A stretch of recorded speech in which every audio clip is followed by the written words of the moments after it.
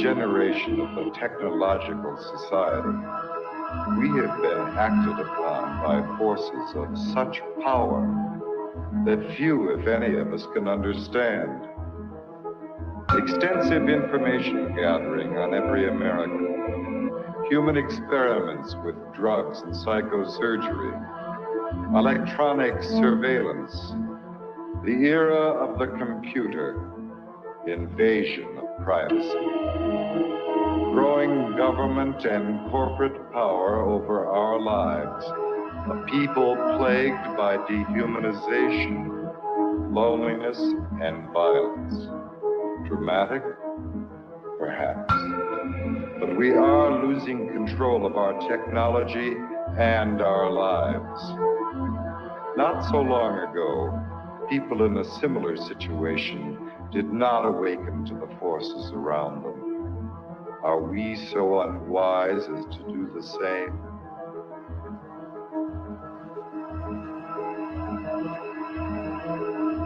Behavior control. And then you change it up every alienated, paranoia,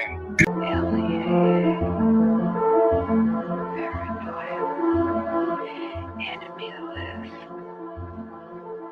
wiretap, dead acts, dossiers, medical records, social security number, credit record, national security. With another agent, Pat Webb. Pat was an explosives agent. So we kind of opened the door just a bit to the cabin.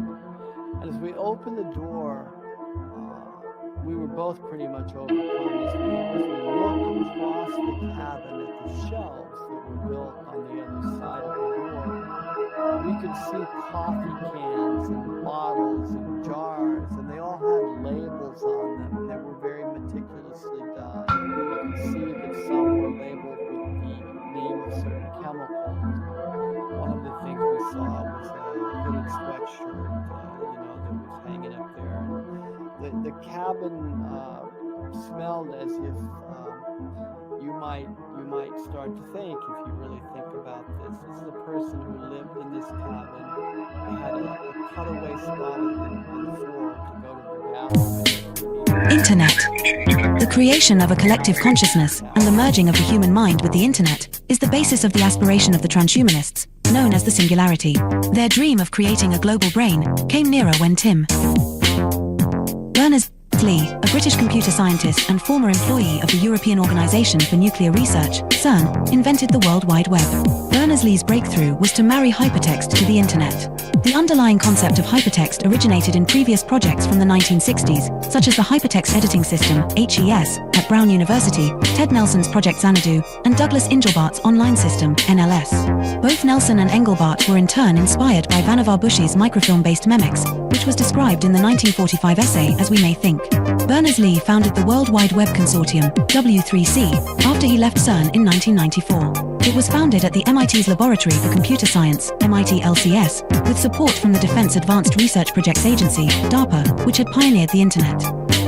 The transhumanists' idea of mind uploading is reminiscent of that expressed by Allen Ginsberg following his LSD experiments at Stanford with Gregory Bateson. While under the influence of LSD, the doctors hooked him up to an EEG machine, and following the suggestion of his friend and lover William S. Burroughs, connected a stroboscope blinking in synchronization with his alpha rhythms. Describing his experience, Ginsberg recounted, "There was no distinction between inner and outer. Suddenly, I got this uncanny sense that I was really no different than all of this mechanical machinery around me. I began thinking that if I let this go on, something awful would happen. I would be absorbed into the electrical network grid of the entire nation. Then I began feeling a slight crackling along the hemispheres of my skull. I felt my soul being sucked out through the light into the wall socket and going out point one." During the final years before his death in 2000, Terence McKenna became an early proponent of technological singularity and called the internet the birth of the global mind, believing it to be a place where psychedelic culture could flourish. Point two, however, as Derry clarifies in Escape Velocity, cyberculture at the end of the century. 327. 328. Transhumanism. But as Thomas Hine reminds us in Facing Tomorrow, what the future has been, what the future can be, Futures like McKenna's are stories we tell ourselves. About the present, an attempt to invest our lives with a meaning and a drama that transcend the inevitable decay and death of the individual.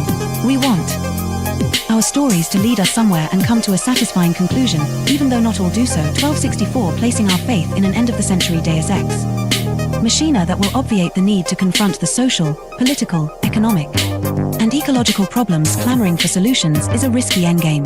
The metaphysical glow that increasingly halos the high-tech tomorrows of cyberdelic philosophers, corporate futurologists, pop science programs such as the Discovery Channel's Beyond 2000, or even ads such as AT and TSU will campaign, blinds us to the pressing concerns all around us. Point 3.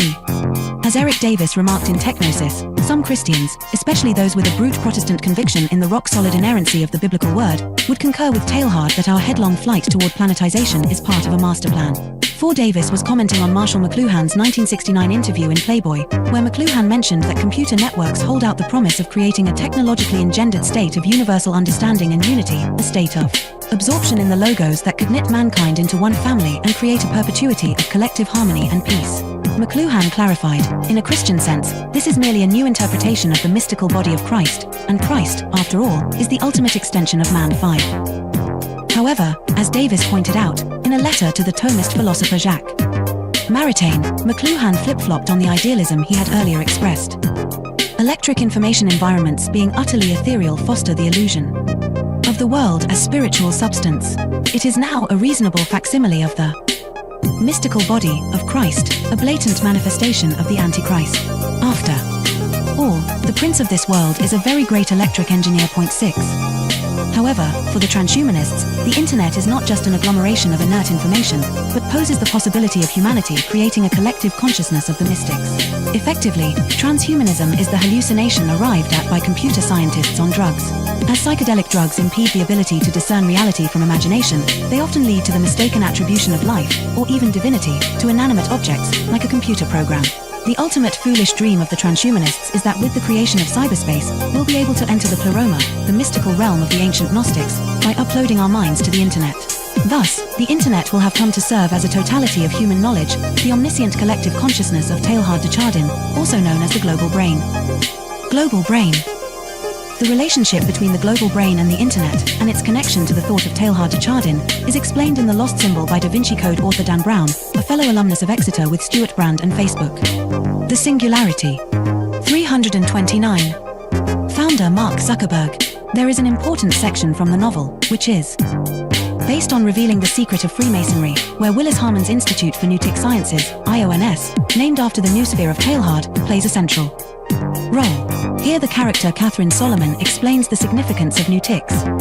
2 heads are better than 1, and yet 2 heads are not twice better. They are many, many times better. Multiple minds working in unison magnify the thought's effect exponentially. This is the inherent power of prayer. Groups, healing circles, singing in unison, and worshipping en masse. The idea of universal consciousness is no ethereal New Age concept. It's a hard core scientific reality, and harnessing it has the potential to transform our world. This is the underlying discovery of Newtic science. What's more, it's happening right now. You can feel it all around you. Technology is linking us in ways we never imagined possible. Twitter, Google, Wikipedia, and others all blend to create a web of interconnected minds. God is found in the collection of many, rather than in the one. In Darwin Among the Machines, The Evolution of Global Intelligence, George Dyson, who was director's visitor at the Institute for Advanced Study in Princeton, expands upon the premise of ex-club member Samuel Butler's 1863 article of the same name, and suggests that the internet is a living, sentient being.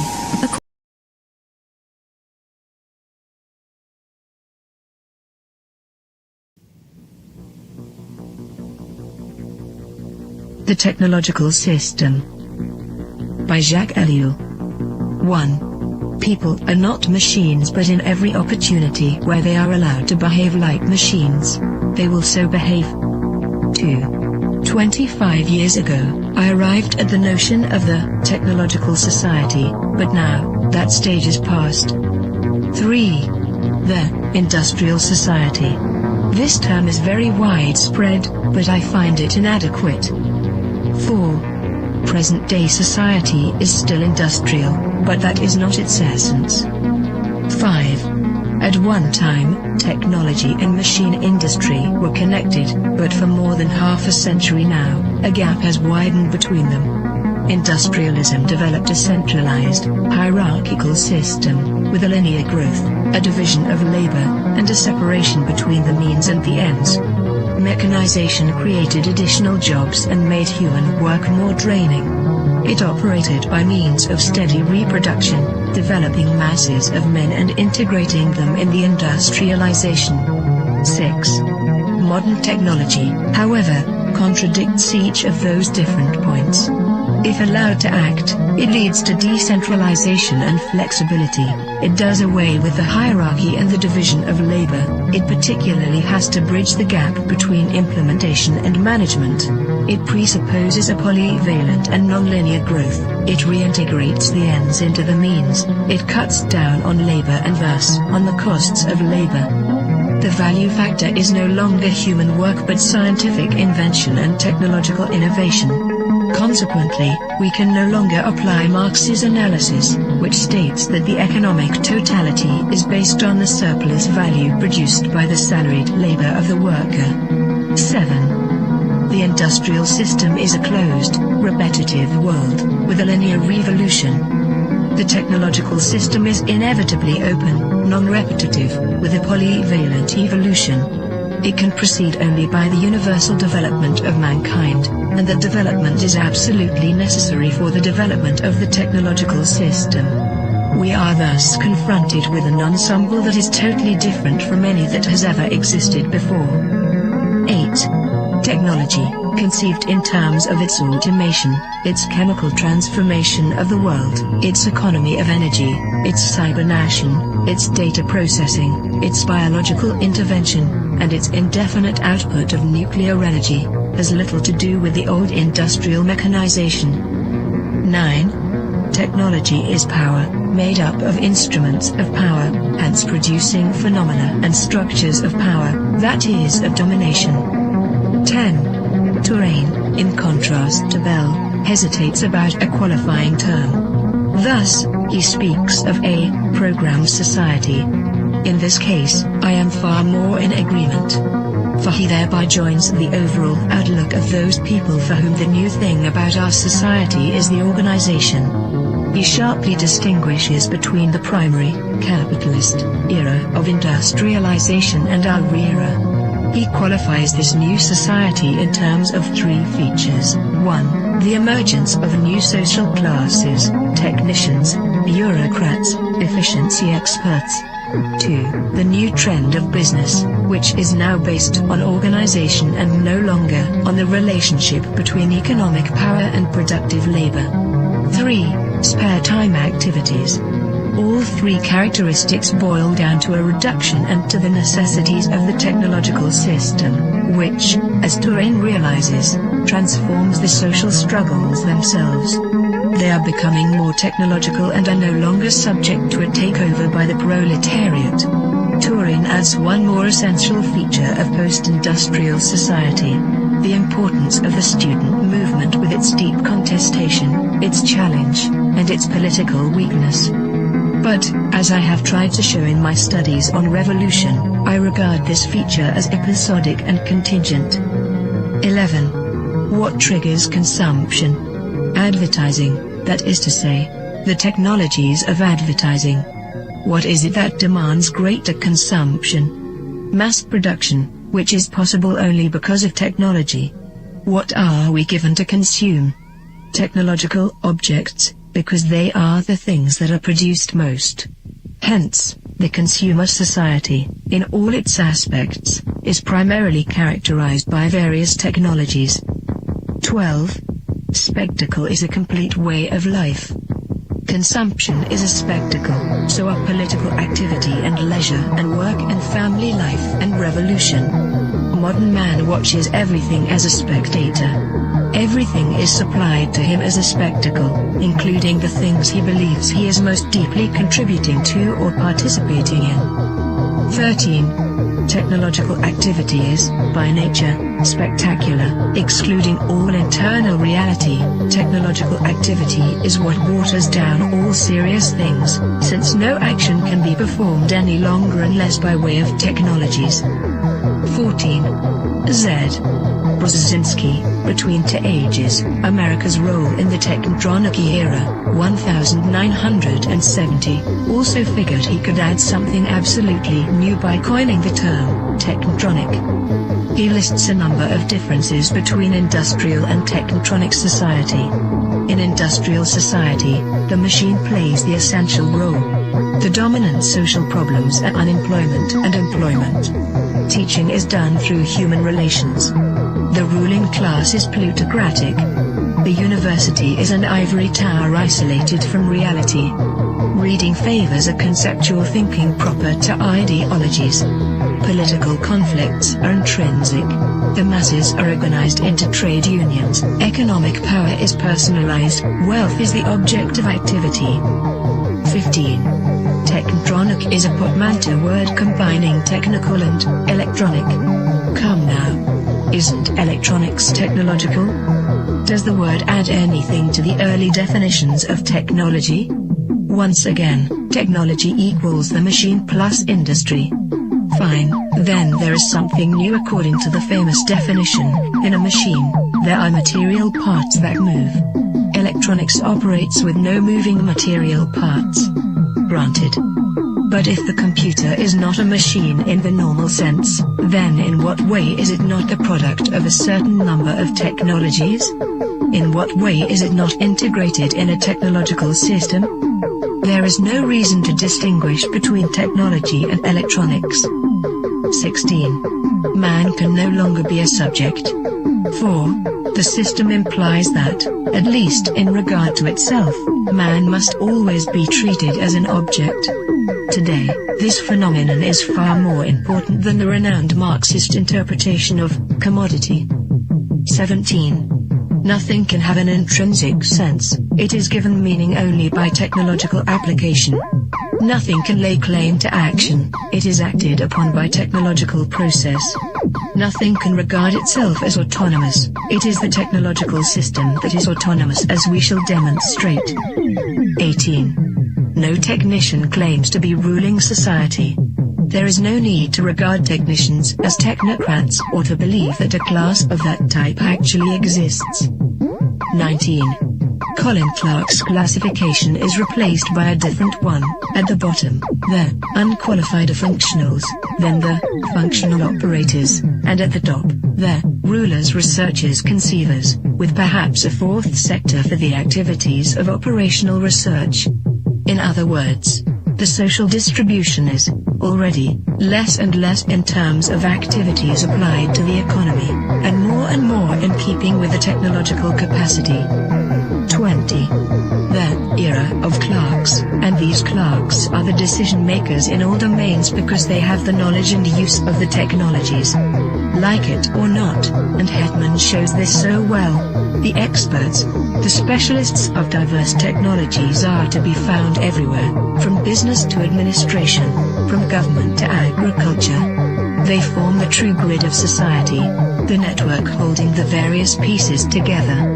It is the technological coherence that now makes up the social coherence. But this is not a technocracy in the true sense of the word.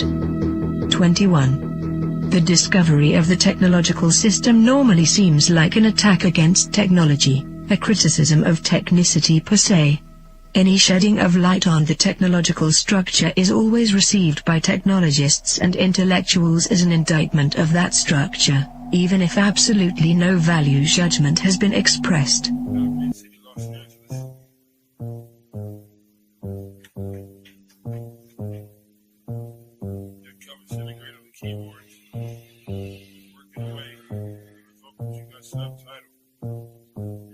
I gotta go to work so I can work it out. Come on, computer, make it work. Come on, satellite, work with me. I gotta go to work so I can work it out. Come on, computer, make it work. Come on, satellite, work with me. I gotta go to work.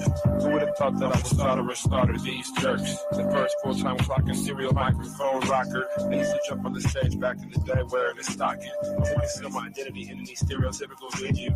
Never will I reveal the serious way that I feel. I'm on job time, all I do is talking to the steel. Use my style to hide and conceal, profile and beguile while they smile and just say that I'm real. Bad luck strikes in 3, all of you will agree. I didn't have a heat shield, they rained triplicate on me. But it's squares versus circles, then any of you can compare front and back are differentiated by a 90-degree red circle. If you know what I'm talking about, you know the code, work it out.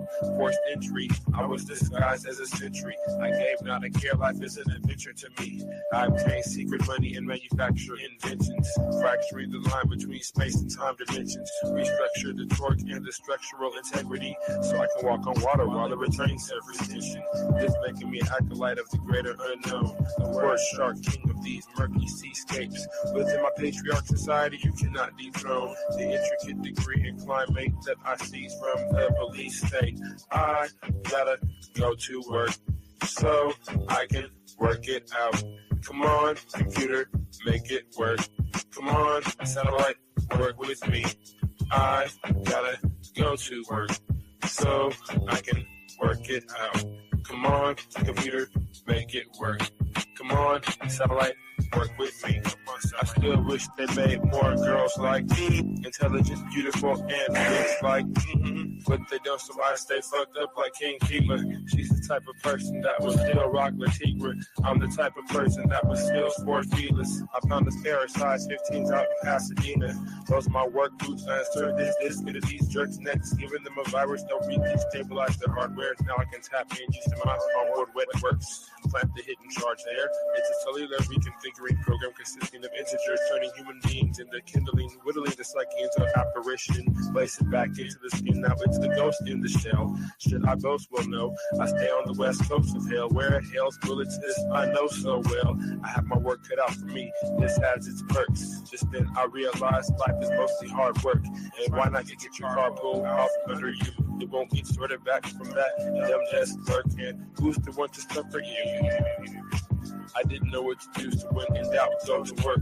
When I'm 25, I'll contract myself out once now I'm through. Then it's just books and beats for me. I'll leave the rapping to my crew. I'm a good scientist in a world gone cuckoo. Imagine how it is to watch them turn crazy around you and then look over at you like you are the insane one. That's how it is. It's okay to meet the controversy bubbles and flattens out like this, like my little kids. And I've got to go to work so I can work it out.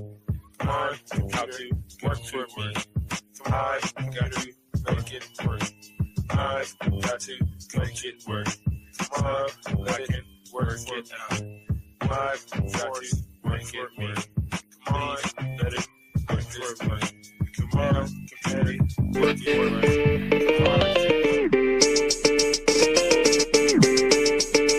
Drop shit. Hegemonic sentences through cavalcades of reminiscence. The dark soul mentions crevices of insight, appendages of tripwire reverence. The Gun Hill legend brandish your weapons for Armageddon. Headless corrections for willing participants before the line finishes. I got shadow grimace, the obscene dream with human chaos for the pilot smoke screen. Combined with the best wishes, master attacks, detected full of advanced craft methods that were highly adapted to the presence, sharpening psyche, which often might be construed as badly used or beautiful looks just like to mirror the schism unseen hidden. The newest eyes cast shadows into the bluest skies until the Tory Alloy brought to the kings before me as a sacred justice plotted to misinform the whole chorus within constructions, nanonet filaments. Hidden secret touch, mystified by the comfortable and united by inner struggle. Hidden a bundle of scar-ridden enigmas. Now the claw is risen. Man is up with cheeky. With this type of disease sprayed to the east, not to the man-made structures, but to the rising of the sun. A comparison of those diligent military legs rushing around in any direction. Misperception and prism seem bad design. And the best vision from the unlikely incision to the makeshift minions of bad decisions. I'm pressing danger to the head skill, get your glimpses. The level, hidden cages, you can't unstage this, cause I'm live and in the basement with bones hitting all chrome, hitting with thrones. Like a program metal skull covered in again, hard routinely cycled by a metronome. Bones are collected to make me feel like the connection is real. Now only steel can sharpen steel. They hit the record.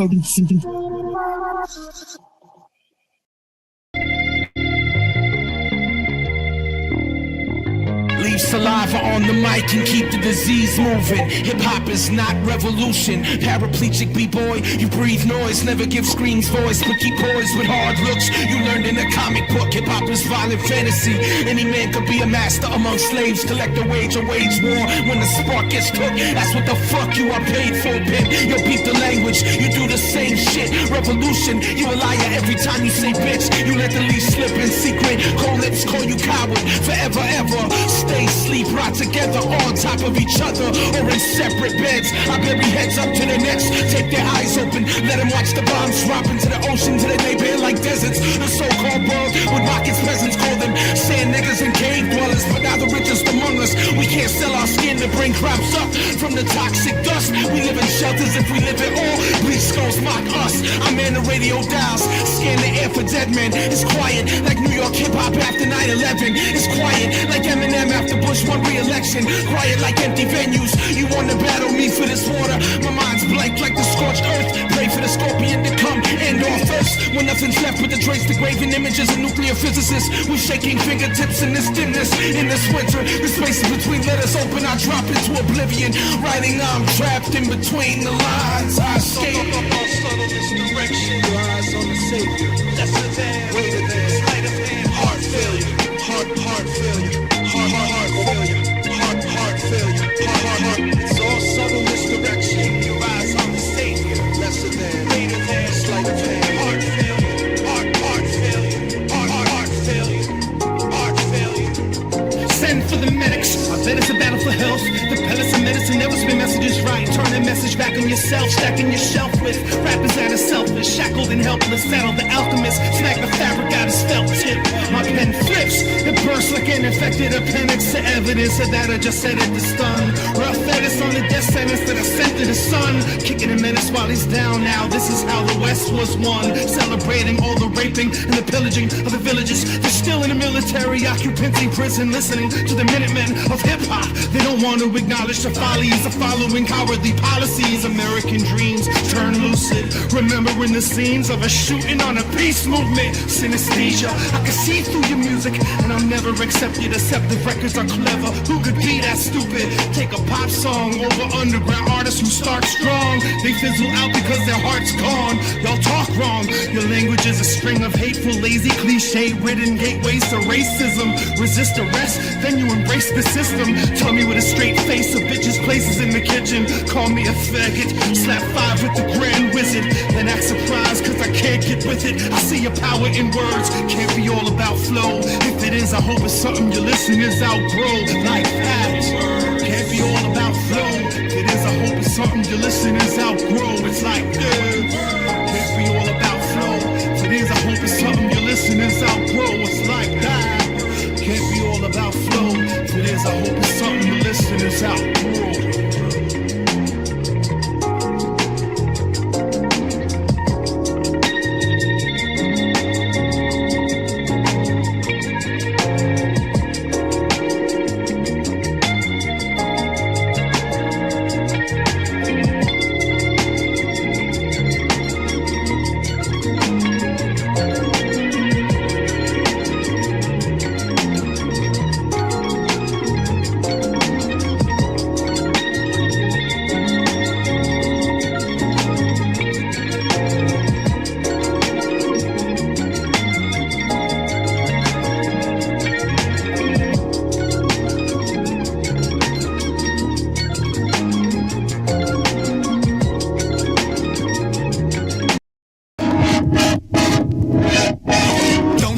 madly when it sleeps in your basement on some gladly pay you Tuesday for a hamburger today shit.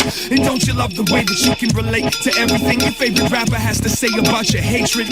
Get a hobby. Now why they wanna watch me in some hotel lobby getting sloppy with this pillow-built mommy? Probably never be global like Tupac, but the local bars will keep my shit hard in they jukebox. Sitting here pretending I'm not tipsy, watching oversensitive hippies use my records for they dog frisbees. Be a good little fishy and book me a ticket to your city so your girlfriend will kiss me. I'm the bee that came to pollinate the flower, make a meal, borrow a towel, and take a shower. It's called love. In return they bake bread, pay dollars, make beds, catch buzz, give head. They call it love, and I get plenty of it. The rich kids burn it, my broke people dumb. They call it hate, and I get plenty of it. The snakes always wanna put your name where their tongues. They call it love, and I get plenty of it. Give hugs to the public, put plugs in the budget. They call it hate, and I get plenty of it. But they know who to call when they want the party jumping. We bust into your system, search through the evidence, open and hoping to find why you love your residents. Put your fists up, or put your chips up. Advocate, act low to get your fabric ripped up.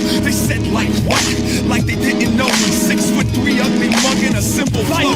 Like that, and a bottle of Jimmy Beam. Peace, my name is Slug, and I'm down with the winning team. They wanna kill my steam, I didn't care. Just lead me to the Phoebe with the pretty hair, jumping up and down with the passion of a battle. Chester of the kingdom, see me macking at the castle. Sean is such an asshole. Nah, I'm a dickhead, stealing cigarettes from the rest of the misled. Enjoy me, avoid me, do what you must do, but man up and understand why they don't love. They call it love, and I get plenty of it. The rich kids burn it, my broke people dub it. They call it hate, and I get plenty of it. The snakes always wanna put your name where their tongue. They call it love, and I get plenty of it. Give hugs to the public, put plugs in the budget. They call it hate, and I get plenty of it. But they know who to call when they want the party jumping. Looking through your pinhole, who you gonna insult? Atmosphere get up in here, kid, where'd your grin go? Got a sock full of nickels and quarters for unsupportive cotton smokers that wanna ripple these waters. You hate to love it, keep changing up the subject. Still ain't saying nothing, we knew that you would jump ship. Get back inside your magic pumpkin, you puppet. Cause all you got left in your life is a big what if. No names, this pertains to a flock of you. The fuck you gonna do when no one's watching you? Sweep up the fuck ups, tighten up the luck nuts. Let your world turn with no concern for what Slug does. I'm not number one, I'm just my mother's son.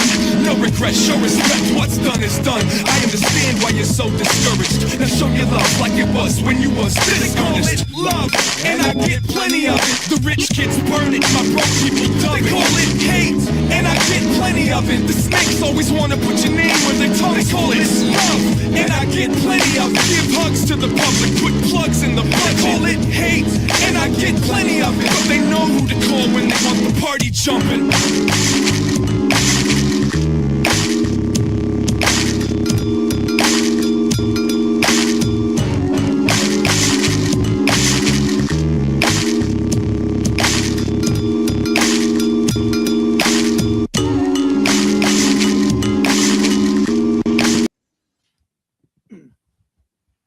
Yeah, welcome to The Machine Lies, where we talk about the lies of the machine on the machine that lies.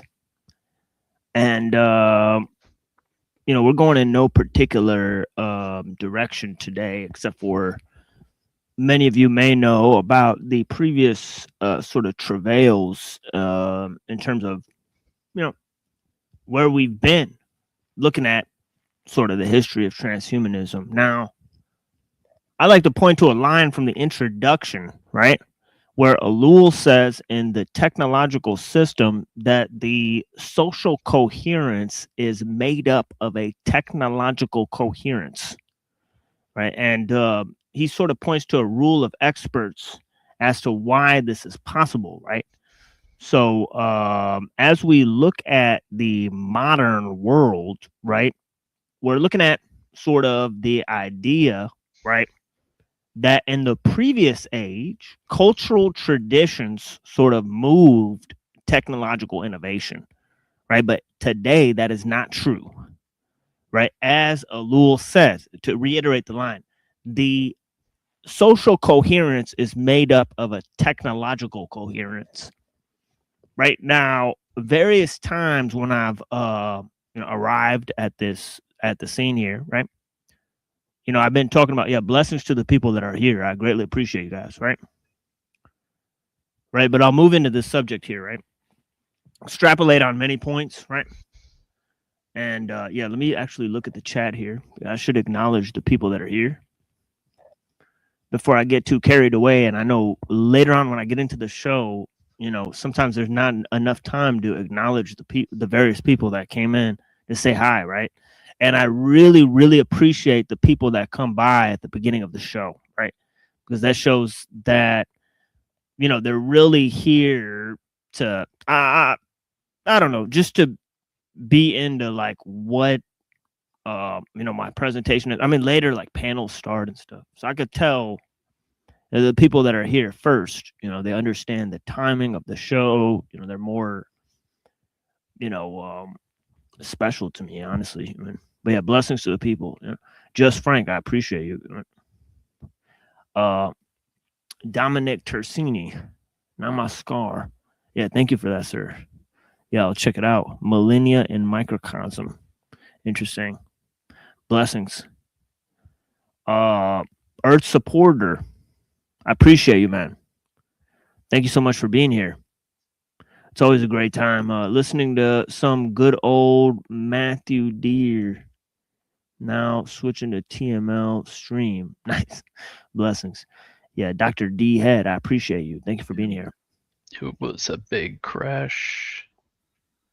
Wait, what was that? Nothing. Yeah, blessings to Gregor. And yeah, blessings to the panelverse. I appreciate your time. Calix. Thank you so much for being here. Zephyr of Moxwell, I greatly appreciate your time. Dr. E. We got Dr. D and Dr. E. All right. So yeah, blessings to you guys, man. You know, honestly, obviously we got Reddington out here. Yes, sir. Yeah, much appreciation. Yeah, of course. And got Made in Empire's Image, one of the true homies. Man. I appreciate you. You know, sort of like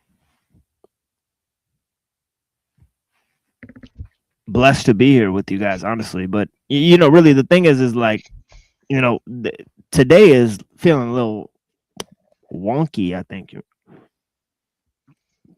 I don't exactly know the reason for that, right?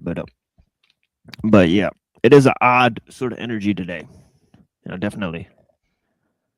You know, out in the world, right? Definitely a different energy towards me. It seemed like there's a lot of correspondence. But not today. It's like today was like bereft of, you know, just communicate. It was a very silent day today. Right? So I appreciate everyone that is here. I mean, we got everyone else here. Shadow Buddha, blessings.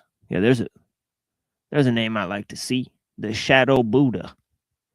Name isn't important. Another, you know, faithful participant. Blessings to the brother. Blessings. To the homie. ESP revaluation. I greatly appreciate your time. Brown's boy, of course. You know, thank you for being here, man. Shadow and Light. It's excellent to have you here. The 840 show. Okay. Yeah, cheers, brother. Yeah, blessings, homie. Yeah, thank you for joining us.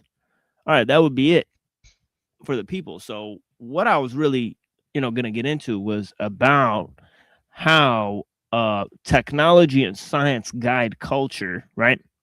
And of course, in order to accomplish this, right, science and technology had to become sort of dislodged, right, from one, the natural forms, right, but also the cultural forms. Now, it's cultural symbols that mediated the rise of these technical or mechanical forms, right?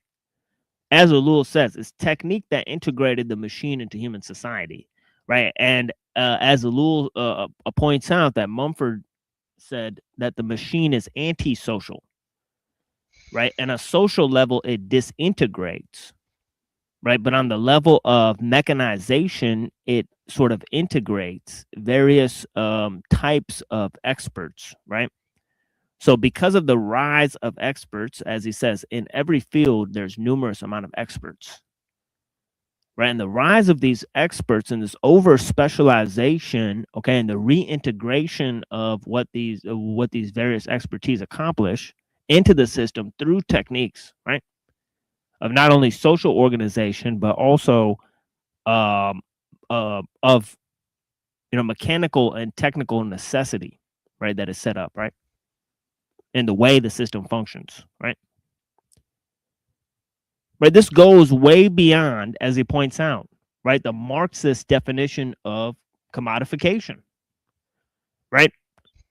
Okay, it points to a sort of objectification of man, right? Man has become the object of techniques, right? And that's sort of where we're at, right? We're seeing that man has become the subject of techniques, right? And we're sort of plotting or charting out the modern situation, right, as to where we got here, right? So I see there's less people here today, right? So I'll sort of proceed very slowly to build up to a sort of a more, appropriate mode of where we're at. But I'll sort of work backwards through history, right? And as we've been doing, we're sort of provide a sort of history of the idea of transhumanism, right? As I've done many times here, right? So, as we've looked at, there's various modes that integrate social techniques, right? Okay, the first and foremost would be cultural modes, right?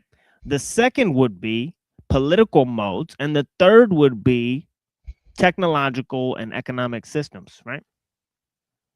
Where they go beyond the political. They set up an integration beyond the nation state, right? If you will, right? They set up international forms of organization, and they set up a compulsion towards global politics and international trade, right? Right.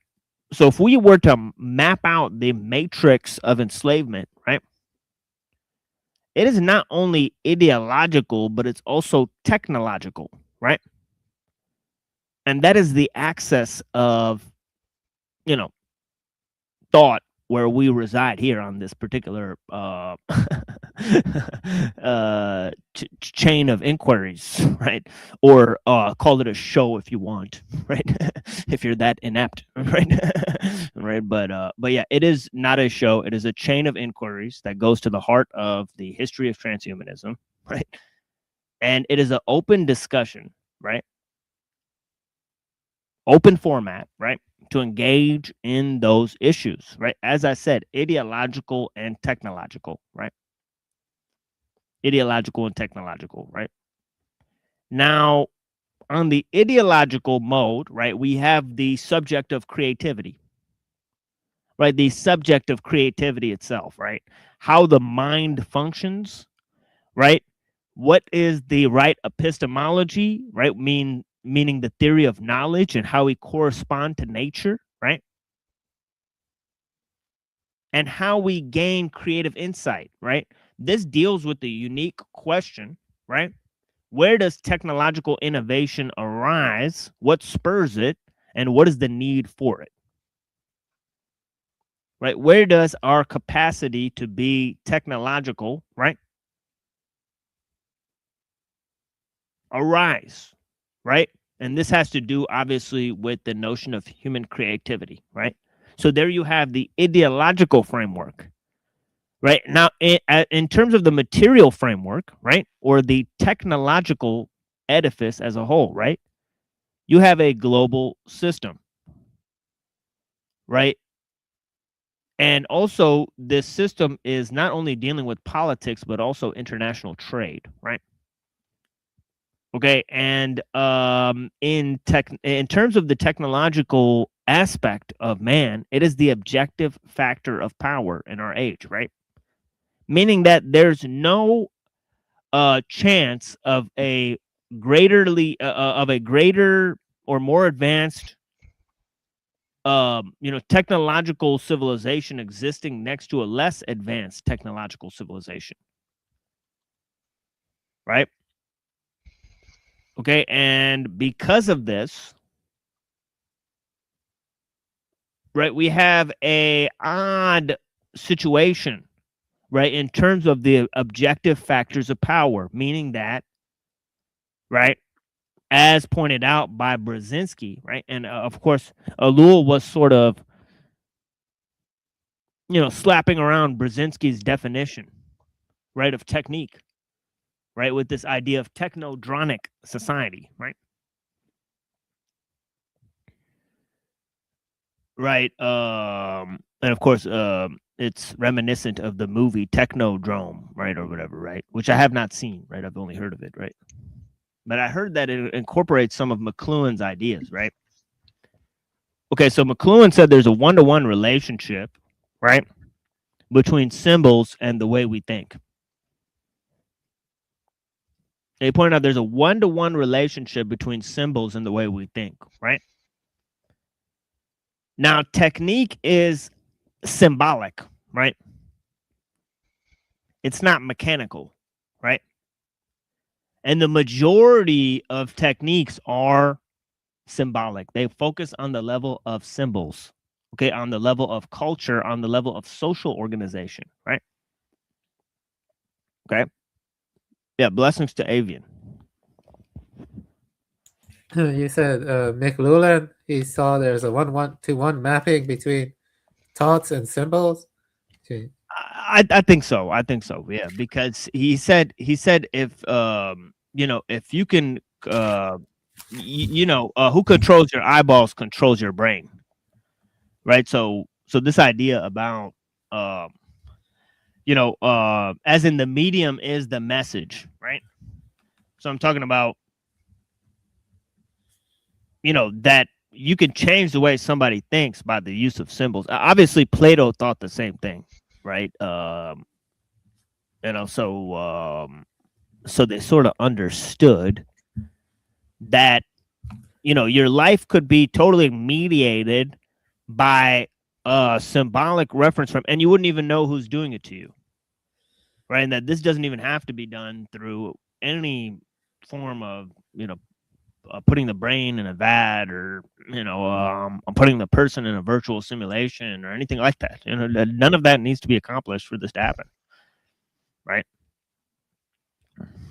Yeah, and let me say this. I've been looking into it more, and I think Aristotle is the beginning of emergentism, because before Aristotle, I don't think people saw symbols as emerging from material processes or whatever. They saw it as emanating or something. You see what I mean? So yeah. So that seems to be like the precursor to cybernetics in some way. Like correspondence theory. Aristotle's correspondence theory, right, is sort of like cybernetics, right? I think if you read ideas about correspondence theory, the input-output sort of idea from cybernetics, it sort of matches this notion, right? Because in the correspondence theory, the brain is just a filtering device, right? So in that way, it's not adding new information, right? So this is another issue that that is pertinent to the notion. But yeah, the whole idea of emergentism in Aristotle, yes, because Aristotle thought of potentialities that are hidden within things, right? And this can be merged with many different ideas. It can be merged with the Kabbalistic notion of the divine spark, right? It can be merged with many other ideas about these hidden potentialities within nature, right? And that, I think, forces his notion of the telos. See, the hidden potentialities in nature was a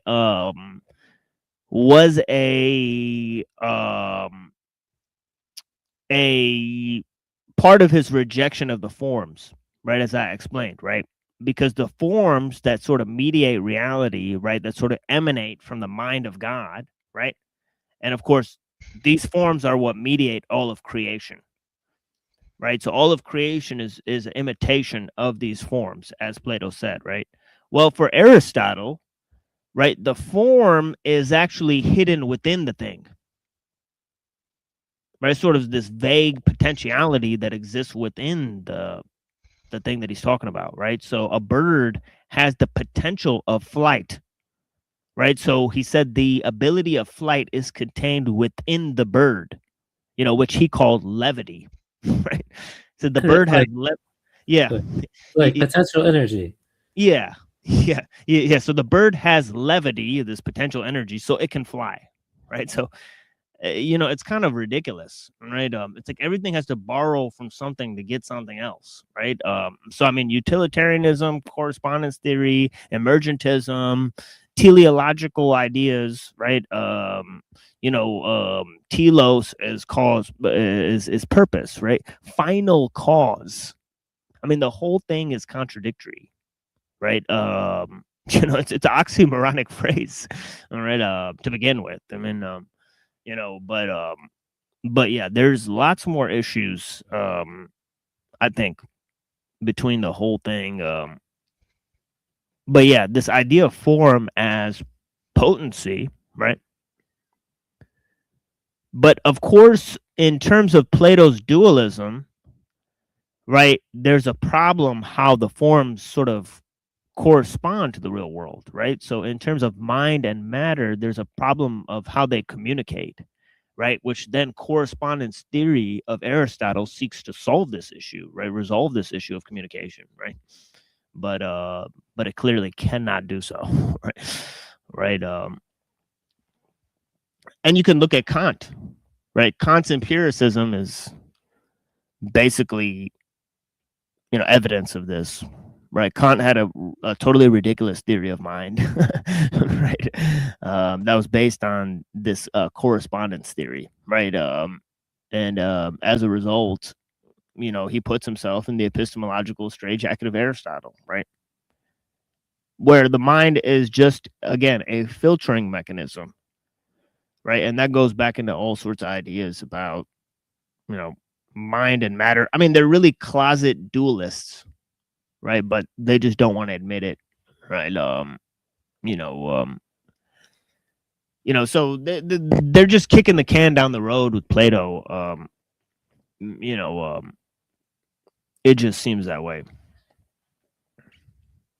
But in terms of this notion, right, as I was saying, of the, you know, sort of social, right, parasiting, right, sort of the parasitic relationship, right, between the social and the natural, right? And you can observe this within so-called primitive societies, right? Right. You can also observe, right, the idea of complex forms of social organization, right, in terms of the large empires, right? So anytime you have a large empire, right, you have to sort of mediate or sort of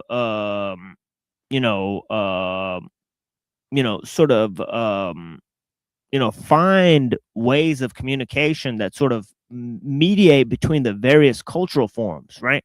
So these various forms of social organization, okay, that are part of this overlying structure, right? As Mumford says, they rely way less on nature, right? So already in terms of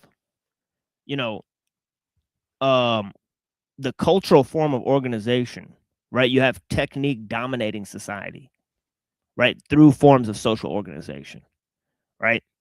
Now, when we get to the political mode, right? Okay, when we get to the political mode of society, right? What you really have, right? And partly this is the cause of the Greek philosophy and also Christianity and Islam, right, is that the combination of these two modes, right, and of the large empires, right, they seek a sort of universal mode, right, and that universal mode is expressed through the state. Okay, and the state becomes a vehicle of expression of these universal modes, right? So as the philosophers develop the notion of universalism, right, it's the religious state, right, that catalyzes it. Now, when God becomes divorced from the political sphere, right, then it's politics, right, or this notion of universal rights comes into the framework, right? And this is birthed through empiricism, right? Empiricism,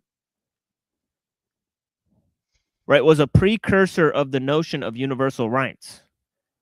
Okay, this was the entire purpose of our show yesterday. I talked about this for 2 hours yesterday, if you can believe that. Just that one idea. Okay. And you know, and how these political forms of organization, right, just how powerful the view was of universal rights, right, and how much it's related to the notion that man is a machine and that nature is just stuff, right? All these ideas are inextricably linked, right? Because they tie back to the notion of equality. Right, and this notion of equality is the basic nub of the notion of universalism, right?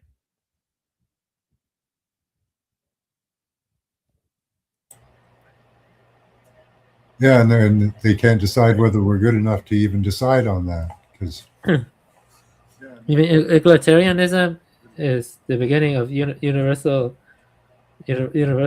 rights, or right? Well, I think empiricism, right? Because because empiricism reduces everybody to their material conditions, right? Yes. And then you can evaluate what relationship they have to nature, right? And then in the Hobbesian mode, they then calculated what it would take for them to offer up their sovereignty, right, to the state itself, right, that would supersede any form of religious or moral justification, right, for that power structure, right. It would just be attained through the collective will, right, and this notion of the collective will, right, okay, okay, or this notion of the universal mind, right? When it's put in purely religious terms, right? Okay, you either have you know, the notion of mimetic complexity, right? Or you have the top-down idea that everything comes from a universal mind, right? So either builds up from, you know, through mimetic complexity, right? Or it comes down through universal mind, right? Yeah, but you said equality was connected to something. Was Both of these are equality, right? Because either way, you're just one thing. You're either one mind or you're, you know, stuff. he's like fighting against himself though, because he wants to use our will to give up our will. It's ruh-roh. Yeah, and a problem there. Yeah, I mean the religion is the same game, right? Because freedom is obedience to God, right? So, so this is the thing. I mean, this is what I was telling one of our friends earlier.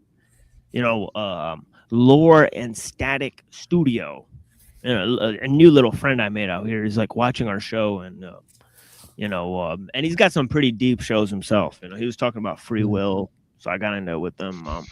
Free will is pretty ingrained in people. Like it'd be hard for us to give up our will. At least in Western culture, it is. Yeah, that's a tough sell. Like sometimes it's like going with the flow, though. Yeah, I'm not that good at that.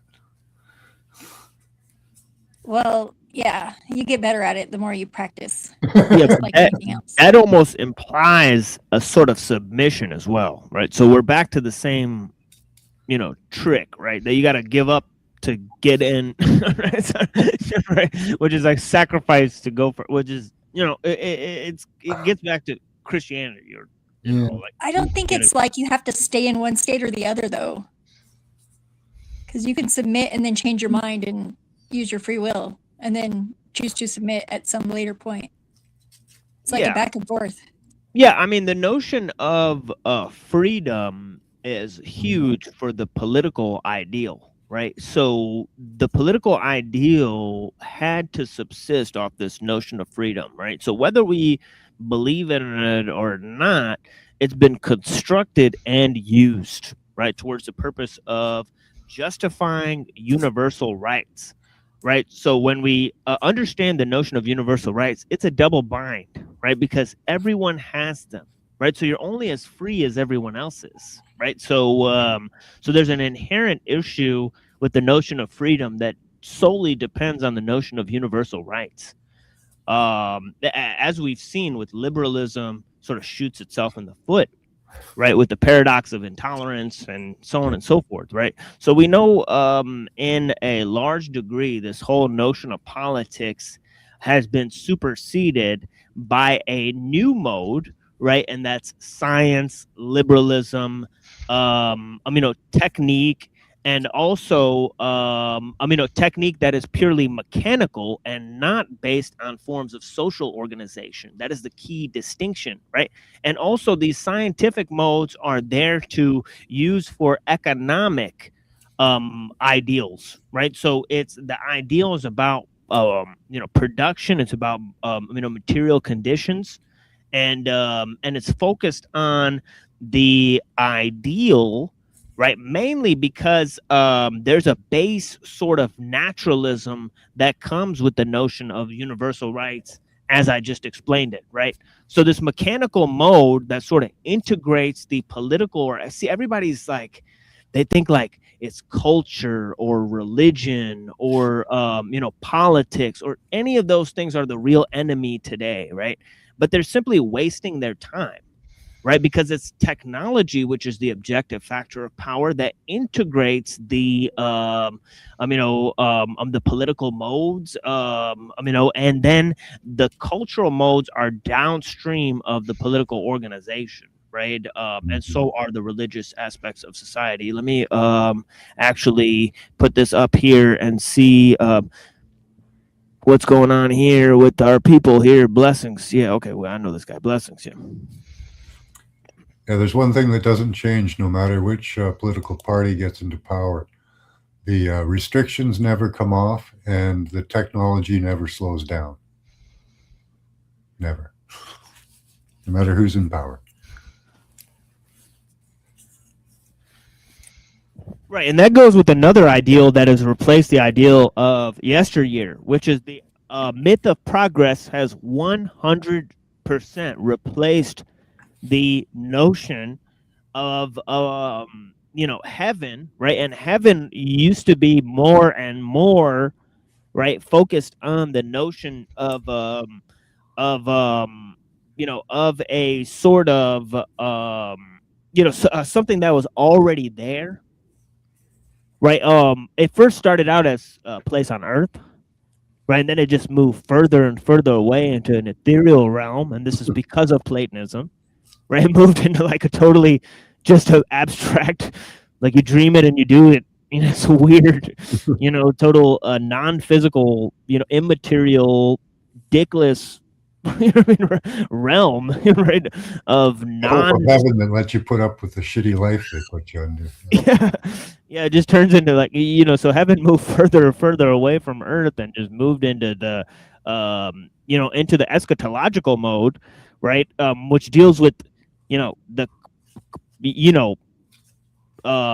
time over nature, right? And this notion of the eschatological forms is actually transformed, right, with the political ideal becoming part of a utopian project, right, which is then justified by the religious ideal through a sort of millenarianism, right? So as time goes on, and as the notion of heaven gets drawn out of nature and God gets drawn out of nature and man finds God in his political projects, he tries to perfect this political ideal through the pseudo eschatology of progress. Ta-da! Right, so there is where we're at today. So we also have the myth of progress, which I complained about yesterday. But okay, there's a lot of people here. I'll shut up for a minute. What do you mean by the myth of progress? Like, I understand it in a way that really we haven't invented anything new in a long time. We just recombine things. Now we're going to get a computer to do it for us. So I don't know that that's much progress.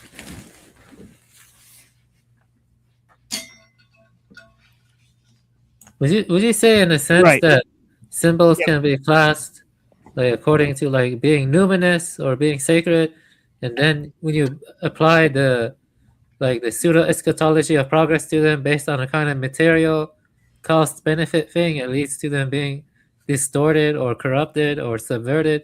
Because in a way, when you think about the future technology we're heading towards is like a subversion of the older traditional beliefs. Like, fusing into one mind is like Brahman. We have all the computer, we have like hooks or like wires, and we fuse into it. Or maybe following directives of one supercomputer AI is like a corruption of monotheism. You get what I'm saying? You can kind of see how it's like a corruption of these views. Right. Or like one other thing is like, polytheism, maybe like being hooked up into virtual realms where we all dream world is like a corruption of polytheism.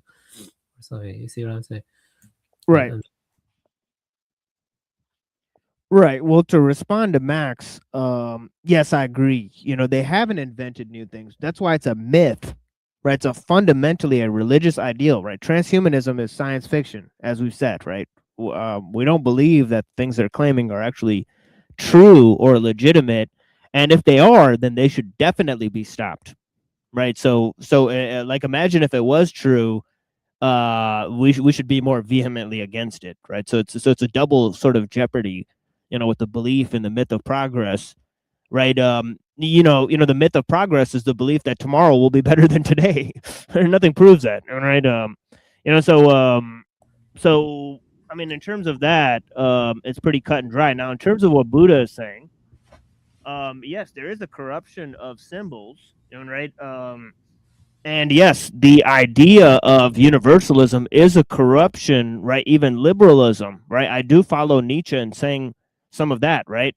That Christianity is a sort of Platonism for the people, and that the democratic ideal is sort of an heir of the Christian sort of spirit or whatever, right? And that's why it only got born up in Western society, right? It's a total corruption and inversion, antichrist, if you will. Right, so this is actually part and parcel of the thing, right? Is that you have, you construct a deep and legitimate truth, and of course, it has a high potential for subversion, right? And to be guided and misused, right? And of course, the whole notion of theosis is just like that, right? Man becoming God. It's a notion that has been subverted, right? By the transhumanists, right? That you must die of this world to become eternally reborn, right, through the spirit and deny the flesh, right? These could be justified within a Kabbalistic cosmology, within a Gnostic cosmology, within a Hermetic cosmology, within a transhumanist ideology, within a Christian metaphysics, right, within a Sufi ideal, right, within all of these ideals, right? Even they could use the Advaita, right, or any of these systems to justify this type of corruption. Right, so it's and the corruption is, moving from the absolute to the universal, right, and then the universal to the collective, right. It is a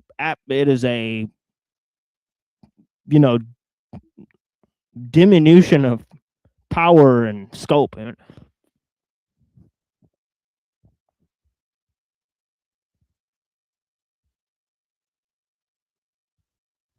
So that is my response to you guys. Blessings. Thank you. Yeah, thank you. Yeah. yeah, so I'll drop the link again. We'll see what's going on. I'll wrap here for a little bit, introduce the topics on the show here, and I'll play some music for you guys, right? And I've curated some very special,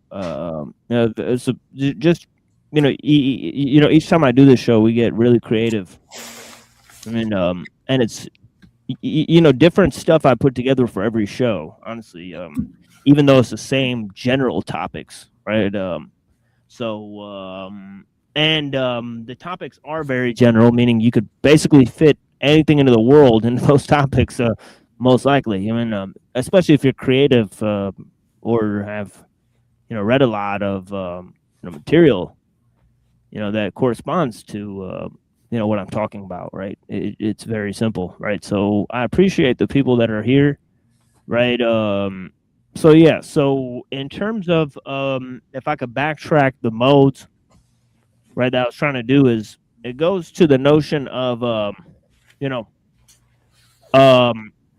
how this idea of the collective mind, right, or separate minds entering into one collective, that sort of influence by the sort of, as we started out saying, the social coherence is made up of a technological coherence, right? So so in terms of what integrates, right, society is technology, right? That is the sort of thing that ellul is most pointing to there, right?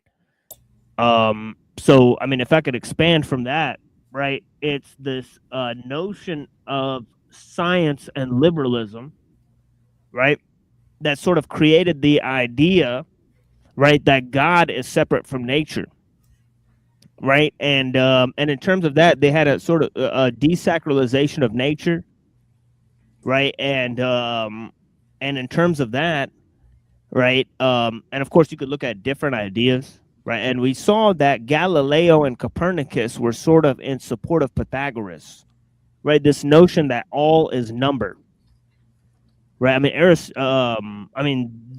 whole idea was sort of cemented, right, by Galileo, right? He sort of talks about how qualities and quantities are like two different things. Science works with quantifiable, measurable phenomenon and all this type of stuff, right? And the second kind is, based on a secondary sort of understanding. And Hobbes sort of cemented this insight too, right? He sort of said, well, the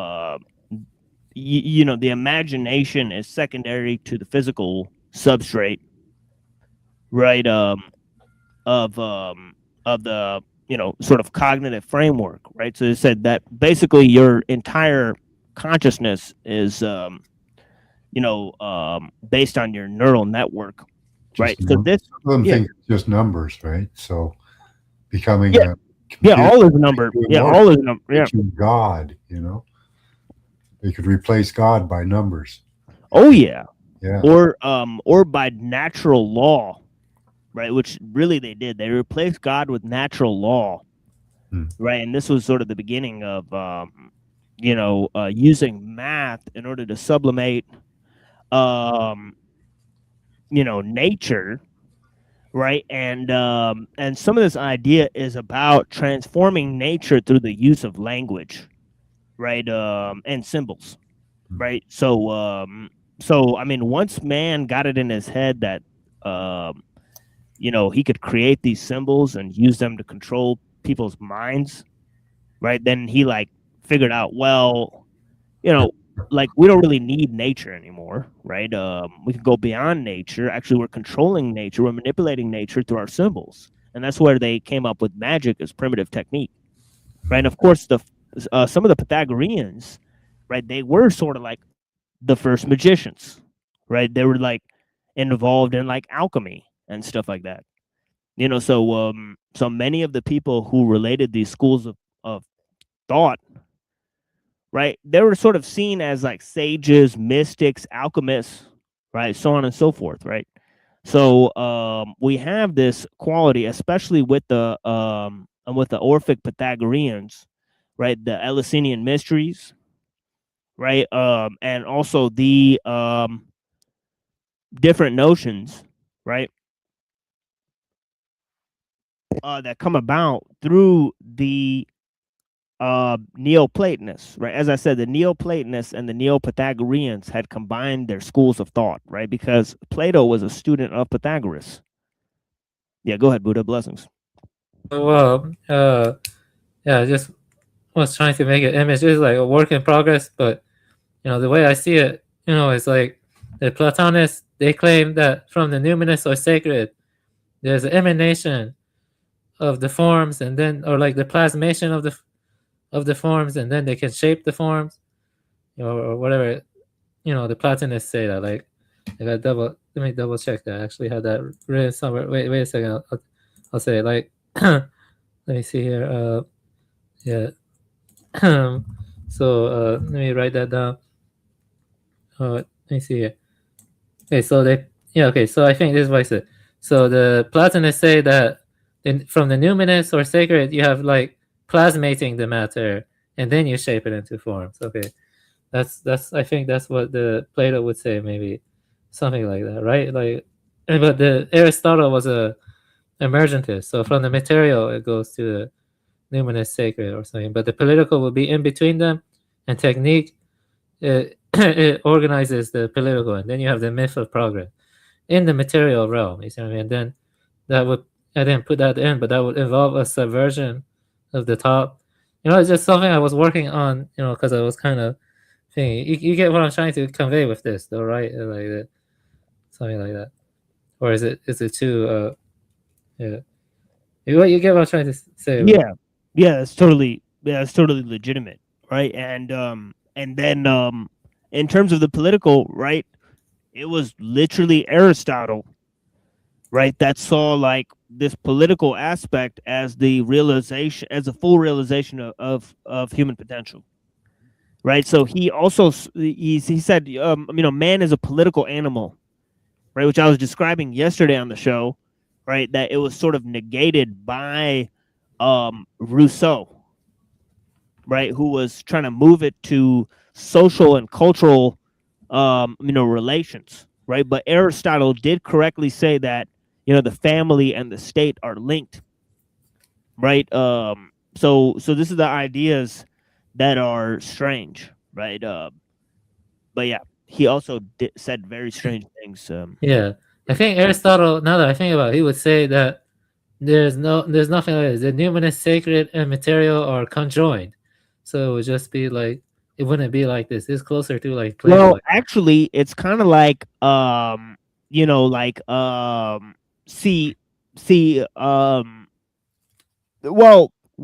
basically the simplest way to put it is that Plato would see it as top down. Aristotle would see it as a hierarchy, right? So hierarchy. Yeah. So in other words, Plato would say that the numinous is not affected by the political. It couldn't become the political, right? The political borrows from the numinous, but the numinous does not borrow from the political. There's no sense in which the political can be transformed into the numinous, right? But for for Aristotle, these are part of a cohesive system, right? They're not separate, right? The material can transform into the political through higher form of rationality, right? The political can transform into the numinous by going up the scale of rationality again, right? So I think that would be the key difference, right? Can you repeat the last sentence you said? Sorry about that. I was just taking notes. Yeah, just saying that the material can proceed up to the political through a higher grade of rationality, right? So it's rationality that unifies the three scales here, right? For Aristotle. For Aristotle. Yeah, that makes sense. Yeah, and we're gonna get deep into it. Like, after we get into the pre-Socratics, we got some, some of the writings of Aristotle and Plato we're gonna look at. All right. While we study the Buddhist, stuff, so it's going to be cool. We're going to have 2 or 3 works we're going to be working through on the show. So there's plenty of material. And some of this is honestly some live research. For sure. So the things I'm working on my own are maybe a little different, or maybe a little more advanced than this. But this also helps to break down certain concepts and ideas and to communicate to new people, right? Bring them into the sort of thought space, right? So I appreciate that. We also got Rock E. Shepherd here. Blessings, sir. How you doing today?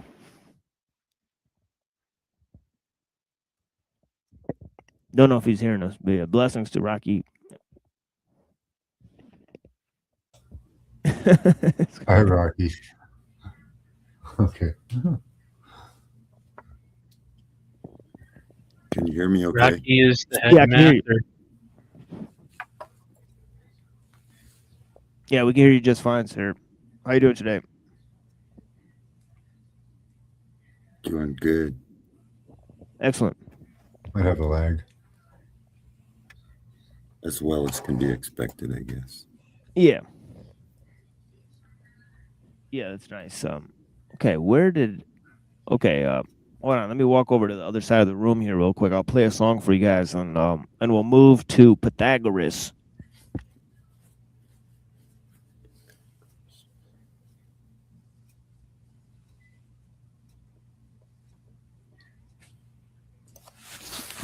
And I think this concept of natural law was a real foul up, right? The concept that nature can be reduced to number was a real foul up, right? So I kind of attempted to explain what I think is a major crux of the issue there, right? But yeah, let's move to some music, and then we'll actually go to Philolaus and Pythagoras, right, and see some of their words. Now, obviously, Plato mentioned Philolaus, right? So he was like obsessed with his, writing or whatever, and that sort of proves that Plato studied Pythagoreans, right, and so on and so forth. So, I forget exactly what. I think it was Timaeus where he mentions Philolaus. That's in our previous episodes. I was reading a piece that said that, right? So I know he mentioned him. I just don't know where, right? So, anyways, let's go to this. Obviously, a lot of these pre-Socratic thinkers were mentioned by Aristotle in his writings. So, all right, let me play a song for you guys. I'll be right back in like 5 minutes.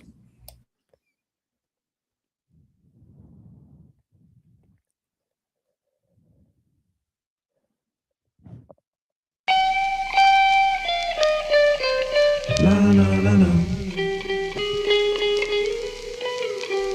La la la la. La la la. La la la la la la. From Genesis to Exodus, from homelessness to extra plush, from flesh to dust. These unexplained intense events, is it a form of control or coincidence? The war's on. I saw fire in the storm. Satan got his arm and picking people for pawns, putting people in harm. They killing, stealing for arms. Prison is like another simile for a farm. Bombs burst and blast beyond heat. Crowded streets encased in concrete. Innocent lives taking the taste is non-sweet. Despite the handshaking, this peace beyond reach. They went from helium flights to meteorites. Who's the most watched on TV tonight? They feeding you like a baby needing Pedialyte, leading you right to believing you right. Is it coincidence that some claim to be warriors? Cause shady characters' motives are ulterior. Silly cause you believe that they down to earth, but they fake really. Touching the dirt like a snake belly, get ready. And if you willing and able, connect the mind power like some jumper cable. People been dirt in your navel, they try to disable, telling you fibs and fables. They attempt to betray you, but I keep stepping, dipping, moving and dodging. And I'm never surprised when opposition arises. Critical eyes never can't stop the progress. Control coincidence is fate that knows best. Genesis to Exodus, from homelessness to extra plush, from flesh to dust. These unexplained intense events, is it a form of control or coincidence? From Genesis to Exodus, from homelessness to extra plush, from flesh to dust. These unexplained intense events, is it a form of control or coincidence? It's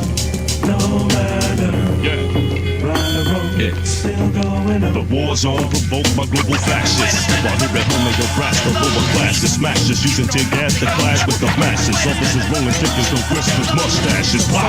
Got, and Ricky got shot. Coincidence or not, when this shit gon' stop? My mama used to tell me count the ones I got. Just look at how far me and you got. We're telling this compromise artists a torn at the soul. And this compromise is another form of control. It's the opposite of right, cause at worst the scene splits. Your images, everything, and your thirst don't mean shit. That's it, the ins and outs. Definites and doubts, how's and who's it about? Coincidence you hearing these words from out my mouth. Got your hair shaking and moving, bouncing about. Doubts in a drought, cause this country's consciousness is controlled. The word free does not exist. At least coexist 1/5 for pure consciousness, where people live in the rhythm of bliss. But since time is ending and space is endless, 1 minute celebrity and the next you're straight friendless. All you have left is a heart and a song. And controlled coincidence is what keep this whole shit. Genesis to Exodus, from homelessness to extra plush, from flesh to dust. These unexplained intense events, is it a form of control or coincidence? From Genesis to Exodus, from homelessness to extra plush, from flesh to dust. These unexplained intense events, is it a form of control or coincidence? No matter what I wrote, it's still going on. No matter what I wrote, it's still going on.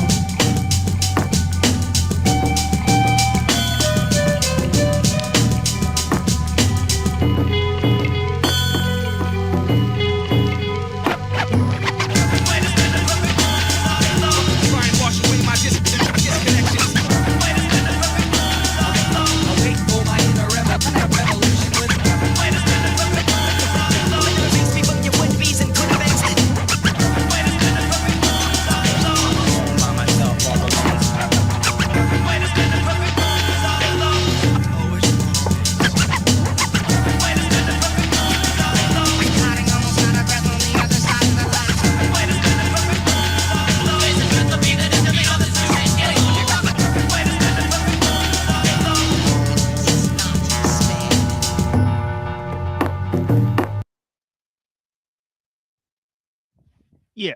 So, the thinker Imam Ghazali obviously said, that natural law cuts off God's hands from creation, right? So we have this notion of natural law, right, and how it is a mediator between God and creation, right? So if we can understand something about natural law and how it came about, right, or which thinkers were likely to espouse these notions, right?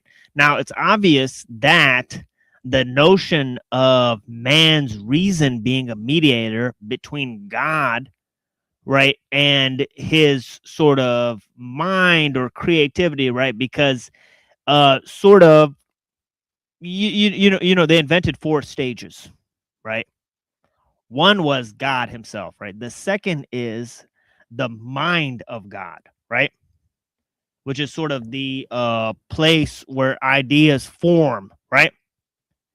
And this idea of the mind of God being separate from God and God creating these natural laws, which then, are used to organize matter, right? And creation, right? Okay, this idea was sort of formulated, right? Okay, through different thinkers, but the main thinkers were the Neo-Pythagoreans and the Neoplatonists, right? Okay, and as I explained, right, God's creativity was thus further removed from nature itself, right? So so here we have the notion of Pythagoras, right? And we're talking about how there's different ideas from Pythagoras, right? Some mentioned by Aristotle, some mentioned by Sextus Empiricus, right, which is a text that was relied on by those Christians, right, who were very much students, right? Some of the early Christian philosophers were sort of students, right, of different schools of Plato and Aristotle, right? Like, for example, Origen went to school with Um, yeah, blessings to the homie, right? But yeah, I mean, Origin had the same teacher as Plotinus, right? So we see, I mean, also Justin Martyr was sort of peripatetic, right? And of course the church fathers sort of compared Plato and Moses. So we know that there was a huge, sort of celebration of Platonic thought, right? Even going into the time, right, when the church ruled, right? So this didn't just end after Greek civilization, right? And then they went into the Dark Ages, and then it's all just bullshit, right?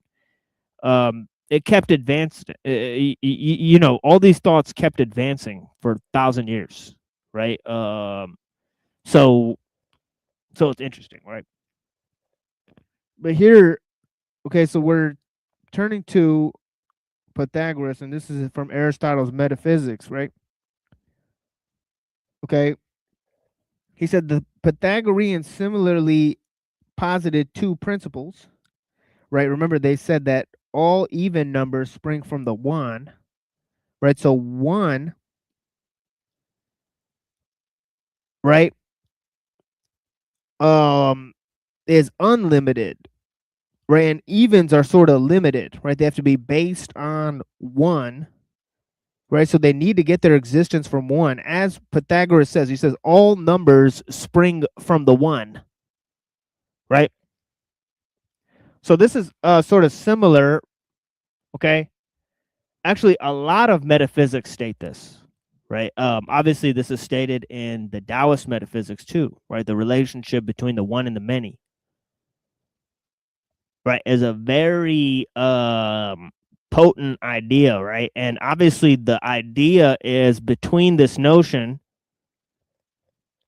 right, that nature is in the state of becoming, right, and that the mind, right, is in a state of being, right? So this whole idea about nature and the mind, right, and how ideas were better than stuff, right? Well, this is kind of what Pythagoras thought, right? He thought numbers are better than stuff, right? Abstract principles are better than physical objects, right? And everything emanates from the one, right?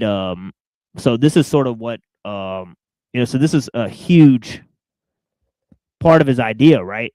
Nature is in a state of becoming, right? But the mind, or these abstract objects, they exist on the level of being itself, right? So the physical world depends on these ideas, right? One, right? Two depends on one, right? One does not depend on anything.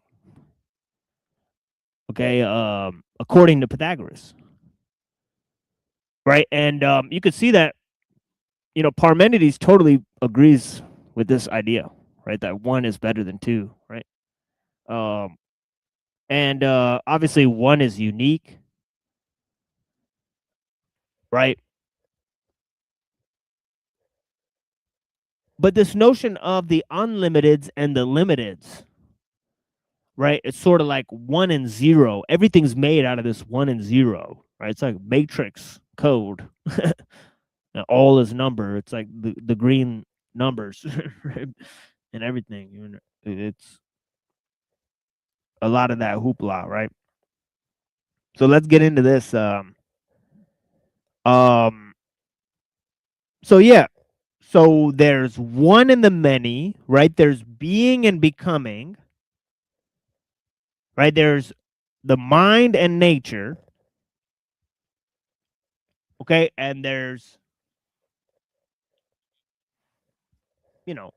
1 and 0, right? Essentially, right? So, meaning that all even things are just based on the potential they've received from the one, which is a unique substance, right? So it says the Pythagoreans similarly posited two principles, says Aristotle. but added something peculiar to themselves. Not that the limited and the unlimited are distinct natures like fire or earth or something similar, but that the unlimited itself and the one itself are the substance of what they are predicated of. Right? So there is the idea, right? One does not depend on its existence from anything else. Right? It is a totally unique substance, as I just stated, right?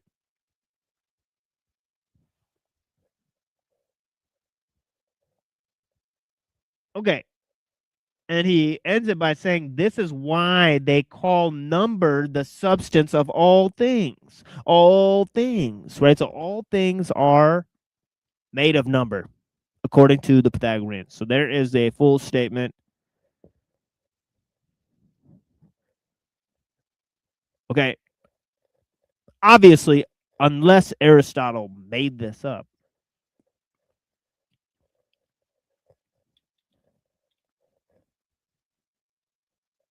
but Aristotle was one of the top thinkers, right, that Greek society produced, right? So that's why his thoughts on this are extremely authoritative, right? Because he would argue against Pythagoras, Plato, all these things, right? He wrote the details of his arguments against these positions, right? So, so let's go to this. It says they say that unlimited is the even, that the unlimited is the even for when this is surrounded and limited by the odd.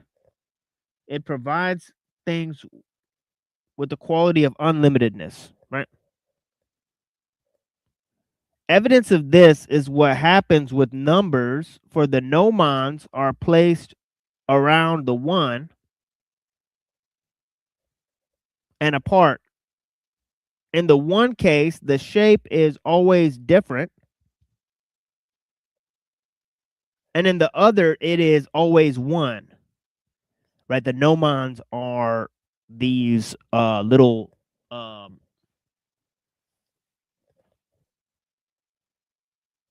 it's the builder's square, right, thing that so they use this gnomon, right? As you see, like the symbol of Freemasonry, right? The rectangular thing is the gnomon, right? It was a device that was used by Pythagoreans to make their calculations, right? Okay, so on the symbol of Freemasonry, you'll see the gnomon and the compass, right?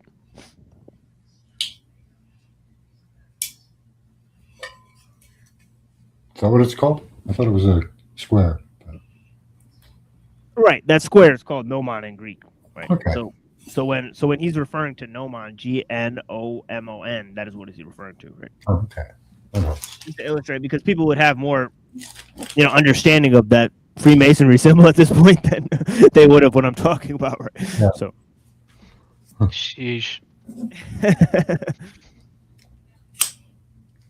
But make no mistake, Freemasonry is based on this, not the other way around, right? So Aristotle was writing about Pythagorean's ideas, right? It could have been a hit piece. It kind of, yeah. Most of Aristotle's things are kind of hit pieces, right? He also, like when he's writing about Democritus, he says he's like failed to provide a, like the origin of like where things like where the universe came from. Yeah. I just said it's just sort of there exists. Just kind of there. Yeah. Yeah. So I kind of agree with his numbers of the positive, negative stuff a little bit, but in a completely different way. I think he was wrong on that, but somewhat right. Right. Yeah, there's a few of these, and then there's Philolaus, right? Who was born after Pythagoras. Pythagoras was born in like the 500s, and Philolaus is sort of born in 470 BCE. So, and he's a guy that, as I said earlier, he's mentioned by Plato. So so here he says the tetractys is a certain number. Right? The tetractys, it says here on a footnote, fourness, quote unquote, of the decad, right? DECAD was an equilateral triangle composed of 10 pebbles, with one pebble at the apex. Wow, that looks like the pyramid thing from Freemasonry. But anyways, so a lot of the symbols are Pythagorean, right? So tetractys, man, can I actually pull this up, because this is actually going to look like the symbol on the back of the dollar, right? Tetractys, right? You know, so this is how it looks for the people there, right? Let me pull this up here, right?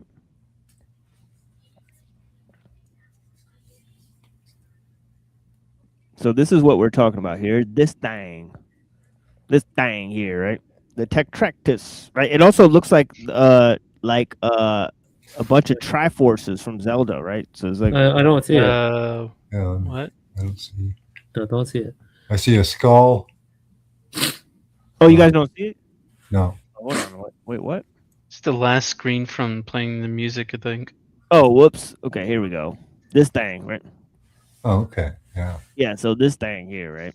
That thing. Yeah, so here it is. That looks like the peg game where you jump over the pegs in the little wooden block that they used to have in diners. This reminds me of. And it also relates back to one of Cantor's like mathematical monsters, right? He said like this figure could be like used to explain like infinity because it just keeps subdividing forever, right? So if you try to like turn this into an equation, it'll just keep on going forever, right? And it's like kind of like a fractal in a sense. Yeah, fractals and stuff. Yeah. So so it relates back to that. So the tetractys is a certain number which, being composed of 4 first numbers, produces the most perfect number 10. For 1 and 2 and 3 and 4 come to be 10. But that's just a silly reason to pick this shape. I see a cube though. I could almost see you making that as like a 2D representation of a particle. The inside negative. You can see a cube in there too. Yeah. We got to wait till Heraclitus, where he says the most beautiful arrangement is a pile of things poured out at random. That's one of my favorite quotes. There's no reasons for the numbers he's picking or the shape, really. He's just kind of decided on it, it seems. It does fit well into each other, and it can be used as a fractal and other things, but so can many other shapes. Right. Oh, I'm sure there's some deeper cultic roots in there somewhere. Got to be something. Who was stuck on the dodecahedron? That was Pythagoras. Yeah. Oh, yeah. I like rhombic dodecahedrons. They're garnet shaped. Yeah, he said that it's part of a secret society. No, rhombic. Rhombic. If you mention the dodecahedron, you'd get like persecuted for it because it was a holy shape. So yeah, it's crazy type of stuff that they were on. So it says here, this number is the first tetractys, 10, right? And it's called the source of ever-flowing nature, since according to them, the entire cosmos, a word coined by Pythagoras, is organized according to harmonia. And harmonia is a system of 3 concords, the 4th, the 5th, and the octave. And the proportions of these 3 concords are found in the aforementioned 4 numbers. Does that explain all that boring ass music that they composed? You betcha. You betcha. 10 others of the same cast of mind claim that there are 10 principles, right, which say are coordinate pairs. Okay, now peep this, all right? limit and unlimited is one, right? Odd and even is one and plurality, right? So one and the many. Okay, so we've discussed those three. Right now it goes to some crazy shit. Right and left. Uh-oh. Male and female. Uh-oh. Uh-oh. At rest. Polarity. Black and white. Oh, light and dark. No, they don't get to that one, but they say at rest and moving. But the Zoroastrians did say that, right? Straight and bent. Right? So one is straight, two is bent, right? Light and darkness. Oh, they do say it. Okay. Zeph called it. Zeph called it. So they're proto-Zoroastrians now. What the fuck? Or post. I was gonna say they're much later. Yes. Yeah, thanks, Fred. I'm a fucking dunderhead. Yeah, actually, I've said it like dozens of times. Right, that Orphic Pythagoreanism, was a mode, right, where they had Mithra and Phanes Protagonist were seen as a sort of interchangeable, right, deities, right? So it is an important note that they combined with Zoroastrianism and with Platonism. Hermaphroditic or something. Right. Oh, well, the male and female thing seems like, it could have influenced some of those hermaphroditic cults, right? They are part and parcel of a hermaphroditic sort of a cult with Orphic Pythagoreanism, right? So it's good and evil. Yeah. Good and evil and duality, square and oblong, right? So it's like Hermeticism in here. Right, exactly. Oh, of course. Yeah, this definitely influenced Hermeticism. Hermeticism, 2nd century, right? They thought that Hermes was prior to Moses, right? So this is the whole idea. It says this, it seems, is also the view of Alcmaeon, Alcmaeon of Croton. Alcmaeon, I guess. Ooh. I bet you he was a magician. Sounds like a multinational corporation or some shit. Yeah, Alcmaeon of Croton. Yeah, that would be a good name for sure. Who either got the account from them Eats or croutons. Right. Who either got the account from them or they from him. He says you see that most things relating to human beings come in pairs, but the opposites he mentions are not like Pythagorean ones, well defined but arbitrary, whereas the Pythagoreans said how many opposites there are and which ones. Okay, so interesting.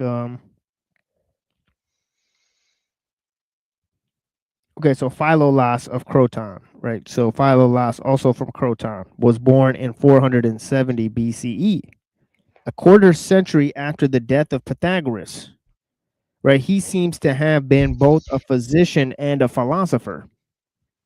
Okay, so we'll read, we'll go through Philolaus here, and then we'll move forward. This is the end of my explanations of the Pythagoreans, right? So so go back to the previous episodes if you missed it, right? But yeah, we have focused on it for a dreadful amount of time, right? Hours and hours and hours and hours and hours, right? So bucket. Yeah, we did like huge. I read a gigantic article, right, where I looked at the effect of Pythagoreanism throughout the centuries, right? We looked at numerous thinkers, how it affected the Kabbalah, how it affected Christian philosophy, right? How it affected the thoughts of Galileo and Copernicus. We went through several modes of explanations, right? And obviously how it affected the pre-religious cults, right, of Athens, right? And all that type of stuff. But so here he goes on to say, right, that he seems to have been both a physician and a philosopher, right? you know what? That is crazy how many philosophers were actually also physicians. It's like dozens of them. Right? It's crazy. Right? It's like they wanted to understand how the human body works, and also like how the mind works, and like this is a science that most of them, like Maimonides, right? Okay, you had Averroes, right? You had John of Damascene. Right? You had a number of John Locke, and a number of philosophers that were also physicians. Right? It's pretty interesting stuff, right? Yeah. Although Pythagorean doctrines. Oh yeah. Sorry, I forgot to mention Avicenna, the big dog. Right. Anyways, although Pythagorean doctrines were usually guarded jealously, Philolaus nonetheless published a book in which he revealed them. Oops. Adding contributions of his own. The first fragment that follows seems to be his book's opening sentence. Right? And that is, nature in the cosmos was fitted together out of unlimiteds and limiters. Unlimiteds and limiters. Both the cosmos as a whole and everything in it. I can get down with that thought. Yeah, but it goes back to the thought that everything's number. Oh, dang. So maybe not, right? Dang, the secret cult of nerds. Right. If they just get rid of that one stupid idea, they might be onto something. Right. Okay, let's move on to the second one. I'll kind of move through these fast. We'll go move to pre-Christian Jewish Gnosticism. We have some reflections on that, and then we'll move forward to the thoughts of Maimonides. We'll focus on that for maybe we'll see how much time we have. Right. We'll move fairly quickly with the material here. Since I have so much stuff, I have a lot of stuff that's hanging over too from like weeks and weeks and weeks ago. I never finished looking at I kind of want to look at like Philo and Maimonides, right? Henry Abramson, on those two guys, right? So we'll kind of like have the show be more chill in a minute here. I don't know. I'm always trying to make concessions for the people. The thing is that we do our own like drama show or whatever, right? So look out for that on Fridays. But I think being Brown's boy need another week to prepare for that. So we'll sort of get that over to you guys next week. I was thinking. Sorry for interrupting. Cutting you no, off. Fine. Saying that from what I see based on modern trend and other stuff, Platonists are more critical and deconstructive of modern scientific quote unquote progress. Oh yeah, absolutely. Yeah, Skolimowski said the same thing. Yeah. Yeah, but Aristotelians, which I do see a lot also, even John Lashlem, they tend to like try to accommodate certain scientific findings, and maybe in a way that's giving more strength to the scientific establishment. You see what I mean? Yeah. Aristotle invented the word technology. It's crazy. I see that. Interesting. Yeah, he combined the word techne and logos. And the word techne even comes from the Gorgias of Plato. So he's using an idea from the Gorgias of Plato and combining it with logos. And he coined the term. He was really saying technologizing, right? So he said technologousia, right? Which the word techno-Jews. The technojuicia, right? Which means the word ousia, right, comes from the word homoousia, right? It doesn't come from there, but it is an utterance that is found in the Athanasius Creed, right? And what this word homoousia means, it means of the same substance. So there in the Athanasius Creed, you have Aristotelian terminology, right? Using the word substance as in ousia, right? So creating something into a mechanistic form, right, by combining techne and logos, right? This was technologousia or technologization of something, right? So Aristotle talked about this process, right? And coined the term, in fact. And of course the word tecton, right? Jesus is seen as a tecton, right, which means a carpenter, right? The word logos appears in the prologue of John, as I said, right? And arche kaihon logos, right? Not only the word logos, but also the word arche, right, meaning general or ruling principle. And so all of these are very important reflections, right, as we continue, right?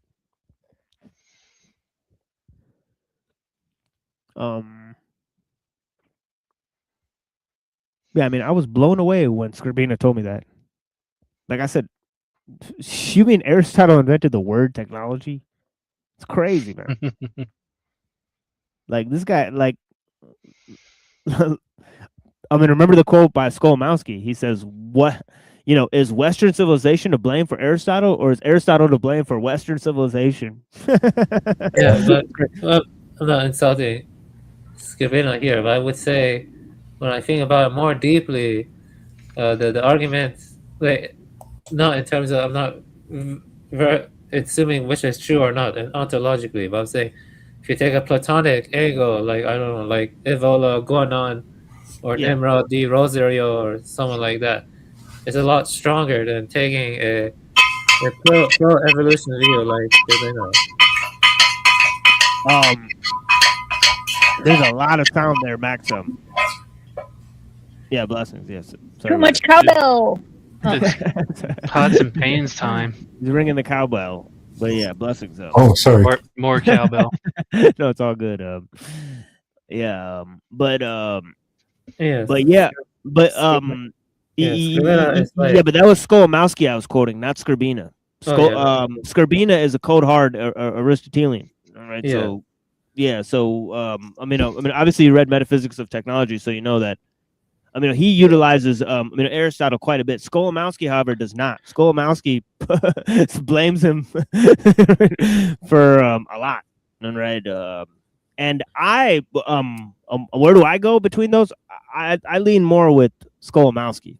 Right. I think Aristotle's a bad guy. I think Aristotle and Hegel are like responsible for like Teilhard de Chardin and crap like that. It's obvious. Right, but It's like Hegel is why we can't have nice things.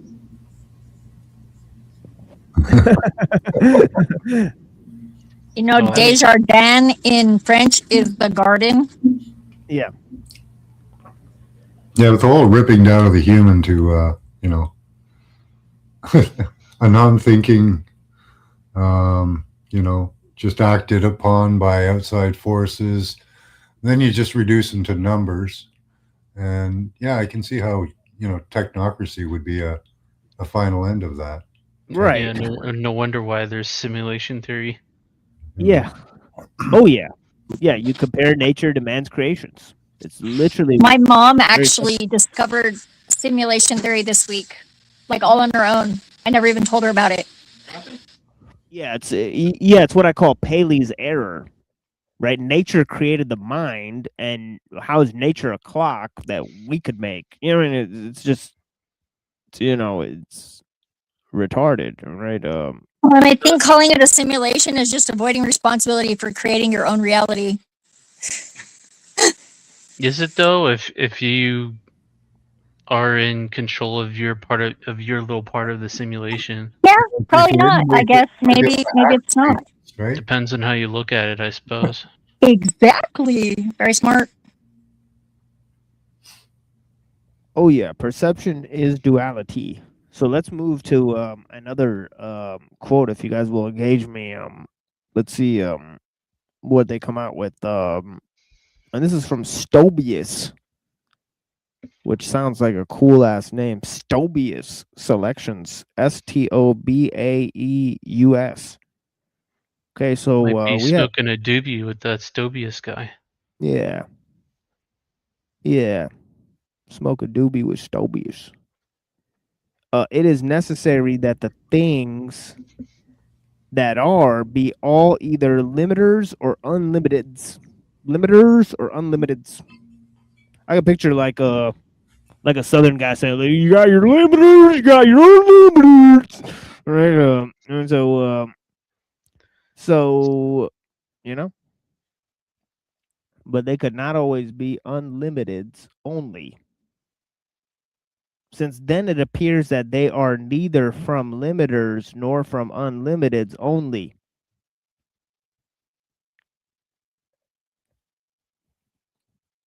It is thus clear that both the cosmos and the things in it were all fitted together by both limiters and unlimiteds. Right, so everything in the cosmos depends on something else for its existence. I mean, that's pretty much cut and dry right there, right? So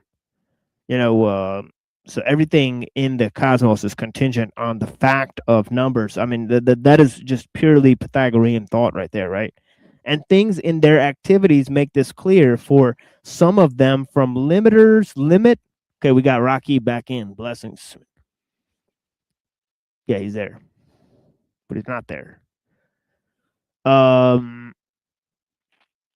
Limiters and okay, where the fudge was I? Oh yeah, for some of them from limiters, limit some, both from limiters and unlimiteds, both limit and do not limit. Okay, for some of them from limiters, limit, right? Some from both limiters and unlimiteds, both limit and do not limit. Now, is he kind of talking about nature of reality? Because I can get bored with that so far. He's saying that things that are based on something, right? They are, they could limit other things. Okay. Right, but things that are from things that are not based on something and that get their existence from themselves, right? That they both limit and do not limit things. So it's kind of, it's like the premise is baked into the conclusion, so on and so forth. Right? It's kind of like making a very mathematical statement, proof, and right, like 1 + 1 is 2. You take away the 1, it's 0, but 0 doesn't exist. It's kind of like this weird, way of thinking or whatever. I mean, so then he goes on, and others from unlimiteds will be clearly unlimited, right? So there's things that are based on unlimited. They don't need their existence from anything else. They don't get their existence from anything else, right? There's things that are those are too much. Right. They're mixed with limiteds and unlimiteds, right? And then there's things that are just limit, right? So there's really 3 types of things here.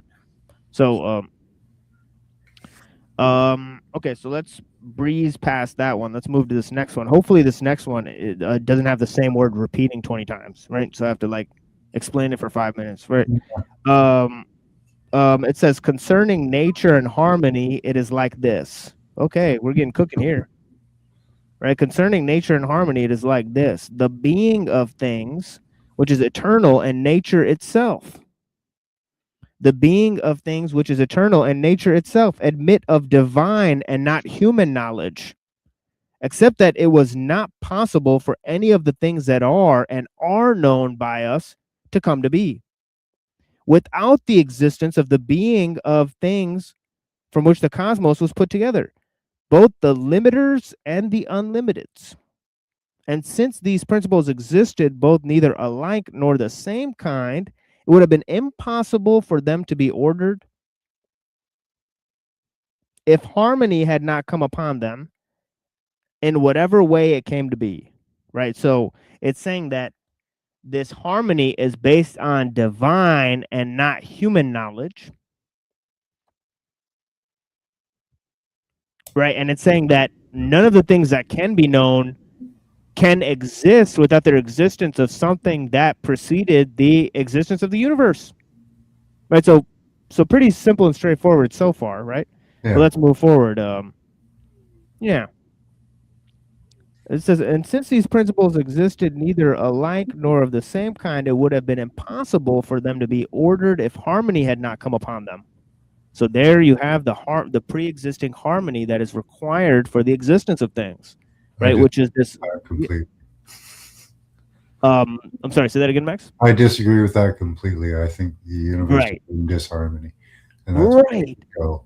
Right. It's But this is like- asymmetrical harmonics, though. Yeah. In a way. Yeah. Yeah.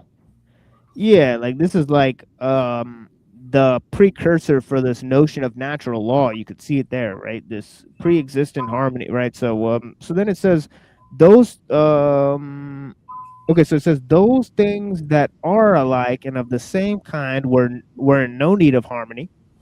But those that are unlike and not of the same kind nor of the same speed, it is necessary for these to be linked together by harmony, if they are going to be held in an arrangement which he calls cosmos.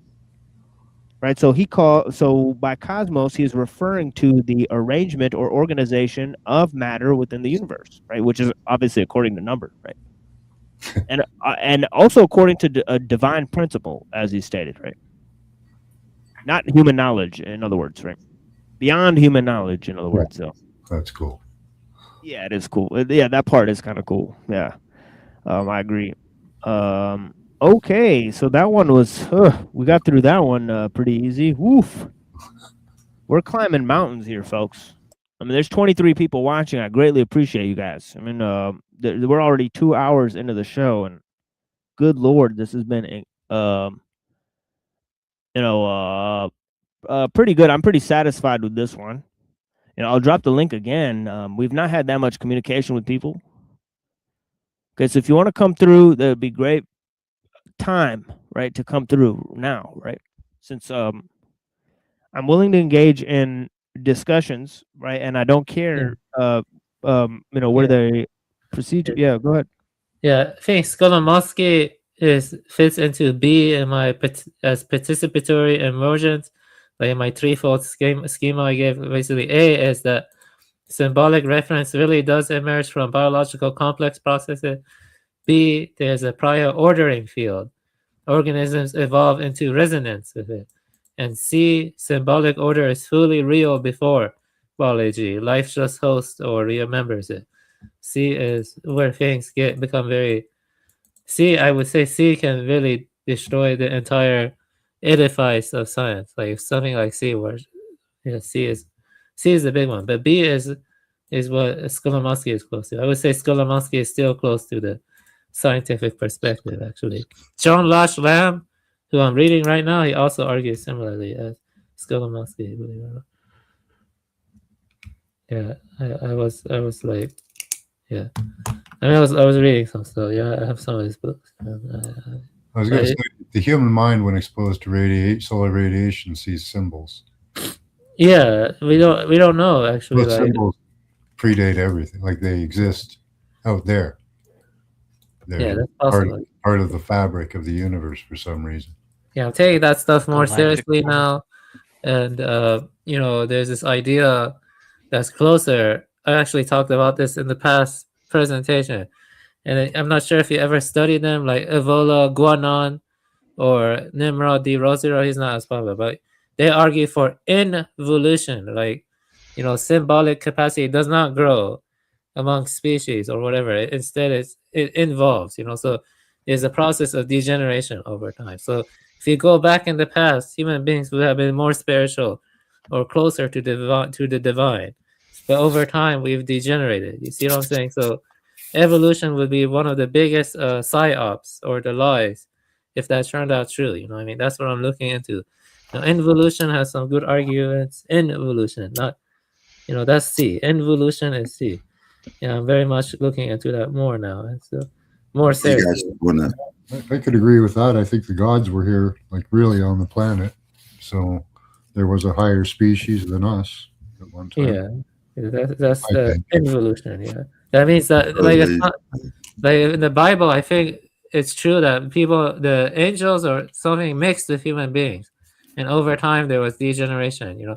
And that also ties into esoteric concepts like Virel You know about Viril, VRIL? I've been looking into occult stuff about Viril. Yeah, it's Brill. So you Brill. remember Brill. you know that you were talking about harmony, people come together in harmony or something.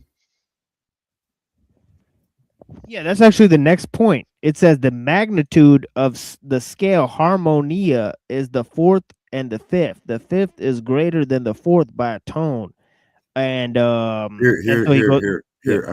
We're all gonna come in together into one harmony. Listen. Can you hear that? I love those singing moments. Yeah.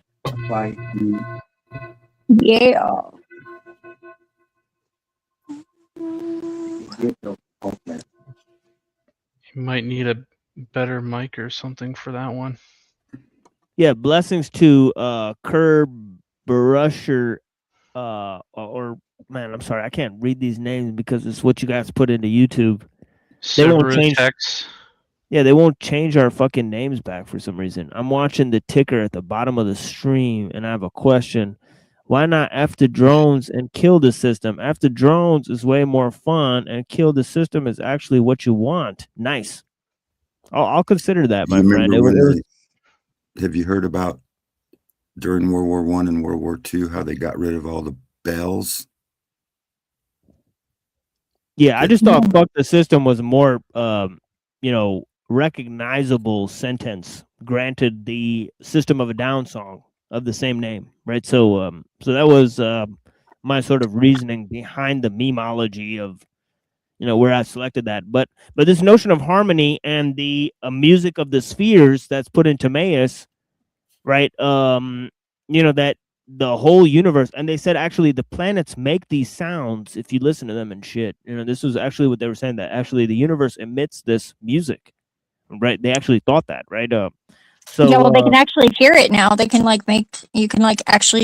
they pointed microphones as they were going past planets, and you could hear it. Supposedly, allegedly. Yeah, they supposedly said that they also hooked up the mushrooms, right, to the sound things, and they supposedly make sounds and stuff. So it's interesting. Oh yeah, they have these things. I forget what they're called now, but you can hook them up to anything, and you can play any object. Right.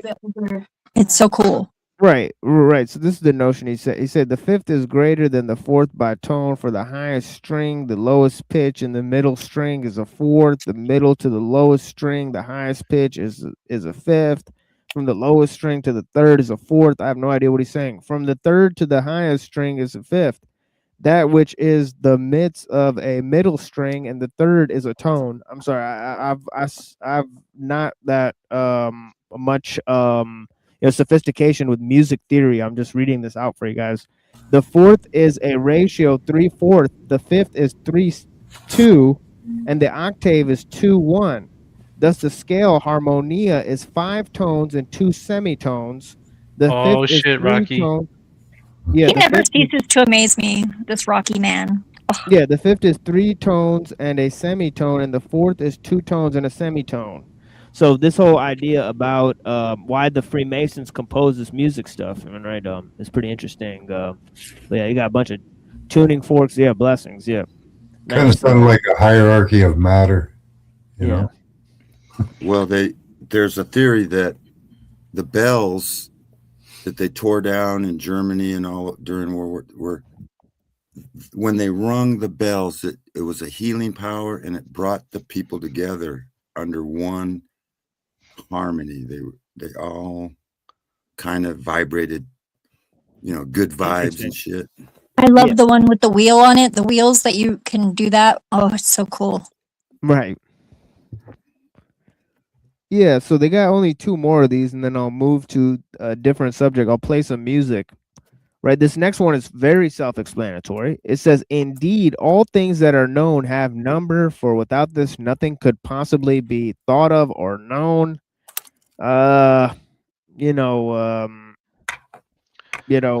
It's interesting. I think number is an aspect of things, but I kind of wonder if this is where gematria kind of gets started from. Well, yeah, we read that earlier in the last article that some of we did. Yeah, it looked like some of the Kabbalah AFK or stuff. something. Yeah, Yeah, it seemed like some of the Kabbalah stuff had a sort of influence from this, especially because some of the numbers are good and some of the numbers are bad. Some are better than the others. You see what I mean? Right, So, right. so there's like a quality to the numbers themselves, which is interesting, which is very Kabbalistic in a way. So here's the last one here. It's something crazy. You know, Yeah, you go ahead. Yeah, the I Ching, I think there are 64 codons or like genes for, I forgot, and the I Ching has 64. Right. Yeah. Right. And you see the 64 tetrahedral grid that's used to explain that concept of tetragrammaton. And they're Right, so hexagrams. The I Ching are hexagrams. yeah, so it's interesting that sort of linked up too, right? So maybe if you make the hexagrams into a figure, into a geometric figure, right, what would it look like? This interesting question, right? 64 codons. My bad. 64 codons and 64 hexagrams in the I Ching. Yeah, what you just said. Yeah. Well, and what's really interesting is the gene keys. It's like a kind of like astrology, but it's a little bit more in depth and different. It includes the I Ching, like, and it has like the names of all the codons and everything. It's very cool. Yeah, let me get rid of this image here. And also they use the 28 to 22 base system, such as the Celtic tree alphabet, or something, which kind of ties into amino acid. I have to double check that. Let me go double check it. Yeah, we got a bunch of them here, dude. Like, you know, just talk to Hyperborean. I mean, you know, but yeah, blessings. My Yeah, grandpa was a Mason, so yeah, whatever. Yeah, it's no biggie. Yeah, but it says both the ancient theologians and the prophets also testify that the soul has been yoked together with the body as a punishment and is buried in it as a tomb. So there is some crazy stuff from Philolaus that really explains the Phaedo, right, from Plato, right? The Phaedo from Plato, right? I But think yeah, that's a non-trap trap. yeah, but this is more of the idea, that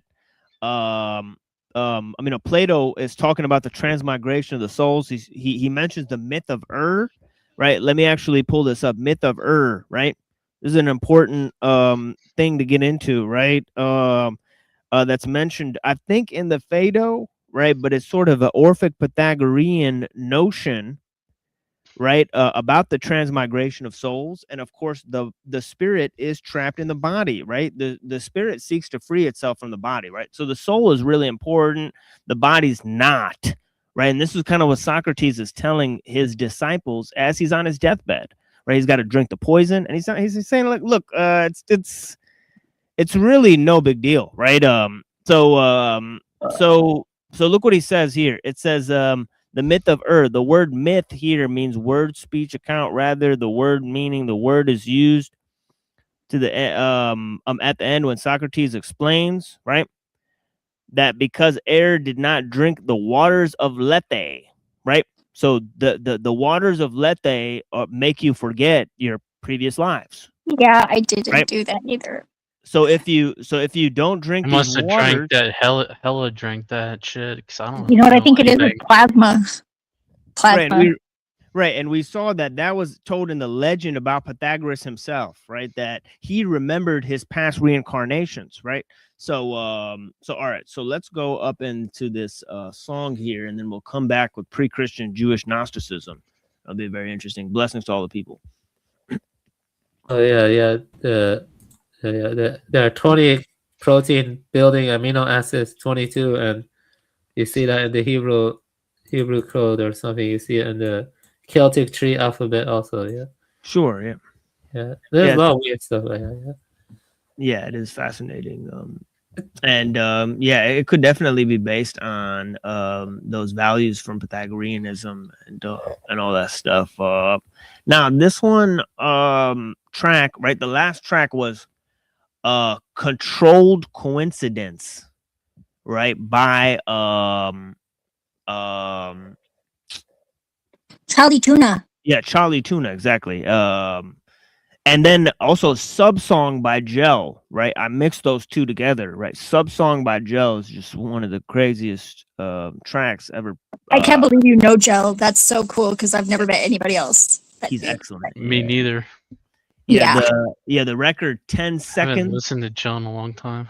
Yeah, 10 Seconds by Gel is just great. The album Without His Head, he was just a guy, like a body. That one was my favorite. Yeah. Now this is called Watch Your Step. And the band that produced it is called The Swarm, right? So yeah, blessings. So thank you guys for being here. This is a music go break, right? I mixed this, earlier. All right. So this is the last of my mixes for today. But yeah, blessings to the people that are here. And I hope you enjoy this. And we'll be back with pre-Christian Jewish Gnosticism, as I said, right? So hallelujah. Sticks. Yeah, hallelujah, holla back. All right. So yeah, blessings.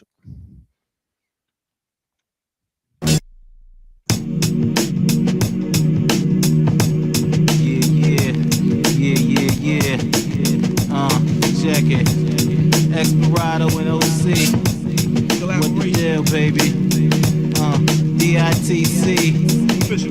Official joints. Yeah. Yo, check it. Yo.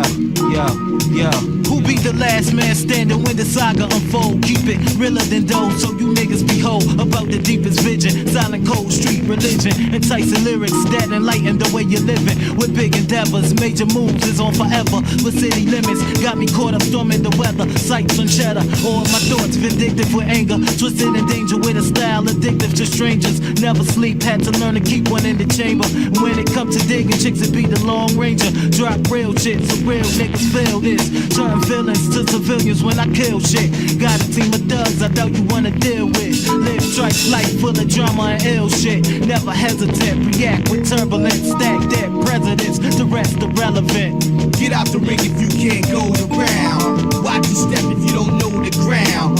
X and O is like a train of pound. Yeah, bet your bottom dollar we gon' hold it down. No doubt, yeah, what? Yo, let me introduce my bucket. Y'all know me, OC, the kid with the goatee. No holy to me, I shine. I find no crime, maybe criminal thoughts on my mind. Sure you're right, boy, I write rhymes all night. I'm dipping in my LS on the turnpike on my own. Skate home, shorty alone. 40 is gold, it make me wanna stroke my bone. Watch it for, you wonder why I'm packing for. Cause niggas on the streets like Dracula, vernacular. Smooth like an actor raw. Man, pretty tough, but I smacked your whore. I've been blessed since birth to recite these verses. Dropping rhymes on your domes like bird shits. When I step into place, you get nervous. A kick in the ass is what the herds get. Get out the ring if you can't go the round. Watch your step if you don't know the ground. X and O is like a train of pound. Bet your bottom dollar we gon' hold it down.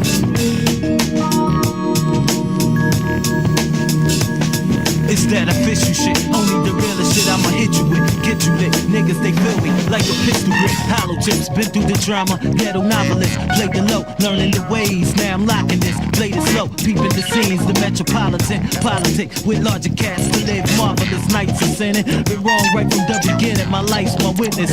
Nothing I'm writing is fiction. Ghetto apparel with scriptures deeper than Matthew's. In fact, the impact about me like a double barrel. Days of feeding, and at times it seemed to mean it. Married to the struggle, but I'm still calm and lenient. Court subpoenas, another reason for them to screen us. Brothers getting knocked, praying somebody redeem us. Bigger plans and plots got me thinking like a genius. Manufacture knots on blocks, hotter than Venus. Knowing no limits, only in it to win it. Yearning to get it, since starts joined the knittings. Been pessimistic, realistic, to some flip shit. Esperado, you know the motto, forever lifted. Get out the ring if you can't go the round. Watch your step if you don't know the ground. X and O is like a train of pound. Bet your bottom dollar we gon' hold it down. Get out the ring if you can't go the round. Watch your step if you don't know the ground. X and O is like a train of pound. Bet your bottom dollar we gon' hold it down.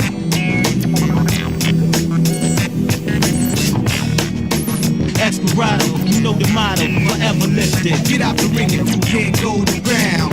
Watch your step if you don't know the ground. X and O is like a train of pound. Bet your bottom dollar we gon' hold it down. Get out the ring if you can't go the round.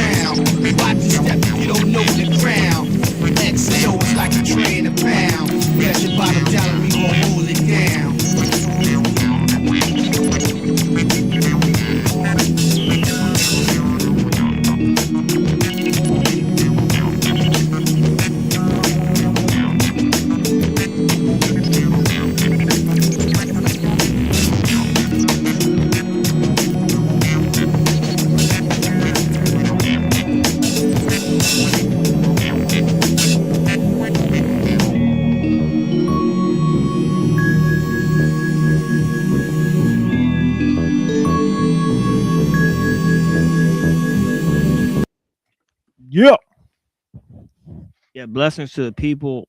Yeah, we'll have more music during the show, but oh whoops. What the fuck? All right. But we're gonna move forward for now. Yeah, blessings. Yeah. I mean, I really like that one. It's very smooth ass sound there for sure. I mean, so yeah, it's like some secret agent music, honestly. It's pretty, pretty powerful. Yeah. But yeah, I liked it a lot. Blessings to the people. We'll move forward here with some things. Pre-Christian Jewish Gnosticism, unless the panel goes, the panel will go, right? So we'll see what happens. Let me drop the link again for the people. And if anybody has any reflections or comments on previous things we were going on with, of course, feel free.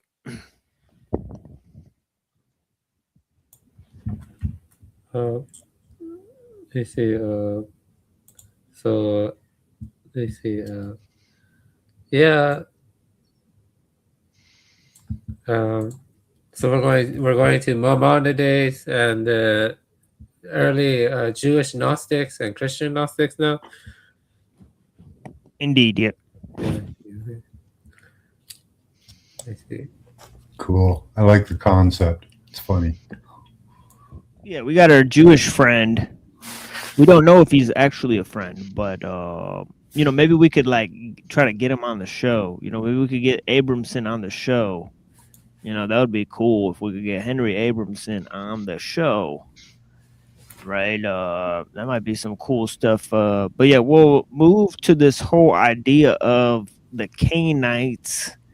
And of course, it's a very interesting idea because this pre-Adamite, there's also a pre-Adamite, whole thing of like the generation of the races, and sometimes that relates to like bloodlines and stuff. So there's sort of neo-Gnosticism that gets into this whole concept of the bloodlines as well, and the pre-Adamite, right, concept. Obviously, the founder of Zionism, right, who's a supporter of, Shabbatai Zevi, right, is this dude, Isaac LaPrairie, right? And he believed in a pre-Adamite hypothesis, right? So if we could move to this idea of the pre-Adamite hypothesis, right, we'll get to this notion of, where this concept of the bloodlines, comes from, right? So we got Isaac LaPrairie, right, was a French-born theologian, scientific racialist, right? Scientific racism. I might be on board with this, I think. Yeah, and it says pre-Adamite hypothesis, or pre-Adamism, is the theological belief that humans existed before the biblical character Adam. Pre-Adamism is therefore distinct from conventional Abrahamic belief that Adam was the first human, right? So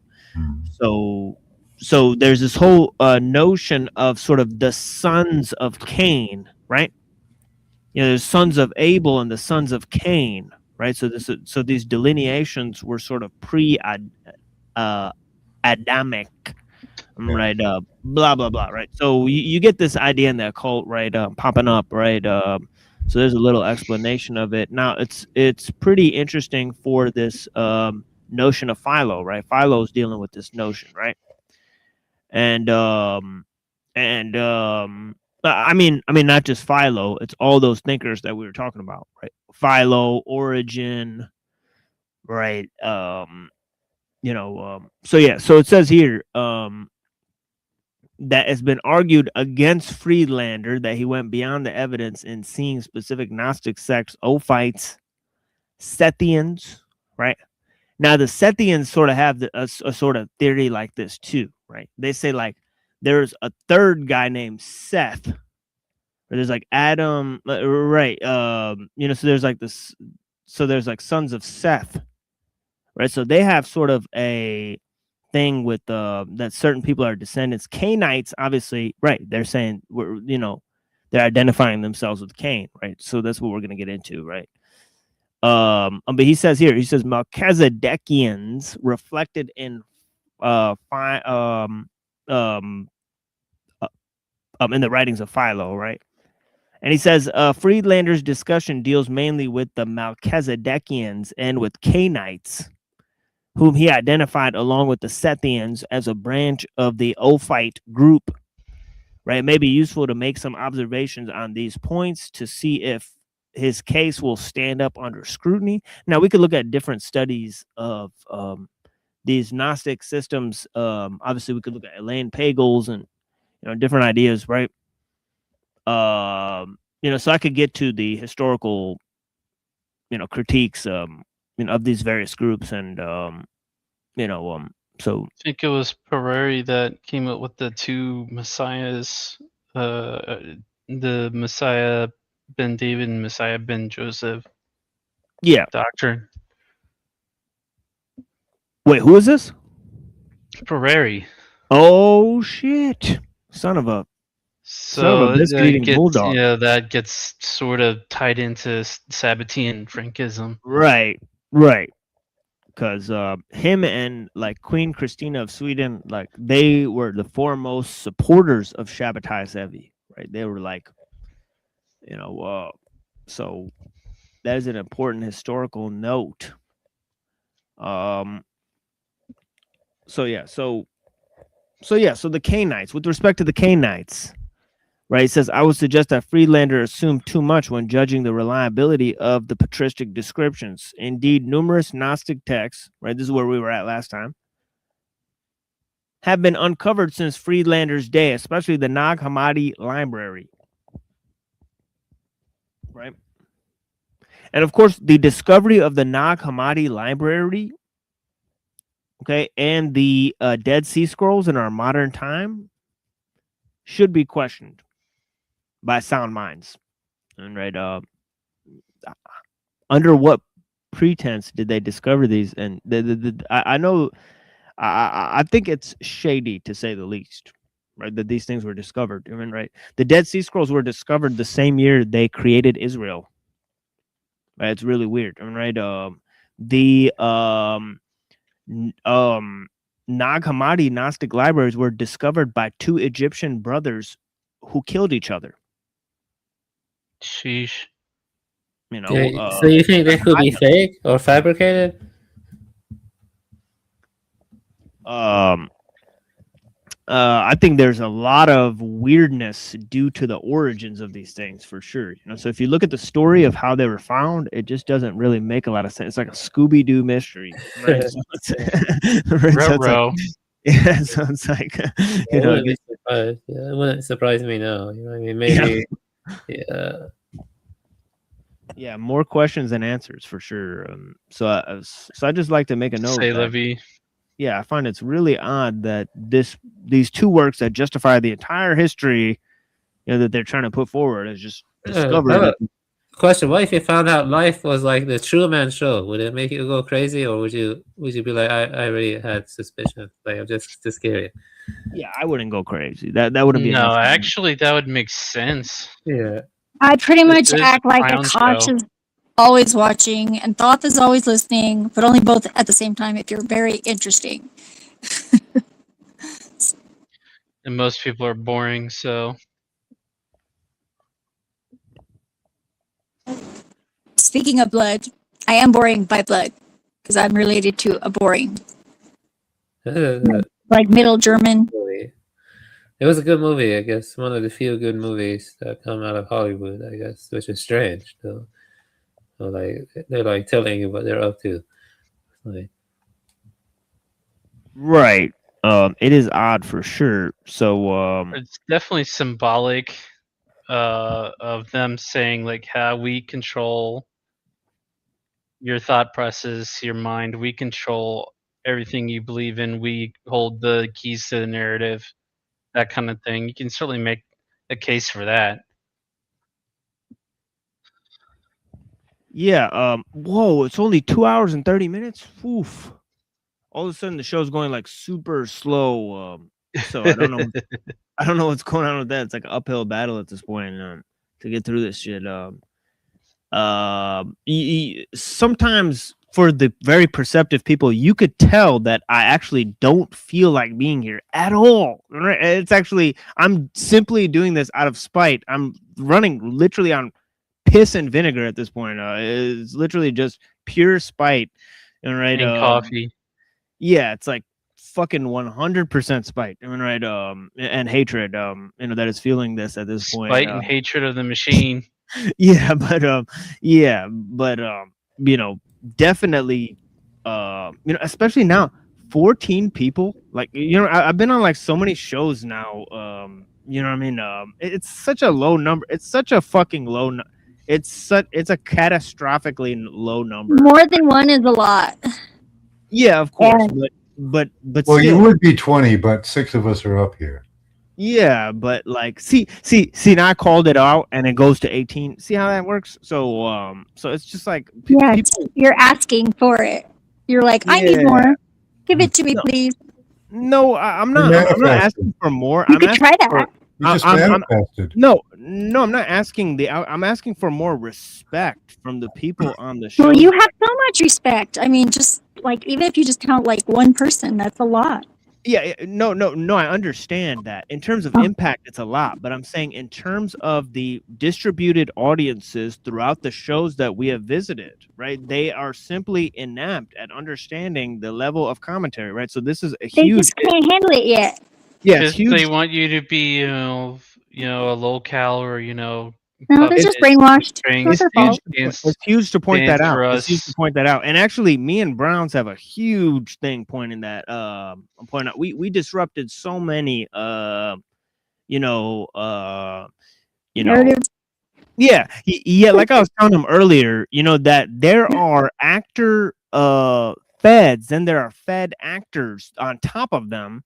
That sort of control them. The actor feds are sort of like useful idiots. Well, some of them are paid and some of them aren't. Yeah, but some of them are just volunteers.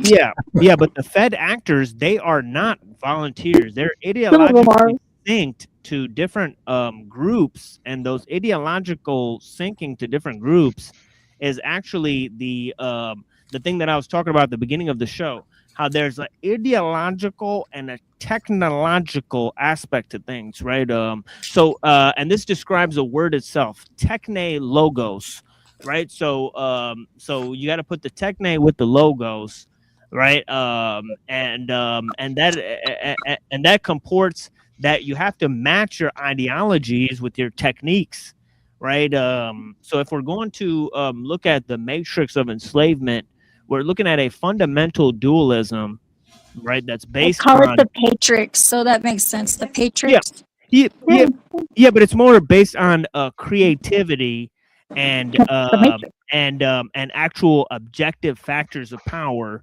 right? So that is what we take care to explain here. But yeah, let's move to this text here. It says here about the Cainites and the Sethians and the Ophites, right? This is kind of where we were at here, right?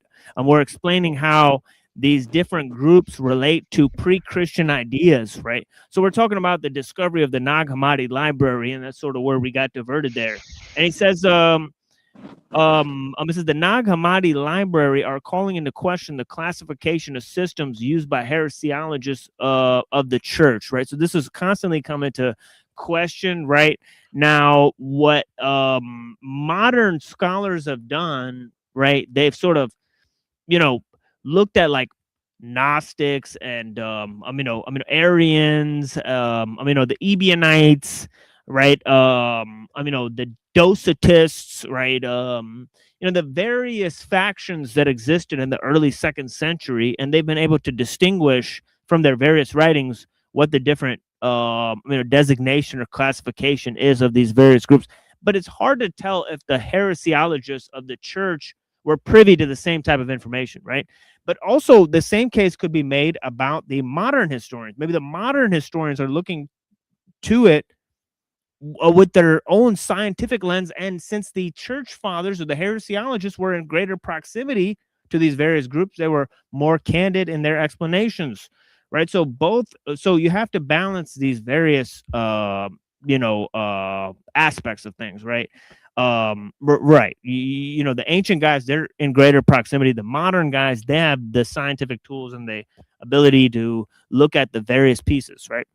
So I don't think neither one is privileged. I mean, to say the least, right? Both sources have to be exhausted, right, for what they're worth, right? So it says They are if they cooperate. Yeah, of course. Yeah, that's what I'm saying, that they should cooperate, ideally. I might tentatively suggest, he says, that the designation Cainite derived originally from the tendency on part of Jewish interpreters of Scripture to see in the figure of Cain a prototype and progenitor of heresy. Okay, that's interesting. The designation Cainite ultimately came to be thought of by the church fathers as particular branch of heresy, right? And the Gnostic sect of Cainites. Okay, so I could see how the Sethians may have been a branch of the Cainites, right? Because they're kind of making a similar point, right? So if it's a type of heresy, right, that's concerning like bloodlines and stuff, right, then it would fit into that. It would certainly fit into that, sort of like a whole designation of heresies, right?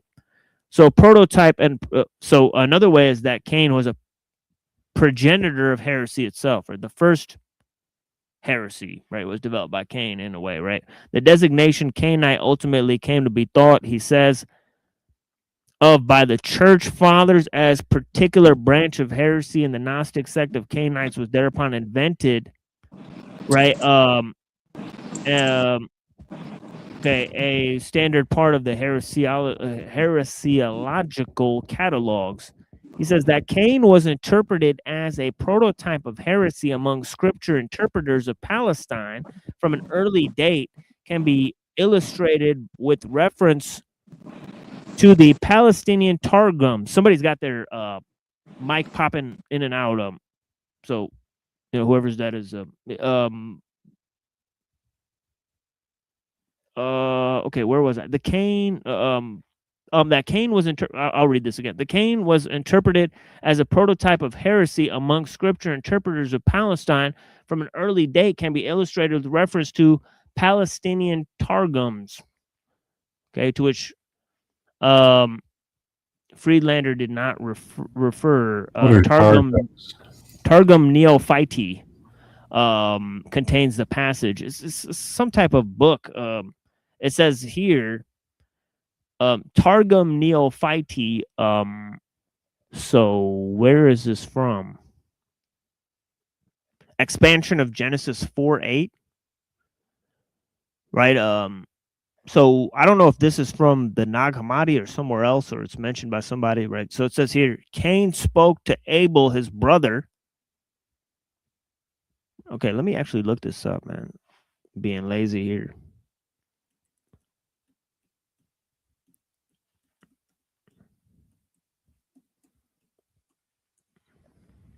I got the definition here if you want. Yeah. Targum, plural, Targium. Oh yeah. It's that thing. But I'm saying this specific one. Oh. Right here. I'll get into that. I got it right here. Yeah, but please proceed, Max. Blessings. Oh, just deleted it. Oh, whoops. Fuck. All right. Well, here's another thing. It says Targum Neophyte is the largest of Western Israeli Targumim on the Torah. So it's a type of explanation of the Torah, right? So the name derives from ecclesiastical Latin word neophyte, right? Because the owners of the earliest copies were converts from Judaism, right? Okay, so we'll move on here in a minute, but are you guys seeing this? Yep. Yeah. Okay. Okay. So let me stop sharing that.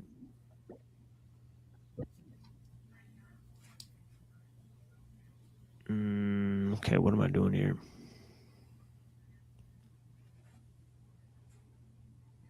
let me close all these out. Okay, there we go. All right, where was I? Okay, so I'm reading this quote by Targum Neophyte, right? It says, Cain spoke to Abel, his brother, come, let us both go out to the field. And when they had gone out in the field, Cain answered to and said to Abel, I know that the world was not created by love. So where are they making this up, or are the Jays making this up? Right. So it was written in the second. When was it written? Right, second century, right? So it's like, how could they have known that? From the Second Temple period. Yeah, so it's like, okay, tell us more, Jays. So they kind of made it up. Yeah. So Cain. You got to find a mystic for that. Right. Yeah. So he says, I know that the world was not created by love, right? That it is not governed according to the fruit of good deeds, and that there is favor in judgment, right? Meaning that God is partial with his judgment, right? He then says, therefore your offering was accepted from you with delight, right? Abel answered and said to Cain, I see that the world was created by love and is governed according to the fruit of good deeds, right? Because my deeds were better than yours, my offering was accepted from me with delight, but your offering was not accepted from you with delight. Cain answered and said to Abel, there is no judgment, there is no judge, there is no other world, there is no gift of good reward for the just and no punishment for the wicked. Although Cain has been interpreted in this passage as a representative of Sadducean heresy. Sadducean heresy. The affirmations put into mouth of Cain would also be seen as representing Gnostic heresy. Yeah, Sadducean is like the Sadducees, right? Okay. Yeah. Or maybe it's like plural caduceuses. Yeah, it's like Sadducees were like a branch of Judaism at the time, and what they really wanted was like temple sacrifices, right? So it was seen as a group that like Jesus sort of condemned, and sort of Caiaphas was seen as like a Sadducee, right? So he was sort of Santa Muerta. Sounds like that. Yeah.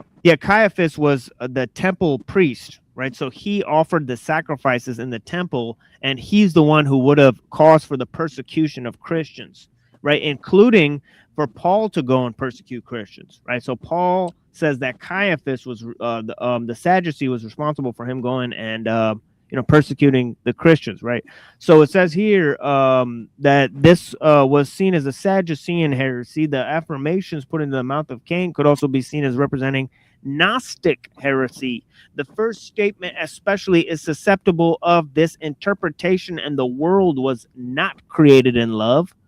But the other statements too are found in the connection with Gnosticism, as for example in the account of Simon Magus in the Pseudo-Clementine homilies. Right, Simon Magus appears in Acts, and he appears in the Pseudo-Clementine homilies, right, by written by the Ebionites, right? Another Christian sect, but they were a Christian sect that followed the Jewish law, right? So they said that Simon was trying to usurp the Jewish law, right? So it says here, it is also useful to observe in this connection that the affirmations here associated with Cain are attributed to the arch heretic Elisha ben Abuya, Abuya,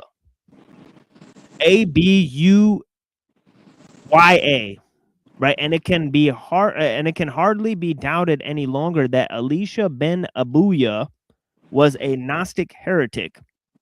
If now we raise the question of whether Cain functions in Philo also as a prototype of Gnostic heresy. Oh, by the way, you know what Irenaeus said, who was the fountainhead of all heresies?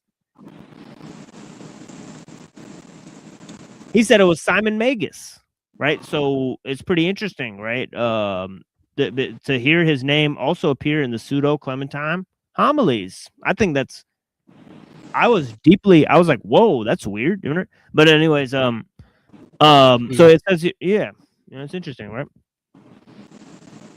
So, so I'll read a couple more paragraphs here, and then I'll leave it, right? It just keeps going on about Cain. So yeah, so we'll get more into it. It says, if now we raise a question as to whether Cain functions in Philo also as a type of Gnostic heresy, at least in some cases, the evidence that emerges from an investigation of the text is not unimpressive.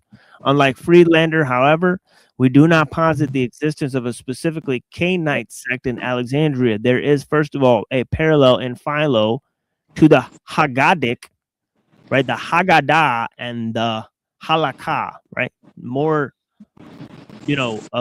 second century sort of inventions, right? That explain the law and, their explanations and stuff. So it says here, we have encountered in the Targums in the theological argument between Cain and Abel is associated with the interpretation of Genesis 4:8 presented by Philo. The passage is the worse attacks the better. Cain is representing here as attempting to gain mastery over Abel with recourse to plausible sophistries, whereas Abel represents a God-loving creed. Cain represents a self-loving doctrine, a doctrine that manifests itself in a life devoid of virtue. This theme is reiterated and amplified throughout the rest of the tractate. Okay, that's where I'll leave it. I'll move now to Philo of Alexandria, right? It says later in the text, these and other passages relating to Cain and Philo serve to strengthen Friedlander's case for the existence of a heretical Gnosticism in Alexandria, right? In the first century, right? So, okay, so let's move to, let's see who's in the back here. Is this somebody here? Nubbers. Blessings. What's up? One of my favorite topics, Philo. Yeah, he loves this topic, right? Yeah, we're about to open this up. I'll open up Henry Abramson in a second here, and we'll learn more about Philo, since that is a interest of yours. Blessings, brother. I find Philo very, very interesting because he was actually contemporary to the story of Christ, allegedly. Right. And yet is completely silent on the matter.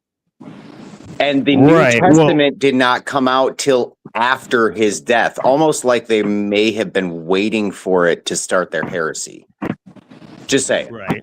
My perspective. Yeah.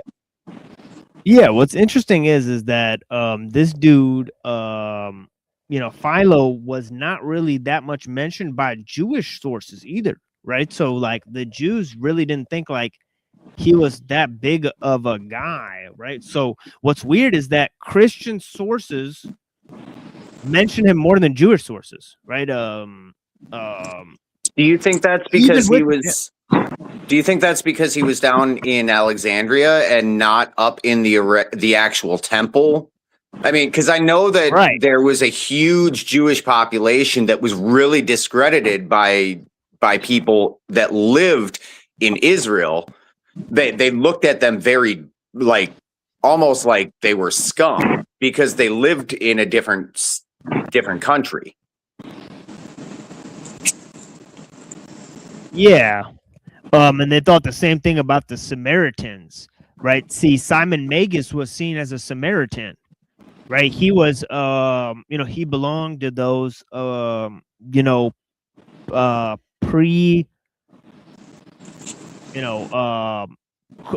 Christian sects, right? That were sort of, followers of John the Baptist, right? So they were like, they believed in the baptism, but it was, so he was seen as a fountainhead of heresies in Samaria, right? You have Paul, who's like from Turkey, right? From Tarsus, right? Well, Paul, I mean, outside of the Bible, what evidence of Paul is there? Petra. I would say those type of ideas in terms of Marcion, right? Because Marcion had an early copy of Paul's letters, right? So some of them could have been written by Marcion, right? So it's not to say that Paul wrote all of the letters that are ascribed to him. Obviously, they know that Hebrews isn't ascribed to him, right? So there's other texts that they don't know who wrote them, right? So it's interesting, right? Well, what I'm getting at though is you have in chronological order, you have the death of Philo, and then at about 70 CE, the Bible was started to be put together. And personally, I think that if you look at the writings of Paul and you look at some of Josephus's writings, the writing style matches very, very, very similar. Not identical, but very similar. Yeah. Yeah, that's sure. Well, that's the thing is that they are not writing in Hebrew at all, right? And they're speaking to Greeks. So I say, what evidence is there of Paul? Is the evidence that Christianity spread among the Greeks and not the Jews, right? So that justifies his role, apostle to the Gentiles, right? And then it shows historically we could make a case for why the majority of Jews didn't accept Christianity, right? Flavian. So I love the Flavians. They are great people that created a great religion. Yeah, and I was more of the more like LaFay. So the Borgias. The scraps. Lovely.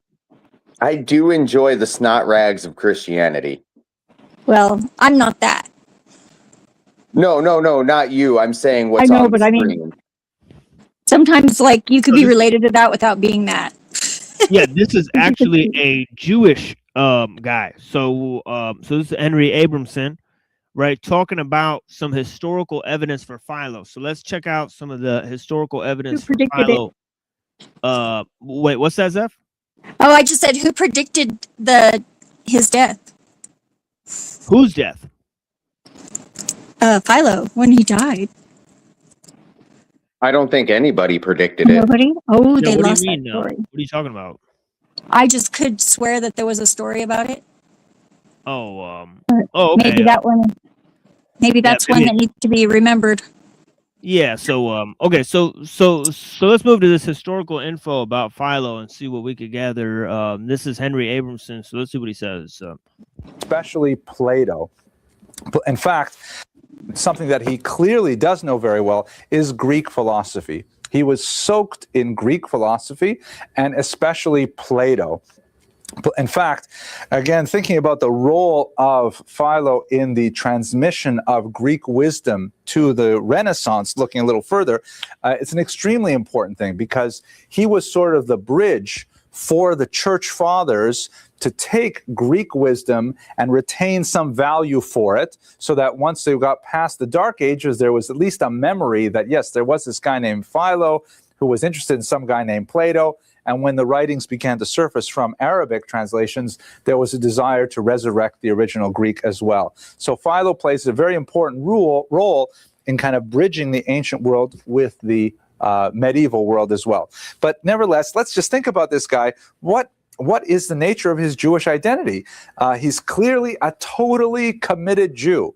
He believes in Judaism so much that he devotes all of his energy to writing book after book about various aspects of Judaism. However, they are entirely written in a Greek idiom, both literally, written in the Greek language, but more significantly, perhaps, written in a Greek style with Greek syntax, Greek questions, and they read like philosophical tractates. He's essentially totally absorbed within the Greek world and yet obsessed with Judaism.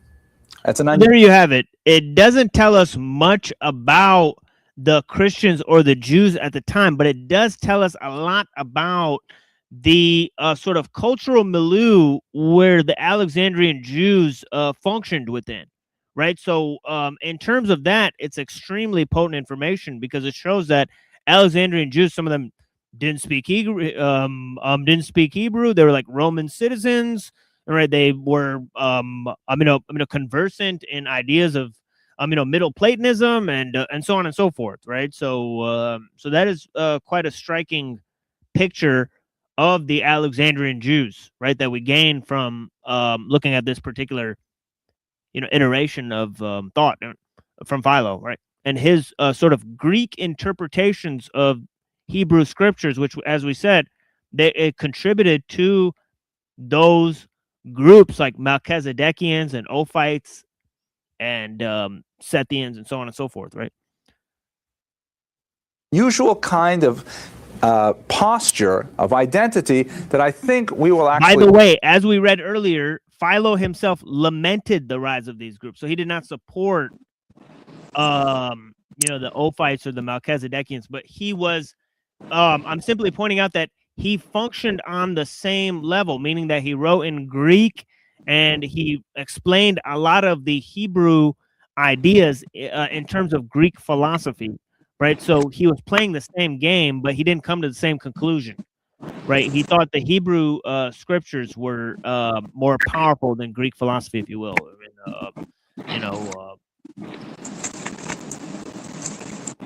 Yeah, there's a lot of background noise there, but yeah, blessings. Oh, sorry.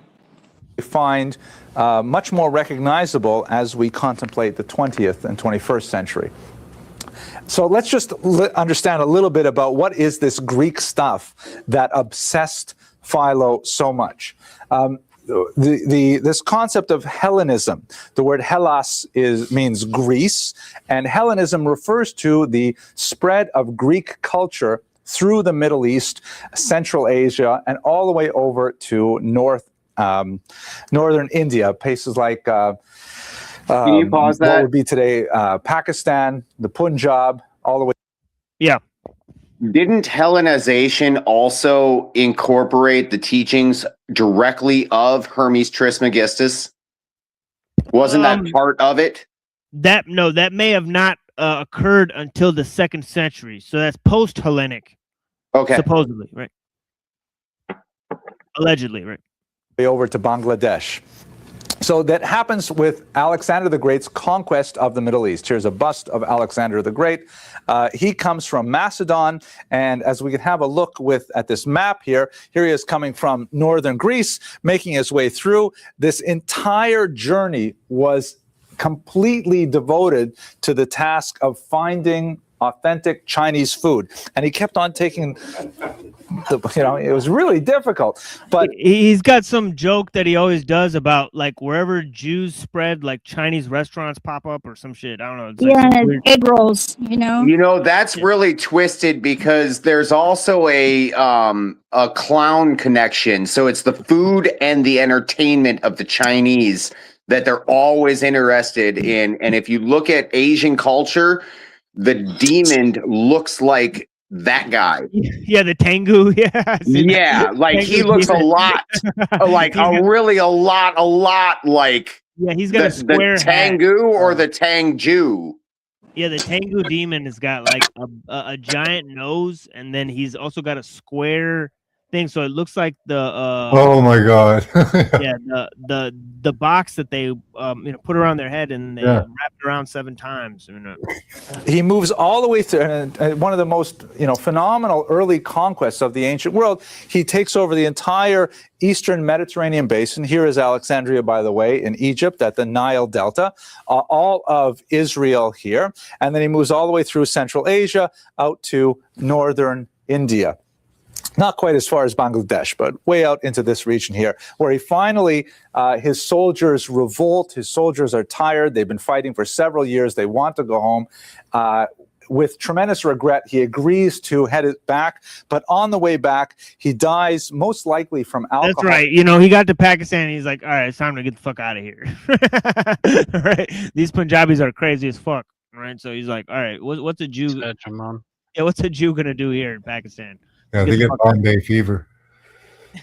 Exactly. Yeah. I don't know. a poisoning. He just simply drunk himself to death, and the empire collapses. And once the empire collapses, it's divided among 3 of his generals. You have this part here is held by the Ptolemies, spelled with a Ptoleman. And over by the way, that said, when they were having the war in Afghanistan, they said that. The Alexander got to Afghanistan. He just like packed up and went home, which is pretty funny. All right, because it's like, it's like nobody wants to fuck with Afghanistan. All right, like even the U.S. went out there and they just had to go. All right, because it's literally like just mountainous hell. Let's be real honest on that one. When the U.S. got there, they were literally fighting with people. Paul says it very well, and I'm not talking about Paul in the Bible. I'm talking about Paul, the great Paul. He says it very well when he says that they were proverbially fighting with bows and arrows against fucking tactical nukes. Like, the fact that they held their own for so long tells you something about the resilience of those people. Yeah, but I think it's also the thing is like just the weird shit of the terrain, right? And also the fact that they had been fighting the Russians for like 20 years before that. So there's like they're pretty much hard as nails at that point. So that's the thing is like, you just send a bunch of dudes that like were previously eating at McDonald's, guys like Marathon Kev, Manthon Kev, sent them over to fight these guys. All right, so yeah, it's pretty funny. They probably got enough tunnels that they always had the high ground. So yeah, exactly. Yeah, so Well, and then you have things like the Kandahar Giant. So I mean, whether it's true or not, maybe they ran into the Yeti, from Indiana Jones. Who knows? You have this part here is held by the Ptolemies, spelled with a Ptoleman, and over here is held by the Seleucids. This would be Antiochus of Hanukkah fame, and the third is left in the Antigonids, which is out here in central Greece. But what's really important about Alexander's contribution is that he schlepped along with him this tremendous body of Greek wisdom, which was vastly superior to anything anyone else was doing at the time. They had the mathematics of people like Euclid. They had the philosophy of Plato, Socrates, Aristotle. They had Aristotle. That's right. The Jews and the Catholics, they love the wisdom of the Greeks, right? And look at this, the Pope's wearing a little Jewish hat. It's crazy. Somebody pointed that out earlier. But yeah, it's called a zucchetto. Zucchetto is the and of course there's another larger box-shaped hat that goes over the small hat. So yes, they have a big hat over the small hat. It's insanity, right? But yeah, so they're hiding the Jewish hat under the bigger hat. It is fucking crazy. Well, how else are you crypto Jew? How else are you going to kiss the wall? Right. Exactly. Yeah, exactly. Yeah. Well, actually, was the teacher of Alexander's son Philip, if I remember correctly. Did I say Alexander? Aristotle was the teacher of Alexander's son. I may have gotten that upside down. It's a good thing I'm not putting this on the internet until tomorrow. And the Greek stories, mythology, art, aesthetics. We got Zeph coming out. That's the JS. She got represent. So it is what it is. Oy vey. We're coming out as Jays. It is what it is. We actually have a clip for that. Let's cue the clip. Many different things, and I mean, it seems like it's like it can mean several different things to different people. What does nice mean to one person? Exactly. According to their values, Yeah. What do you got going on here, bro? You got that? What are you wearing, bro? You look dressed like a Jew. Whoa. Sorry. Are you dressed like a Jew here? What's going on? What? Why is this Jewish? I'm wearing a pea coat. We had church service. All right. So yeah. So you had said something about Jews and Catholics always going to the Greeks for wisdom. Right. And I know why that is. Because you can't give what you do not currently possess. And if you do not possess something, you must go get it in order to possess it. Well, yeah, it's striking that he's saying that. This modern Jewish guy just literally said nobody was doing anything at the time like the Greeks. Even though, like, wouldn't the Jays be doing something great?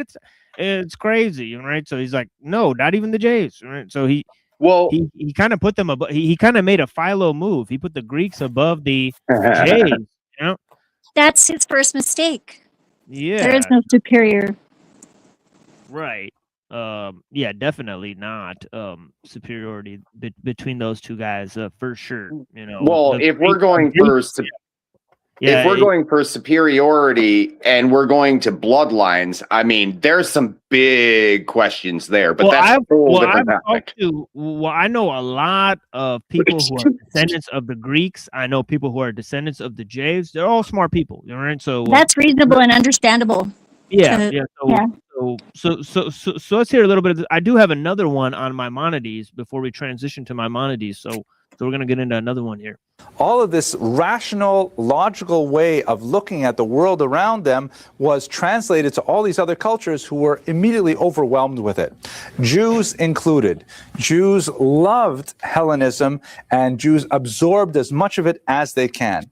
And of course, we're familiar with the backlash that occurred in the 2nd century before the Common Era, because Hellenism was so powerful, it threatened to completely overwhelm Jewish identity, such that you have the Hasmonean revolt, the Hanukkah revolt, where traditionalists who were arguing that Greek culture was seeping too far into Jewish culture was going to eradicate it, and they had a civil war against those Jews who felt that, no, Greek culture is good for us, and we want to accumulate as much of it as possible. This conflict with Hellenism, although it was briefly solved in favor of the Jews, in favor of the traditionalists, I should say, in the 2nd century, it continued for several centuries thereafter. And we're talking about Philo, who was born 150 years later, and the fight is still evidently going on, and it's not clear where we should put Philo in the entire story. So any questions about Hellenism so far? No? Good. Clear as the sun at noonday. So here's Alexandria, right here on the western Nile Delta. It is the 2nd largest urban concentration of Jews in the ancient world. It is a city, if you will, kind of like, Jewishly, it's like... That's huge. 2nd largest concentration, right? Whoa, that's bananas, right? Well, they used to take all the boats whenever they would come into port, and they would like take all their books, and they would copy them, and sometimes they would give them back. Sometimes they would just keep them. Yeah, usually made copies though. Give them back. Like New York compared to Jerusalem. Jerusalem, of course, the beating central heart of the Jewish people, massive concentration of Jews I'm talking about today, and no one would deny that it's certainly the capital, the spiritual capital at least of world Jewry. But New York, on the other hand, a massive population, not nearly as educated as, say, Jerusalem Jews, they, speaking English and things like that, but nevertheless, an extremely important center. And Jerusalem can't trifle with New York. Oh, I thought it was run by Muslims. Oh! No, that's you guys over in Michigan. Come on now. Retards. Yeah, I know, but... I've been really getting into Sufi stuff. I really like the poetry so much. It's beautiful. Yeah. New York, Mamdani is a J, bro. Mamdani. God damn. Uncle Sam, goddamn Mamdani. New York either. New York is simply too important. That's kind of like Alexandria in this time. Alexandria was a huge population, multiple ethnicities in the city, indigenous Egyptians, Roman overlords and Jews. And the Jews were extremely numerous, so much so that they ended up taking over more than 1/4 of the city's population, both literally in terms of absolute numbers and also in terms of the actual physical quarters of the city. They ended up moving into other quarters, which caused a significant amount of conflict, as we shall see. The Talmud speaks of massive synagogues that were so huge, I'm sure you're familiar with this passage, so huge that when they said Kaddish, it was necessary to wave a red flag so that people knew when to say Amen. I'm sure if the rabbi was here right now, he would say something like, we need that in our shul too, but not because it's so big. We need it because you can't hear in the back when they're saying Kaddish, you need the red flags. I don't mean to cast asparagus at anyone here. Did Kaddish exist already at that time? Did the Kaddish Tefillah exist back then? Well, the Gemara clearly indicates that it did. And if I remember correctly, in Leon Wieseltier's Did you catch that reference? On Kaddish. What's up? He said, I don't want to throw asparagus at anyone. And it might not be broccoli. No, what I'm getting at is asparagus is a man-made vegetable. So in essence, what he's saying is, I don't want to throw any man-made conjecture. Maybe I'm totally off, and it was just That's interesting. Yeah, no, that is interesting. I don't know why I actually exited out that screen. I think they should call it disparagus. Then. Putting it asparagus. Yeah, I thought I was just Kind putting of it strange backstage. to use asparagus instead of something else. Yeah, but let's listen to this for 5 more minutes, and then we'll basically go and take a music break. I'll go and get a little bit of food and some coffee, and then we'll continue the rest of the show. But the next topic will be Maimonides, right, in the 1200s, right? So yeah. Machine, before you play that, you are the most polite person. You have never told me to go shut the fuck up, Nubs. I appreciate that about you. But you do have a special way of saying, hey, Nubs, shut the fuck up. Yeah, for sure. Much love, brothers and sisters. Much love. Yeah, we gotta keep Talcott phrases. I love you guys. Yeah, Brown's But boy. there's no hug room. No hug box. Yeah, he's Brown's boy. I love you, brother. Yeah, he's weaponize the Talcott phrase. So I greatly appreciate him joining earlier. But yeah, he's successfully done that.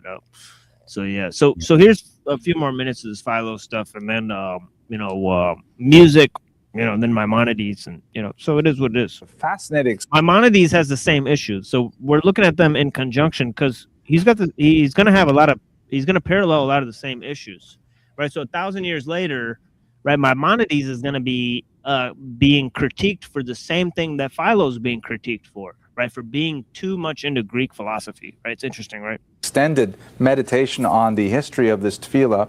I believe it does go back this far. There are several slight variations in the various Kaddishes, and I'm sure you could date those specifically to particular places. But,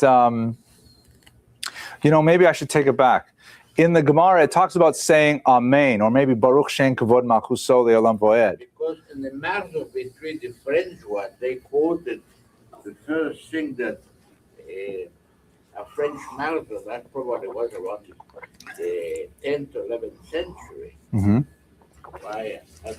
I think it goes back further because Aramaic is a language that Jews stopped using around 700, 800. But let me tell you a joke that reminds me of a joke that actually connects to this, believe it or not. And it has to do with Jewish identity. It's actually one of the funniest jokes I have ever heard. It is not the funniest joke I've ever told, but it is a very funny joke when you think about it. So the joke goes... All right. I'll find a way to skip the joke till next Yeah, we time. skipped it last time. Yeah, I'll find a way to skip his joke. It's a bad joke. I still got it, even though I didn't hear it. Yeah, it is what it is. So any commentary on that? Avians left, Brown's boys left. So I appreciate them a lot, man. Those are some of my true homies. So I talk to them, all the time, right? So Brown's boys in the chat. yeah, 2 top people I talk to joined. So yeah, blessings to those guys. Yeah, I appreciate it. Yeah, exactly. I gotta get baby. Have me up. Have a great night, everyone. Great Blessings, talking man. to you. Yeah, thank you so much for being here. I appreciate your time, man. Let me put myself here. Right. Okay, nice. Now we got to change the order of things. I see how it is. Yeah. Yeah, we're cool. Yeah. So let's see what And I happens. might end up bowing out here in a little bit, but I'll stay up for as long as I'm able to. I'm in the process of making a cave in my house. Nice. Yeah, you're always working on something cool. Yeah. So blessings to Nubs. Yeah. So in terms of the music, right? So yeah, it'll just be music. So yeah. So I definitely won't be offended if anybody leaves from the chat and all that stuff. But yeah, we're taking a little 10-minute music break. I'm gonna go and get some food and whatnot. I'm feeling a little need for sustenance and whatnot. So I greatly appreciate you guys' time. And yeah, we're moving to Philo. I mean Maimonides, sorry. So yeah, blessings, Rocky.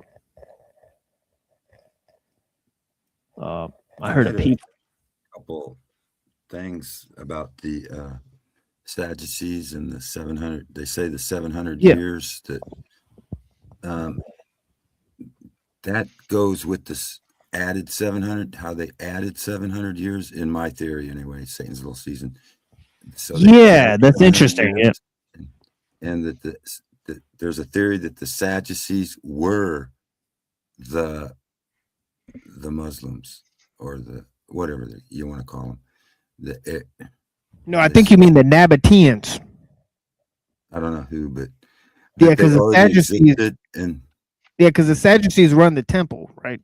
So they couldn't have been Muslims because they were there in Jesus' time, right? Islam came out later, right? So they say but what I'm saying is that because the Nabateans could connect the Muslims to the Greek philosophy, and then it connects the medieval people to the Greek philosophy. So it's like, how come they were talking about Greek philosophy for 1,000 years, but nobody wrote about it? You know what I'm saying? Yeah. So that's the real question that supports the theory, right? I don't know. I'm not up on the whole theory, but all I'm saying is I believe Islam was not created 700 years after Christ, but was actually in the first century. Right. Right. That makes a lot of sense too. Yeah. Had influence over the fake, whatever you want to call those people. Jesus called them the synagogue of Satan, or whatever. Oh dear. Wait, who are you talking about? During the time, the Pharisees, Jesus called them out as you are of your father, the devil. Right. Those are the Jews. Yeah. And they weren't real Israelites. He called them out as being fake Israel, because true Israel would know who he was, and that there was also another fake Israel, and the Sadducees were like Islam. Possibly. No, the Sadducees are the temple authorities, so they got nothing to do with Islam. Yeah, but neither did the Pharisees. Shouldn't have had anything to do with the temple, because they weren't of the Israel, they were of the false line. So even though they said they were, I think you mean the Samaritans. The Samaritans, they saw them as different because the Samaritans had synagogues, right? The Samaritans pray in the synagogues, the Sadducees pray in the temple. It's not my theory.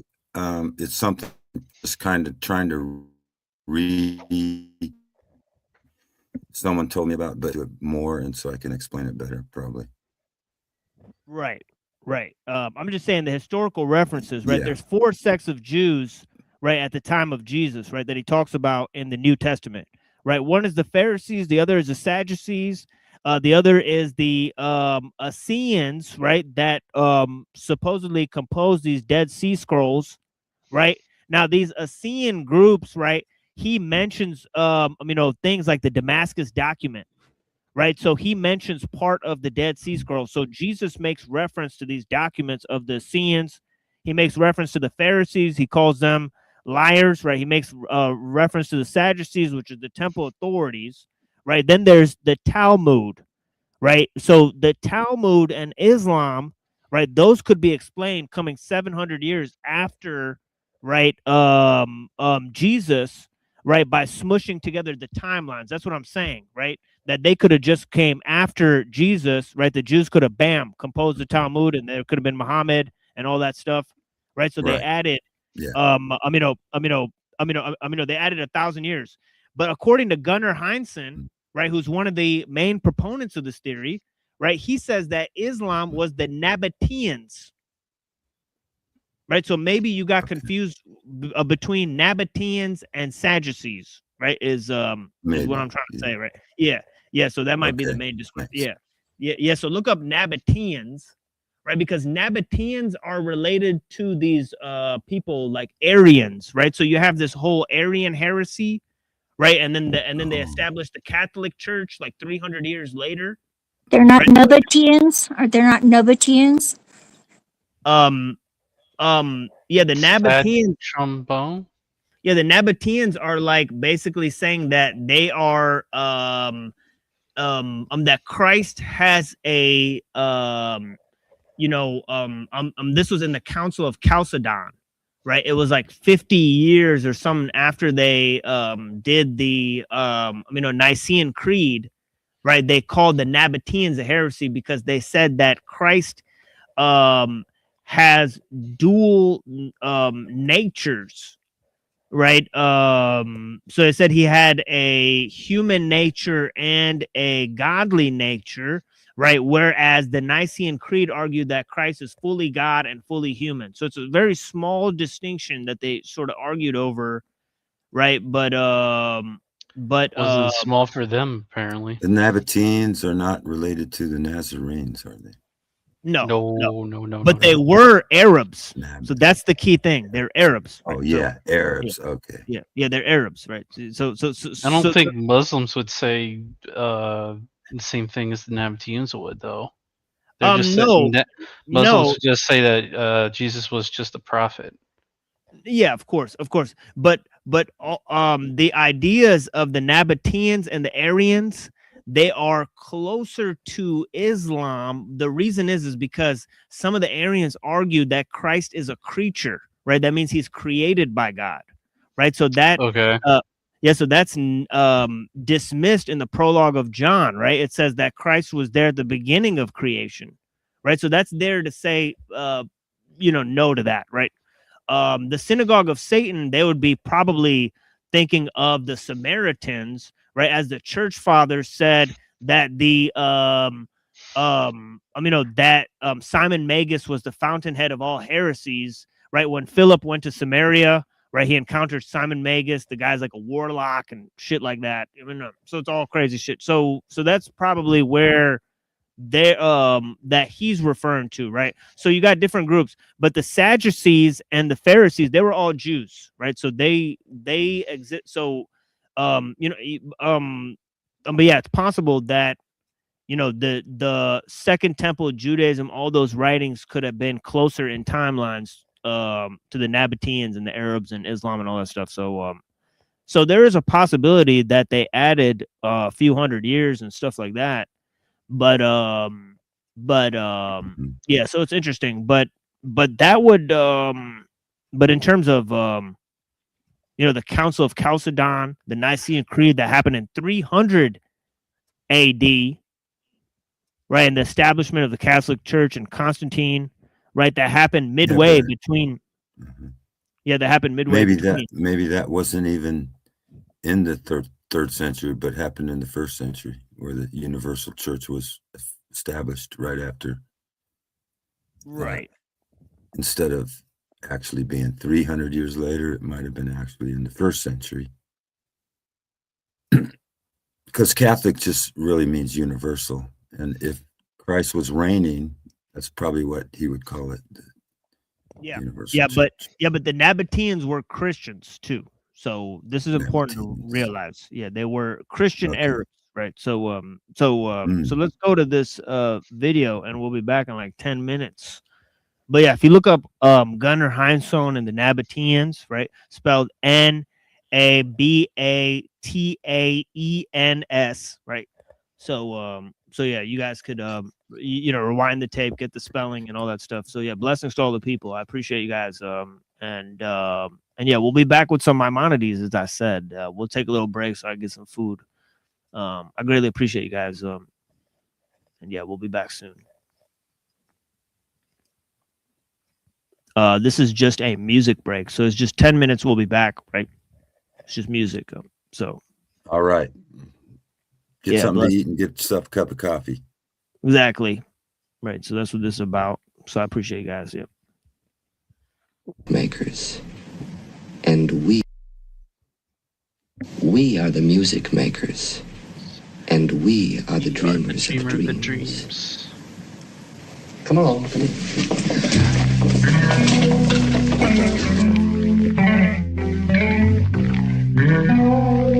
Nothing less, nothing less. Well, I bet you that I get the last laugh. Bet you that my funeral's packed and the tune you all blast is my crew shit. New shit or old, it don't matter. Boat, I get swole in the zone where you gather. I'm alone, but together with the folks. Not really knowing where I'm going, but my goal's to provoke thoughts. Devote locks, show some fools the ropes to hop. Scope the top from above it, love it, then leave it alone. I believe that I'm grown, showing the way. Oh, in the bay, for going astray, now blowing away. Like that bag in American Beauty, truly blessed.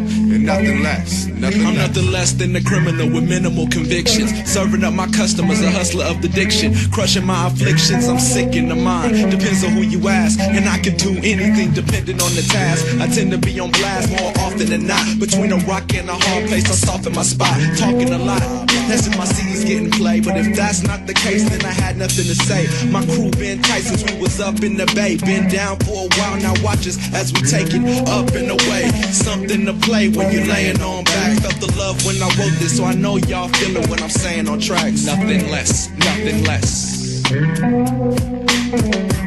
And nothing less, nothing less. And nothing less, nothing less. First step was birth. Now forever cursed to analyze his self-worth. The second step was belief. Had to make that move before he even grew teeth. The third step, respect, awareness. He can trip over the next step if he's careless. That next step, number 4, was love. Can't touch it without stepping the other 3 above. As he froze for a moment, ignoring the remaining ones he was approaching. Focus stolen, looking down at his hands to see what he was holding. Nothing, empty, no choice but to keep going. The 5th step felt like a misstep. It was a re-evaluation of the first 4. The anxiety, fear of what it hurts for, caught somewhere between the earth's core and the first floor. When he finally made it to step 6, he could no longer see it for what it is. All of his views on family and life were askew. Number 6 had been twisted by the previous 2. The last step, the 7th, was the only thing left that kept him outside of heaven. One last breath and everything could be pleasant. Life through death, man's final lesson. Nothing less, nothing less, nothing less. Nothing less, God bless the days I rest in this mess called life.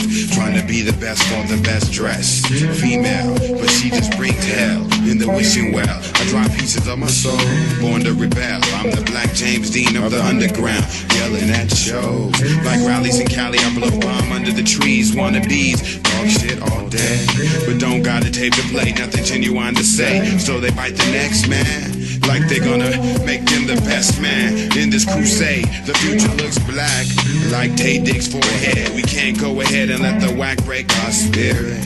Nothing less, nothing less, nothing less. I know my expectations are high, but I refuse to lay low. No compromises, only if it rises from what I manifest in the mind. Even though they say no, I follow through if it's true. You know those type of serious questions that I ask in a playful manner. So if assumptions are wrong, they can act like it's a joke. What do you do for a living? That's the words they spoke when they first heard that I wrote to stay alive while they working 9 to 5. I work just as hard as you, but got a different focus. And while you focus on me, I'ma be all that I am. All as I am, while others run at the mouth with nothing to show. I'ma use what I know, manipulating my flow from here to there. I origami the situation from what is considered unsuitable to something beautiful. The outcome is legendary and nothing less.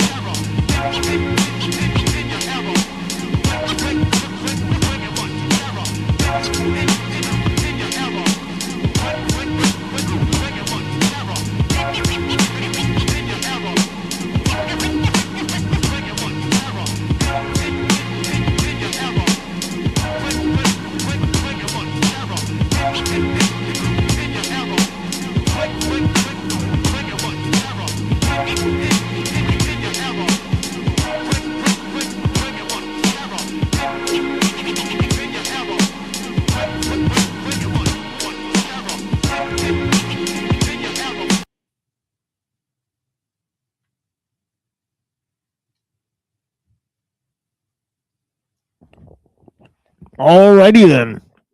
Let's move to this thing here. Whoops.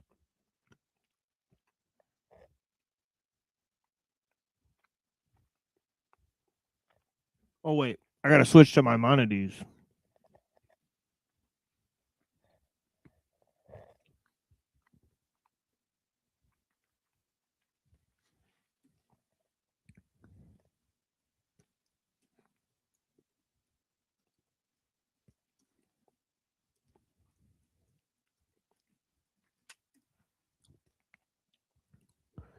Why was Maimonides so controversial? That's what we're trying to get to the bottom of, right? And Even then though there he's were three. yeah, and even though he's widely accepted by Jewish scholarship. It also says 3 watching. It's like the music break really scared everyone away. It looked like, but yeah, it is what it is. Blessings to all the people. I appreciate you. The 3, according to YouTube, blessings. So let's see. We got Abram Maimonides, as we just looked at Philo, right? So we're gonna get into a bunch of sources that, then we're gonna get into a bunch of other topics, Rosicrucianism and Descartes, and a bunch of other issues, right? Moses, there was no one like Moses. Meaning, from the statement was, from Moses until Moses, there was no one like Moses. Okay, was that a dig at Jesus? Was it saying from Moses to Moses, there was nobody like Moses? Coming from this guy, probably. Right, it's an interesting statement, right? Trying to say, like, for like, you know, the last 1,500 years, like, there's nobody, you know, that even mattered, right? Other than It's kind of funny how he says Moses and not Mashi. right. But Moses the prophet and Moses Maimonides, right? So I don't know who made this statement, but you know, apparently the rabbis, you know, they were very keen on this statement, right? So he's a very high up figure, especially in the Lurianic Kabbalah. He's a central figure in the Lurianic Kabbalah, right? But yeah, I mean, it's just interesting, right? How he was so controversial in his own time, right? So that's what we're here to investigate. First with this, and then with 2 other sources, right? Meaning, from Moses of the Torah until Moses Maimonides, there was nothing like him. And in fact, since Moses until today, there's no one really like Moses as well. Let me begin with a little joke. I apologize for those of you. Well, should have you heard this. I think Mr. Steve, you're probably the only one. But the joke goes like this. A woman gets onto a bus, an elderly woman gets onto a bus, and as she gets on, the bus driver is very friendly to her. I'm place to meet the young Israel of Bal Harbor to touch on the life of this truly incredible man. Yeah, here we go. We got to skip his joke as always. So we'll move to Maimonides here. Blessings. His impact on Jewish history. This lecture is sponsored by the young Israel of Bal Harbor Surfside. We're very grateful for the shul. Interesting that it's called like Young Israel, like Young Italy, like with like Giuseppe Mazzini. Like that's kind of what. Sheesh. Does that mean it's part of B'nai B'rith? I wonder. You know. But yeah. To provide us with heat and light, or AC and light, and place to meet. We are looking for sponsorships for future lectures, so if you're interested, please contact me or contact the shul office. The shul likes $200 to offset the costs, and all the profits, of course, go into producing that wonderful edifice that we are creating just a block away. So let's go straight to the material. Rabbi Moshe ben Maimon, the acronym of his name in Hebrew is, of course, Rambam, and that's how he is known to many of his students today. I still can't get over that in name. Latin as Maimonides. The IDES suffix means son of Maimon. His first name was Moshe. His father's name was Maimon, hence Maimonides, or Rabbi Moshe ben Maimon.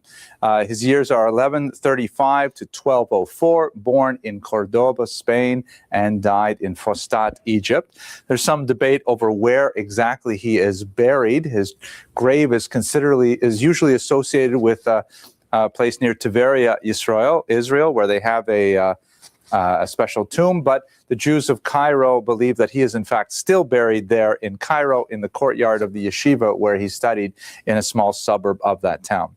He was a physician, a philosopher, a popular leader with tremendous courage and conviction. His opinions were highly controversial, as we shall see. His books were even consigned to the flames by other Jews. But at the same time, he maintained steadfast in his point of view, and it continues to be studied today, even though there are many, many areas where the rabbinic consensus differs from Maimonides' point of view. Nevertheless, he is the primary interlocutor for the dominant opinion and remains very significant to this day. So what I'd like to do is talk a little bit about his life, and then I would like to talk about his literary works, and specifically the Jewish literary works, divide them into two basic categories, and that'll be it for the night. Okay, any questions or arguments before we begin? No hard questions allowed, just easy ones? Okay, good. We'll save the hard questions for later when we don't have the camera running. So his family was of distinguished rabbinic lineage. His father was a dayan, or a judge, in Cordoba. In his commentary to the Mishnah Torah, Maimonides lists 8 successive generations of dayanim that preceded him. And in fact, after his death, he was appointed the Nagid of Egypt, meaning the leading Jewish political figure in Egypt, and that title was held by members of his family for another 200 years after his death. So clearly a very illustrious family with tremendous rabbinic yichus, or lineage. One of the exceptional positions that Maimonides held that makes this even more amazing is the fact that he held that dayanim and also rabbis should not be paid for their services. They should have other occupations. He, of course, was originally a merchant and then later became a famous physician, and they should only earn their keep from their regular livelihoods, and whatever they do as judges or as rabbis should be completely pro bono for the benefit of the community as a whole. This is probably one of the reasons why he was so controversial, especially among Ashkenazi rabbis who took a contrary position, believing that, in fact, rabbis should have a decent, livable salary, and that is a controversy that continues to this day. So he came from this long line of rabbis and of judges, and he never took a penny for his work as a judge in the Jewish community. He was born here, you can see, in Cordoba, in Spain, at the very end of the Spanish Golden Age. We're actually going to go a little bit back in time next week and look at a more central period of the Spanish Golden Age, but for now we're going to concentrate on the 12th century.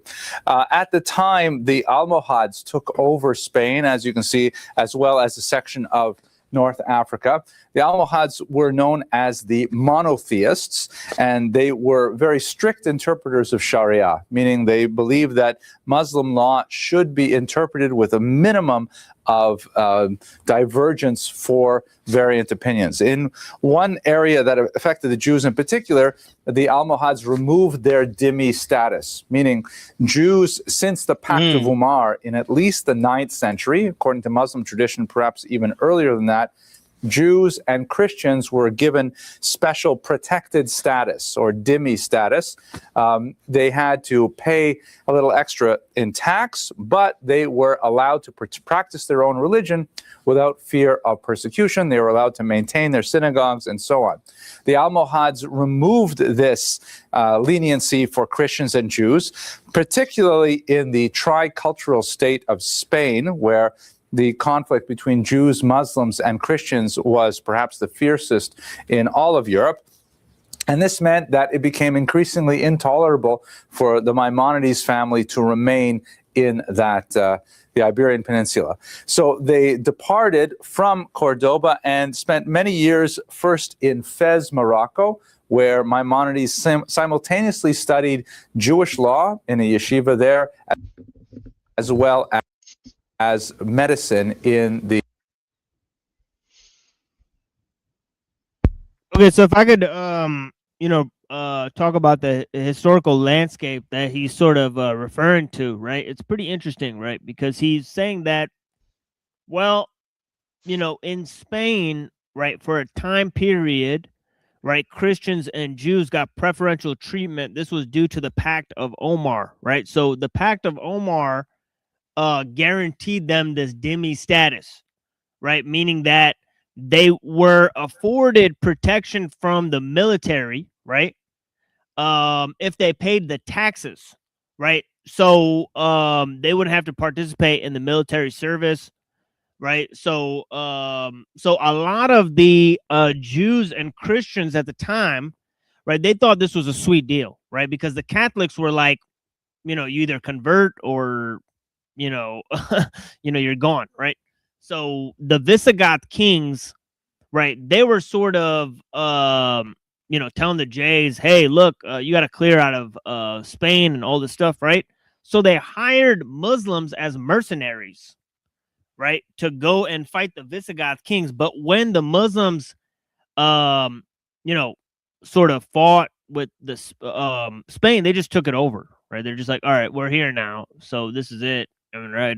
This whole place is Muslim now, right? So, and Jews and Christians got to pay, right, to live here, right? Well, the Almohads, right, who were basically very, they were culturally significant because they had produced Ibn Tufayl, right? They had produced Averroes, right? They had indeed, you know, housed Maimonides, right?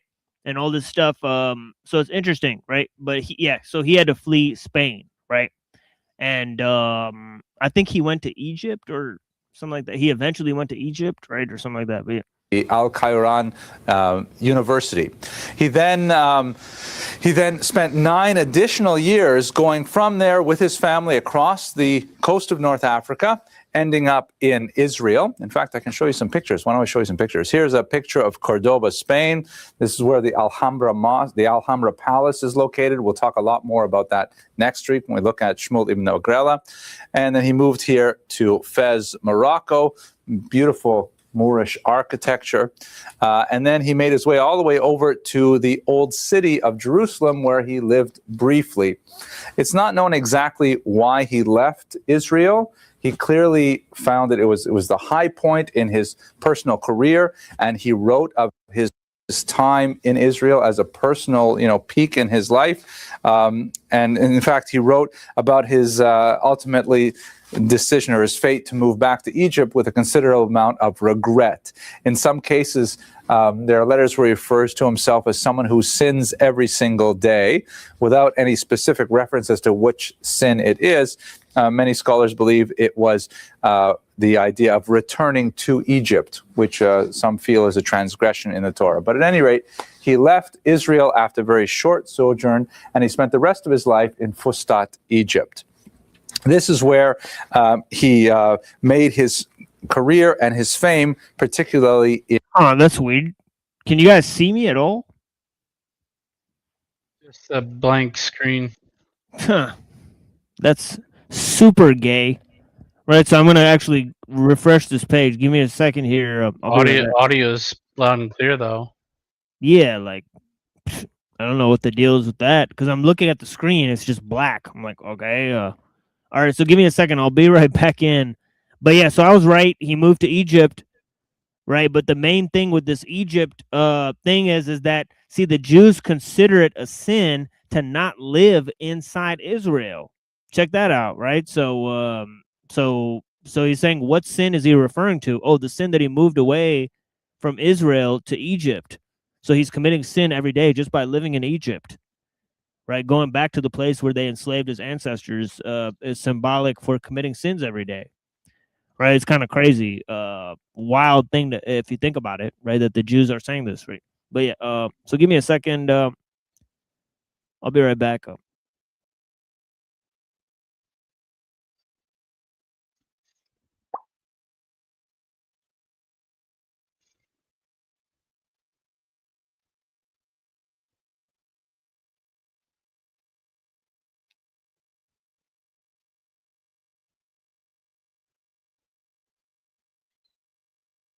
Maybe it was a metaphor. Maybe it was a metaphor.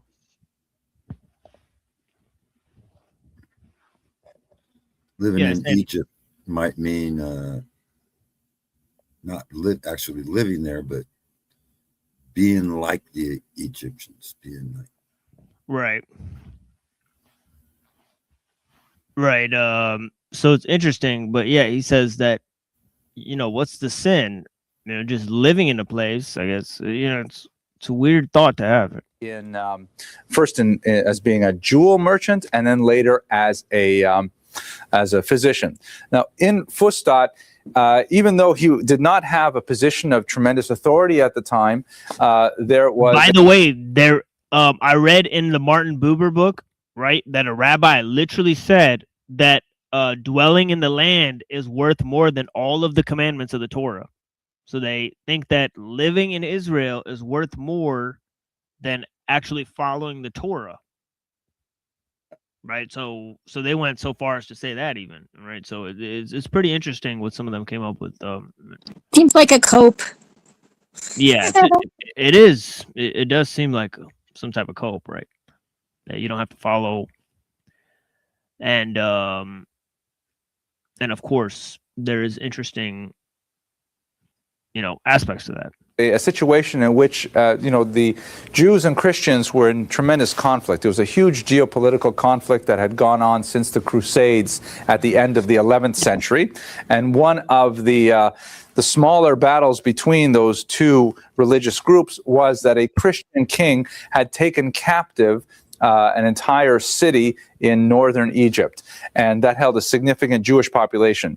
Maimonides took a leadership role from Fustat, and he arranged for a huge collection of cash from the Jewish communities of Egypt and was able to secure the release of the Jews who were taken captive.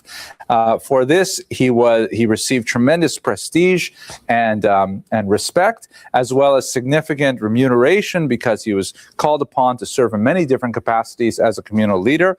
And ultimately, he chose to invest his funds in a gem business that his younger brother David would run. Maimonides had told his brother that he should specifically pick up his merchandise at one particular location. I believe it was somewhere in Arabia. But when David went, so he gave him a huge pile of money to go and make this purchase, which he then would bring back, and of course they would live off that.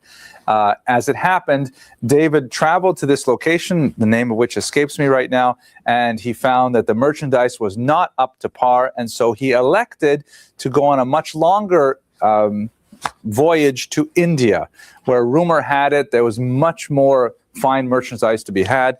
Unfortunately, his boat sank sometime in the year 1169 or 1170, and he never returned, and the family fortune was lost. This was a cause of tremendous grief to Maimonides. He described.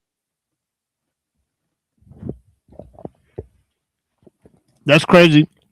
So India is always like, it's like nefarious. Right? Sent back Alexander and the brother of Maimonides, right? So yeah, it's crazy. But yeah, I think that's that's a good little intro, right? Let's hear a couple more minutes of this, and then we'll move to the text. Describes how he fell into a deep depression for about a year. He was inconsolable because this younger brother was, he raised him on his knee, and he was his student as well. He left behind a wife and a young daughter. And Maimonides was quite crushed by it, and he describes still mourning for him even 9 years later. But at any rate, the reversal in family fortunes meant that he had to find a new career, and so he had been taking quite a bit of medical training in Fez and also in Cordoba before they even left. So he decided to turn his hand to medicine, and he turned out to be extremely successful at this, eventually becoming the court physician to the Grand Vizier, and ultimately to none other than Sultan Saladin himself. There are even some interesting sources that argue that Richard the Lionheart, the Crusader king, wanted to bring Maimonides into his own employ, but there's no real significant basis for that. There is an interesting citation that's bruited about that Maimonides even converted to Islam in the course of his wanderings before he became Nagid. I'm just walking back a little bit now chronologically. But there's a lot, I should just dispense with it right now. The consensus of scholarly opinion is that likely that it is not at all correct, because the Muslims of the medieval period were a little bit like the Mormons of the 20th century, baptizing dead Jews who were killed in the Holocaust in order that they should get posthumous life in the world to come. And so there was something of a tendency among some Muslims to What? What? I'm so confused by that. But yeah. I guess he's trying to say Muslim scholars took credit for him, right? Which, I mean, he does seem to owe a significant amount of credit to not only the Almohads, but also the teachings of Avicenna, which there's a direct correlation between Avicenna and his writings, right? So, I mean, one could be argued that, Maimonides was ensconced within the most up-to-date philosophy from Persia, right? But Mormons are totally in support of the Jews, right? Ben Gurion said that, there's nobody who supports the Jews like the Mormons, right? So yeah, it's interesting. I think he said they're the most Jewish group outside of Israel or something like that. But posthumously grant conversion to famous non-Muslims in history, and Maimonides was principal among them. There are some scholars, though, who believe that, in fact, he did go through a pro forma conversion, perhaps in the context of the persecution of that era, but that conversion was nullified once he was able to reach safety. There's a lot of texts in Rambrum's own writings, however, that indicates that he had significant sympathy for people who were forced to convert.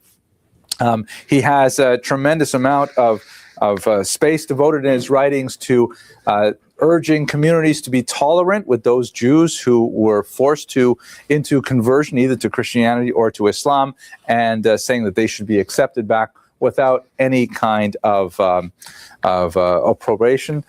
He also wrote that Jews should not live in places where forced conversion is likely to occur. So the preponderance of evidence indicates he probably never converted, but at any rate, he did certainly have a great amount of sympathy for those who did. Yes, please. You mentioned Saladin. So was Maimonides affected by the Crusade? Because he knew Richard the Lionheart. I mean, Jews were peripheral to the Crusade, but they weren't. But where did he fit into that? How are this lady's crazy? How are Jews peripheral to the Crusades? Like they're trying to get back the Holy Land, right? Like where the Jews and the Muslims live. Like, what are you talking about? Probably due to the Knights Templar Association, but that was in the 1300s. So yeah, excuse me. Yeah, let's move to the text here. I appreciate you guys.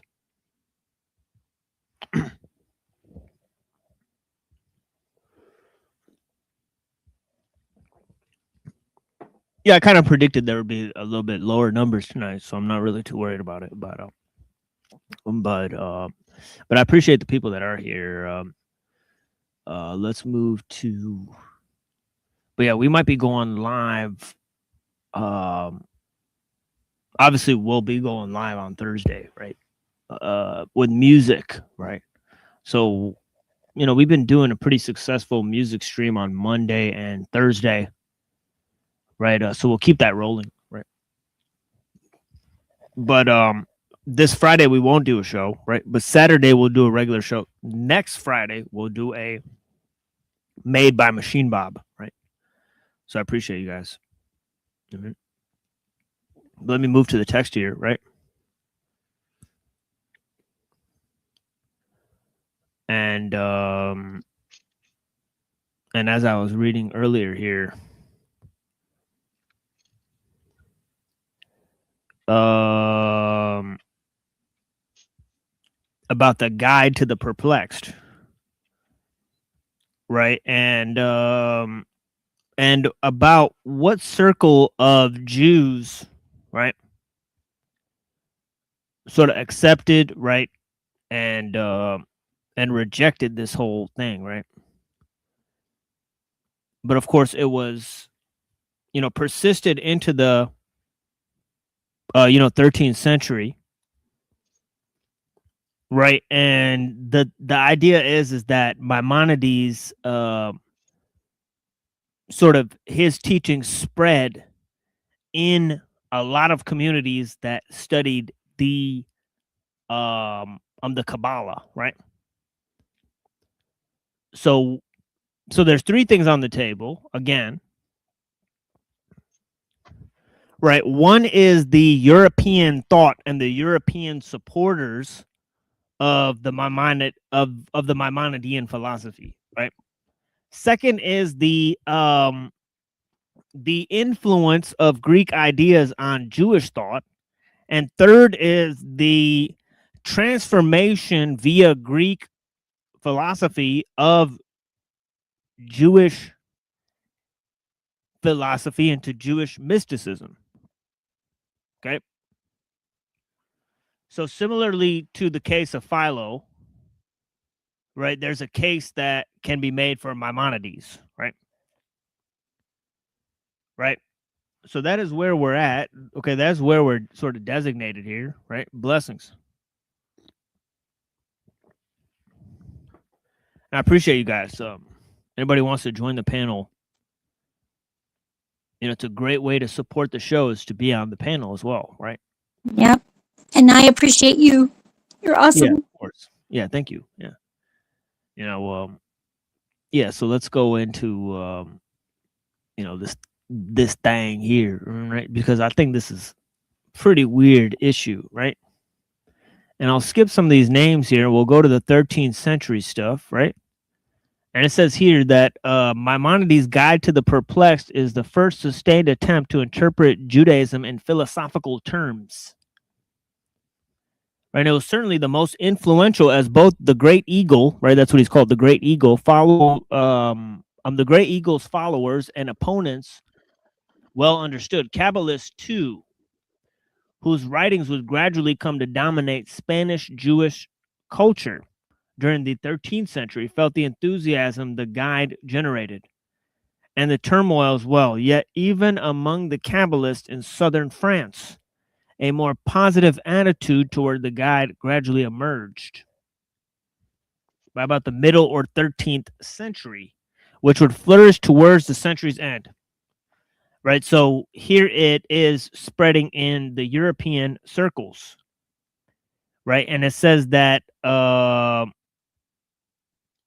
that the widening interest extended beyond the circles of Andalusian refugees, right?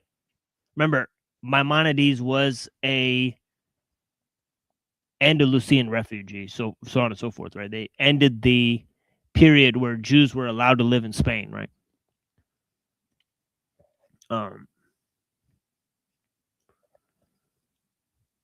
Okay.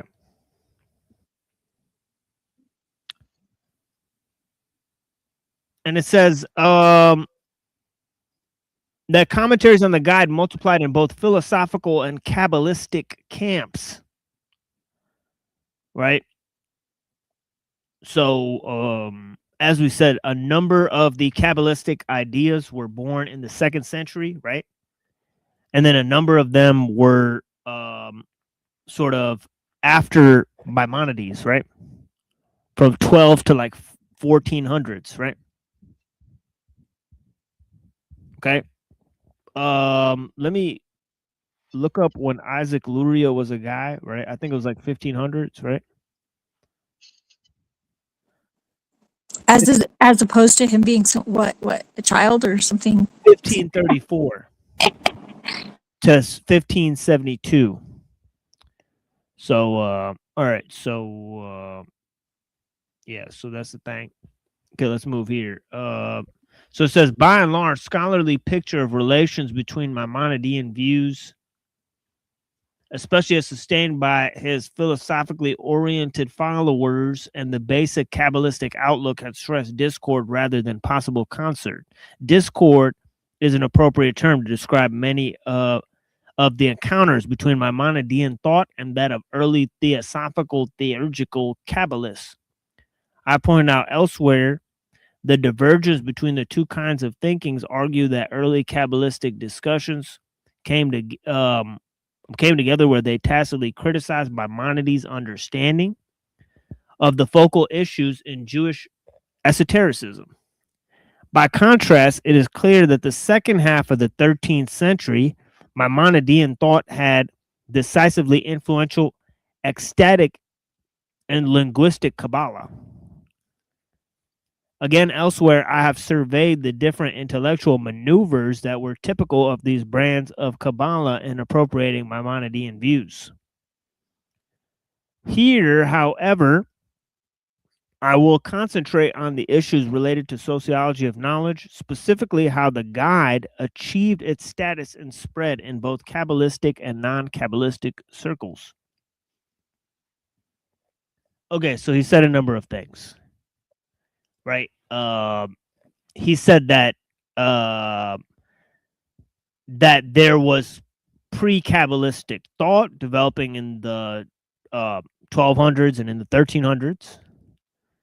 Right. And he said that that there's a lot of influence, right, of the Kabbalistic thought, right, that deals with Maimonides' philosophical treatments of the Torah, right? So there's so if you work backwards, you could see that there's a huge connection there, right? And finally, he's going to quote a rabbi here, right?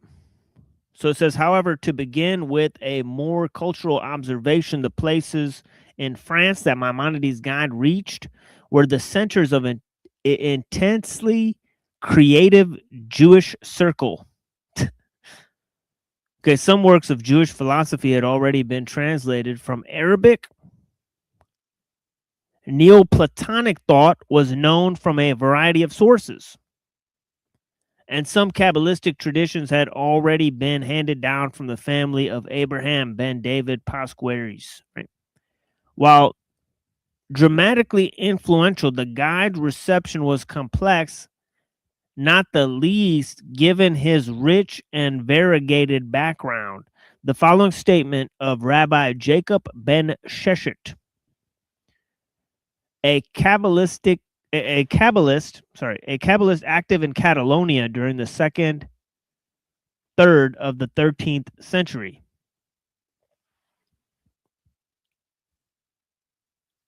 Deals with Maimonides' interpretation of midrashic statements. Okay, I'll read this and then I'll move to the second text here, right? I'll read this statement and then I'll move to a second text on the issue, right? Okay. Yep. Okay, it says here. Oh, wait. Whoops. Wrong page. It says here, God was contemplating the Torah and saw the essences in himself. What? Let me read that again. God was contemplating. Kind of sounds like reasonable. I don't know. Maybe. I mean, the thing is that what is the Torah doing there before existence, and why does the Torah relate to God's essences? And Maybe it's like the Tao. Doesn't that mean that part of God is outside himself? Yeah, but the Tao exists within everything. No, whenever he broke himself, he feels that way, though. I'm sure. Right? He's fractured into fractals. I don't know. I mean, I don't know. I'm just guessing. Yeah, I see where you're going. Guessing. Yeah, definitely a lot of guesswork. But yeah, it says God was contemplating the Torah and he saw the essences in himself. So, so God is contemplating this book that Moses wrote, and that's instructions, actually, sort of, because you're supposed to start there. I think is self-reflecting.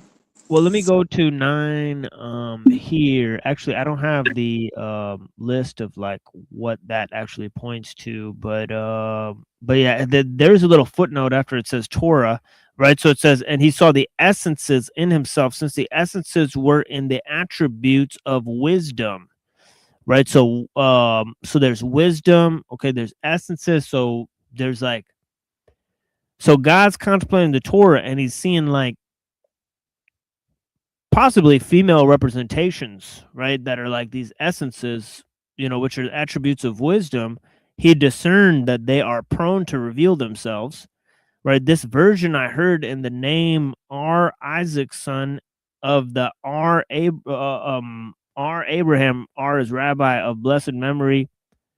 And this was also the opinion of Rabbi, the author, the book of knowledge, Maimonides, who said that God, knowing himself, knows all existent creatures. Okay, so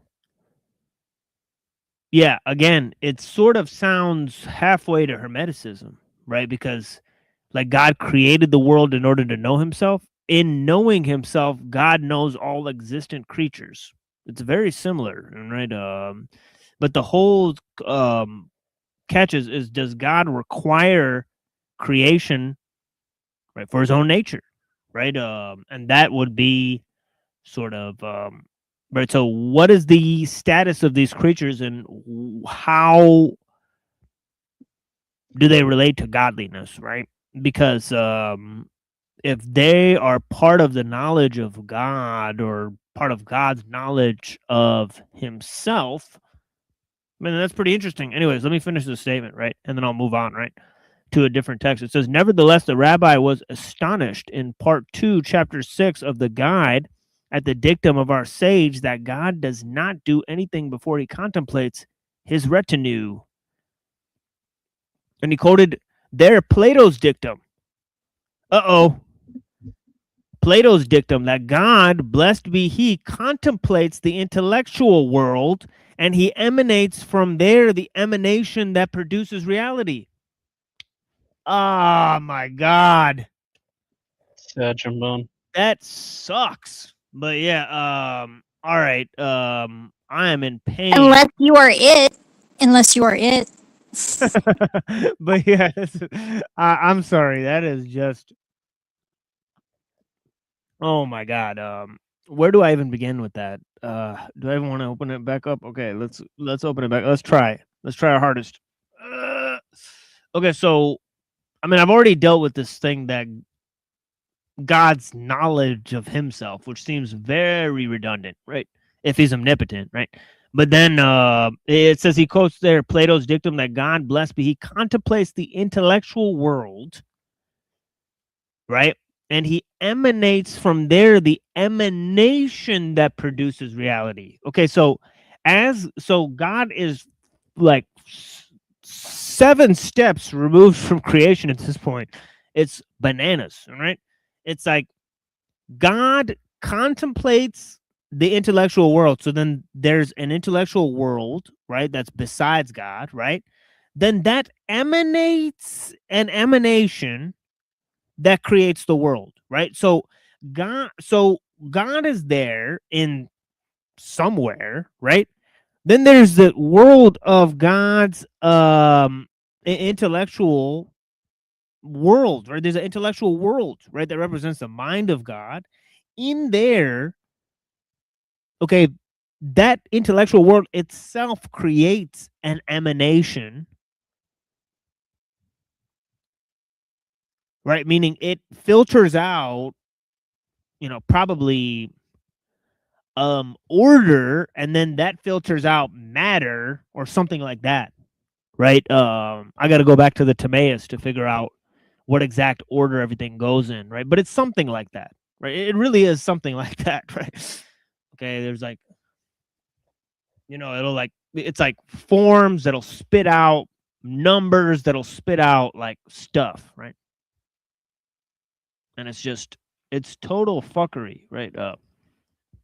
But yeah, you see how God got removed from nature there.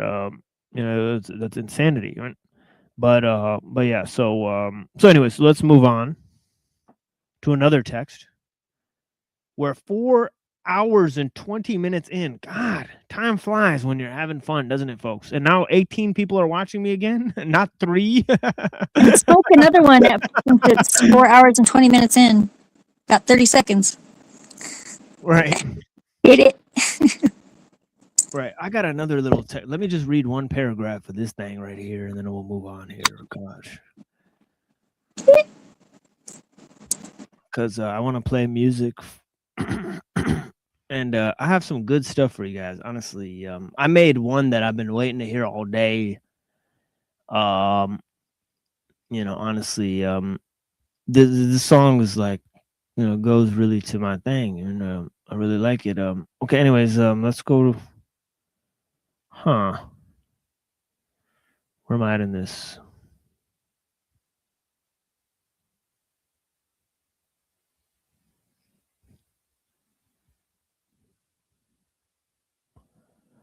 Okay, so this is the one we were reading with Twilight, right? Okay, let me pick up on something here. Okay, let's go to this here. This is a lot of interesting stuff happening here. Let me just read this part. Okay, so I'll just. So they say Rambam a lot, right? So you guys know Rambam means Maimonides, right?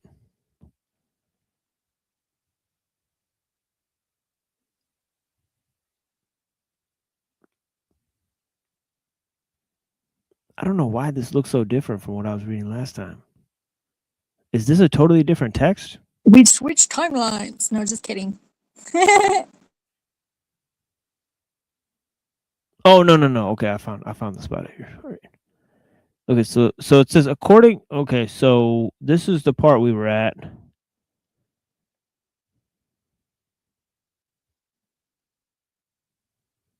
Okay, so sorry about that, folks. So it says not only was Rambam a rationalist, he was also a mystic. And here lies the problem, right? The problem is between the mysticism and the rationalism and how they're connected, and I would say there's a huge connection between the two, right? Right, given that Plato is responsible for sort of pre-Kabbalistic thoughts, right here. Even I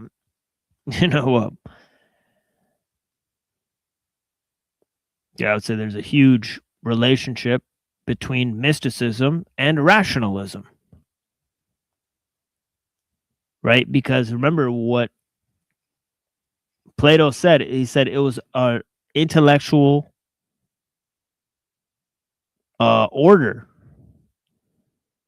right, that God contemplated, right, that was brought out through his contemplation of the Torah and the essences and all this sort of stuff, right, which are his own attributes. So yeah, it says one who achieved a high level of metaphysical understanding, right, could be seen as both a mystic and a rationalist, right? So it says, I want to show in this essay that Rambam, the alleged rationalist master, was also a master of the secret tradition of the Kabbalah. Okay.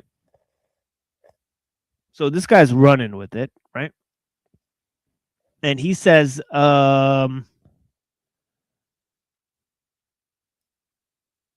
he says he found a lot of evidence. He says, I believe that most of the text can be conclusively proven not been written by not to have been written by Rambam, right?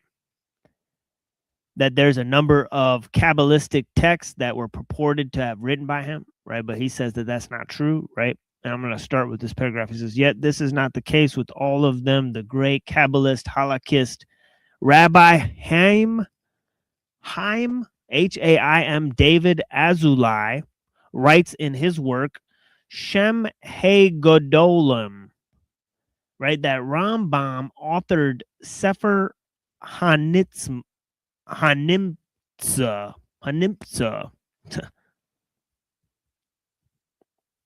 Try gulping while you say that, right? Hanimtza. Right, a book which references the Sefer Yetzirah. I started to write this essay with the idea that I was doing pioneer work to prove Rambam was a secret Kabbalist. I quickly came to realize that this was in no way a new topic. Okay, so let me go down here.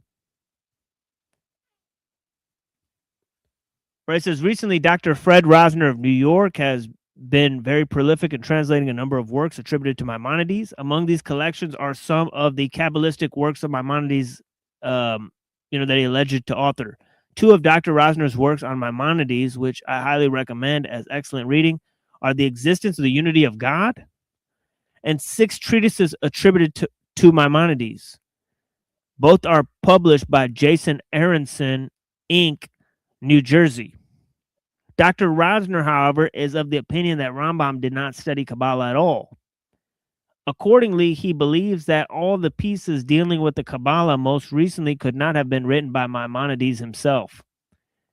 In his comments on those texts, Rosner endeavors to prove that Rambam was not the author. In my opinion, Dr. Rosner's arguments are weak, he says. It appears that I'm not the only one to think so. Rabbi Moshe Greens, who wrote the foreword, Dr. Rosner's 6 treatises, quote unquote, is also of the opinion that Rambam was a Kabbalist. In a few pages, Rabbi Greens, Greenes, has presented some very convincing arguments that show Rambam's Kabbalistic background. Here are some of Rabbi Green's comments. He says, there's, however, take a sip here.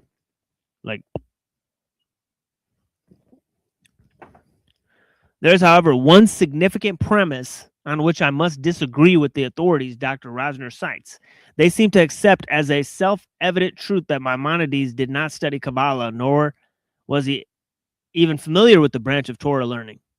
This view is based mainly on the fact that nowhere in his works do we find any reference to that Torah discipline. A closer study of subject, however, reveals quite the opposite to be true. Maimonides was indeed steeped in the Kabbalah. The seeming absence of references to the Kabbalah in his writings is very much in keeping with the accepted practice of that period. Many Rishonim, early Torah scholars, right, state unequivocally that Maimonides was a master of the Kabbalah. To list a few briefly, Sefer HaChinuk, Sefer Hizakaron. Oh my God, let me fucking just put these on the screen, man. Give me a second. And Rambam in his Perush of Torah. See Quran. Oh, it really is called Quran. Pinei Moshe. Interesting. Yeah, because Quran or Bible just means book, right? So let's check this out.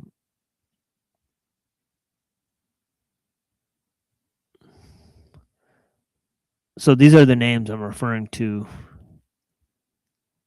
at the bottom here, right? And then he mentioned some people from the 19th century. Look at this. One of these guys is named Baal. Oh, no, wait. That's just but it's just funny that. Like Shem Baal Tov or whatever. The Baal Shem Tov. Yeah, it's interesting, right? But it's interesting that they're named Baal. Like, what the fuck? Like, and it's even spelled the same name, right? Spelled as the same way, right? So that's fucking weird. But anyways, these are the names that are cited by shit, what's his name? Fuck. Ariel Bar Zadok, right? Ariel Bar Zadok. Right, who is a well-known scholar and thinker. He was recognized immediately by our friend Twilight. Anyway, so let's go to a new subject, right, which is Rosicrucianism, right? We'll focus on that for the rest of the show, right? Until I break out some of the ellul here, right? So the last part will just be simply just ellul, right? So there's a couple more items here I want to address before I put some replays here, and the replays are pretty funny, I think. Some pretty significant stuff here going on. Honestly, we don't get a lot of views on the alternative channels there. So, especially Neurojack's new alternative channel, we got like 33 subscribers over there. So we're barely coming up there. So we got to drop the link to Neurojack's channel. We'll try to promote that today at the end of the show. So it'll be Neurojack and Unseen. They're going to get into it about a few things, right? At least the first 2 hours I watched of that, man, it's a lot of really important information they go through. So let me play a song for you guys. We'll be back.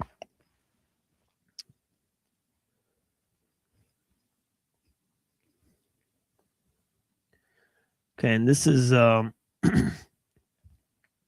it's called Modern World. By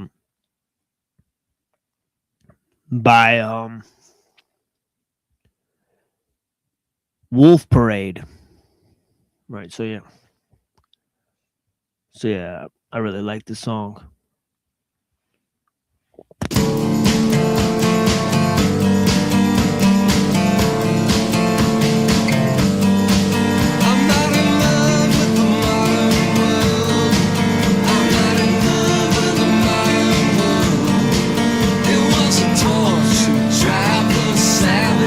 Back to the chase. Modern world has more ways than automation and a senseless chain. Our people go out and the people come home again.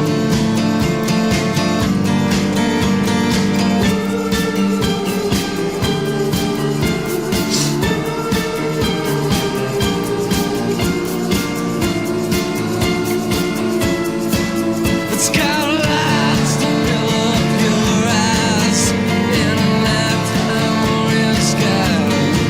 And from my bed, the sound of a haunting hissing in the bell. Modern world, don't ask why, 'cause modern world, we build things high. Lonely hearts, canyons filled with light.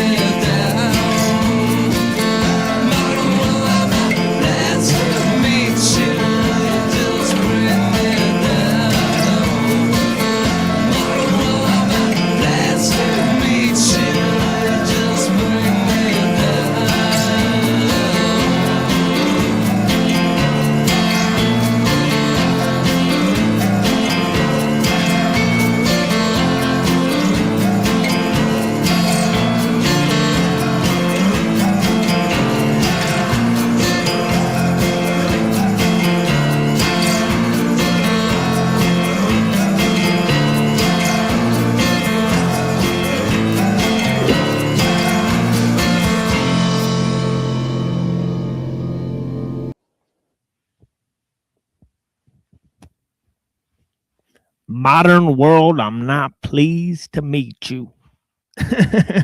You just bring me down. Yeah, man. But yeah, blessings to the people. Let's move to the next little item we have here. If I can find this thing. For you guys,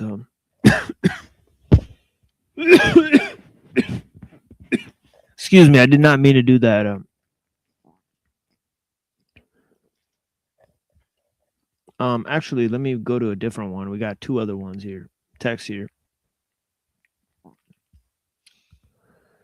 Man, those, I was not planning on that last one tying in so greatly with that when they started quoting that rabbi and he started literally mentioning Plato. I was like, God damn, this is good. So it's honestly sad more people weren't there to make those connections, but maybe there'll be a lot of people on the replay. Let's see what happens. But yeah, let me open this one up. And I think I was looking at this thing on Francis Mercurius.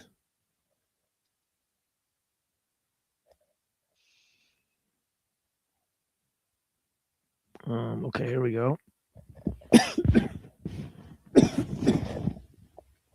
Here's our guy. And George Fox records in the journal an occasion of a meeting in German.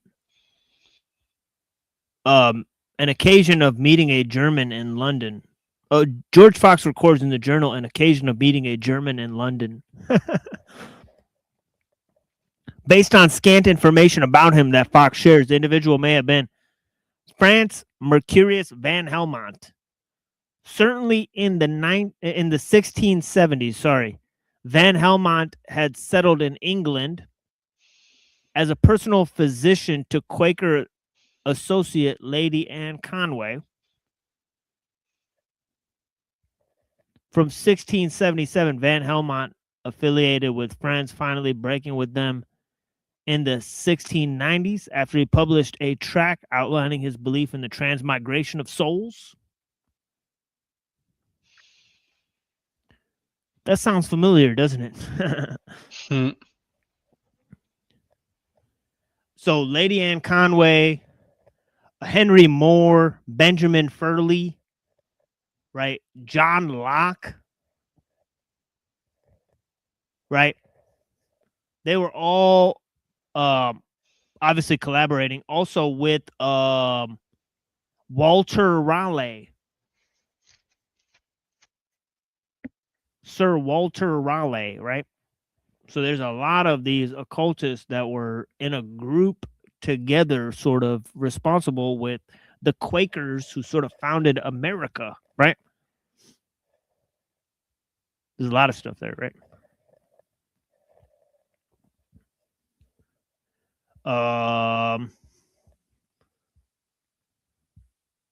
Okay. So there's some key figures there, right?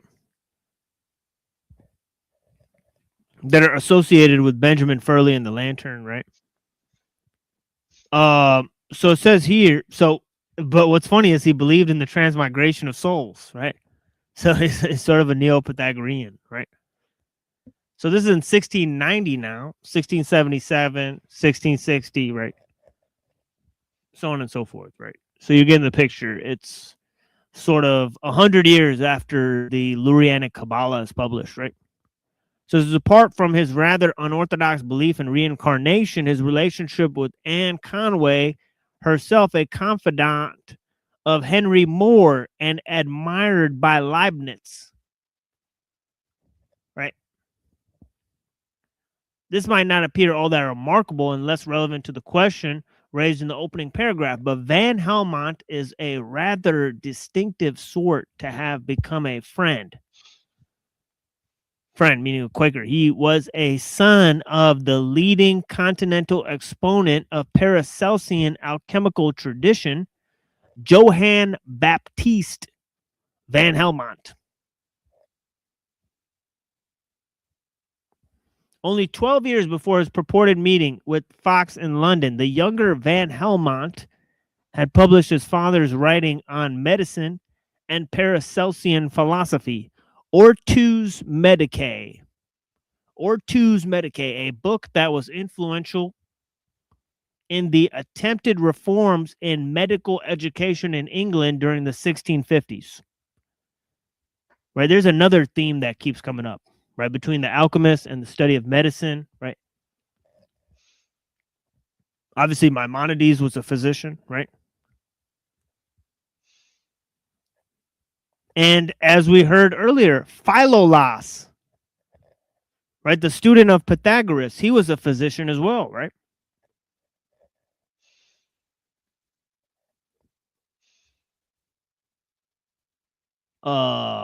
Okay, J.B. Van Helmont and his Helmontian followers emphasized direct personal observation and experiment and led an attack on the authority of the ancients, such as the Galenic medical canon. Right, one of the things that we learned about Maimonides recently is that he actually translated medical texts in like 4 different languages.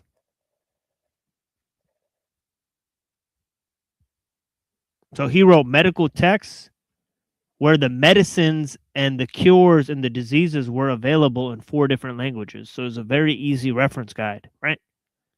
For physicians at the time.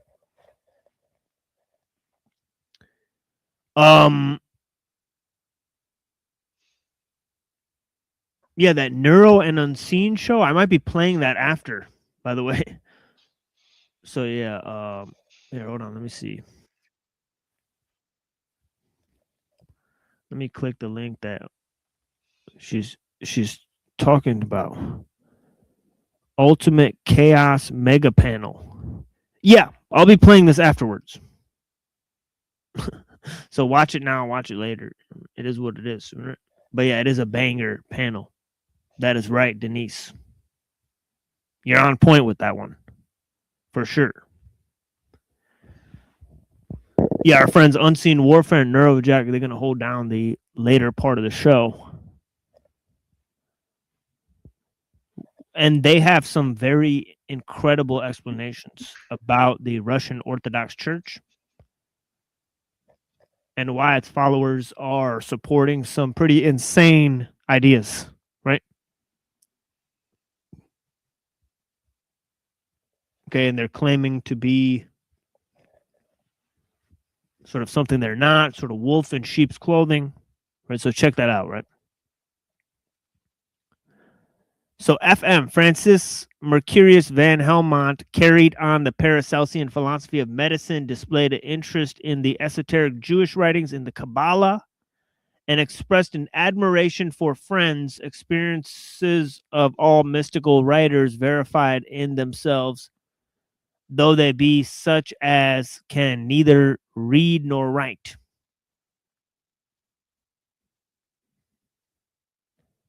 Okay, of course, there have been many unique, quote unquote, and eccentric, quote unquote, people who have joined friends. And not only in the early years, the association of noted Paracelsian, however, raises the question of whether there might have been something in the early Quaker message that appealed to the alchemists, and more importantly, whether friends themselves may have been the beneficiaries of alchemical insights. Was Paracelsian philosophy to be outlined later in this essay part of the ground out of which Quakerism emerged? Could the Paracelsian... Okay, so obviously the Moravian Church, right, that is associated with Protestantism, right? They have a lot of links to alchemical traditions as well, right? So there is some connections there, right? Could the Paracelsians have influenced the Quaker understanding of the possibility, the perfection, the power of the light, the quote-unquote work of separating the pure the pure from the base, dependence on direct experience, and suspicion of the ancient authorities, right? Okay, now let me move to this right here.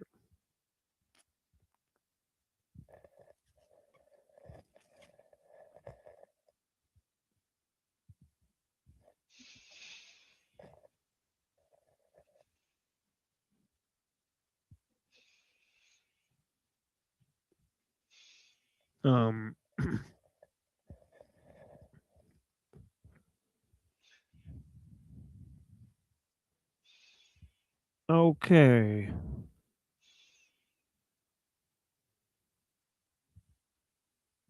All right, give me a second. Let me find my place here. All right, here we are. It says, in reference to Descartes, much has been written about his association with the Rosicrucians. However, nothing has been really resolved. Much of the confusion stems from Descartes' reclusive, and somewhat contradictory nature. On the one hand, he denied ever having contacted the Rosicrucians, while on the other hand, he is said to have set out to search for the order. As a result, historians through the centuries have either supported Descartes' Rosicrucian association or emphatically denied it. Perhaps one of the most revealing works on the subject is Henry Gaston Goyer. I don't know how to say that. Goyer? No. Gouhier. The First Thoughts of Descartes, quote unquote, published in 1958. Most of the book is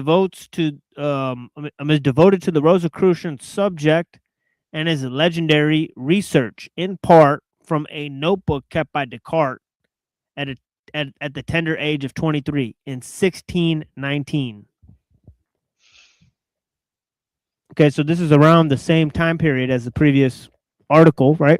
And of course, he was a contemporary of Mercurius van Helmont, right? Francis Mercurius van Helmont, right? And that is one of the guys that they can, that they actually know that is related to these guys, right? To both Leibniz and Descartes.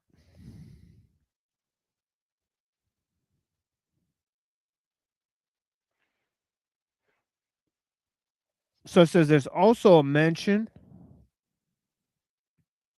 right? The first published mention of the subject is in 1624.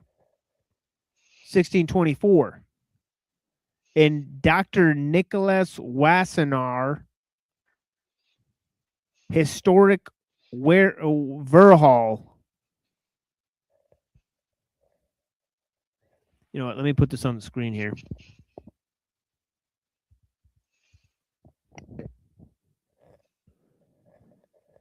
Because I don't want to spell these out, and I don't want to.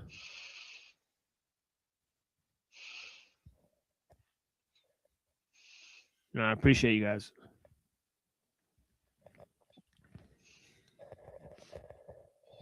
This here, 1624. Wassenaar.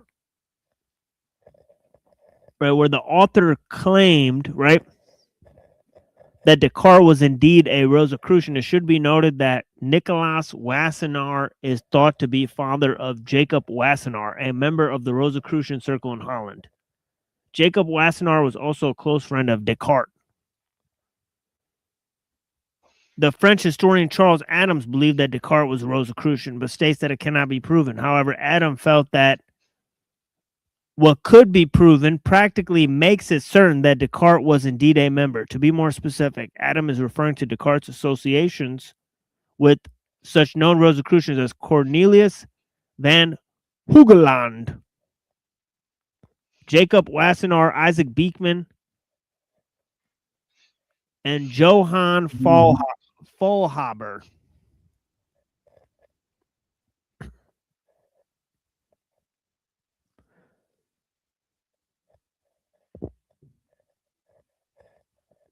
Okay, where are we at in time?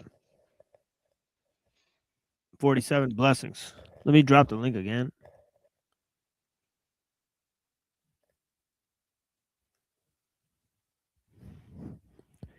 And of course, this all on a website, right? For the let me see.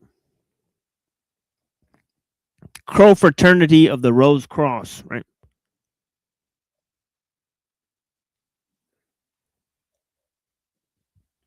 You know, so these are modern people who follow this sort of ideology that are sort of, extrapolating of the past people who either followed it or didn't follow it, right?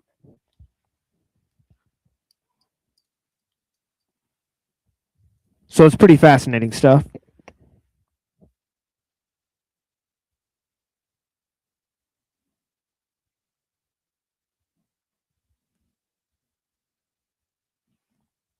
But let me skip a little bit right here. It says, it should be noted that the German philosopher Leibniz may have had some access to Descartes' obscure works, as he is known to have some interesting remarks concerning Descartes' philosophy and beliefs. This is not surprising since Leibniz seems to have had access to various hard-to-find manuscripts. Leibniz was a close friend of Francis Mercurius van Helmont, the son of John Baptista van Helmont. Right? So let's look this dude up. John Baptista van Helmont. Oh, here's some other figures, right?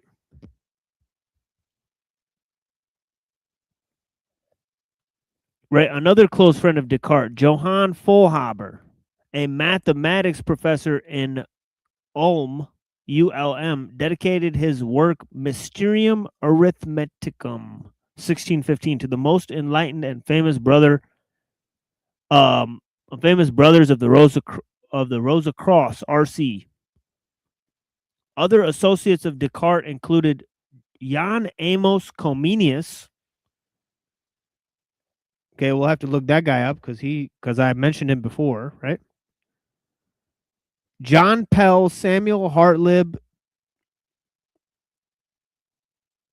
right, who are all linked to the British Royal Society, right?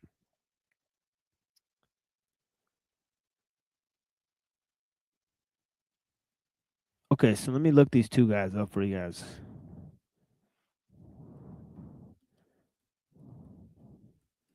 Jan Comenius.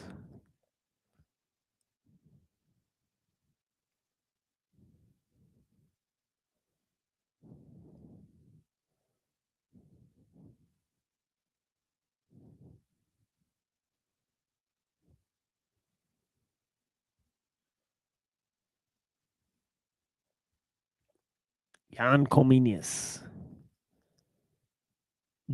Okay. He served as a last bishop of the Unity of the Brethren, direct predecessor of the Moravian Church. Okay, one of the earliest champions of universal access to education.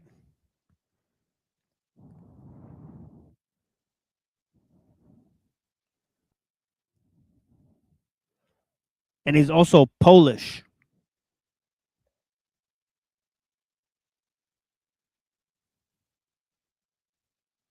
Well, it says it's Czech here, but yeah.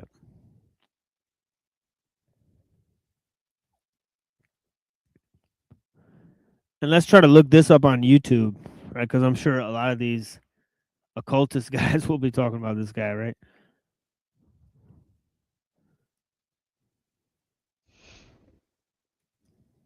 Let's see if there's any YouTube videos about Van Helmont, right? I know a couple, but I don't want to go over those right now.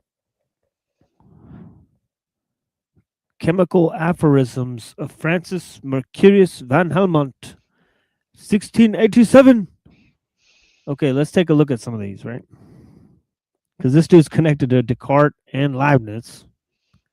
So let's take a look at some of his chemical aphorisms. Chimical. Old chimical boy, eh?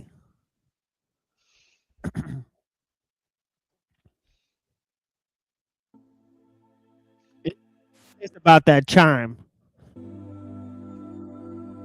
153 Chemical Aphorisms of Franciscus Mercurius van Helmont. To all the lovers of the chemical art. Gentlemen, about a month since, I received among some other things, those 153 chemical aphorisms, from Amsterdam, where they had been newly printed in Latin, for which end they had been lately transmitted from Vienna, as appears by the author's epistle to his friend. When I had perused and well weighed them, with that little judgment I could, I thought that I could do nothing more grateful to the sons of art, than to publish them in English, which I have done with all the care and exactness I could. 1687. The author to his friend. You see here, my highly esteemed friend, part of a certain excellent writing, digested into brief aphorisms, as a compendium of all those things which philosophers are wont to observe, about the great work of their stone, not that all things are here expounded which belong to the complete description of the physical tincture, for there are more things yet behind, with which the author intends to adorn it, inasmuch as he hath determined to fortify these aphorisms which he hath here emitted. From the authority of the principal philosophers, in which work he will accurately explain the similitudes, figures, and other obscure and confused manners of speaking, which everywhere occur in the writings of the philosophers. That so at length those things which hitherto have been delivered too intricately, and confusedly by most writers, may appear in some methodical order. Nevertheless, the principal scope of this author is not so much to expose or set forth his own inventions, as to reduce the valuable sayings of others into order, which he willingly submitteth to the judgment and examination of those who have made a greater progress in the art than himself. But although I know this to be the purpose of the learned author, nevertheless I chose rather to transmit this little work to you, imperfect as it is, that you may weigh it, and cause it to be printed, than that the sons of art should any longer want this small help, that it may give a light to those who err and go astray in the midst of darkness. And that the author may judge from the event of this his labor, whether it will be worth his pains to emit the whole work to the world. Farewell, my good friend, and let me continue to have a place in your favor. Dated at Vienna. 1687. 153 chemical aphorisms. To which may be commodiously referred whatsoever belongs to the chemical science. Aphorism 1. Alchemy is the perfect knowledge of whole nature and art, about the kingdom of metals. 2. Which by reason of its excellency, is called by many other names. 3. And was first invented by one Alchemus, as some think. 4. And in all times hath been so highly esteemed by philosophers by reason of its great utility. 5. That the adepti being moved with pity, would not altogether conceal it. 6. Nevertheless, they have delivered it but confusedly, enigmatically, and under allegories. 7. Lest it should fall into the hands of the unworthy. 8. But that it should be known to its own sons only. 9. With which sophister should have no commerce. 10. Wherefore this science is the gift of God, which he bestoweth on whom he pleaseth. 11. Either by the revelation of a faithful friend, or by illuminating the understanding of the inquirer. 12. Who seeketh it by prayer, diligent reading, profound meditation, and assiduous labor. 13. Therefore it behoveth the studious of this art, to be of a pure heart, entire manners, steadfast to his purpose, and a religious keeper of secrets. 14. And moreover, that he be endowed with a good wit, health of body, and a plentiful fortune. 15. Because this art requireth the whole man, being found out, possesseth him, and once possessed, freeth him from every long and serious business, causing him to disregard all other things, and to repute them as being foreign and strange. 16. The parts of alchemy are two, viz. the theory, and the practice. 17. For, seeing that art can do nothing about metals, except it imitate nature. 18. It is necessary that the knowledge of nature should precede the knowledge of art. 19. Alchemy therefore, in respect of the theory, is a science whereby the beginnings, causes, properties and passions of all the metals, are radically known, that those which are imperfect, incomplete, mixed and corrupt, may be transmuted into true gold. 20. Seeing that the final cause in physic coincideth with the form, the principles and causes of metals are their matter, form, and efficient cause. 21. The matter of metals is either remote or proximate. 22. The remote is the rays of the sun and moon, by whose concourse all natural compounds are produced. 23. The proximate is sulfur and argent vive, or the rays of the sun and the moon determined to a metallic production, under the form of certain humid, unctuous, and viscous substance. 24. In the union of this sulfur, and argent vive, consisteth the form of metals. 25. The which, seeing that it is various, according to the various manner of the mixture, and the degree of decoction, hence arise various metals. 26. Nature only effecteth this union in the bowels of the earth, by a temperate heat. 27. The union of this water immediately flow forth two properties of passions, common to all the metals, viz. Fusibility and extensibility. 28. The causes of a metallic fusibility are, argent vive, as well fixed as volatile, and a volatile sulfur not fixed. 29. The cause of extensibility is the viscosity or toughness of argent vive, whether fixed or volatile.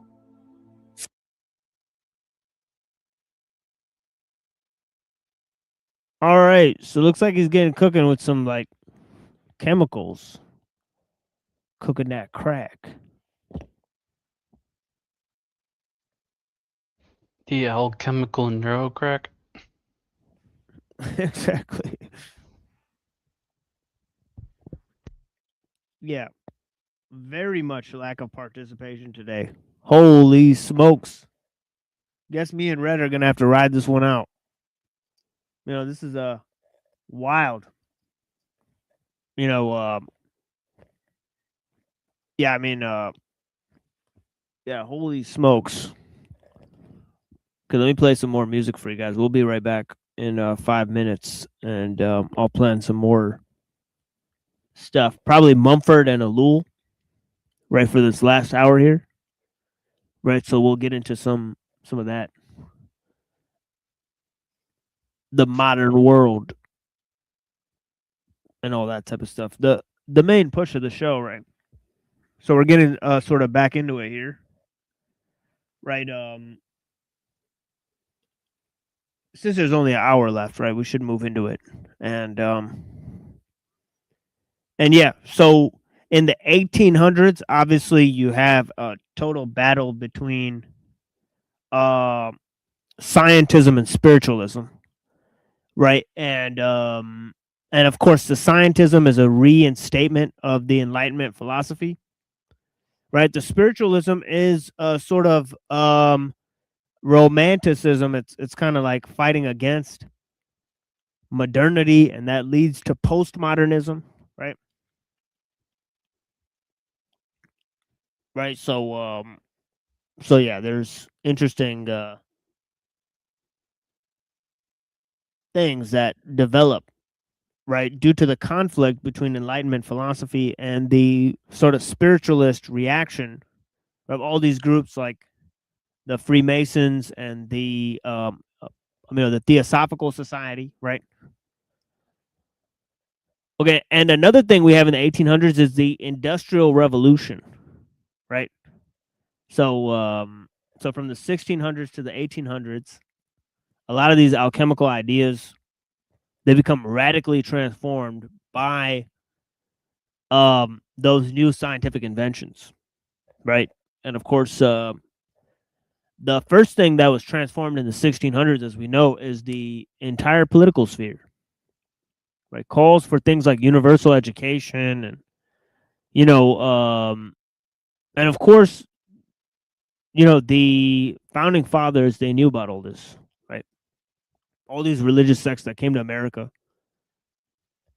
Okay, so yeah, so this is part of the entire mapping of the thing, right? So we're here at the modern world, right? We started with Pythagoras, right? We moved to Philo, right? Okay, Pythagoras is 500 BC, roughly speaking, right? According to the sources, right? According to the sources, Philo is 1st century AD, according to the sources, right? According to the sources, Maimonides is in the 1100s. According to the sources, Francis Mercurius van Helmont is in the 1600s, right? And of course, Ellul and Mumford, right? It's Mumford first, right? Then Ellul, right? Mumford is writing in sort of the 1930s. Ellul is writing sort of in the 1960s, right? We have sort of a telescoping view of, right, science and learning and all this type of stuff. So so this, although there's not been that much participation here, we've been able to set up a good little timeline today. It moves from the ancient to the modern world, right? So so yeah, that's been cool. So let me play this for you guys. Yeah, this is also by The Swarm, right? I played The Swarm earlier, right? This is called Pure Bitch Power. Right. So yeah, so blessings. Right?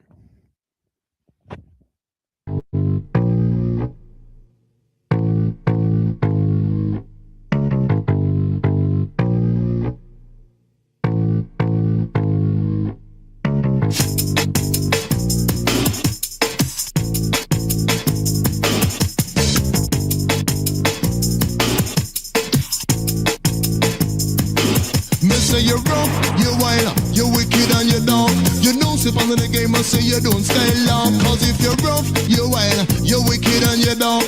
You know, sip under the game and say you don't style long. Forsaken crew.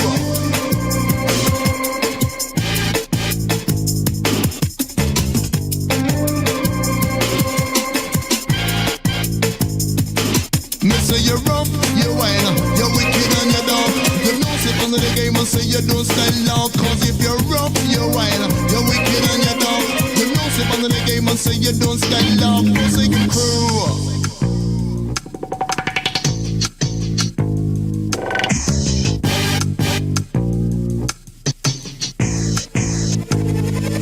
Come and say, no, you only bubble to the stage, you know in trouble. When you come see with your shooting and don't bother start no looting. I'll step it through the chamber, you know you're getting bent. So when you're shooting up the radar and you come on the suppressor flamethrower, you deal it, you're off the boss, smash it. Shooting up to everything inside you off a smash it.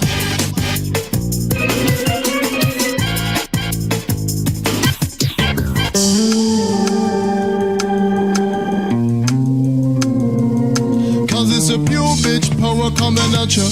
Cause it's a pure bitch power coming at you. It is a pure bitch power coming at you. Cause it's a pure bitch power coming at you. Come and say S, say W, say A, say O, say M. You know say this one crew, say make this your rhythm. Come and say S, say W, say A, say O, say M. You know say this one crew, them rock on this rhythm.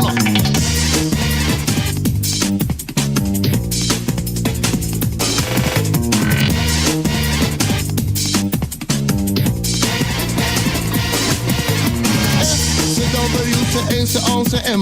You know say this one crew, them rock on the rhythm, come in to style. Yes, yes.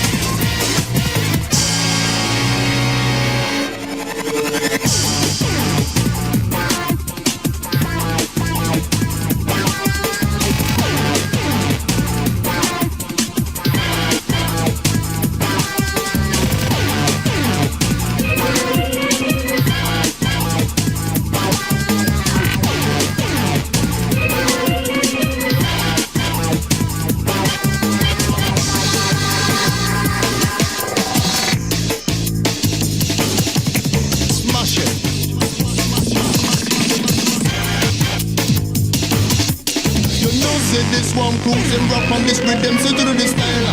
Wicked and wild, you know, say under the style. Say you know you're versatile, come and say forsaken massive. The forsaken massive.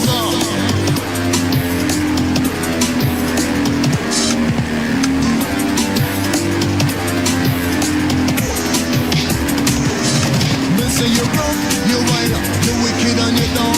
You know, say under the game, I say you don't style now. Cause if you're rough, you're wild, you're wicked and you're dumb. You don't sit under the game and say you don't style now.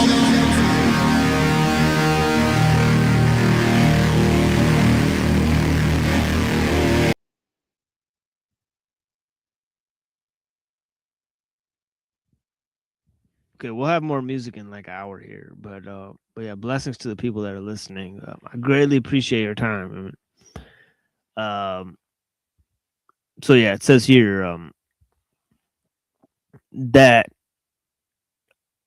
he says, I shall not only suggest that Karl Marx, I shall not only suggest that not only was Karl Marx in error, right? Says Mumford, right? In giving the instruments of production a central place and a directive function in human development, right? Because it's the whole central part of Marxist theory, right? We kind of talked about that yesterday, right? The foundations of communism, right? In his early writings. But he says here, he says also that even the seemingly benign interpretation by Teilhard de Chardin reads back into the whole story of man, the narrow technological rationalism of our own age. Right? And he's way ahead of his time with that critique, right? And projects into the future the final state in which all further possibilities of human development would come to an end, right? The whole idea is that since there's a separation between nature and God, right? nature has to be transformed, right? Okay. So Teilhard de Chardin, his whole idea, is lending to notions like the singularity, as we know, right? But it's wild that Mumford saw that back then, right? It's like he's like way on point, right? Like it's like crazy perceptive, right? Because it's like this is before they were thinking of stuff like the singularity. Like they weren't saying singularity every week, right back then, right? So it's interesting that he's saying this, right? Yeah, he says a final state in which all further possibilities of human development would come to an end because nothing would be left of man's original nature, which had not been absorbed into, if not suppressed by the technical organization of intelligence, into a universal and omnipotent layer of mind. Right? So I'm saying this is not the realization of the human potential, right? No, it's a sublimation of the human, right, into some sort of cosmic goal, right? It's cosmic utilitarianism, right? Man is just a bridge to something else, right? It says, since the conclusion I have reached require for their background a large body of evidence, I'm aware that the following summary must by its brevity seem superficial and unconvincing.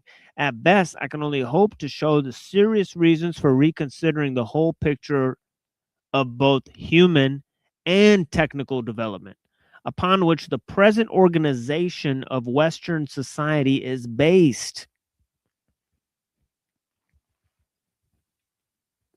Right? So he's saying in the 1930s, there's a sufficient and significant reality, right, pointing to the fact that the technical organization has already taken over the social organization, as we started out saying, right, as said in the introduction of the show, right?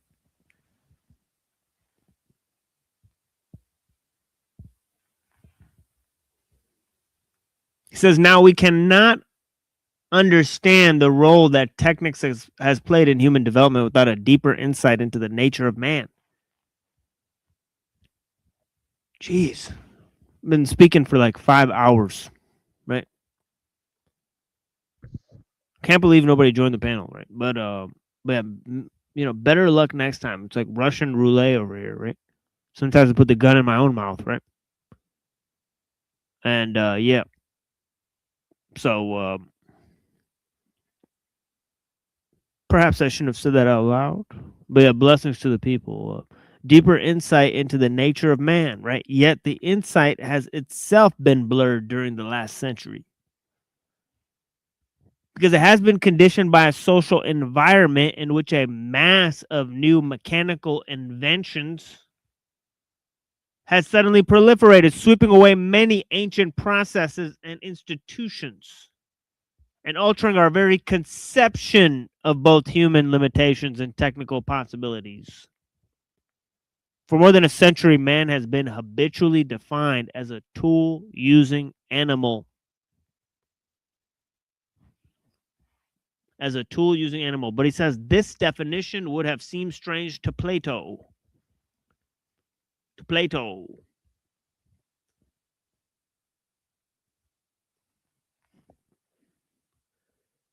Who attributed man's rise from primitive state as much to Marsyas and Orpheus as to Prometheus and Hephaestus.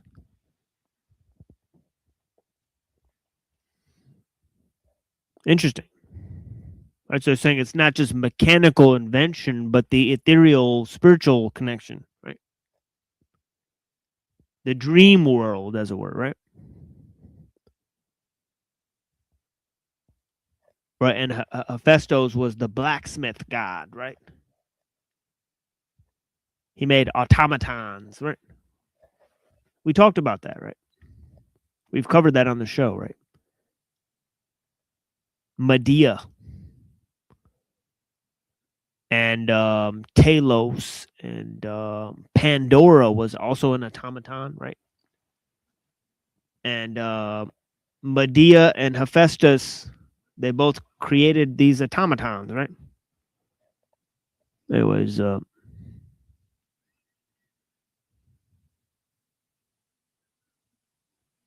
me proceed here, right? Yet the description of man as essentially a tool-using and tool-making animal has become so firmly accepted that the mere finding of fragments of skulls in association with roughly shaped pebbles, as with D.L.S.B. Leakey, Dr. L.S.B. Leakey. Wow, that guy's a lot of names. L.S.B. Leakey. Could be worse. Yeah, right. It's like the further back you go, right, the more names they have, right? Australopithecines is deemed sufficient. Leakey's Australopithecines is deemed sufficient to identify the creature as a proto-human despite marked anatomical divergences from both earlier apes and men, and despite the more damaging fact that 1 million years later, no notable improvement in stone clippings had yet been made.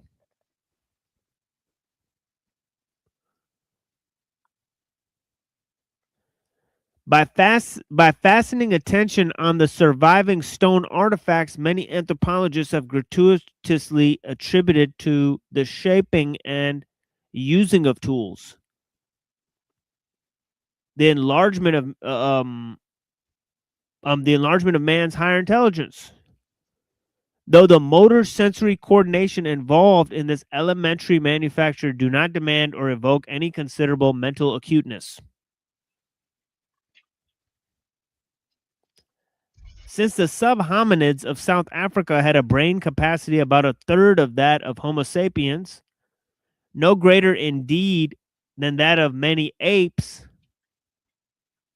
the capacity to make tools neither called for nor generated early man's rich cerebral equipment, as Dr. Ernst Mayr has recently pointed out. The second error in interpreting man's nature is a less pardonable one.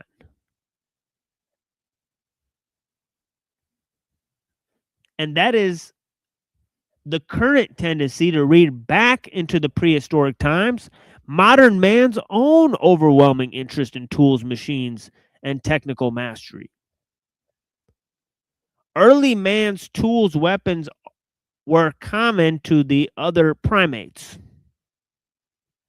His own teeth, nails, fists, and it was long before he could fabricate any stone tools that were functionally more efficient than these organs. The possibility of surviving without extraneous tools gave early man, I suggest, a leeway he needed to develop the non-material parts of his culture, which eventually greatly enriched his technology. Okay, so let's take a look at what we're looking at here, right? He's saying that not only is there no correlation, right, between the development of tools and the improvement of brain size, right, but that these tools, right, were improved, right, mostly for cultural forms, right? So they weren't simply for those mechanical uses that machines and tools are applied to today. That's reading our own modern use of tools into the ancient manufacture of tools. Right? So what Mumford is saying is that the actual history of man and his relationship to technology is far more complex, because not only for millions of years did we not need tools, right? But there's no significant change in the development between the humans who had them and didn't have them, right? But also, they didn't use these tools for survival and conquering things, right? They're for culture, they're for means of cultural expression and social organization and so on and so forth. So in other words, the reason they made and used technology was different than the reason we make it and use it today, is what Mumford is saying, right? And so he's saying, reading back into man's history, that he's simply tool using animal, that's sort of too narrow of a definition of man, right? He's concluded, right? So he says, in treating tool making as central to Paleolithic economy from the beginning, anthropologists have underplayed and neglected a mass of devices less dynamic but no less ingenious and adroit, in which many other species were for long far more resourceful than man, despite the contrary evidence put forward by R.U. Sayce, S-A-Y-C-E, or C. Darrell Ford. You know what, let me... Actually, I don't know if I can share this.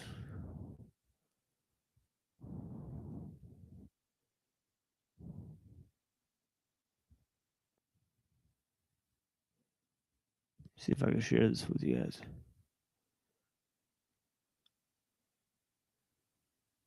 Huh. No. So I can only share tabs in the same browser. This is on a different browser. So there is still a Victorian tendency to give tools and machines a special status in technology, and to completely neglect the equally important role of utensils. This practice overlooks the role of containers, hearts, storage pits, huts, pots, traps, baskets, bins, byres, and later ditches, reservoirs, canal cities. These static components play an important part in every technology, not least in our own day, with its high tension transformers, its chemical retorts, its atomic reactors.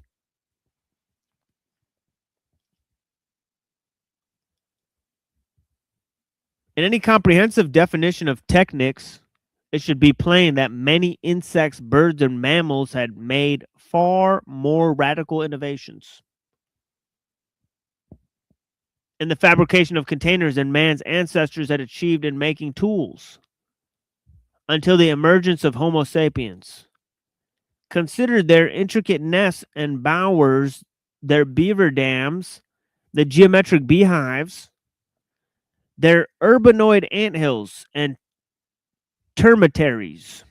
In short, if technical proficiency were alone sufficient to identify man's active intelligence, he would for long have been rated as a hopeless duffer alongside many other species.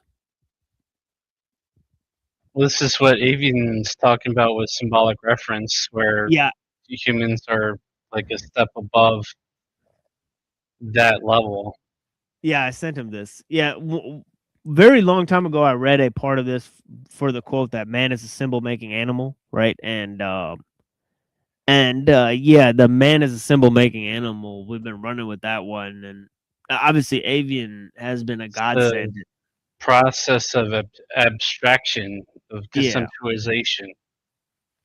Yeah, because Avian understands the point in complex detail with the Jesper Hoffmeyer stuff, right?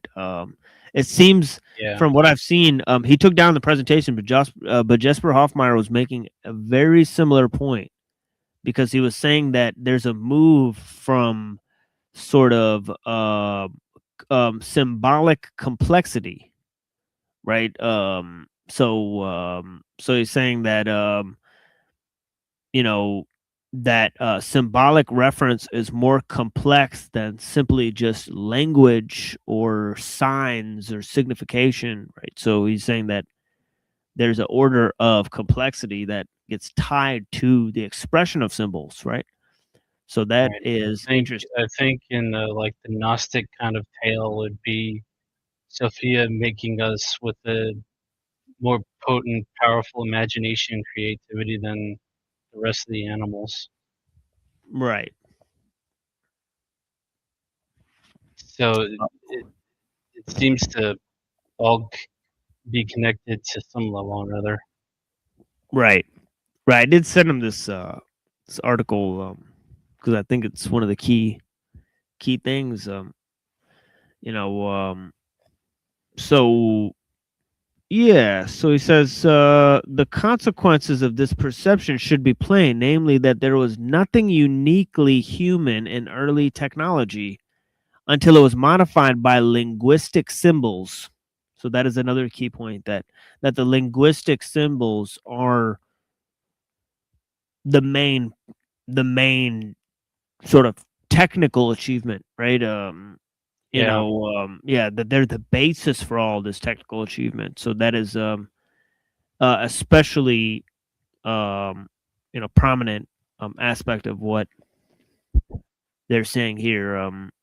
And I think I also talked about different definitions in terms of man as a tool making animal, or man as a social animal or cultural animal with complex social games, right? This was thought of by J. Huizinga, who founded anthropology, right?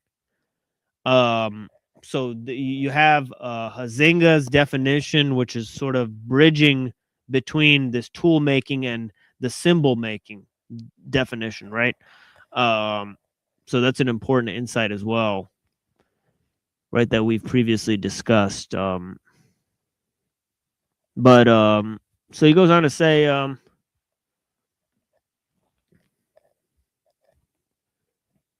very important work that I've made reference to, and I saw Office of Secular Quranism doing a show on ABC of Reading by Ezra Pound. He makes a lot of similar points like that too. So it's interesting, yeah, about the symbolic reference frame, and so yeah, so that's another interesting thing. So here, where was I?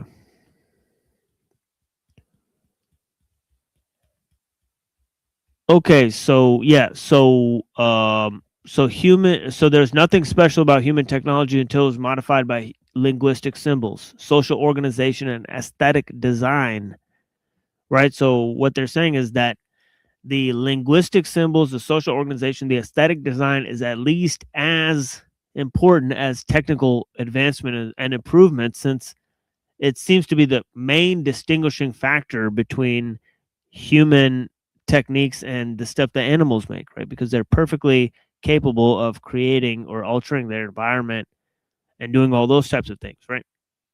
So it says at that point, symbol making leaped far ahead of tool making and in turn fostered neater technical facility. At the beginning, then, I suggest that human race had achieved no special position.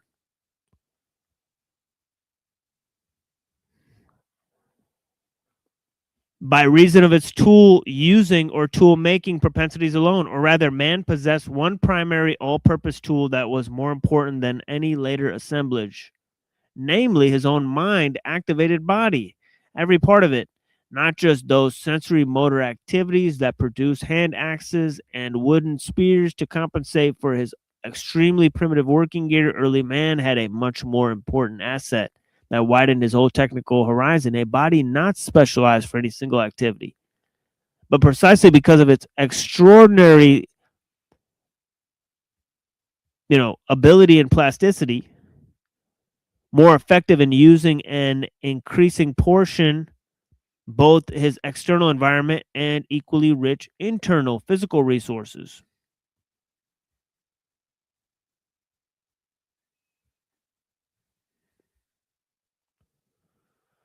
Though man's development through man's development, incessantly active brain, he had more mental energy to tap than he needed for survival.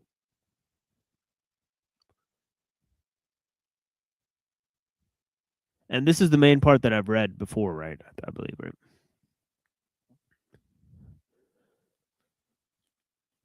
And he mentions Huizinga later, I remember, right? So he says,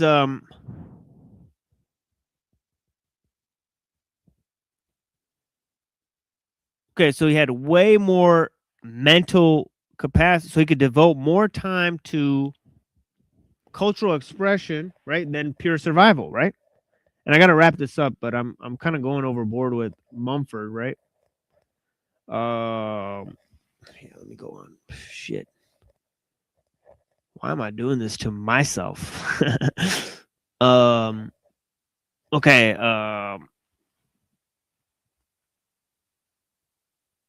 Yeah, this is going to be a banger episode for later, honestly. The people who do catch this, it's just simply incredible amount of stuff that we put together today, even that we're able to put together today, right? So I greatly appreciate the time of the people that are here. So yeah, so the show's not going to change.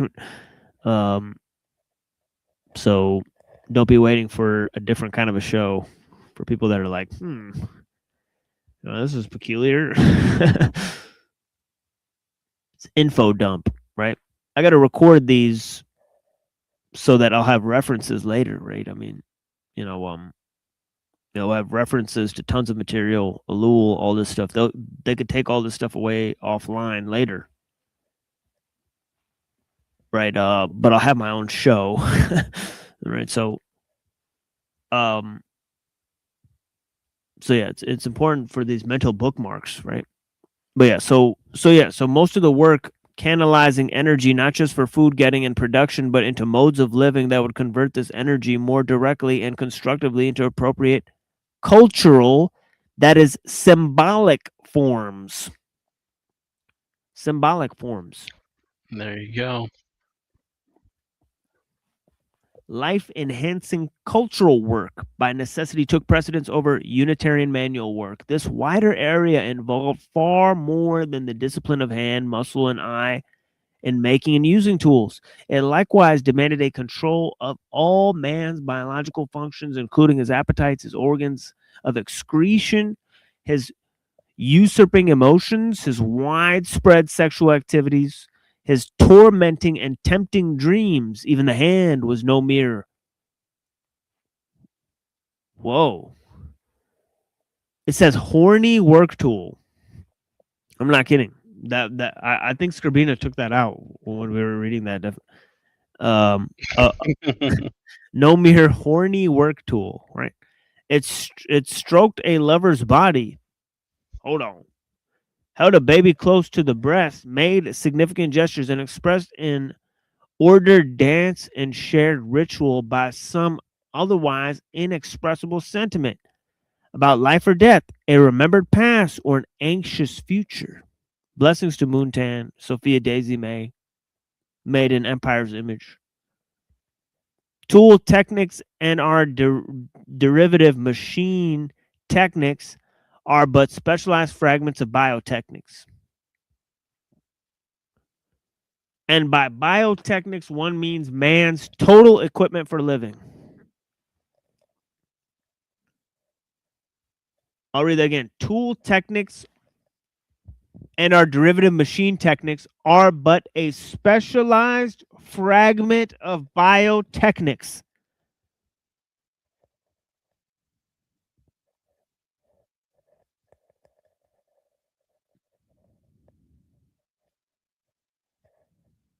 And by biotechnics, one means man's total equipment for living. Okay. So let's pause there. We have three. So remember I said there's three types of things, right? There's technical organization, which is separate from mechanical organization, which is separate from cultural or symbolic forms. Right? I said that in the beginning of the show, right? So where am I deriving that conclusion from? From ellul and Mumford, right? Two places, right? Mainly, but there's other, obviously historians, philosophers, and different thinkers throughout history that have,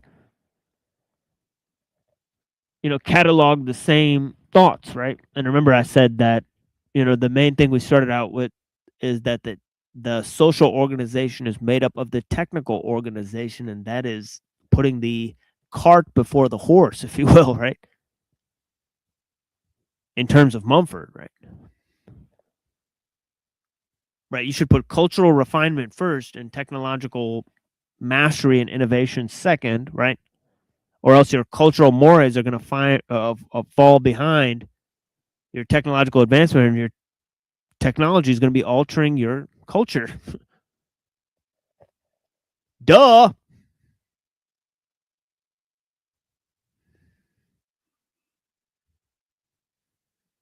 Anyways, let's go on.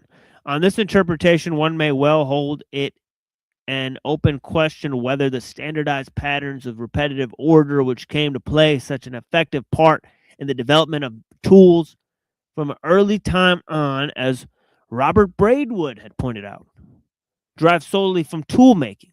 Do they not derive quite as much, perhaps even more, from the forms of ritual, song, and dance? Forms that exist in the state of perfection among primitive people, often in a far more exquisitely finished state than their tools. That's right. You can live in a high level of cultural refinement and a low level of technological advancement. It is very possible. And as I explained earlier, technological advancement is antithetical to cultural refinement. Right? This is also the case, right? Both Rousseau and Mumford saw this, right? I think it is the case.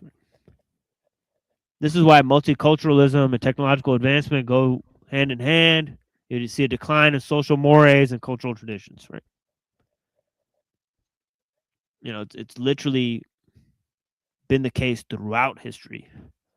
You think it's possible that technical refinement would not decrease cultural refinement if the culture didn't have God separated from nature? Yeah, that's interesting. I think it's just like, I think the God separate from nature is a mediation that's caused by this notion of the state, right? So like that is another thing that I explained in the beginning, you know, and then Avian drew a little graph of it with the political in the middle. Yeah, it's a crazy looking graph. Yeah, but it's exactly what I was saying. He mapped it out, right? It's making live graphics. That was dope. So, I've had a lot of cool visual like supplements to this show here today. With also with Abramson, right? Although he's not very appealing to look at, I guess. Yeah. So okay, let's move forward here just for a little while, right? I'm kind of going overboard with this, but I want to get through some of it, right? There's only 9 pages here, right?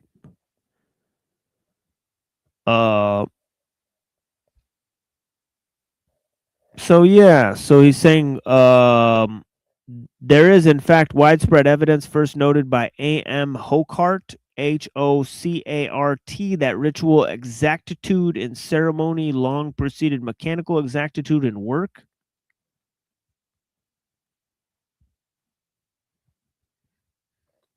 And that even the rigorous division of labor came first through specialization in ceremonial offices. These facts may help to explain why simple people who easily get bored by purely mechanical tasks that might improve their physical well-being will nevertheless repeat a meaningful ritual over and over, often to the point of exhaustion.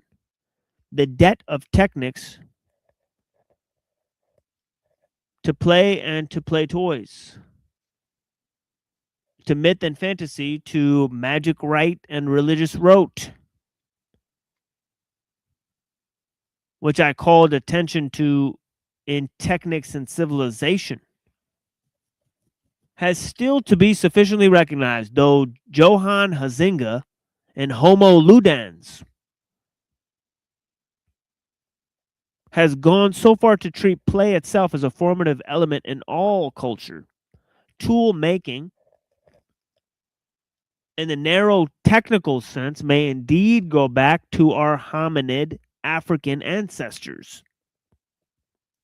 But the technical equipment of Clactonian and Apulian cultures remained extremely limited until the more richly endowed creature with a nervous system, nearer to that of Homo sapiens than to the primeval hominid predecessors, had come into existence and brought into operation not alone his hands and legs, but his entire body and mind, projecting them not just into his material equipment, but into more purely symbolic, non-utilitarian forms.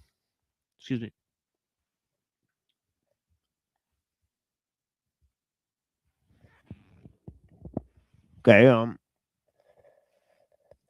Okay, okay.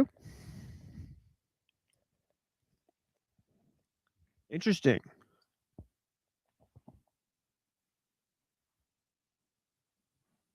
Okay, let's move to Ellul here, right? Blessings. I appreciate you guys. We got good 10, 15 minutes here to focus on that, right? And then I'll play that really banger show with Neurojack, Unseen. There's Twilight Son of Lilith in there, right? So I'll take myself off the screen for today, right? I don't have to hog the screen, right? We'll let our friends, jam out. Especially since, as I reported before, that Neurojack channel is just not getting any traction, dude. And it might be because every time we start a new channel, we get rebanned or whatever, right? Or we get shadow banned or whatever. So yeah, here's this other show we've been doing on Cyber Caliphate.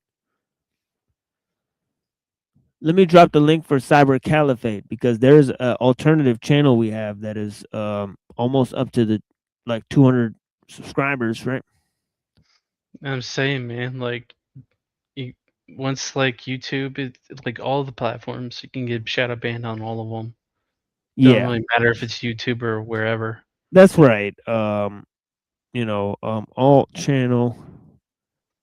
Especially if there's something they don't want you talking about. Right. Really not talk about. Exactly, right. So yeah, so there's this alt channel here. So yeah, make sure you guys tune in there just in case we get banned. And they got rid of Chad Haig on YouTube, so it makes sense if we'd be on the chopping block, right? Although they did bring back new, they're allow more stuff now. I don't know. Maybe that's the case, maybe not the case. They brought back some people, after a few years, but it's the damage is already done, so they can come back. Right. It's probably just the fake and gay feds that got alt-right, weirdos, or whatever. That's true. So just okay, so let me go across the room here and grab the Ellul book here.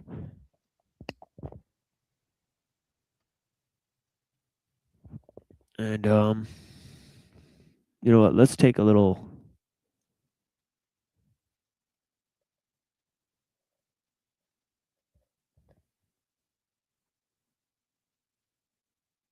Yeah, let me play a little song here.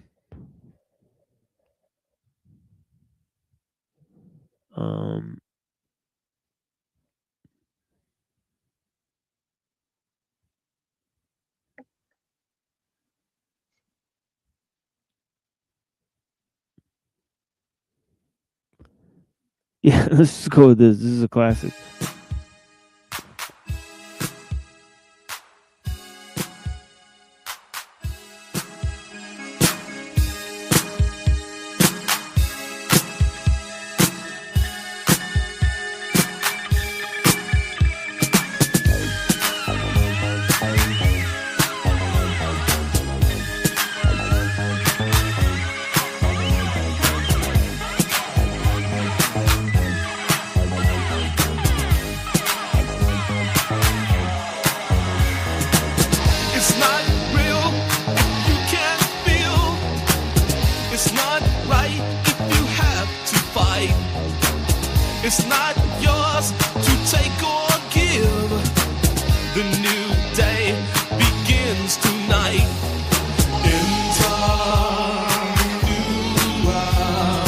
In the next phase, enter the program, technify your mind.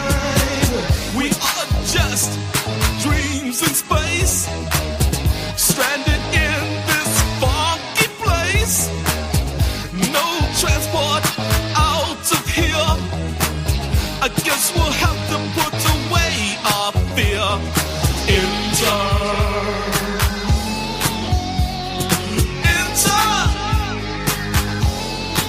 why don't you? Why don't you?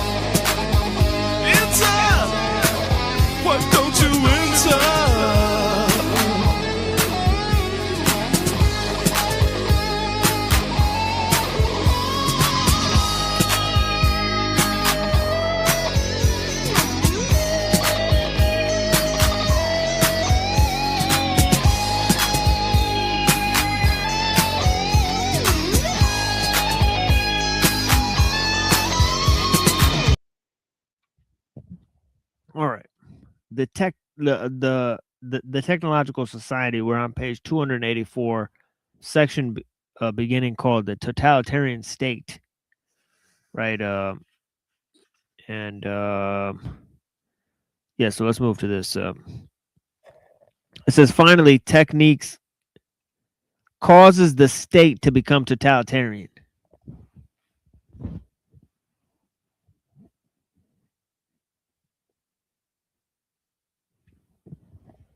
Causes the state to become totalitarian. Yeah, it's Cybotron. We'll play another Cybotron song in a few minutes here, right? But let me lay down some of this ellul here, right? Technique causes the state to become totalitarian, to absorb the citizen's life completely. We have noted that this occurs as a result of the accumulation of techniques in the hands of the state. Techniques are mutually engendered and hence interconnected, forming a system that tightly encloses all our activities. When the state takes hold of a single thread of this network of techniques, little by little, it draws itself all the matter and the method, whether or not it consciously wills to do so. Even when the state is resolutely liberal and democratic, it cannot do otherwise than become totalitarian.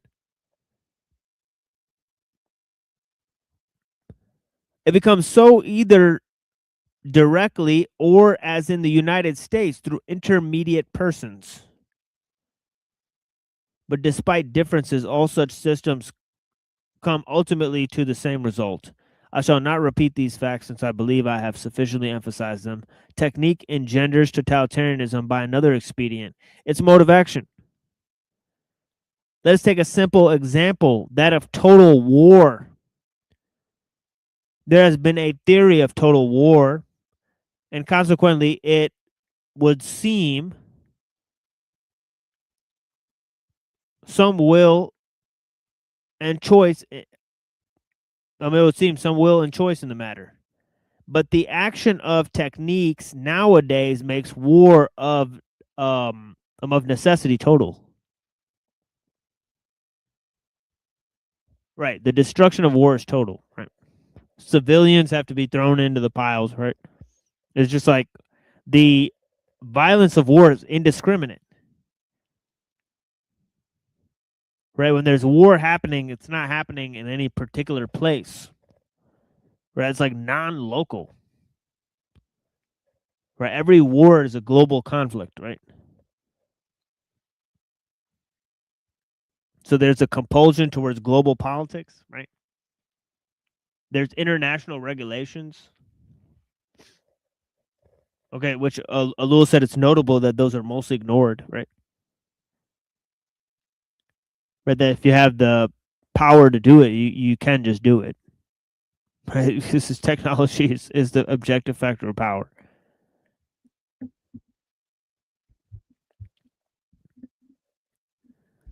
What did Netanyahu say a little while ago? It said cyber is like the real domain of power. Right. And it's like non-local. Right. That would mean that war is going on everywhere at once. Right. If it's omni-war. Right. It's omni-war, right? If it's cyber war, it's omni-war. Right. It means the same tactics that are used in wartime are used in peacetime. You got to be spying on everyone all the time, because they might potentially go to war with you. You got to spy on your own citizens to make sure they don't start any wars. Right. Or that they're not working with anyone else. Right.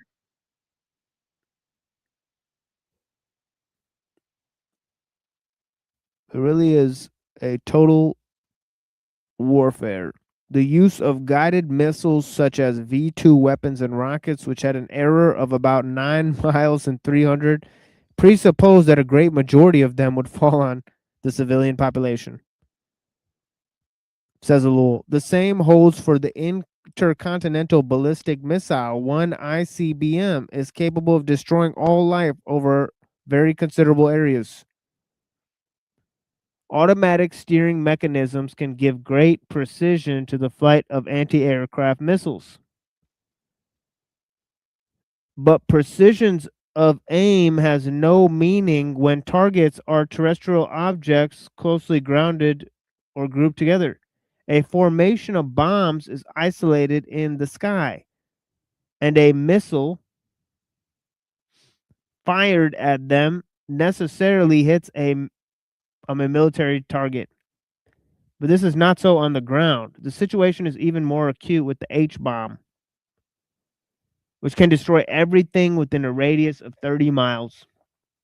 Despite any and all possible precautions, the H-bomb would destroy civilians and non-military structures. There is no need here to decide whether or not to make total war.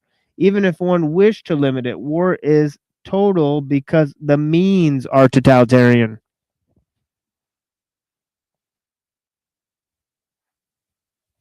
War is total because the means are totalitarian. The same applies to civilian techniques. It is no longer possible to limit their effects, even if there is a desire to do so. Censoring films may sometimes limit their subject matter, give them a conformist tone or a moral content, but it does not touch the essential, that is, the psychic modification of the individual by means of violent impression films make upon him. Let me read that again. He says, censoring films may sometimes limit their subject matter, give them a conformist tone or a moral content, but it does not touch the essential, that is, the psychic modification of the individual by means of the violent impression films make upon him.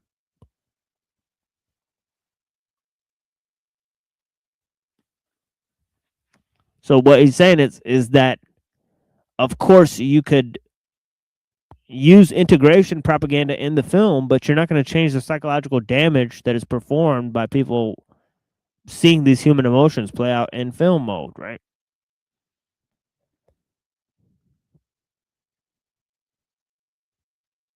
And of course, we know that some of the most grotesque acts of violence and sexuality exist in film, right?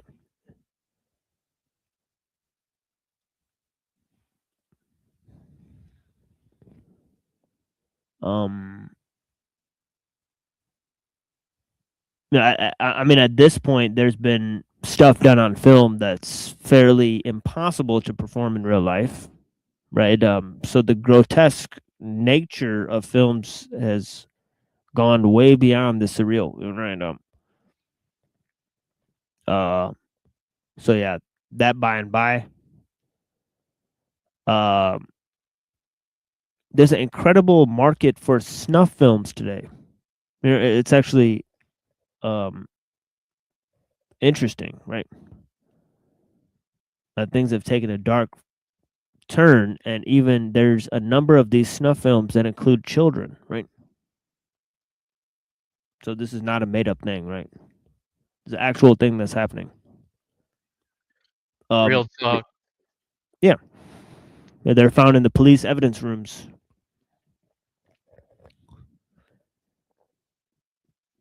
So it goes, the emotion he inevitably feels modifies the psychological tonus of the individual and tends to make him a component of a mob.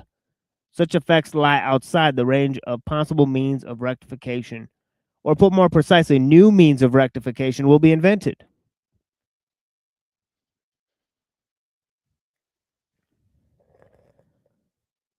One might, for example, try psychoanalysis, or one might limit the number of performances each week.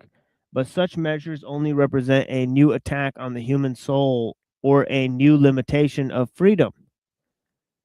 It would be possible to consider in turn every element of state technique and to show that each one pushed to the limit leads to totalitarianism. Jacques Dreincourt has unwittingly done this for propaganda, and Ernst Cohn Bramstead for police techniques. Dreincourt attempts to show that propaganda is consistent with democracy, but he recognizes. So Ellul thinks that that's ridiculous, right? But he recognizes parenthetically that democratic government is obliged to integrate propaganda into its institutions for reasons outside its own principles. He recognizes that democracy is obliged to exploit the same practices, the same violation of human conscience, and the same encouragement of conformism as does totalitarianism. He has, in fact, shown that propaganda is in itself totalitarian.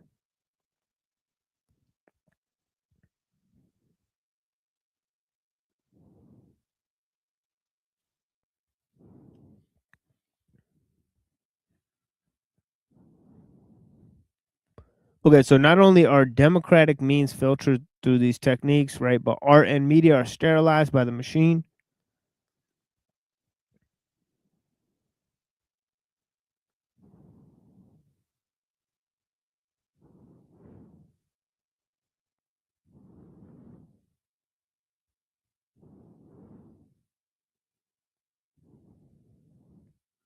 So it says, he has in fact shown that through encouragement of conformism, violation of human conscience, so on and so forth, and these various technical means, he has shown that that propaganda is totalitarian. When he asserts that propaganda is democratic, if it is not a monopoly, he forgets that he forgets what he proved at the beginning of his book, that propaganda always tends to monopoly. The fact is that when the state employs a complete and technical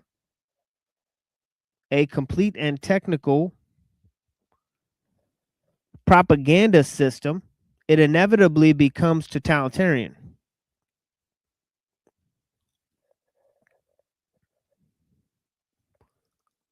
Dreincourt notes with surprise that, quote, the country which boasts of being most liberal, that is the United States, is the country in which the technique of thought direction is by its perfection the closest to totalitarian practices, and is the country in which people accustomed to living in groups are most inclined to leave it to the experts to fix lines of spiritual conduct. Well, ain't that the fact?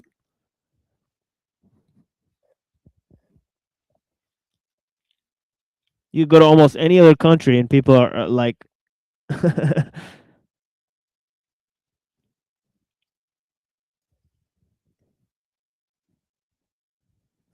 it seemed like they know a lot more. Definitely, I can say that for some of our friends that we've met online that are from foreign countries, they're extremely intelligent.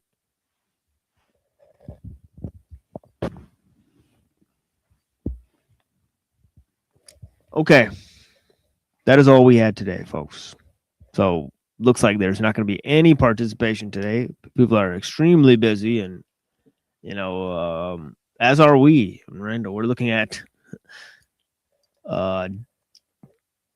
as you may have witnessed, dozens of types of material. This is just a sampling of some of what I've looked at and some of what I'm considering. But yeah, blessings to all the people out there.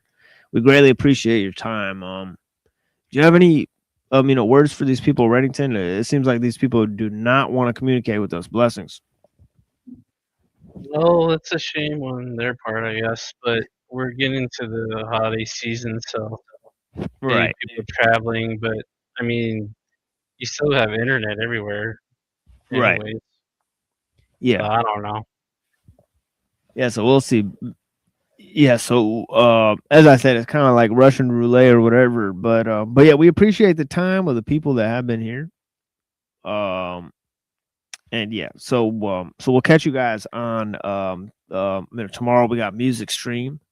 Right now, I've been like letting this show run, like putting on a video, and then sometimes I'll go to sleep. I'll wake up like way after the videos ended.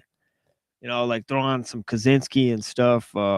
And then sometimes it'll just keep going, right? And like the 15th hour or like the 13th hour, I'll show up and do a random music show. So that's been happening. Sometimes there's like a random music show the next day, when my stream's still going. So that happens sometimes. So yeah, blessings to all the people. I've been appreciating you guys a lot. The conversations that we have been able to have are just astonishing. The correspondence that we've had is actually beyond, incredible, right? So I don't mean to just, single out this one day, right, where there's like not that many people, right? But yeah, generally it's been very, very rewarding experience. As it has been today. I was deeply, I don't know, just in the gutter before I started like like literally I think until we like made it right to like Mumford, I was like pretty much like just feeling like trash. So yeah, I greatly appreciate Mumford and ellul for those thoughts. So shout out to Mumford and ellul. And the Holy Ghost. All right. So yeah, blessings to all the people. I appreciate you guys. And yeah, we'll be back, a regular time Saturday. Of course, as I said, we're doing a show Thursday, music show. Right? We do it at night, right? Got some great stuff for you guys this time, right? So yeah, blessings. And yeah, thank you for joining us here on The Machine Lies, where we talk about the lies of the machine on the machine that lies. And, I hope you guys have clarity, see through the lies. The first step to blinding somebody is getting them to open their eyes. And the first step to seeing beyond the programming is to realize how you've been programmed. Right? And you can't kill what you can't see. Right? What most people think is real is just flickering images on a screen. Right? Don't drop that Rambam Yibam bomb. Exactly. And do not seek the treasure. Precisely. So we got this. We coming up with another Made by Machine Bob on next Friday, right? So yeah, we'll do a little community post about that. We got lots of cool shows we've been doing recently. So I'll give you guys a sample of that. We'll promote our friend's channel, Nuero Jack. He's made a channel called Seditious Glands, right? A reference to one of my favorite movies, right? Dr. Strangelove, right? So yeah, blessings. I don't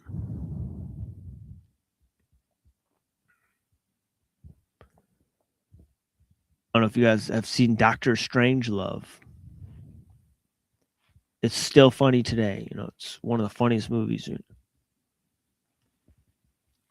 But yeah, blessings. I appreciate you guys. And yeah, let's get into some music. I guess, I'll just play some random shit. And hopefully you guys appreciate the time. But yeah, blessings. And talk to you guys soon.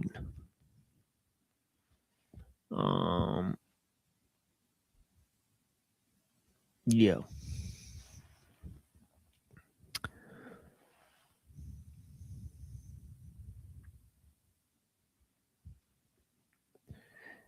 Yeah, let's go with this. Yeah. Yo, yo, yo, yo, yo, yo, yo, yo, yo, yo, yo, yo, yo, yo, yo. Yeah, yeah, yeah, yeah, yeah. Yeah, yeah, yeah, yeah, yeah. Yeah, yeah, yeah, yeah, yeah. Yeah, yeah, yeah, yeah, yeah. Yeah, yeah, yeah, yeah, yeah. And when I step up in the place, say yo, I step correct. Got you all in check. I got that head nod shit that make you break your neck. I got you all in check. And you know we come through to wreck the discotheque. I got you all in check. Throw your hands up in the air, don't ever disrespect. I got you all in check. Bust the rhymes up in the place. True indeed. Yes, I catch wreck and that's word on my seed. I'm guaranteed to give you what you need. One blood, everybody like Junior Reed. Wake up every morning, yo, I must succeed. Nationwide rockers make the world stampede. Yo, Willie, make we roll some weed. Man, charge, nigga, now I must proceed. Yo, we about to make moves, set speed. These two baby 5 cubes, Ali Shaheed. Watch me knock you out like Apollo Creed. Body blows, busting your shit, making you bleed. Just feed off dynamic flows and take heed.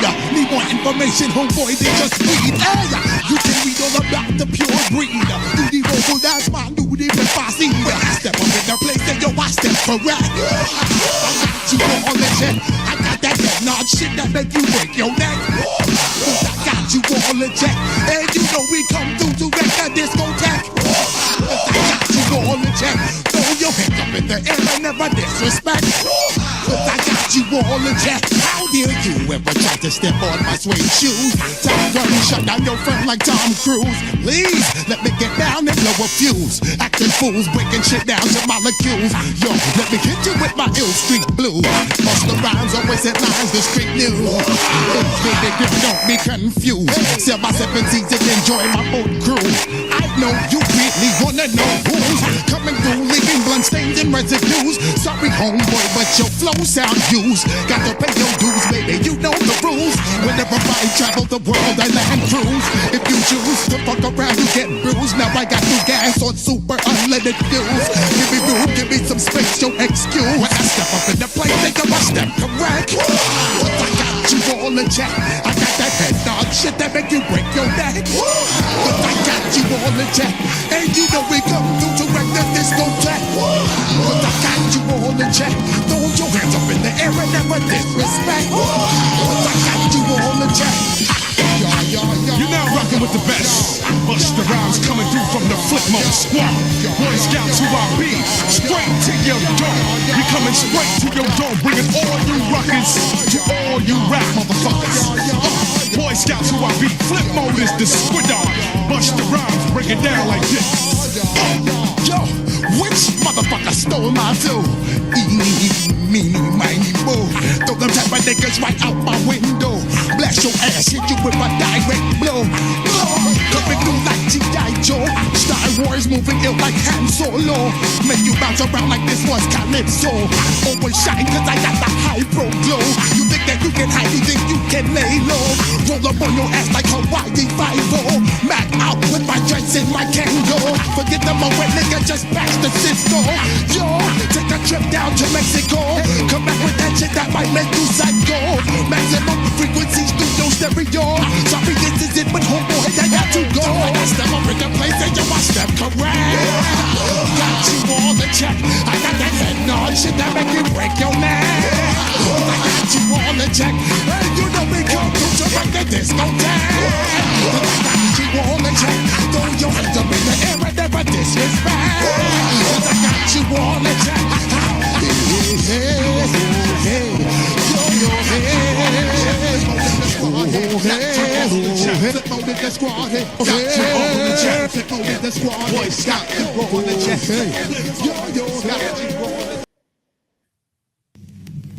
Ready, 1, 2, 3, 4.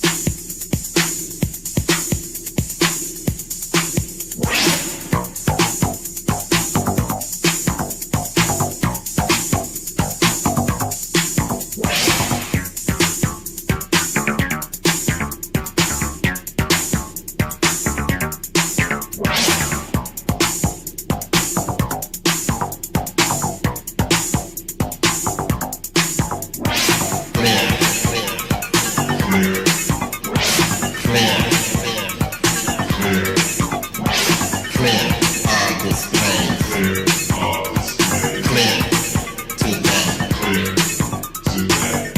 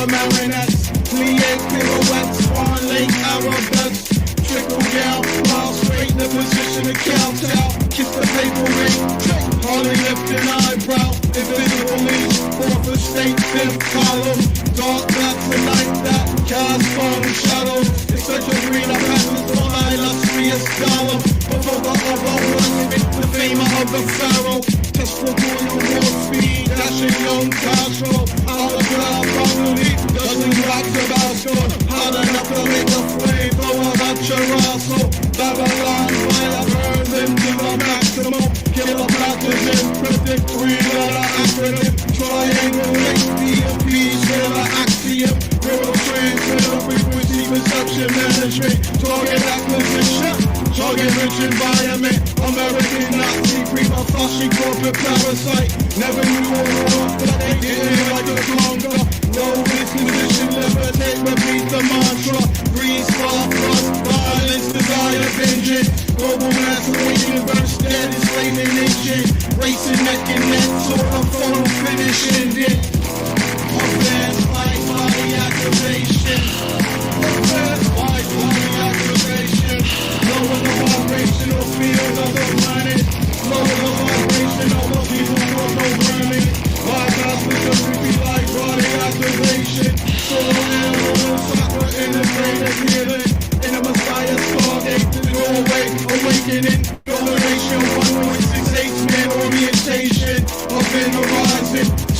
space environment, the living embodiment of the Sphinx monument. Circle square, hyperdimensional wheel is equal, floating in ascendancy, graviton vehicle, left and right ventricle, pump to bomb material, living solar system self, seven's unequal, carbon particle, hydrogen animated being, spit that Trismegistus in a Fibonacci sequence.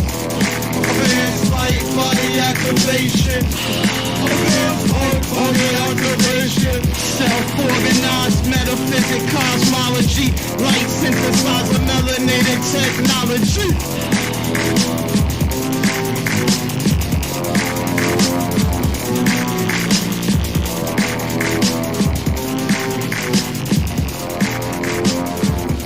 Whenever we stand against the flow of opinion on strongly contested issues, a man does what he must, in spite of personal consequences, in spite of obstacles, dangers, and pressures. And that is the basis of all human morality. Now let's talk about self-expression, true expression. Open your minds without question, no doubt. Tell me what you're thinking about. Let's try to set aside pride and clout. Can you believe I feel the same exact way you do? You truly do believe these modern ways have fooled you? Systems exist so we never meet each other. Pretty soon from now they outlaw the word brother. And that's true if they see you walking with the crew. If you don't know, that means more than two. I'll tell you what they'll do. They'll pull over, hunt you over, kick your ass, might stick to your shoulder. I know it's unjust as if it wasn't enough. If you try to fight back, they're locking your ass up. And Chuck already told you that a cell is hell, but I'm waiting for the phone so I'll sit for a spell. Call the guard, tell him I'm a piece of God with no beliefs in his streets or his boulevards. I eat rage so my mental is hard, and the heat from my anger just melted the bars. They reach for their guns so I put him to sleep. Break the chains and put the shoes back on my feet. He's on the loose with no discernible scars or marks, just the mind of Mandela and the heart of Rosa Parks. So I dip, time to see the governor and mayor. Tell them life ain't fair, see if they care. Well they do, but only if they're on the air. So they appear to have a heart and make a flare, but they haven't done shit for us and that's a fact. Their only function is to keep the funny money where it's at, and it causes pain, stress. Ask me if we need a different way of life.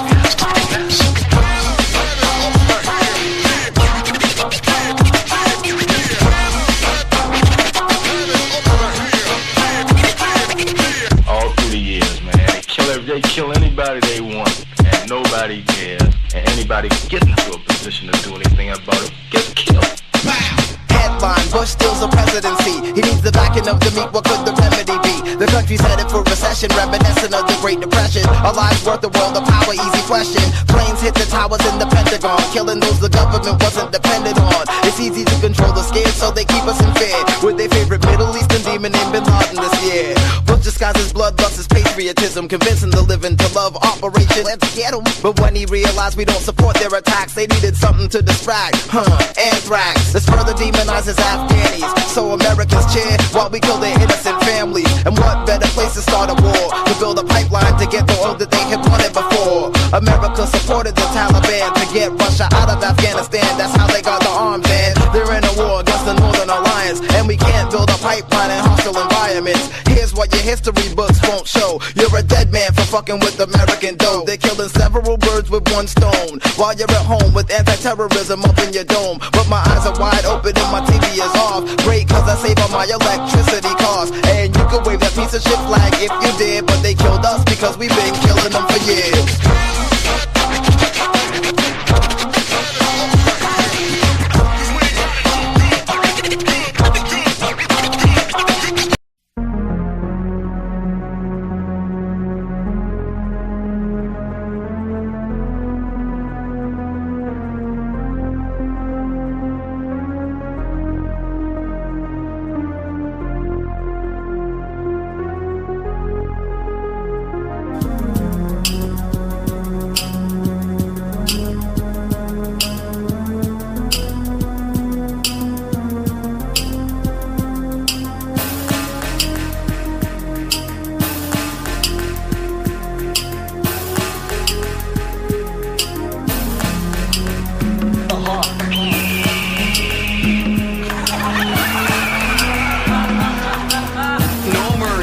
It's not a real hawk, just lifelike hawk sound.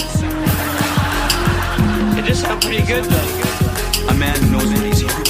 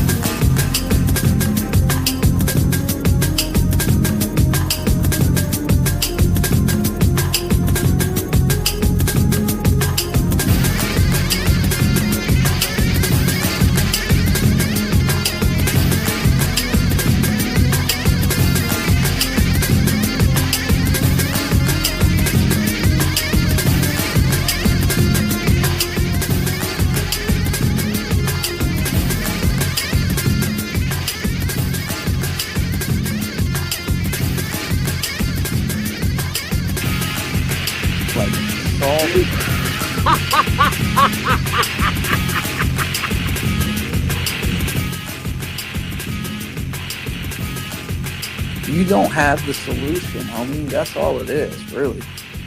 Oh man, listen. Yeah, what we need is a universalist individual motherfucking doctors, right? Like, legit, if we can just get everybody to motherfucking like act right, because like in their head they believe in like nonsense, right? That'll work. I mean, we don't need to have like a proper system or like interactions between humans. We don't gotta need have a like proper any of these type of system, things. dude. We You know just what I'm need saying? We don't need other anarchy. shit. Dude, shut up, man. That's not gonna Fucking work, bro. individualist, fucking universal, fucking Yeah, Christianity has led individualists. us You to what do you think liberalism. a nation of individualists leads to?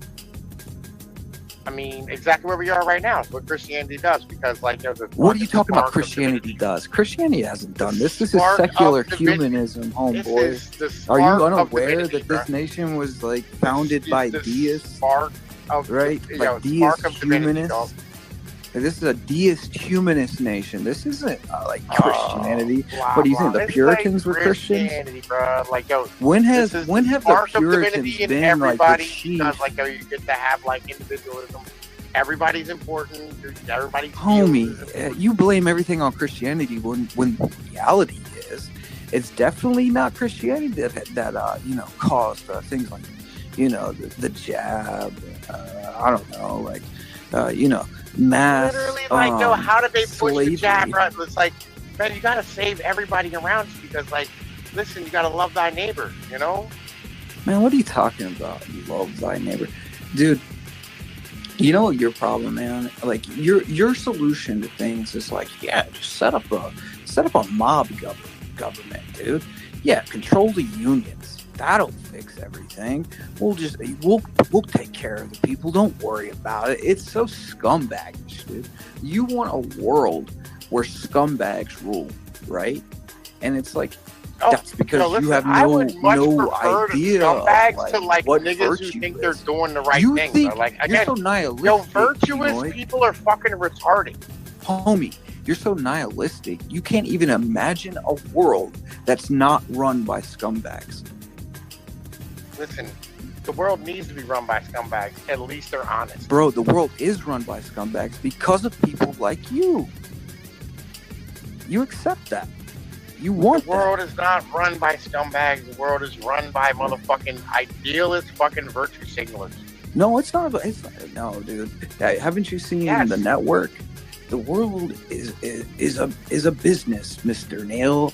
You know, that whole thing, man. Yeah. Because like the magic hand, dog. Rubles. The magic hand of God rules the market. Man, business isn't over God, but you know, you put business over God. That's your problem. No. Like I don't think business should be over God. Right? I think your values in the community should be over God. I think humanity should be over motherfucking the economy. Right? I also don't think that you should put God in the economy because like fucking God is stupid. Yeah, I know. Right? The whole those things should premise be of separate. religion's fucking dumb, bro. Like religion's stupid. All right? Dude, like all of Christianity is fucking retarded. It's not Terrible religion that's ideology. stupid. It's people that are stupid that do things within religions, right? It's like the religion itself. It's like saying Christ is stupid for the crucifixion. It's like God incarnate is dumb. It's Like how fucking is dumb, that bro. Like, stupid? yeah, like yo, That's you need that's to worship the sheep. That's what you need to do. Fucking dumb shit. Dude, are you dumb? You think it's like all right, explain to me this. If you take a verse like Isaiah 53, have you ever read it? Oh, probably. If it's like I've read the Bible. 53 and 5, okay, dude. So let's just go here for a second. It's like he's bruised for our iniquities, you know, the chastisement of our peace is upon us, and you know, we're saved through his something like that. It's like something like that, right? And it's like written 790 years before Christ walks the earth. Okay, this is a prophet that's explaining the crucifixion 790 years before it happens. Okay, and then 790 years later, it just plays out the exact same way. And not only that, Christ is on the cross and they're documenting how he's referring back to Old Testament scriptures, and they don't even realize it in the time when it's happening. that he's referring to prophecies that happened 900 You know, or 700 years prior. I honestly, God, do not care. First off, I know like, you let me don't tell you care, like bro, this. because you're a First nihilist, off, right? And no, see, no, what no. First off, nihilism it's a development of the mind. worship a Jew on a stick, dog. Dude, you know, it's like, do you even know the meaning of the word Jew? You know what I mean? It's like, that was a chosen person of God. And if they rejected that, they would no longer be a chosen person of God. So what's the meaning of the word? I don't want to worship a I Jew don't on a care. stick. I don't care about theology, but I want to talk about theology. Like, you want you want it your way, but you don't want it the way it is. You're an absurdist. That's what it is. And then you act like everybody else is stupid when they explain how things actually are to you. Bro, you wouldn't go to a mechanic and be like, I don't care how that engine actually functions, dude. So don't come to like somebody that understands like theology, and they get mad at them when they explain why your theology's dumb.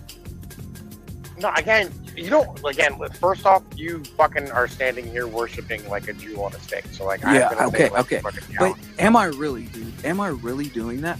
Are you saying Yes. I'm worshiping a Jew on a stick, or am I worshiping God incarnate in flesh that walked on the earth and was born of a virgin and died? Like, listen, why don't you just worship Hercules then, bro? Because it's a way more base. Well, the difference is Hercules is like Superman. It's like a fictional story, whereas Christ was attested to, and people were martyred for Christ. You don't have martyrs for Hercules. Okay. Yeah, I mean, so like, you Hercules, you like, take Hercules a situation. was way more base, this is what bro, the like, way atheist more does. base. The atheist will take a situation and you relate it to something that's not relatable. So, for instance, you'll relate Christ to the flying spaghetti monster. There's no documentation of martyrs for the flying spaghetti monster, but you'll be like, you believe in the flying spaghetti monster. Why do you do that, right? It's There's because plenty you're of intellectually martyrs. Again, there's dishonest plenty and of you martyrs can't for, like, face the question. So there's seriously. plenty of martyrs for Thor and Loki. Where are the and all these healings? motherfuckers? Where are the They're just dead and they resurrections lost. by the prayers from the flying spaghetti Yeah, listen, monster? again, You know it? the cool Where are thing, the you know what the people that cool have been thing is healed about from all the the relics other of the flying religions? You know what the spaghetti cool thing is monster? about all the other religions, bro? They Where weren't spread by all women the and other slaves. religions? Where? Okay, so what about them? So I can They weren't explain spread those by women and instances, right? slaves. Yeah, I got How you. can I You're explain all those instances? simps. We understand, right? You're No, simps. I can explain those instances because you know what David says? King David says the gods of the nations are demons, but the Lord created the heavens. And Oh my God, bro! Listen, you can also all right, translate the word Listen, demons for idols. I'm stuck on the side of the road right now, and like I'll be honest, I got Yeah, like fucking you know 3 hours why till you're the stuck truck on the shows side up. of the road? Because your wicked ass deserves to be stuck on the side of the road. No, it's because it's because I work for a Christian Indian who's a cheapskate ass fucking Jew, right? That's why I fucking stuck on the side. of the road. So you're mad because you're Protestant Indian boss or something? Get out of here, dude. Body. Take that L, boy.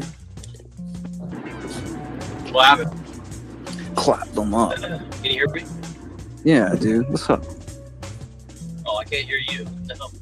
It's all mine. Good. I think it's this finger is fucking up. Hold on. About to go at you now, too.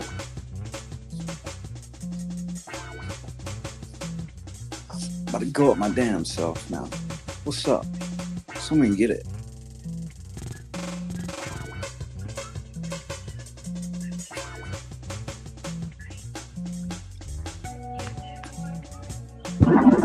Okay, got it. Okay, can you hear me now? Yeah, I mean, but dude, tell me if I said anything illogical during that conversation. Well, I don't think he's willing to listen to what you're saying, so. That's what I'm saying, though. Yeah. I mean, But you dig what I but- mean, though? Like, homie, if you're like, I'm a Christian, so like it's easy for me to understand what you're saying, but I think for someone like him, like I honestly, like I don't get his hostility towards Christianity. Like I get like his argument saying like, well, a lot of Christians are this or a lot of Christians are that, but like it's a I don't think they're saying like Christianity was spread by women or slaves. One is like a strong argument, and also like so like first of all, like so much it was. second of all, like, I don't think that's true. And third, it's like, well, like, I don't think historically that's been true, really. I mean, but let's say that even was true. Like, let's say that, like, predominantly it was spread by women and slaves in Rome or something at one time. It's like, well, why, you know, but then it's like, at what point does it get to Constantine? You know what I mean? It's like, we got Constantine building churches and it's no longer illegal and it becomes the official religion of Rome. You know, like these guys don't like to admit is that Christianity conquered paganism, right? It's like this small little like religion that was outlawed to the catacombs that could get you fed to lions. Eventually, you know, takes over the entire kingdom of Rome. And like, how does that happen, right? Now, like the explanation from the Jays is, oh, we just created it and, you know, we subverted them. We manipulated, you know, and they rub their hands together. And then, you know, the pagans are like, no, it was, you know, Constantine just took this religion to, you know, give opium to the people, blah, blah, blah. But then you read the context of like, you know, then you read the context of like what Christians say, like actually what happened. And it's like he had a dream and God comes to him and is like, paint the cross on your men's shields and you'll win this battle. And he does it and he wins the battle, right? And then his mother converts and then they find the true cross. And then like some guy gets healed on the cross, you know, a leper gets healed on the cross. And they build the Holy Sepulchre Church in Jerusalem. And then the whole entire like pagan Rome converts to Christianity. It's a miracle, bro. It's unbelievable. And like it's documented history that no one wants to deal with. You know what I'm saying? It's like there's Orthodox churches to this day in that area. And like we got documents and we got like countless miracles being like explained and relics and all types of stuff from that period. And the Greeks to this day, they're still, majority of them are Orthodox, right? And up until 1920, they were true Orthodox. They were traditional Orthodox. So we're talking about all the way from then till today, till like the 1920s. We're dealing with a predominantly a culture that's Christian, right? Now, if we study history, Europe got all its understanding from the Greeks, from those Greek philosophers, and it came from monks going to Europe during the raid of Constantinople. So then the Europeans get a hold of the philosophers' like wisdom, and then they create atheism by cherry picking the philosophers that the Greeks had already understood as being beneath the Christian teachers. And wrapping it in a flag of Christianity when it's actually atheism, essentially. Yeah, I mean that's kind of like. You don't understand how absurd that is. It's well, like, oh, the the Greeks are saying. Yeah, it's like the Greeks are saying this is a superior religion to all the other philosophies, and this is the superior philosophy. And then the Europeans get it later on, like these books from these philosophers, and they're like, oh, we'll just cherry pick them and then create our own secular weird religions out of them. And this is brilliant. And it's like, they're already like, yo, what are y'all talking about? You know what I'm saying? I don't know. It's just, you talk to Greeks and they're like, you guys are retarded. Like they really think, you know, the Westerners are retarded because of this. Because they're like, what do you mean? Like those, Plato or Socrates or this guy, like y'all are hung up on them? Like why? You know? Yeah. Well, I mean, I've pretty much always felt that way. And the thing is like, I don't know. I think there's a lot going on. I mean, I'm not going to try to like assume to know what's going on, but there's definitely something very odd going on. And again, like it's not just Pinoid. Like you can see that, like I think Pinoid has a lot of good points, but it's also like it's hard to like know where does the LARP end and the true belief begin, right? Like that's what I'm unsure of. So. Well, you never get an honest conversation from these guys, man, and that's what bothers me. But with a lot of people, is like I deal with so much intellectual dishonesty, which is like to be expected if you're rooted, if you know that your core belief system is truth, right? So the basis of everything that you're building off of is truth, right? So I have a foundation to build off of. These guys don't have that foundation. So they don't even, I feel like sometimes they don't even know that they're being as dishonest as they're being. Like that's just natural for them to be kind of like manipulative or like try to use rhetoric or to make their arguments. Like I don't have to do that, dude. I just have to be honest. That's it. That's it. You know, it's like trying to keep up with a lie. What's easier, like just telling the truth or keeping up with a lie? That's kind of like how it is when I deal with other people in debates. I feel like you're dealing with someone who's trying to keep up with a lie that's been told for a very long time, you know?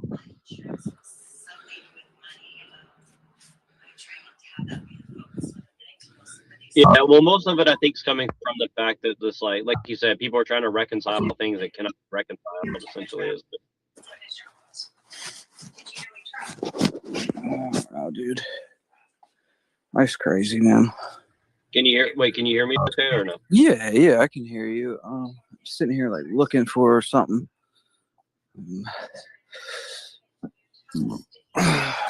You want to talk about your circumstances at all? If not, I don't care. I mean, as far as like where you're. Oh, we're not live, are we?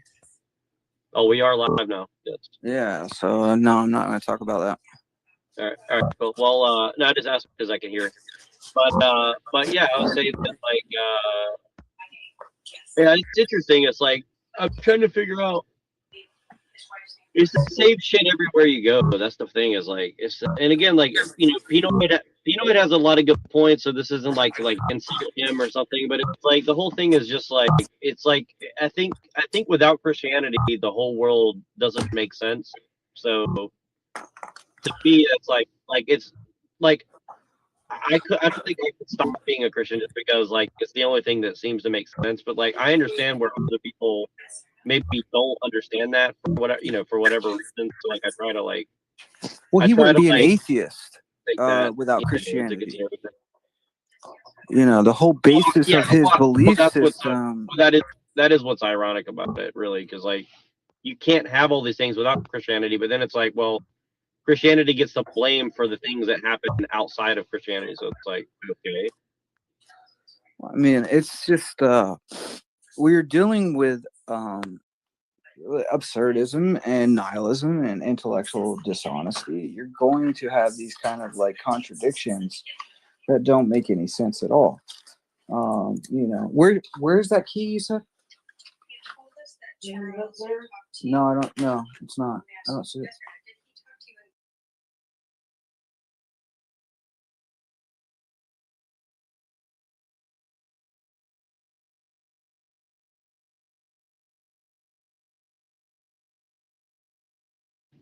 Oh, but yeah, we out here, man. We out here. We waiting for somebody to come by.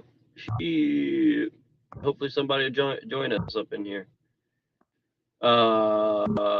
Probably not though. I think everybody's like LARPed out, unfortunately. You know. But you know, I'm trying to give everybody a nice little place to LARP at. You know. Sometimes people need to LARP. 1 second, you know dude. Sorry. No, you're good. You're good. I'm just feeling dead air. I'll fill it with some funny videos in a moment. Let's see if I can play some for you fellers down there in the chat. Hold on one second.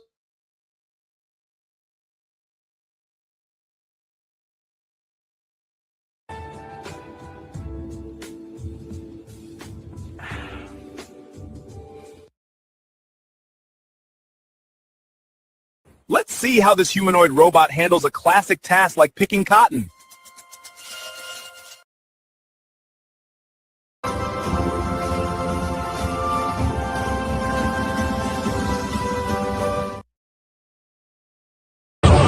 I am Adolf Nigler, breaker of bucks, shaker of thugs.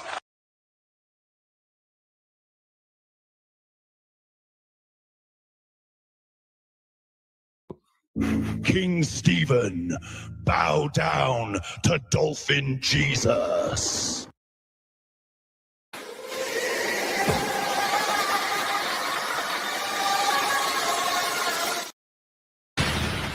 My food is cold and my EBT stamps got canceled. This is unacceptable.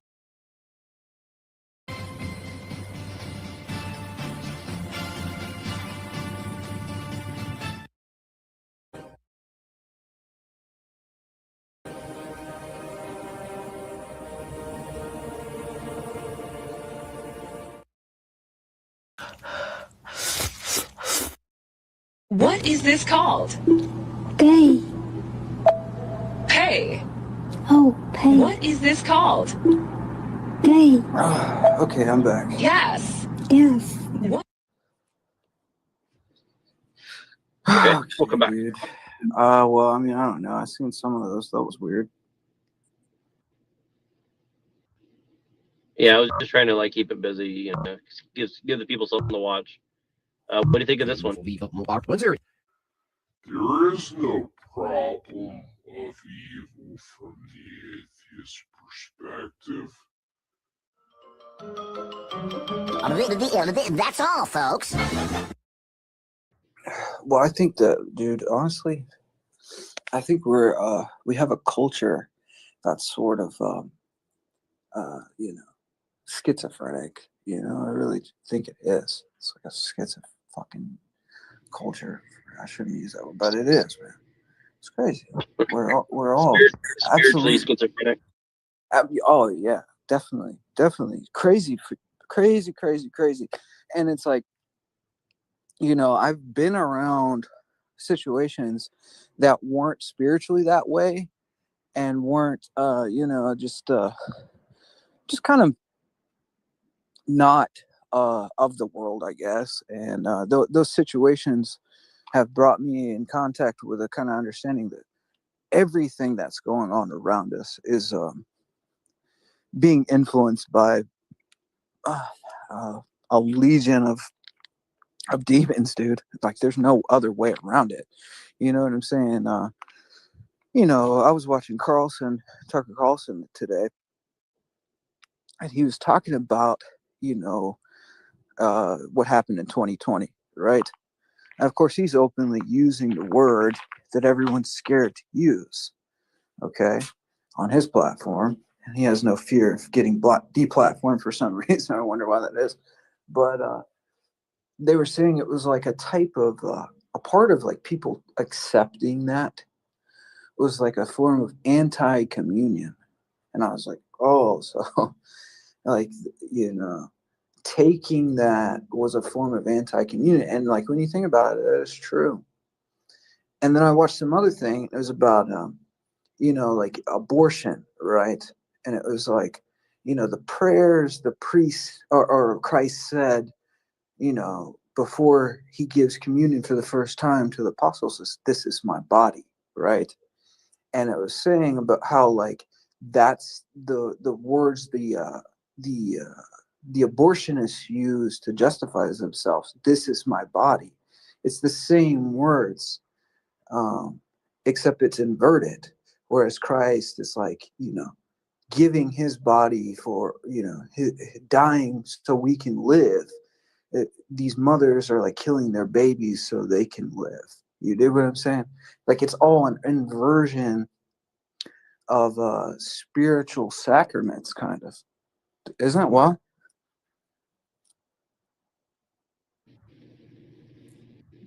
So what was the anti-communion? I didn't catch like what exactly that is. What was exactly anti-communion? Okay, like anti-communion would be like, you know, accepting the shot. Do you dig what I'm saying? Right. Well, yeah. I mean, it's basically like, well, that's kind of how. See, that's why, like I think. So this is kind of why, like,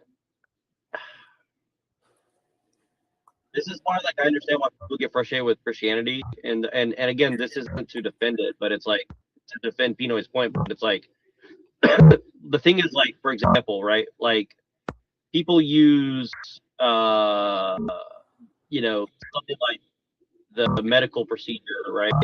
And say like, well, that's the mark of the beast or something. But like, I think it's like this kind of thing. It's like this kind of thing happens all the time. So like we like we're always in like a sort of end times because we're after Jesus anyways. But my point is that like a lot of these cults try to like take advantage of people and make everybody think that we're in the end times right this second to like manipulate people's. No, I understand that, but wouldn't you say this? I like that is true, right? Yeah, But within the and again, scripture, so I'm not disagreeing with you. I'm saying like what yeah. I mean is that there's a million anti-communion communions like that. You know No, what I no, mean? no. But but the way we understand that within the church would be like these are types of what the final is going to be. Just like there's types of Christ, like Job is a type of Christ. This is called like typology within the scriptures. So like everything within the scriptures is sort of like it repeats itself. There's a certain pattern that's followed. And Antichrist is like that. There will be many Antichrists before the final Antichrist. Like, you know, Nero was a type of the Antichrist, or Hitler, or you know, whoever was a type. But the type is just like a prefigurement of what's to come, of the final thing. You know, spiritually, the devil can do nothing new. He sort of just rebrands things. And of course, like any cult is going to take true religion and subvert it slightly and use theological principles, because that's what the devil always does. If you look in you know, the scriptures where the devil's talking to Christ in the desert, what's he doing? He's using scripture to try to convince Christ to like jump off a cliff. You know what I mean? It's like that's what he does. And every single sect that's popped out of the original church has been a subversion of the original. Like that's just how it is. So I mean, it's really not an argument in their favor in context, because if we're not talking about context, what are we talking about? You know, I mean, I don't know.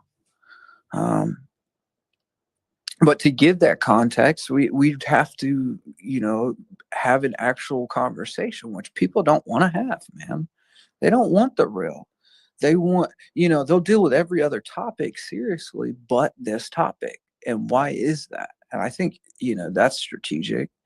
And I think the fact that there is so many sects and there's so many cults out there is a testament to what the scripture says, that, you know, that there was many that were a part of us, that they went out from us to prove that they weren't of us. It's like that type of thing where that's where all the Gnostics came from.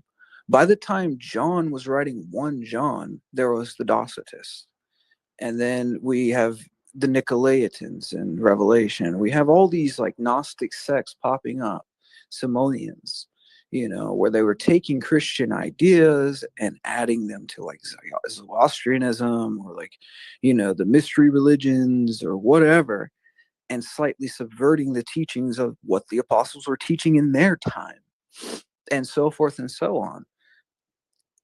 But the way the Spirit of Truth works is, and this is hard for those that don't have that discernment, is because they don't know the difference. There's no differentiation between truth and a lie.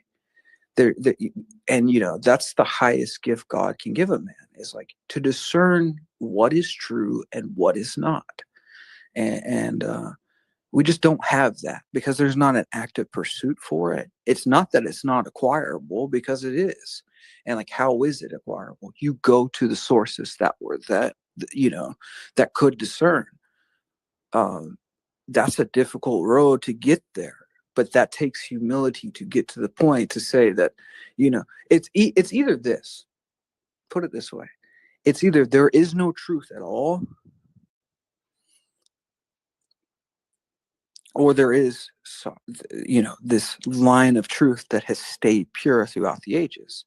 And what we're saying as true Orthodox Christians, this is what we believe. And like, of course, all of us don't live up to the truth that we find. How can you? It's God incarnate. So it's like, you know, you find truth to the point that it's distilled to its purest form, and it's existed throughout the ages, and it cuts through everything like a knife if you find it. And then once you find it, you know, of course, everybody else that hasn't found it is going to find all these arguments why not. But a lot of times they don't even realize where those like questions are coming from. Like what is causing people not to seriously take in consideration what's being said, I guess, you know?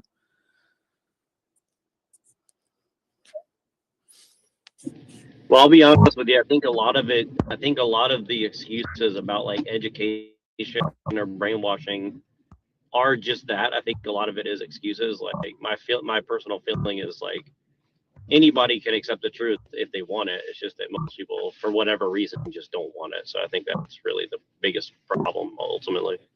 Well, what the scripture says is men love darkness more than they love light. I think the reality of it is people love the lie more than they love truth. And it says that he'll send them strong delusion because they didn't have love for the truth. And that's why you have like people who like will find like a hint of truth. That's why we have so many world Orthodox, I think, is because they found the hint to the truth, right? It's like they got the majority of the truth there. They have like, I'd say about 80% of it, you know? But see, that 10% that's tainted, or like that 20% that's tainted, is so bad. You know what I mean? It poisons the whole. You know, it just, it's more. Did you see that? Almost, sorry. Well, did you see that post by Rachel Wilson that I sent you about Jay Dyer? Like, don't attack Jay Dyer. He's converted so many people. Oh my God. yeah, but I mean, and then you look and it's like the guy is being pushed by like, you know, RT media and like, you know, Dugan's people, and it was like he's with InfoWars, it's controlled up, and he's calling true Orthodox schismatics. At the root of it, there's something wrong. There's a rat at the bottom of the barrel, in the words of St. Philaret of New York, you know, and that comes from St. Zena. So the story of St. Zena is this. Check this story out. It's wild. So St. Zena comes into town, right? And there's all these merchants, and they have a big barrel full of honey, and everybody's like getting this honey. They love the honey, and they're like pouring their cups full of this honey, and they're like paying, you know, for the stuff. They just love it, eating it up. And St. Zena comes to town, and she's like, don't eat that. Don't eat that honey. They're like, what are you talking about? You're crazy. Like, you're crazy, lady. Like, get away from us. We're making all this money. Everybody loves our honey. What are you talking about? Right? She's like, there's a rat at the bottom of the barrel, you know? And they're like, how do you know that? How could you possibly know there's a rat at the bottom of the barrel? Like, everybody loves this honey. No one has ever complained about our honey, you know? So she dumps it over, and there and behold, there's a rat at the bottom of the barrel of the honey.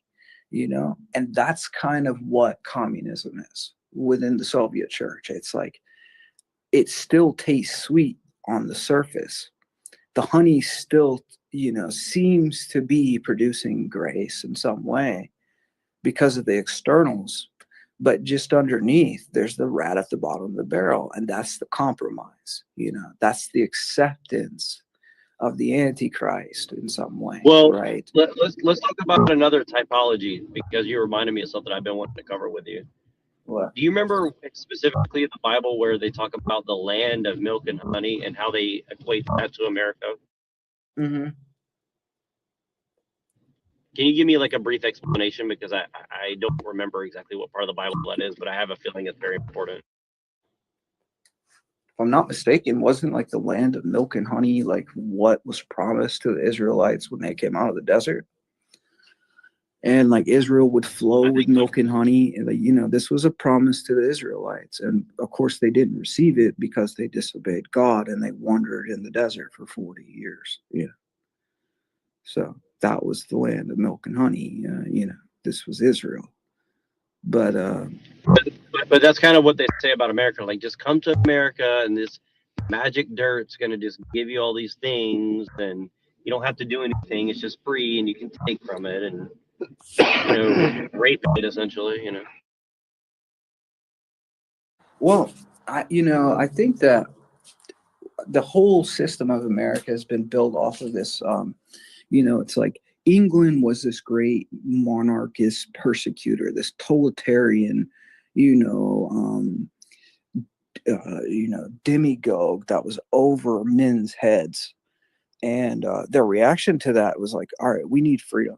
These people, these oligarchs are just like, running us ragged. Basically, our land is theirs no matter how long we work on it. Like, no matter what we do, we're under the control of these, like, this demonic monarchy, which was true, right? But the reaction, instead of setting up like a proper king that's like directed towards God in some way, and like virtue that would direct the people towards God, is like, we'll just make everybody their own king. You see? And it's like, on paper, that sounds good. And oftentimes, like, what do they say? Like, the road to hell is like paved with good intention. And like this land was to the point where it's like, you could come here, you could build your life. A man could build his family here and like work and produce his own, and then, be, self-sufficient. And like, that's great, right? And it's like, I believe God would, bless that pursuit, as opposed to like following, along with some demonic monarch or something that's like treating you terrible. Like, that's like a reasonable pursuit. And I think that even there was like czars that kind of protected, like God anointed czars that kind of protected America in times where like the bankers tried to, monopolize. And there was people like, I think like a Thomas Jefferson who fought the banks and stuff like that. So there's been times in this nation where we've seen like true lights of virtue shine through. So it's not like our whole entire history is just like, this lawless thing. But unfortunately, like, I think we just never understood like how exactly to be in the good graces of God, like politically, spiritually, it's like our entire system was based on a lawless ideal that developed from the Enlightenment, from deists. And we took like, this kind of like worship of reason and the temple of reason, and that, these ideas from like Thomas Paine, and created our Constitution based on this. And, it seems logical on paper and it seems virtuous to a certain degree, but really is pointed in the direction of lawlessness. And eventually any system that's not pointed in the direction of God will come into the captivity of, these demagogues. Demagogues will end up controlling the people if they're not directed towards God. That always happens. Within a monarchy, you could have like a czar that ended up, kind of going along with like Freemasonry or something. But hey, maybe the next czar, his son or something, might not go along with that. And you could have a Christian king take over the throne. With our system, it's almost like there's no possibility, because they keep handing over the role, right? Or like they just fill the role with a puppet. Right. Well, you could see how like whatever the intention was, good or bad, like you said, effectively. And I heard somebody describe it the other day. It's like this. It's like the problem, and they were actually talking against Christianity, but I think, but they said it in the right way, which is like, well, the problem with a lot of the stuff is like people are trying to make God do what they want him to do. Does that make sense? Like they treat God as like a technology or something. Like, well, if we do this X, Y, Z thing, then God will give us something. And it's like, well, That's never been what God said. He's basically like, you do the right thing, and then you don't have to worry about what happens, good or bad or indifferent from your perspective, right? So it's just like a total misunderstanding where, or confusion. And I say that to bring up the point of like the government thing, all right? Like you said, like they basically say like because you accept like these things that are a total lie, like a democracy or a republic or anything, right? Then you're never going to be blessed because you're pursuing the wrong things. But the trick of it is that like now you see that that's why the whole world orthodoxy thing is so devastatingly clever, because it's like they're trying to get you to now you're going to pursue the correct thing, but from the wrong place of your heart, essentially, where you're basically going to do it like greedily, like, well, this government screwed me over, man. I'm going to demand a monarchy, and then I'm going to get blessed by God. It's like, whoa, like, you know what I'm saying? I don't it's think like they even very want to demand a strange, monarchy. I think they just want to infiltrate the institutions, right? They've been tricked by the communists that they can infiltrate the institutions and build like an Orthodox republic, but really all they're doing is like what they would be doing is like creating that's the whole thing, though. It's like a if you means could for the just do communists to that, take over the. They would be creating the means for the communists to take over the republic. That's all they're doing. right? But Because if their hierarchs are KGB,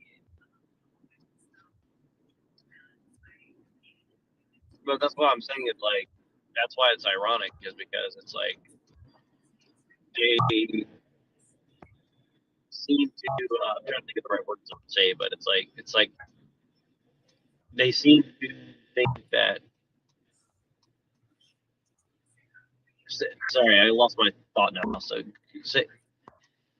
I was trying to think of a different way to word what you're saying. They're saying like, okay, the health fund could infiltrate, but it's like,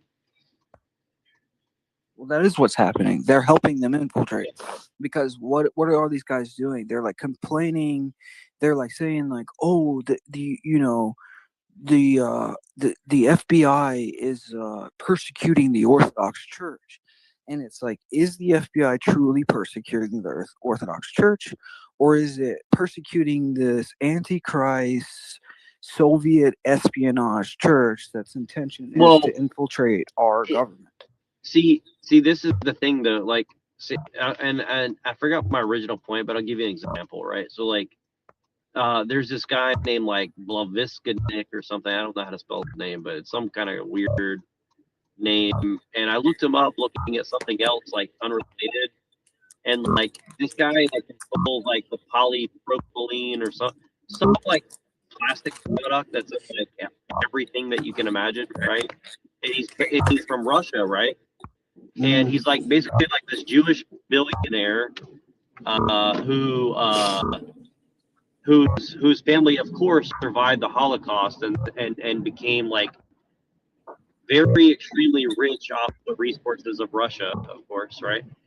I'm sure that's a coincidence, but and then he gets knighted by the Queen of England for his philanthropy, and he's a citizen of both England and America as well as Russia. So it's like, okay, so you have a Russian Jewish oligarch knight who's now a knight in the English monarchy because he like donates money to like quote unquote philanthropy or something. It's like, what? Like, and if you remember, like the King of England right now, allegedly he's a Greek Orthodox, right? But I don't know if that's true. But have you heard about that? That he was like either trying to be Greek Orthodox or was like very influenced by it or something. Who, the king, the Prince of England or the King of England? Oh, yeah, the current King of England. Yeah, he's like his family's like nah. has some sort of strong connection to the Greek Orthodox Church. No, but I mean, if it's to the Orthodox Church, it's probably going to be the Ecumenical Patriarch. And if you've seen anything lately with that Ecumenical Patriarch, the new Pope and Bartholomew are talking about going into communion, you know. Like, and they're like pushing it further and Yeah, I further, know. like I saw full that. Eucharistic Yeah, communion. yeah, I know. I saw that, and they were basically calling for it, right? I mean, they're literally at the point where they're almost openly declaring like one world religion, essentially. So I mean, it's like, Yeah, exactly, like dude. But I they're mean, not this is even what we've not even been hiding it, saying, essentially. right? This is something True Orthodox have been saying for the last 100 years. Okay, we've been saying, hey, these guys are Freemasons, and they're going to join up with the Roman Catholics, and the Roman Catholics are going to join with Oriental Orthodox, and then they're eventually going to push for a one world religion. You know what I'm saying? And it's like everything we've said is coming true.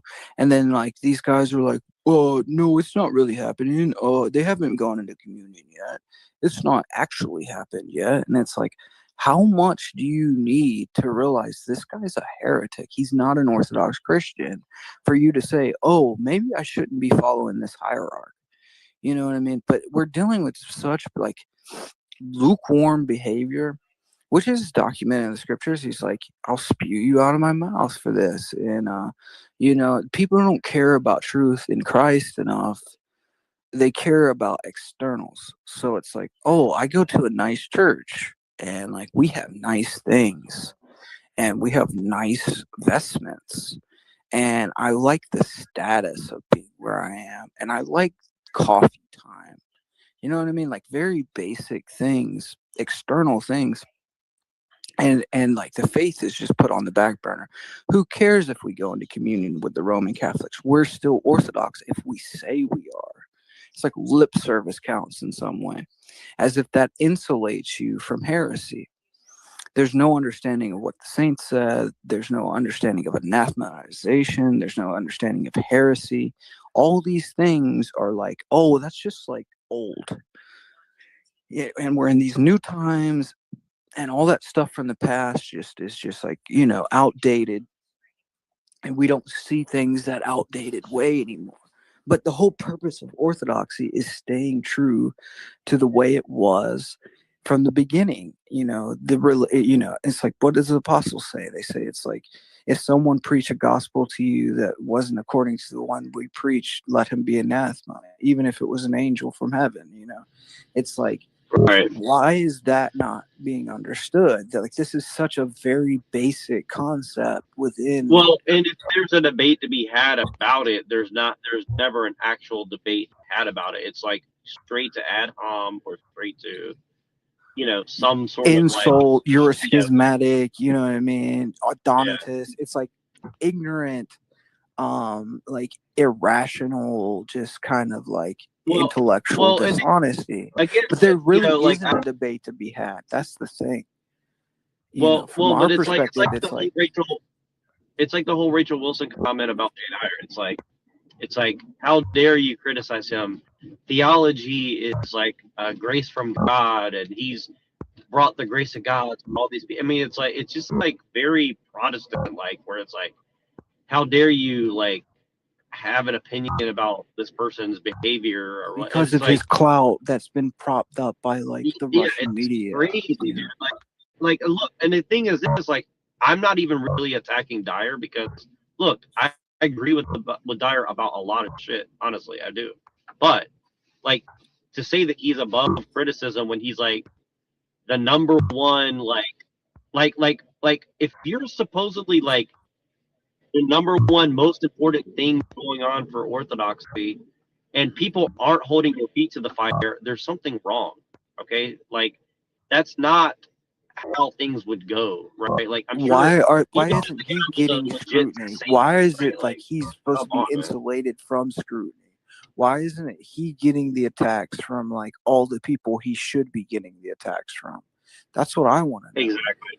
It's right, like, exactly, dude, why? Like I said it on my channel. It's like, why do I have Templars and KGB agents in my small little channel attacking me for months on end, but they don't a whole year straight? Right, and here's the thing: is he does an open phones show every day. He never gets Knights Templars calling him saying, "Oh, we're going to cut your head off" or whatever they do to us. Like, that's what's interesting, right? Like, you know, like my friend Pill Eater, who's a minor media figure, literally gets threatened to be killed on a daily or weekly basis. Okay, you also get the same thing. I've had the same thing. It's like if he's gonna say, well, I get that too, but I don't talk about it. It's like, why wouldn't you talk about it? Why wouldn't you let people know that's happening? Like, But I understand? mean, You know what I'm it's saying? like, who is it coming from? If it was, I think it matters too. Who's it coming from? And the reality is, it's not going to be coming from the Soviet Church. You know why? Because he's the leading talking head that's leading people into the Soviet Church, dude. And if you read any of the catacomb saints, If you're not saying the truth, why would you get a death threat? That's why would you get stalked? Why would people try to like do everything they can to shut you down from talking? But then they don't do that to somebody that's supposedly like, you know, fixing the Antichrist, you know, or whatever he's supposedly doing. Like, and again, he is I'm doing really that. Neurojack, like that's maybe not he's a the, joke, maybe dude. he's When I just a say speaker, that, like, when I yeah. say to you that Jay Dyer is the leading talking head that's leading people into the Soviet Red Antichrist Church, I mean that. He is. And like, here's the reality. Do you know what the judgment of someone that's going to be for being a false teacher that leads thousands into the Soviet Church? This is what the saints call the saints that were martyred from the 1917 till even till today. There's still people getting beat to death and thrown in prison for 10 years by the FSB. This is the Antichrist Church. This church has replaced the true Russian church and has set up a hierarchy of false Bolshevik, some of them Jews and atheists, to run this church. This is what that is. And this is what he's funneling people into, dude.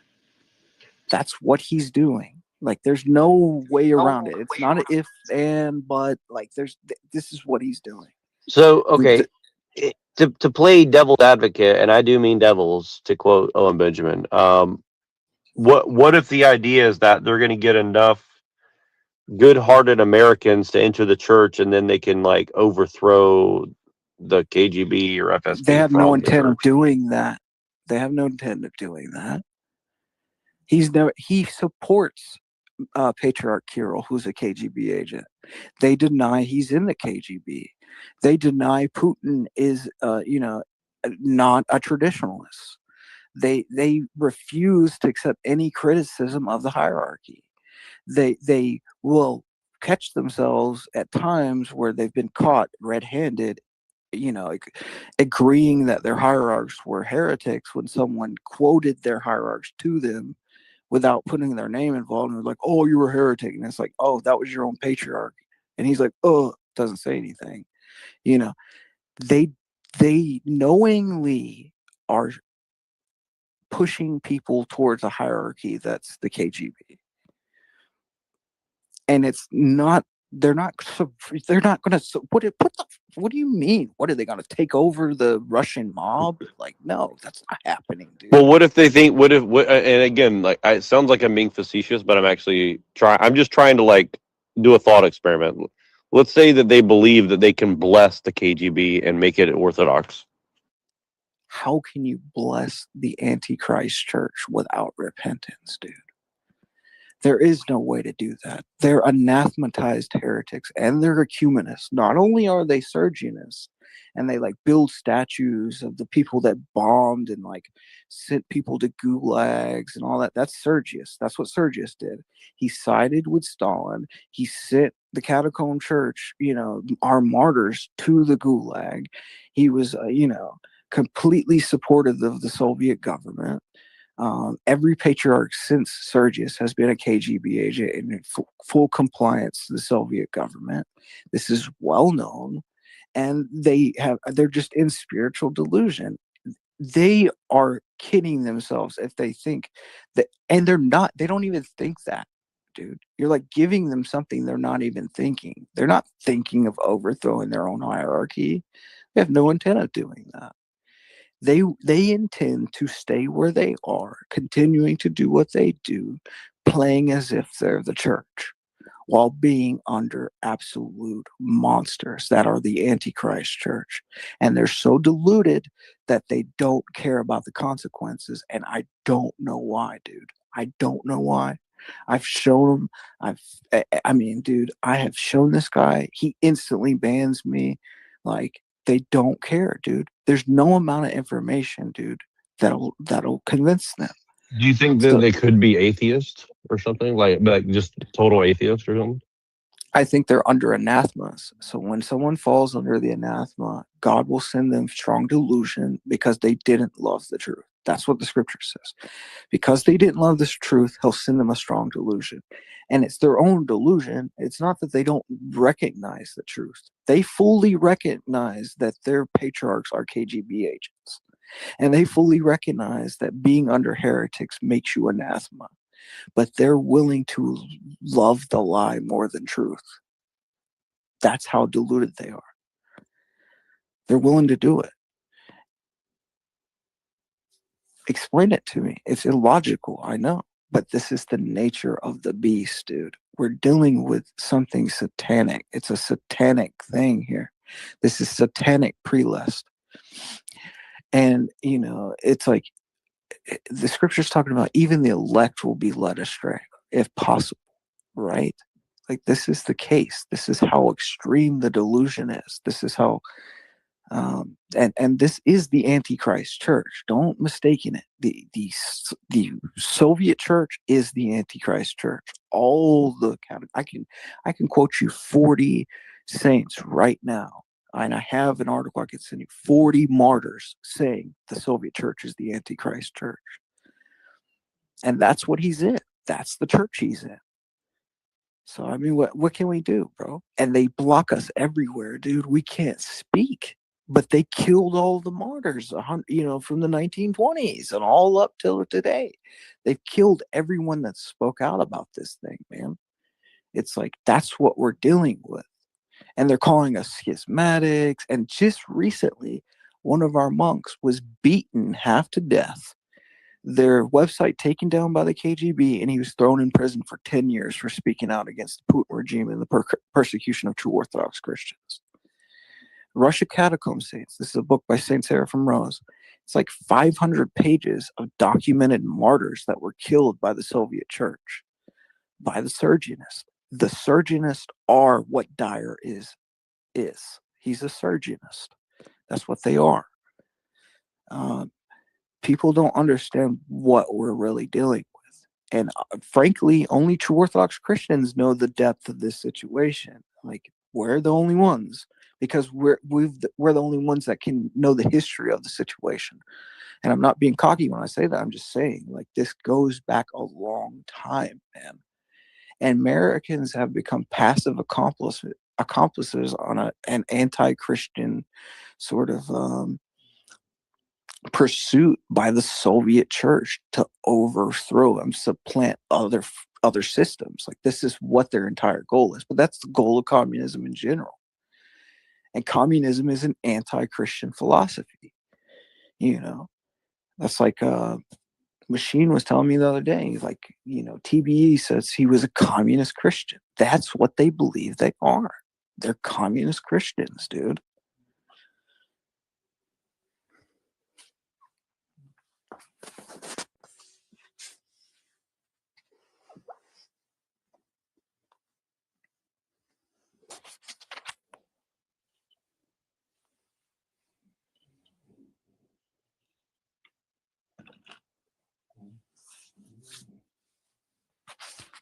Sorry, I had myself muted. I was doing something with my hands.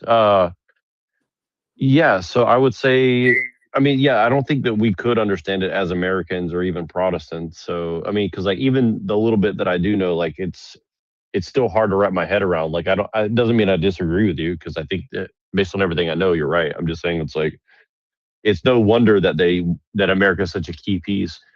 And I think, and again, this is kind of why, like, I've always questioned, like, how come they don't really try to like meet Protestants where they're at and bring them to Orthodoxy? It's more about like disrupting.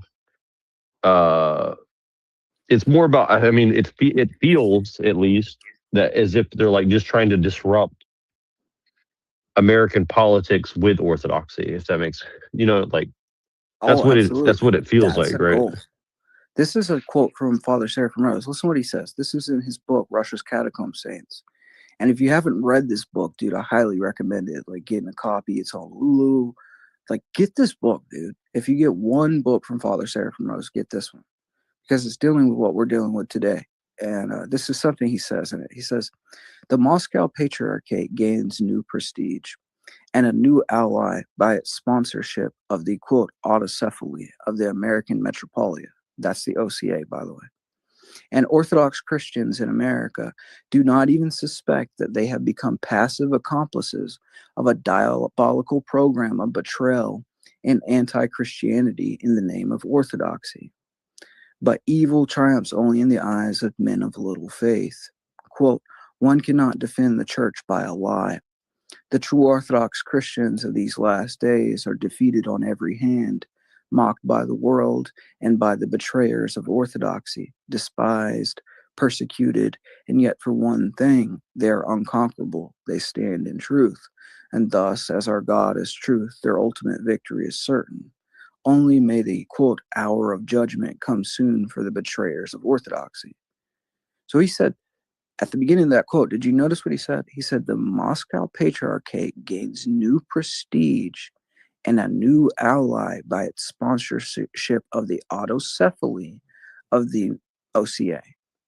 And Orthodox Christians in America do not even suspect that they have become a passive accomplice of a diabolical program of betrayal and anti-Christianity in the name of orthodoxy. So that's what we're dealing with. We're dealing with the betrayal of the Orthodox Church, and we're dealing with a program, that's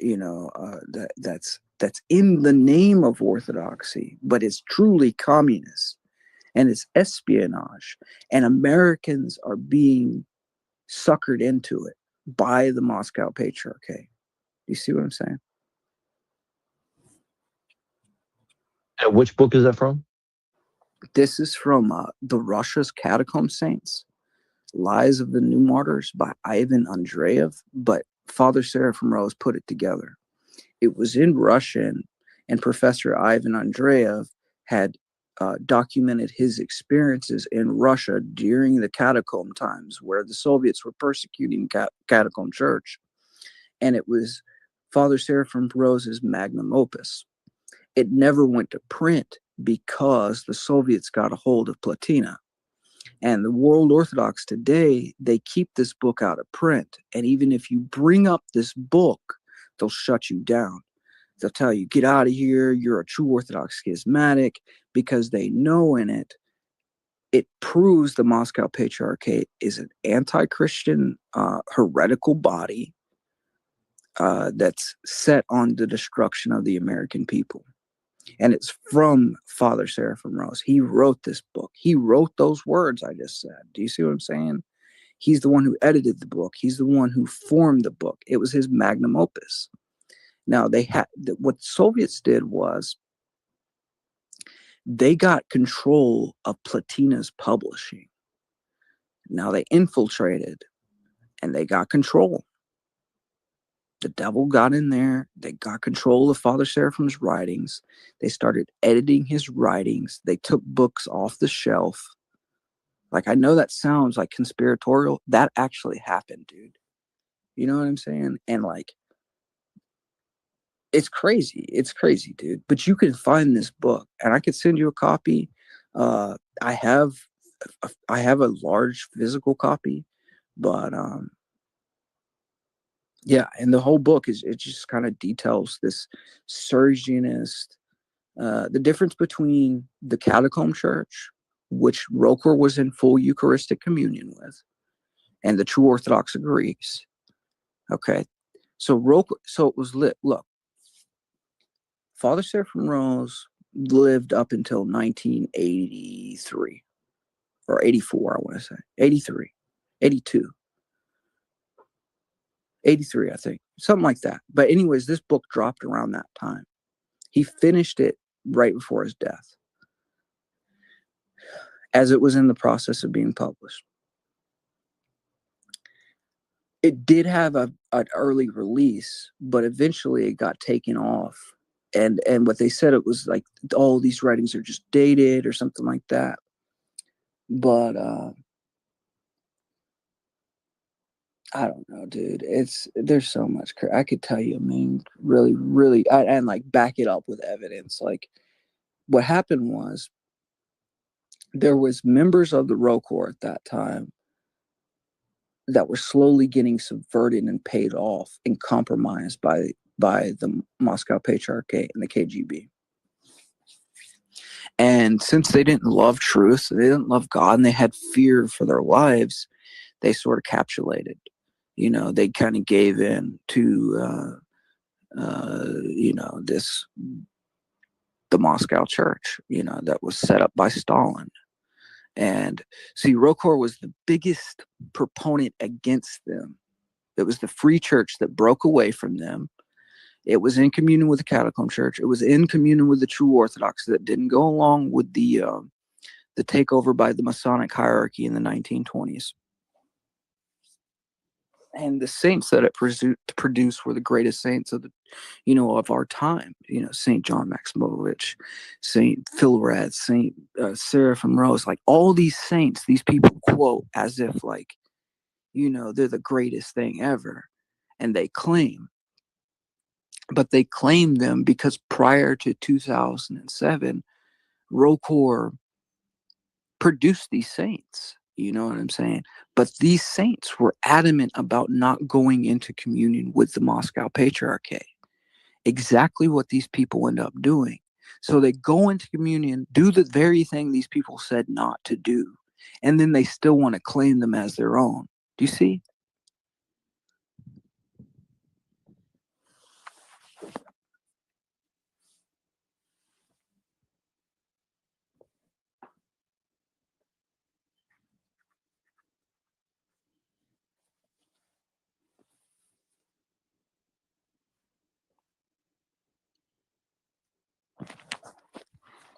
Imagine you got a spiritual father, right? And your spiritual father's like, okay, no matter what you do, don't go into communion with the Moscow Patriarchate. You'll lose everything. You'll betray your faith. You'll go into the church's condemnation. Whatever you do, don't go into communion with the Moscow Patriarchate. And what do these people do? They start lying and like, oh, the Moscow Patriarchate's our mother church. I'll tell you exactly. I'll read a quote to you. Hold on. Check this out. Well, really quick, one thing I noticed is like my introduction to the Orthodox Church was because of Seraphim Rose with like Posh and Jim Bob, which is kind of weird now, you know. Well, isn't it? But imagine that though, dude. It's like how can these guys in good faith mention these names? And now look, I read you that piece of writing. This is like at the end of his life. This isn't me like taking a piece of his life out of context or something. This is something at the end of his life, like that. You know, Russia's Catacomb Saints is his later writings, you know, before his death, 1982, right? So it's like, this is what he's saying at the end. He's saying that, you know, the Moscow Patriarchate gains new prestige by giving the OCA this autocephaly, and Americans have become are going along with this diabolical program of anti-Christianity in the name of orthodoxy. It's like, okay, so this is what he's saying at the end of his life. What changed? So are we supposed to believe that at some time between 1982 and today, this body that was created by, Stalin has become blessed overnight? That you can go in communion with it, yet they still have the same statues of, you know, the murder of martyrs. They have Stalin still depicted in their churches. They're putting up monuments in military cathedrals, and they're still persecuting the true Orthodox or catacomb Christians they were persecuting in the 80s that he spoke out against. And you can still refer to this as like your saint, as you're in communion with the very people he warned you not to go into communion with. Like literally, this is his exact words about the Moscow Patriarchate. Look at this. Watch this. And this is why they don't want to have a conversation. And it's not like we're just making this up. They'll say we're schismatics, but really listen to this for a second. He said this. This is from 1974. He said, "True Orthodox Christians, for the sake of the purity of Christ's church, must remain separate from the schismatic body, the Moscow Patriarchate, and thereby show it the way of return to the true Church of Christ. Even if the Catacomb Church did not exist at all, the Moscow Patriarchate would still be guilty of schism and apostasy." This is from the Catacomb Tikhonite Church, 1974. Well, I can tell you their answer. They say, well, that was before the Iron Curtain fell in 1988 or whatever. That's what they say. Right. But you know what's so ridiculous about that is like we all know what perestroika is, right? It's like they faked the fall, right? It's like this is that book Trojan Horse, FSB. You know, their own KGB guys that kind of like dissented away from this have said that, you know, Putin is a continuation of Soviet power, that they have just like made the Soviet system more adaptable to lower the guard of the Westerners. You know what I'm saying? It's like it's a fraud, dude. It's a fraud. You know, this whole traditionalist act that they just became grace-filled overnight. It's no. This was long in the run. This is a program that they had set in place, right? And if they're deluded enough to believe it, that's crazy, dude. But I don't believe they actually believe that. I think they fully know that that's absurd. I think they actually are traitors and treasonous to America, and they feel as if like Putin is this like base leader that would be better than any American because he's so-called Orthodox, but they're like willingly giving up their country to the communist.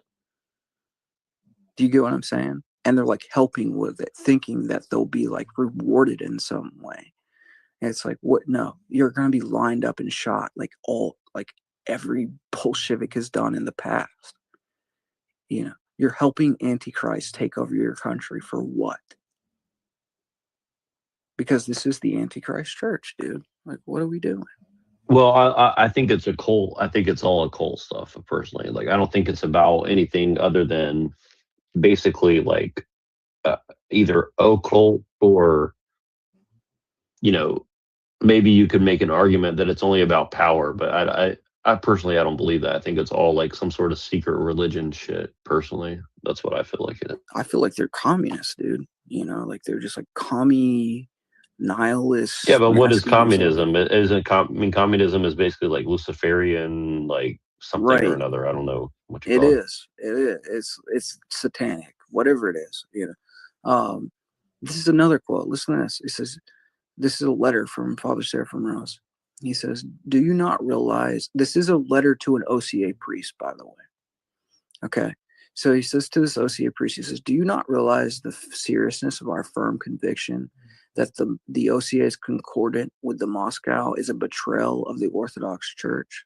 So the OCA and Moscow were going into communion, okay?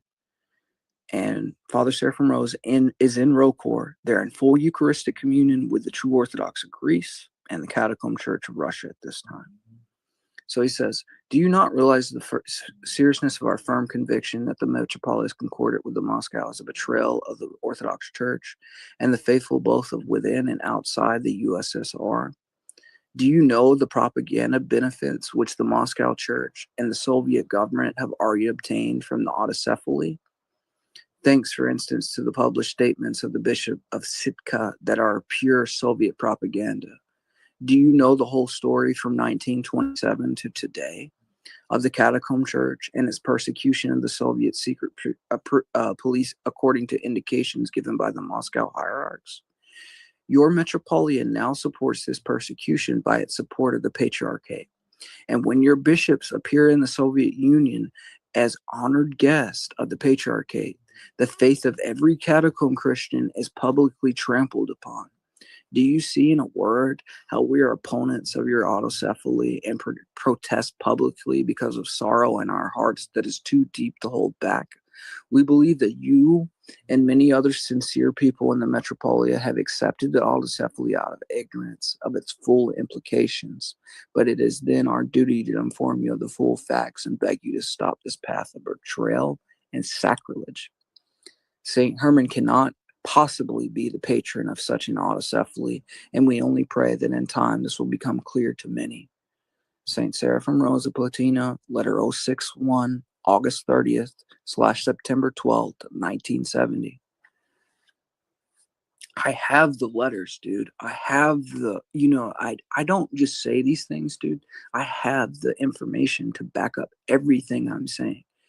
I can go from 1970 to the day he died. He didn't change his tone about this. Do you dig what I'm saying? It's like, and I get like that argument, but I can also prove that today's Soviet church is a continuation of Soviet power. Do you dig what I'm saying? Like, there's no break within my argument where they could say anything. Like, there's nothing that they can refute this. You dig what I mean? Well, they won't even let you confront them. So yeah, I do.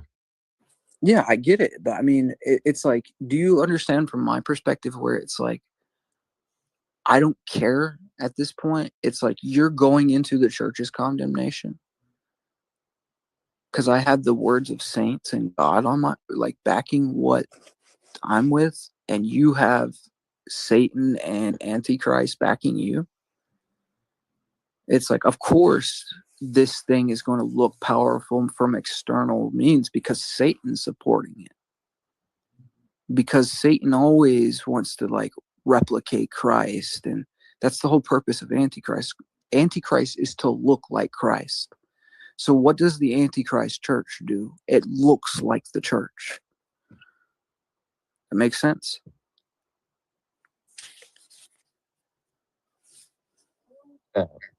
Yeah, it does actually.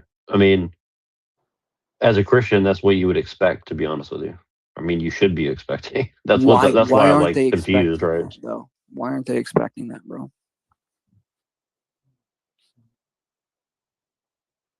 Why are we called schizos? You know what I mean? It's like, what's going on? Why wouldn't this make sense? Why is it that you have all these saints that you accept saying what I'm saying? It's not like I'm the one saying this stuff. I'm reading quotes from the saints you accept. Like, it shouldn't be even an issue. But that's why there's no, they don't want a discussion, because they know we're going to go to the saints. We're not going to make it where it's like, you can prove us wrong, dude. Like, I'm going to go to the blessed ones who were blessed with the, whose words matter. This is something St. Joseph of Petrograd said. He said, "Perhaps I do not dispute that there are more of you at present than us, and let it be said that the great mass is not for me, as you say, but I will never consider myself a schismatic, even if I were to remain absolutely alone, as one of the holy confessors once was. The matter is not all one of quantity. Do not forget that for 1 minute the Son of God, when he cometh, shall he find faith on the earth." Luke 18:8. And perhaps the last rebels against the betrayers of the church, the accomplices of her ruin, will not only be bishops and not proto-priests, but the simplest mortals just at the cross of Christ. His last grasp of suffering was heard by a few simple souls who were close to him. That's St. Joseph of Petrograd. And St. Joseph was the bishop who took over the catacomb church. So the catacomb church went underground, whereas Sergius was above ground, and he was accepted by the Soviet government, and he became their puppet patriarch. St. Joseph of Petrograd became the metropolitan over Russia of the catacomb church. So he's like the very first catacomb metropolitan. So he's the underground bishop. And they eventually sent him to like a gulag, and then ended up shooting him and St. Cyril of Kazan in the gulag. The Bolsheviks did. But yeah, so I mean, this is going back, man. Like, they don't know, dude.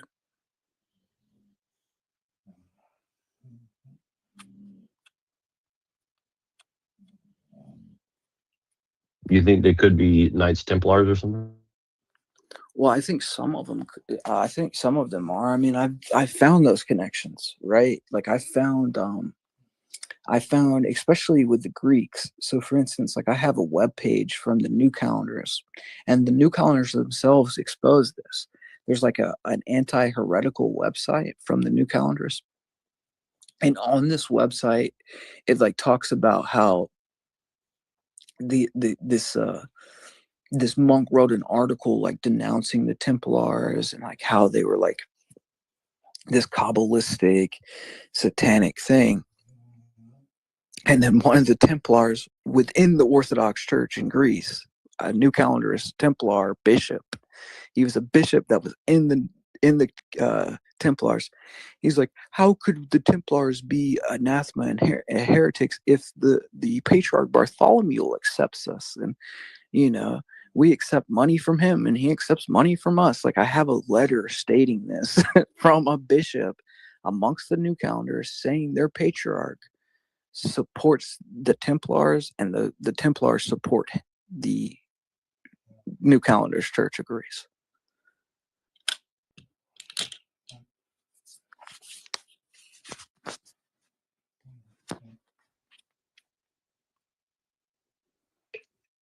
Well, I don't know. I think the reason why the first reason why we already know, which is that people reject truth. But the second reason why is like most people don't know any history. Like I think I know more than the average person by far, but I still don't know anything compared to like most of these guys like you and Machine and other people, right? But once you understand history, it's like Christianity wasn't a real thing in England or Germany or a lot of these places already like 600-700 years ago, right? So most people's version of history is like discounting the fact that Christianity was already, being turned into occultism a long fucking time ago, right? At least from like you guys' point of view, right? So again, like that reason I bring up the Knights Templar or whatever is because it's like these guys were already like building cults and then dressing up in a lamb's skin suit, essentially.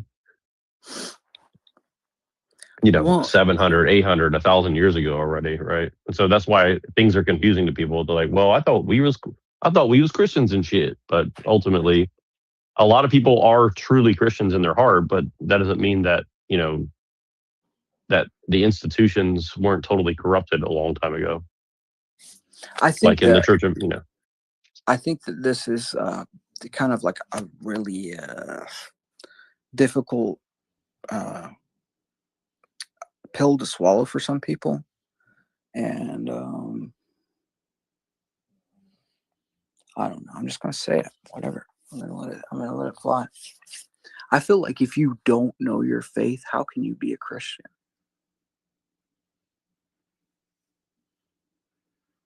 If Christianity is a faith, right, and that faith in Christ is something that joins you to Christ, then how can you truly be a Christian if you don't know it?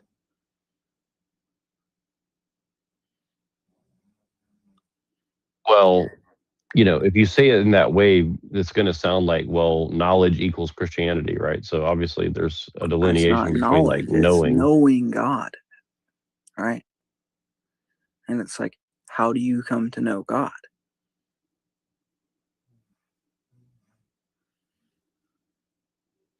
Well, how would you go about it? Like, is there like a certain? And again, I'm not being facetious, really, but I'm saying like, in what way would you have let's to? Go to scriptures with it. Let's go to the scriptures with it. Okay, what does St. Peter tell everybody? So it's like, let's go here. 1 second.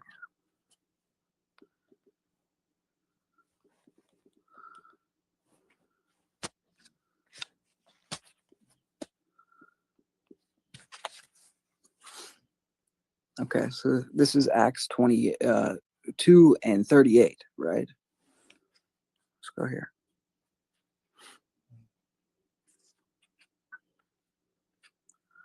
So, oh wait, okay, so, all right, here it is. Acts 2. And when the day of Pentecost was fully come, and they were all with one accord in one place, And suddenly there is sound from heaven as a rushing mighty wind, and it filled the house where they were sitting. And there appeared unto them cloven tongues like as of fire, and it sat upon each of them. And they were all filled with the Holy Ghost, and they began to speak with other tongues as the Spirit gave them utterance. And they were dwelling at Jerusalem Jews, devout men of every nation under heaven. And now when this was noised abroad, the multitude came together and were confounded, because that every man heard them speak his own language. And they were all amazed and marveled, saying to one another, Behold, are not all these which speak Galileans? And how hear we every man in our own tongue wherein we were born? Parthians and Medes and Alamites and the dwellers in Mesopotamia and in Judea and Cappadocia and Pontus and Asia and Phrygia and Pamphylia and Egypt and in the parts of Libya and Cyrene and strangers around, Jews and proselytes, Cretes and Arabians. We do hear them speak in our tongues the wonderful works of God. And they were all amazed and were in doubt, saying one to another, What meaneth this? Others mocking said, These men are full of new wine. But Peter, standing up with the 11th, lifted up his voice and said unto them, Ye men of Judea, and all ye that dwell in Jerusalem, be this known unto you, and hearken to my words. For these are not drunken, as you suppose, seeing it is but the third hour of the day. But this is what that which speaketh the prophet Joel. And it shall come to pass in the last days, saith God, I will pour out my spirit upon all flesh, and your sons and your daughters shall prophesy, and your young men shall see visions, and your old men shall dream dreams. And my servants and on my handmaidens I will pour out in those days of my spirit, and they shall prophesy. And I will show wonders in heavens above, and signs in the earth beneath, and blood and fire and vapors of smoke. And the sun shall be turned into darkness, and the moon into blood, before the great and notable day of the Lord comes. And it shall come to pass that whoever shall call upon the name of the Lord shall be saved. You men of Israel, hear these words. Jesus of Nazareth, the man approved of God among you by miracles and wonders and signs which God did by him in the midst of you, as you yourself also know. Him being delivered by the detriment counsel and foreknowledge of God, you have taken and by wicked hands have crucified and slain, whom God hath raised up, and hath loosed the pains of death, because it was not possible that he should be holden of it. For David speaketh concerning him, I foresaw the Lord always before my face, for he is on my right hand, and I shall not be moved. Therefore did my heart rejoice, and my tongue was glad. Moreover also my flesh shall rest in hope. Because thou wilt not leave my soul in hell, neither wilt thou suffer thine Holy One to see corruption. Thou hast made known to me the ways of life, that thou shalt make me full of joy with the countenance. And men and brethren, let me freely speak unto you of the patriarch David, that he is both dead and buried, and his sepulchre is with us unto this day. Therefore, being a prophet, knowing that God had sworn an oath to him, that of the fruit of his loins, according to the flesh, he would raise up Christ to sit his throne. He, seeing this, before spake of the resurrection of Christ, that his soul was not left in hell, neither his flesh did see corruption. This Jesus hath God raised up, whereof we all are witnesses. Therefore, being of the right hand of God exalted, and have received of the Father the promise of the Holy Ghost, he has shed forth this which we now see and hear. For David is not ascended into the heavens, but he hath saith himself, The Lord said unto my Lord, Sit thou right on my right hand, until I make thy foes thy footstool. Therefore let all the house of Israel know assuredly that God hath made that same Jesus whom you crucified, both Lord and Christ. Now when they heard this, they were pricked in their hearts, and said unto Peter and to the rest of the apostles, Men and brethren, what shall we do? Then Peter said unto them, Repent, and be baptized, every one of you, in the name of Jesus Christ, for the remission of sins, and ye shall receive the gifts of the Holy Ghost. For the promises unto you and to your children, to all that are far off, and even as many as the Lord our God shall call. And with many other words did he testify and exhort, saying, Save yourself for this untoward generation. And I understand that we're Americans, right? But okay, look at this from the context of the time. Right? Now, that early church, they would have had this scripture. They would have all the scriptures this would have been understood, and they would have understood this, that what the practice of baptism was within the community. Okay, so they would have known that, okay, when he's talking about baptism, they're talking about triple immersion baptism. And then they would know the practice that went along with that, that actually how the apostles baptized, because that was handed down to them in that general area. They would have known all the context that's missing within the Protestant denominations. Do you see what I'm saying? It's like, for the Orthodox Christian of Greece that received the gospel directly from the apostles, you know, these are complex theological issues. This isn't like a debatable discussion on like how should we baptize, or like how should we interpret this verse or whatever. We have that tradition and context handed down to us on how that's done. And it's like God didn't just leave us hanging where we would be like, oh, I don't understand this verse, Lord. Like, or I'm just going to make it up as I go. I'm going to like argue with this other guy that's in the same church as me about the same verse. That's not happening. Like, there was a consensus about what this meant and what the practice was. And like, do you see what I'm saying? It's like, if it does make sense. If Peter's saying this, he's saying, repent and be baptized, every one of you, right? They're asking, what shall we do? He's like, all right, y'all need to join the church. You need to repent. Okay. What's repentance? This is confession. So coming to confession and then be baptized for the remission of sins, and then receiving the Holy Ghost. This is chrismation. So these words, just like as they sit on the paper, there can be up to like 1,000 different interpretations if you don't have the context. But that's anything in life. But the thing is, like, we do have the context. We have that context. It's not just like lost or something. We have it.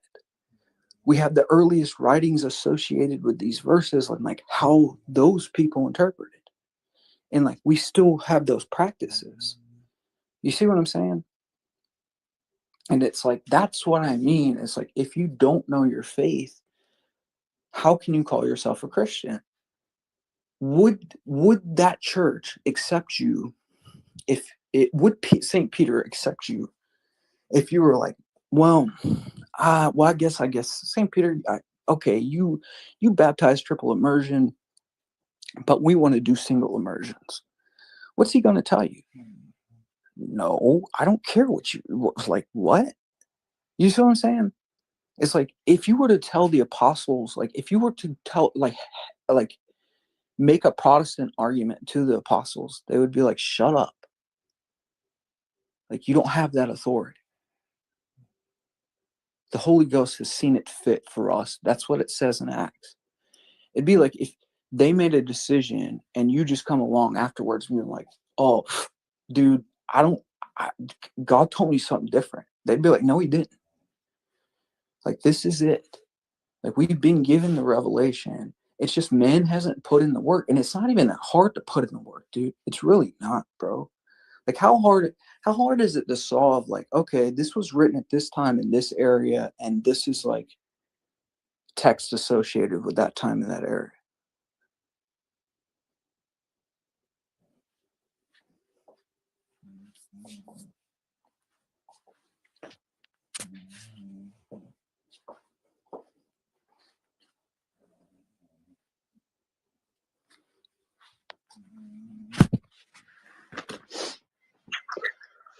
So when you say that you need to know,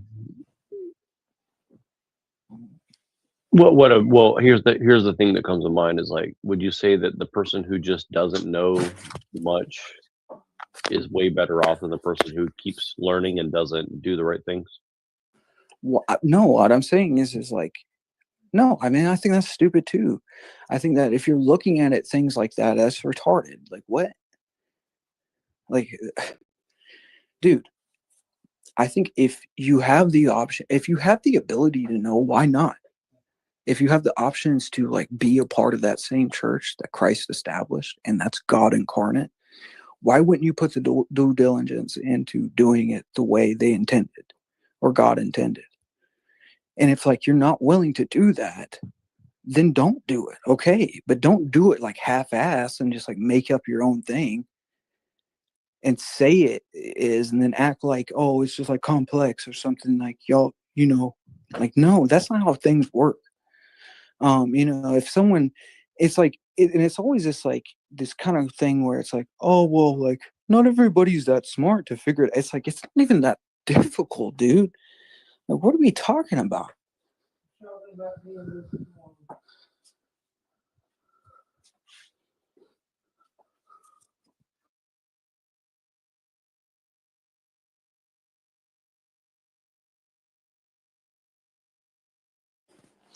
Like, check this out. Like, okay, so it's like, is the argument like, would it be better not to know? I don't know, dude. Would it be better to be blessed or not? You know, like, I don't know, man. Like, I look at that crazy because, like, if the situation is like you can know the fullness of something, and this fullness of something is something that is going to lead to like grace and all these other things, whereas like not knowing the fullness of that is not. Why wouldn't I try to pursue that fullness and the context of it? And then, is it laziness, or is it just like I don't care, or what is that? Like, I don't get it.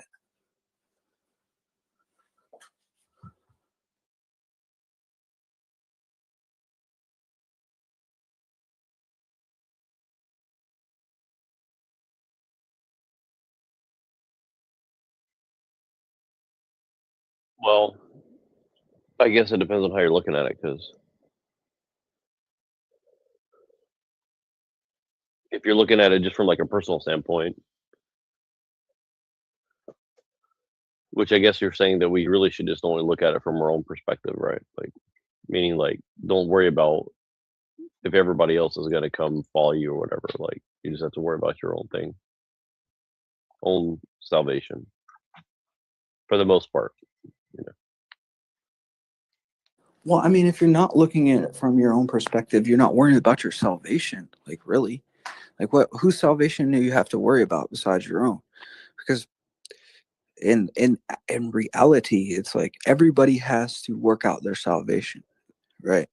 It's like, yeah, I get the misconception of what salvation is. The way I understand salvation is it's like the life preserver's throne, but we're not saved until that ship reaches the shore. It's like you can hold on to it. Christ is the life preserver, and the ship is the church. And it's like you can hold on to this life preserver and get to the shore by holding on to Christ. But if you let go of him at any time, you can lose your salvation, right? And it's like that's an individual relationship between you and God that holds you to the mystical body. The you know, how other people come to their salvation is their relationship with God. That's not your business, right? I'm not saying that like we can't be a part of that in some way. It's like he wants us to be a part of like helping people join the church and that type of stuff. But like where it comes to like questions sort of like that aren't for our or like benefit, I guess, you know, it's like, how does that benefit us to be like, well, what about it's kind of like a backhanded ass question, I guess. It's like, well, what about these people that don't understand? It's like, well, what about you that does understand and you still don't give a shit?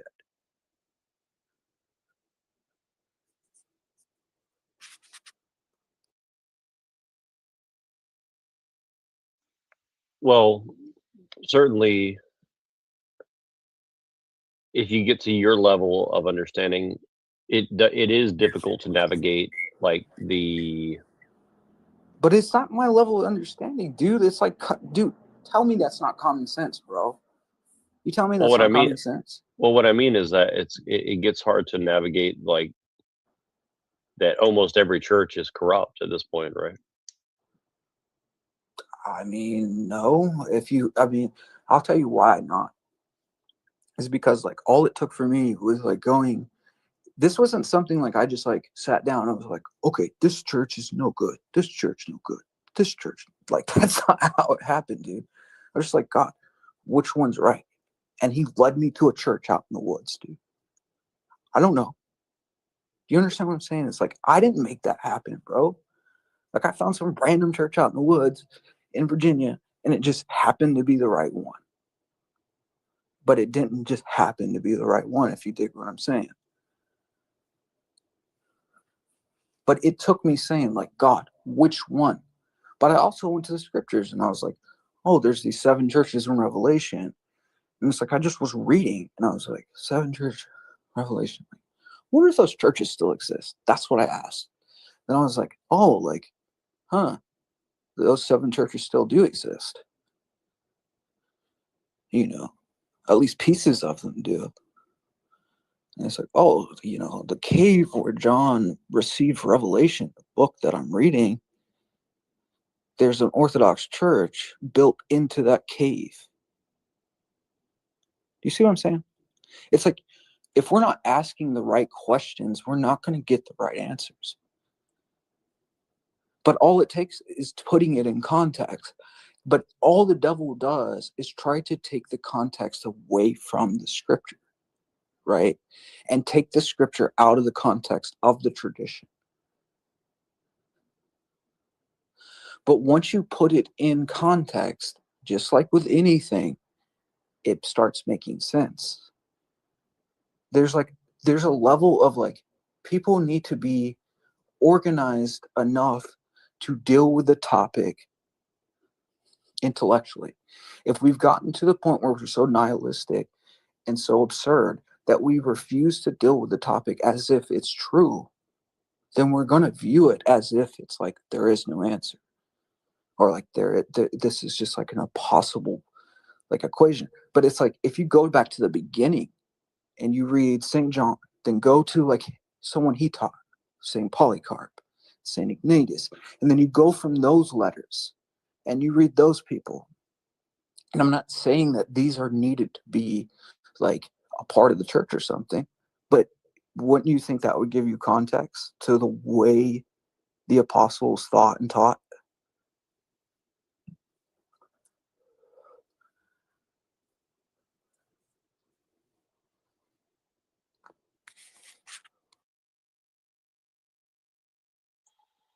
Right.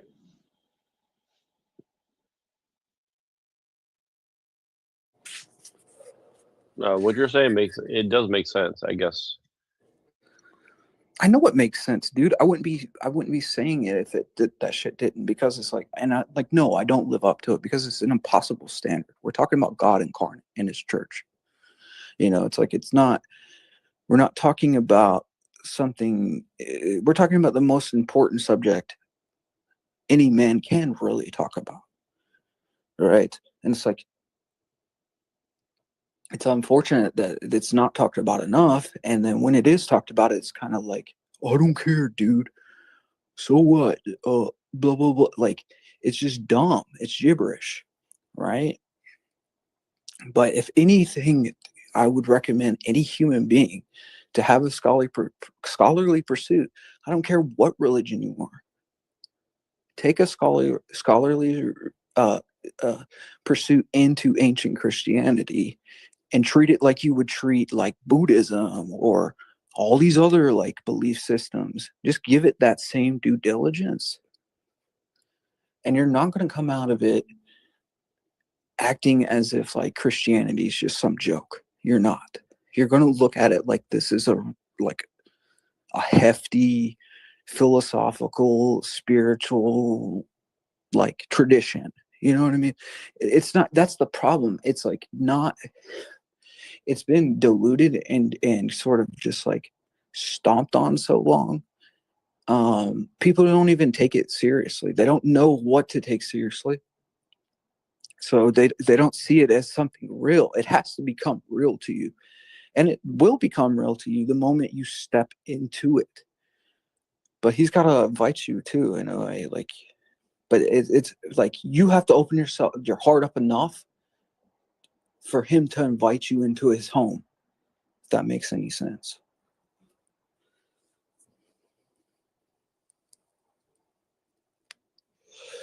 And once he does, there's no turning back. And it's scary, dude, because you're dealing with the God who created everything. And like, people think it's all a joke, and it's not a joke. It's the most serious thing ever. And it will terrify you. You want to talk about the fear of God? People don't know, dude. And the amount of attack you get just from like people and spiritual stuff, and like, dude, literal demons like waking you up at night, like all that happens, bro. And people think all that's just fairy tales. Okay, dude. Yeah. But then, what do you think it is that the demons are scared of the most? The demons are scared of the most men putting what I'm talking about in context. Like, they're scared of people coming to the truth of like finding Christ and finding the scriptures and finding the patristics and the saints and finding that they have weapons. It's like we're fighting a war blindfolded, and we don't even know that we have an enemy. A lot of times, like if the demons can convince you that God doesn't exist and there is no devil, then they've got you fighting a battle you don't even know. You know what I mean? You're just blind going into a war zone, sort of just like walking around as bullets are flying by your head, dude. And the only reason you're surviving is because of God at this point. You know what I mean? Like, he's like just guiding you along, like, all right, kid, like, that's how it is. But as soon as you like wake up and like dust the cobwebs out of your eyes or whatever it is, and like you actually like see what it is that's actually going on, like he lifts the veil a little bit, you realize you're in an unseen war. And that's the whole purpose of I know it sounds cliche, but it is the purpose of the account. It's like we're dealing with demonic spiritual warfare. We fight against not flesh and blood, but spiritual wickedness in high places. And it's like, it's 24/7, dude. And like, of course, they use everything and everything to make someone like, let's say myself, look crazy to people that aren't awake, right? And that's why the scriptures say, awake thou sleeper, and arise in the light of your baptism. Because before you're baptized, you're still sleeping. You're still in the secular world. You've yet to see the light of day. You're still an infant in a lot of ways. You're not a soldier prepared for war. And that's what they fear the most. Like, there's stories of monks sort of being able to see demons, legions of demons outside, like brigades outside of monasteries, preparing to try to get monks to avoid the patristic texts. They don't want us opening books like spiritual writings and instructions, books like the Arena, books like Unseen Warfare, anything from Ignatius Brentchaninov. These are books that teach a man how to do spiritual warfare with the demons. And like I talked about this recently, there's monks on this earth that are so spiritually terrifying to the demons. They're more terrifying to the demons than angels are. Men. But it makes sense once you think like God came in incarnated as a man. He's given us a lot of power if we're willing to like step into our purpose. But once you walk that walk, man, there's no turning back. And it's like, a lot of ways you could feel like, I hate to make this analogy, but it's like Cypher in the Matrix. It's like, oh, I want to go back to sleep. You know what I mean? Because that's how the devil wants. He wants you back asleep. He wants you back in the world.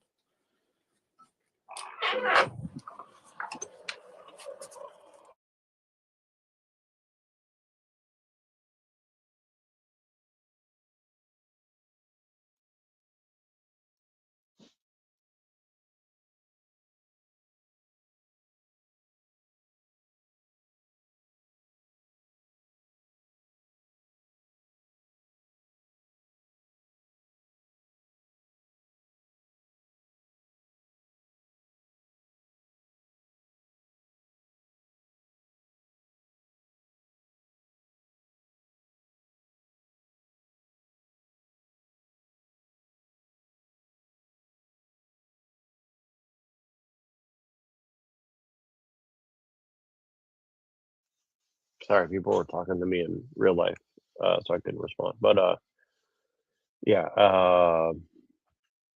yeah, I don't disagree with what you're saying. I think it's maybe everybody's just scared to take responsibility. Maybe that's what it means. Well, it's like when you have a system, right, that kind of like props up everything that's against this, right? It's like does everything it can to negate a man away from it, which is strategic. Like that's, wait, it's to be expected. Like I'm not, just like Father Seraphim kind of says, it's like this thing where it's like, evil only triumphs in the men of little faith, which is true. If we had enough faith, we would know that how can the created conquer the creator? That doesn't make sense. Anything created can't overcome the creator. That's impossible. It's not on the same level. It'll never be on the same level. And that's exactly why the Kabbalists are so ridiculous, where they put good and evil on the same, equal opposing forces. That's what broke me from that trip. You know what I mean? Once I confronted that, so he was like, that Kabbalah teacher, and I was talking to him about things. And of course, he was talking about how good and evil were the same. And, they work together and they're equal opposing forces. That's what they teach. Dualism. And then I looked into Christianity, Orthodox Christianity. It doesn't teach that at all. It says, evil is this perversion. It's this, it's evil doesn't even come close to being good or God, on the same level. It can't even be in his presence. It dissipates at the sight of light. And I was like, that makes sense. That's true. I see that in reality. When the light hits darkness, it evaporates it. There's not a fight between light and darkness. Light overcomes darkness. There's not some like yin and yang, like kind of like struggle or something. No, it's not what's happening. And what their worldview sort of ends up in is this like justification of evil acts because somehow we're created by God. And they're like, that's not true. Evil wasn't created by God, man. You can't have some,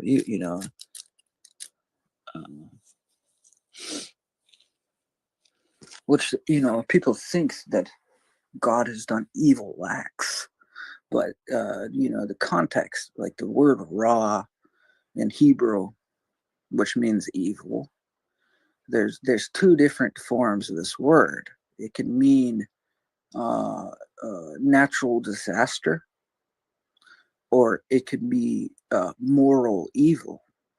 And natural disaster and moral evil aren't the same thing, right? A natural disaster is like something that happens in the world because we're in a fallen world. And then moral evil is something, it's like a perversion of the good, right? So these are separate concepts.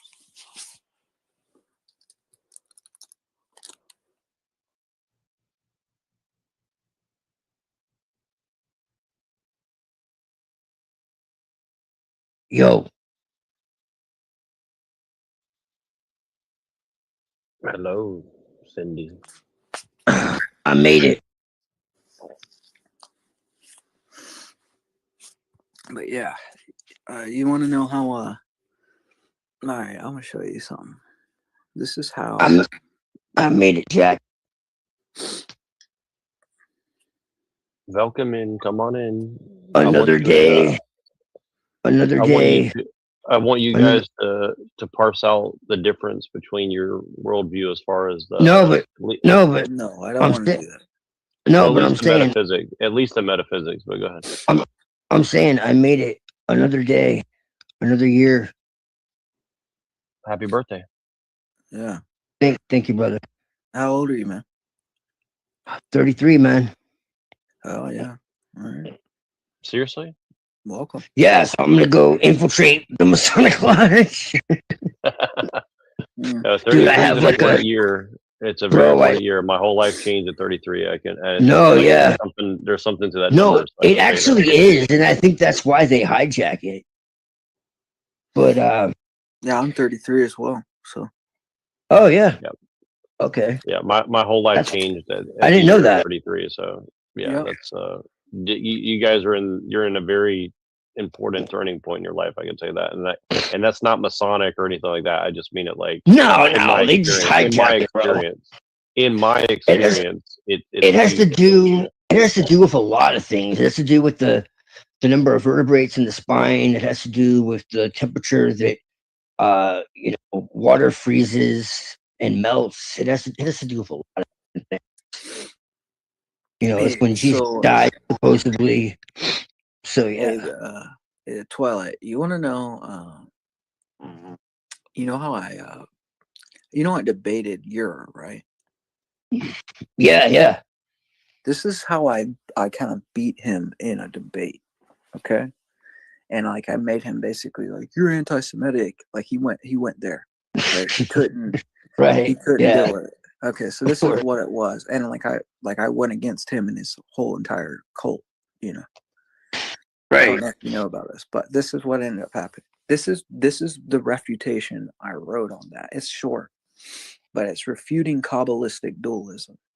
So this is like the main point that I was refuting the Kabbalah with. I said, evil is not a created force or entity. It is the essentially nothing because it's the absence or the twisting of God's energies.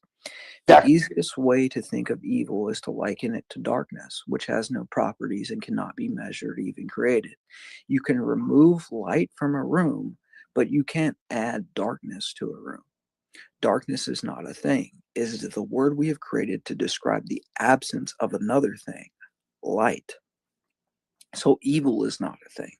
It has no, quote, thingness about it. It has no measurable properties. It is the word that we humans have created to describe the absence of God's energies when we can feel they are missing. The Philokalia quotes St. Diodocus of Philtiki. It says, evil does not exist by nature, nor is any man naturally evil. For God made nothing that was not good. What in the desire of his heart someone conceives and gives form to what in reality has no existence, then what he desires begins to exist. We should therefore turn our attention away from the inclination to evil and concentrate on the remembrance of God for good, which exists by nature, is more powerful than our inclination to evil.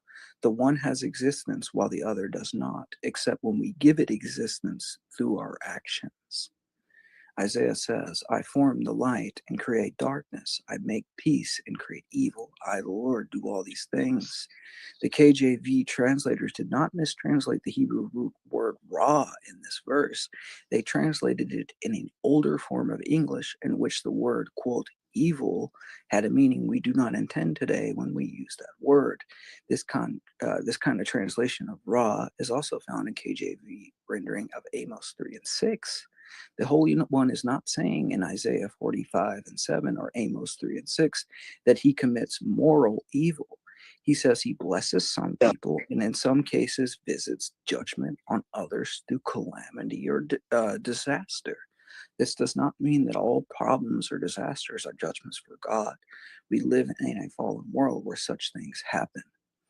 Everything God made, including man, is very good because God is good. Nothing he made is therefore evil in itself. So then human nature is good in itself, but sin is a free choice of man's will and is contrary to both, to God's nature and human nature. And this dude lost it on me. Right, yeah. I would agree with about 90% of that. The only difference of opinion I would have is that God didn't create evil in the sense of the way that they would interpret that, but God created evil in the sense that God is all possibility. So evil is an absence, like you said. It's not really anything. It's a type of nothing. It's actually a deficiency. It's a perversion of God. Like you said, I totally agree with that. But because God is all possibility, in an infinite every way, omniscient, omnipresent, it it's more that people make the choice, like you said, it's free will. And I was having a discussion with somebody about free will, and I'm just, how can you even have Christianity with free will? Like, it's just kind of absurd. Like, the whole basis of it is free will, but what was I, no, I forgot what I was gonna say. Beep.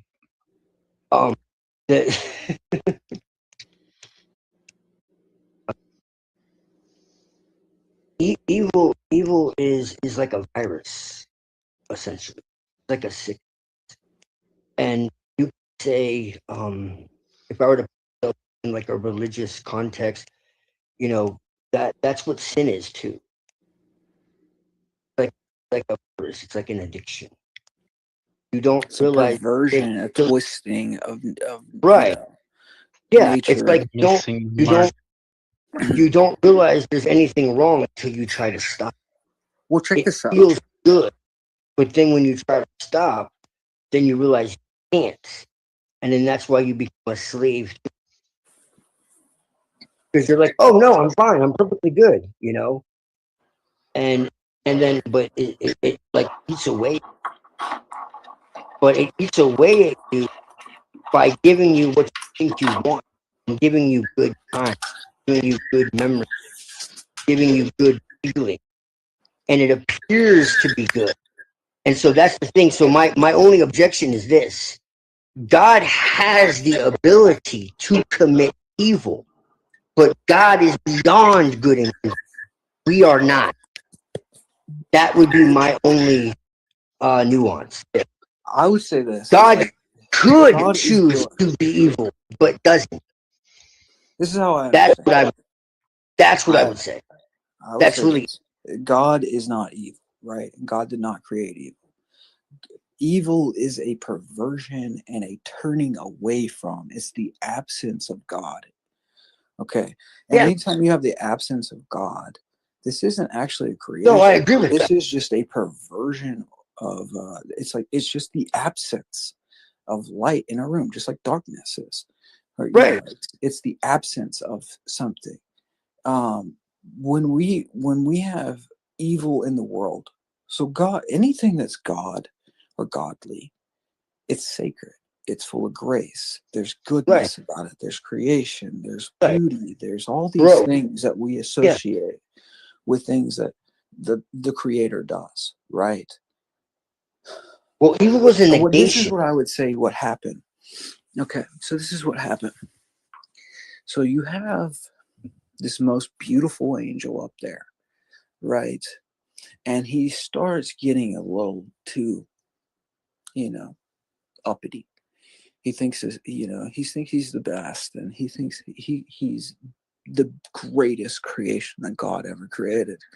And he starts thinking he's better, being a created thing, better than the uncreated, something that's not created. God is the uncreated, and his energies are uncreated. Now he can create things, and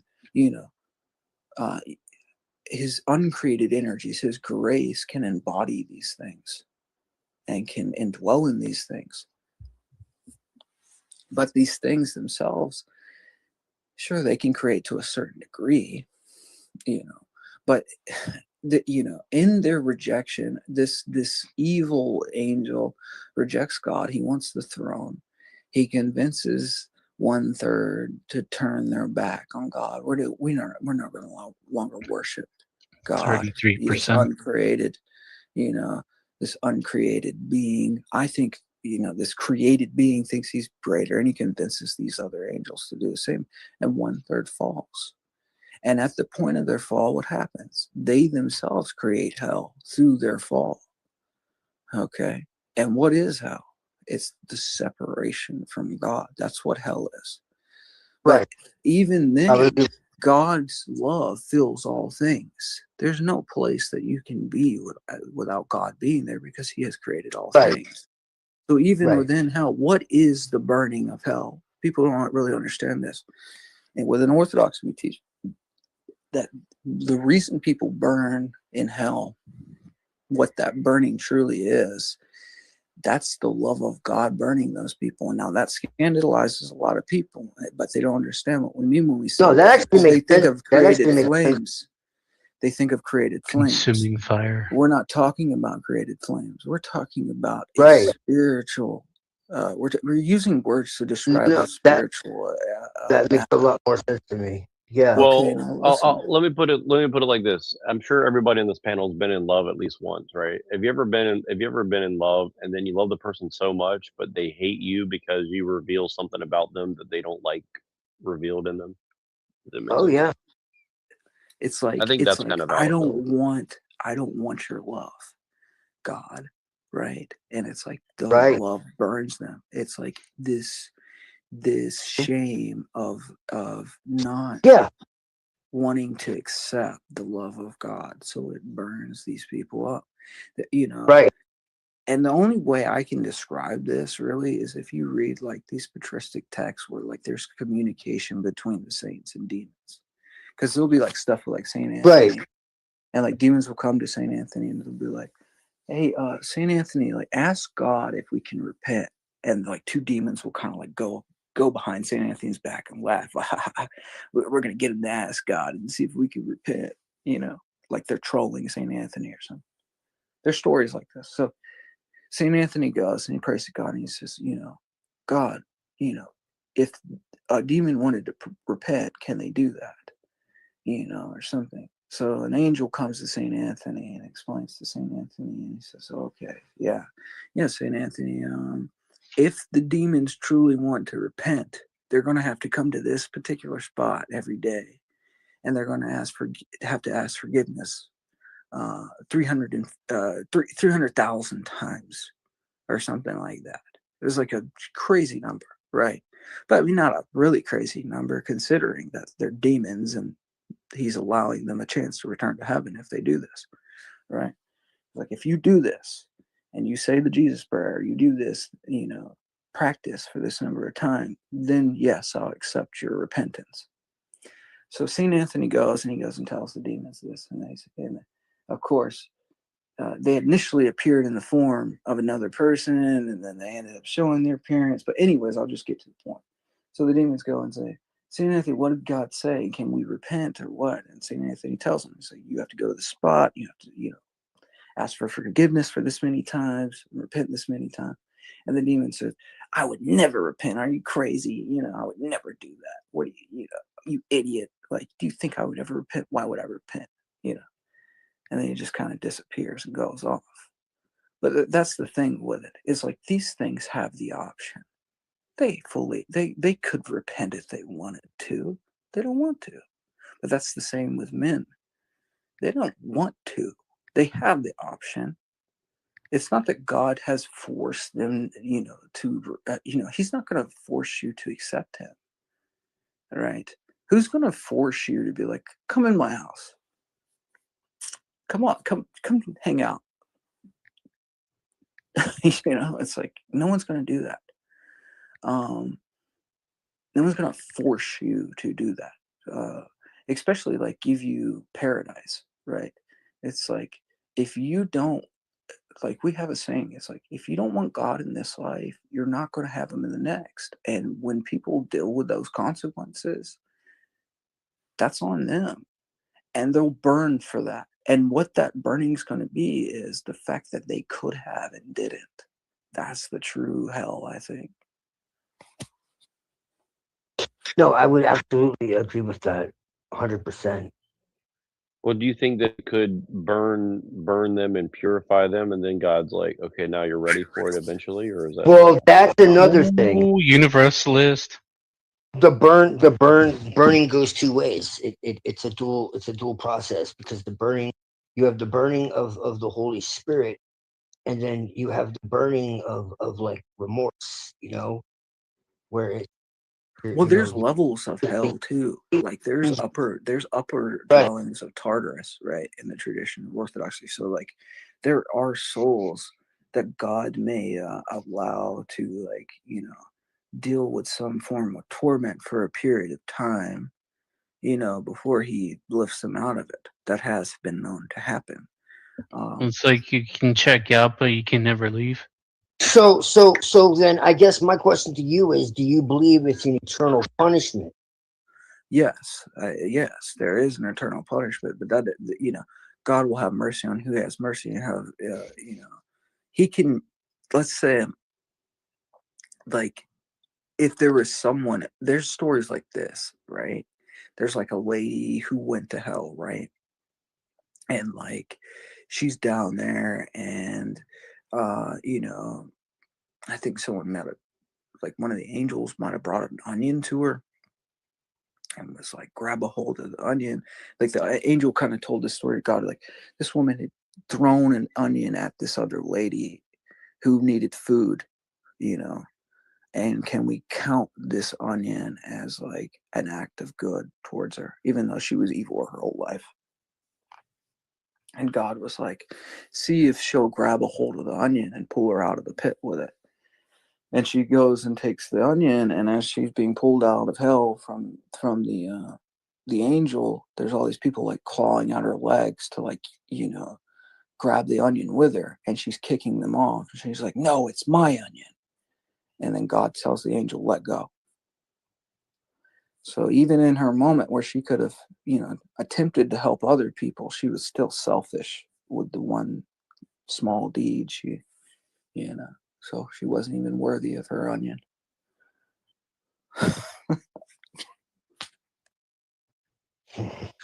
I mean, that's not funny. It's not. It's serious, because I believe that's the true story. You know, we got that story from somewhere. I don't believe that was just made up. You know, yeah.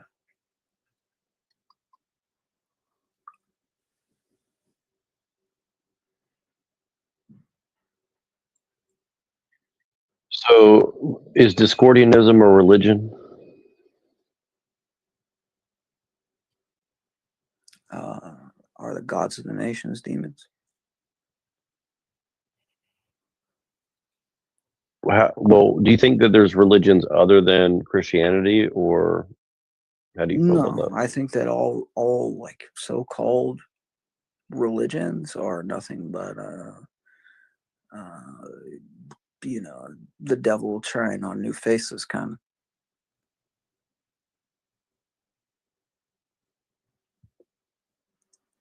Well, I was hoping. There's only been Christianity throughout the ages, and St. Augustine says that there's never not a time that Christianity didn't exist. He says that, and that's, and you know, I believe that to be true, because if we're to take, if a Christian is to take his faith seriously, then, you know, prior to Genesis, what was there? You know, there's the uncreated God creates the world, and the uncreated God, at the point of creating the world, he creates the angels, correct? All right. At the point of creating the angels, that would mean that's his ministry, that's his church. So therefore, in the very beginning of everything, there is the church. Now, it was an angelic church at that point with God and the angels. And then mankind is created to be, you know, one of the orders of angels in a way. Not that he was an order of angels, but, you know, so he's set up in the order in some way, because there's an order of angels. There's a heavenly hierarchy, and we're a part of that hierarchy in some way. We're you know, we're at the human level in this hierarchy.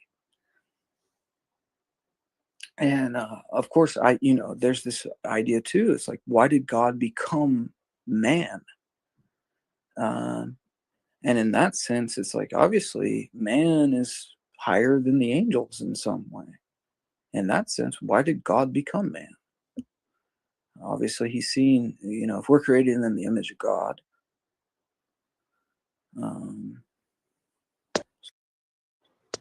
We have a heftier place. It says than, I guess, like a lot of people want to admit. I guess it says that we were created a little lower than the angels. that's true. But after the coming of the Messiah, our resurrection bodies will be perfected. Yes. And we will no longer have flesh and blood, but flesh and Yes. bone and light. Now, when Christ resurrected, right?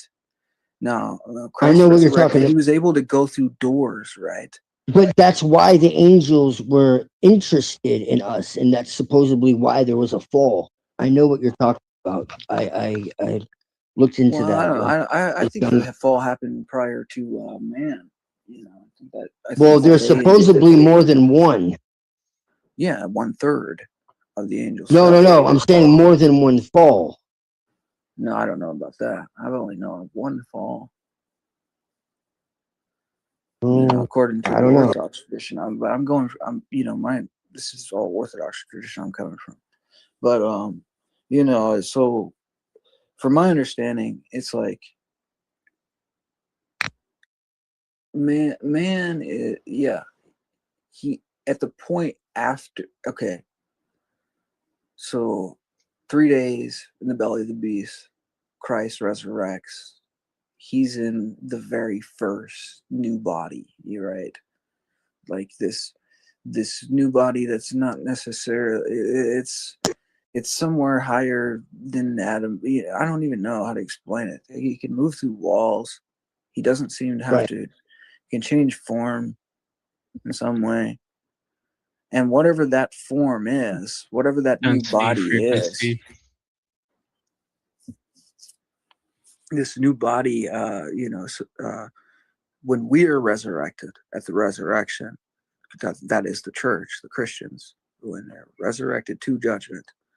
The first fruit. There's going to be a separation between. No, there's not a rapture and all that. That's dispensationalism. But anyways, Yeah, the rapture is bullshit. Yes, no, I know. I'm not saying that. No, what I'm saying is this: is like there will be a separation at the resurrection of the death. There'll be a separation between the sheep and the goats. The Christians will now indwell in new bodies, and there'll be a new heaven and a new earth. Right? I know that they're supposedly what's going to happen. Well, you'll have a czar. This is what the tradition says. There'll be a czar. There'll be a mass conversion to Christianity before the end of the world. People will come. He'll come out of Russia. He'll lay down his crown. Then the Antichrist comes on his scene. He has a short period of time. We're talking maybe 3-4 years. Then Christ comes. First there's the two prophets, Enoch and Elijah. Then Christ comes after that, after they kill Enoch and Elijah and send the gifts and all that. And then there's the world will be melted with hot fire, like the melting of the elements. That'll happen. Then there'll be the new heaven and the new earth.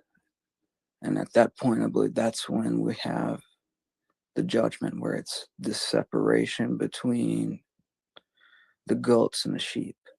So God will separate those who will go into eternal damnation, and then those who go into paradise or heaven. And if I'm not mistaken, that's when we'll be in those new bodies, and those new bodies will be dwelling in this new heaven and new earth. But prior to this time, if a man dies, either he dies to his in the good graces and like in the indwellment of the church, and he'll go through the toll houses for 8 days. Then in those toll houses, his soul will be judged. Then he'll reach either heaven, okay, or he might go to like one level of hell, but not necessarily the lowest level. He might need to be purified of some things, but this isn't purgatory. It's a different thing in Orthodoxy. It's not called purgatory. In purgatory, it's created flames that supposedly purify you, actual like fire or something. But this is nonsense. It's false teaching. Yeah, I don't know.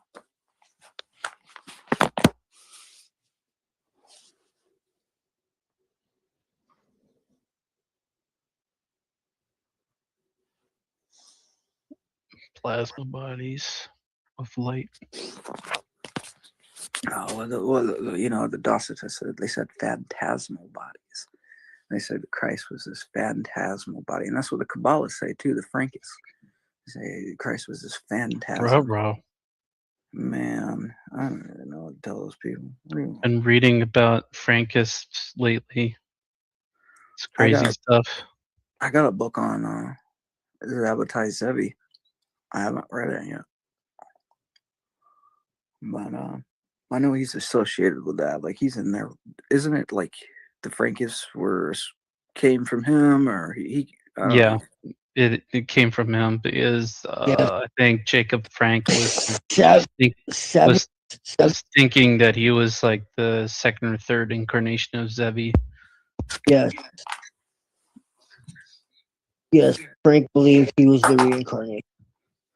Habibi Jews.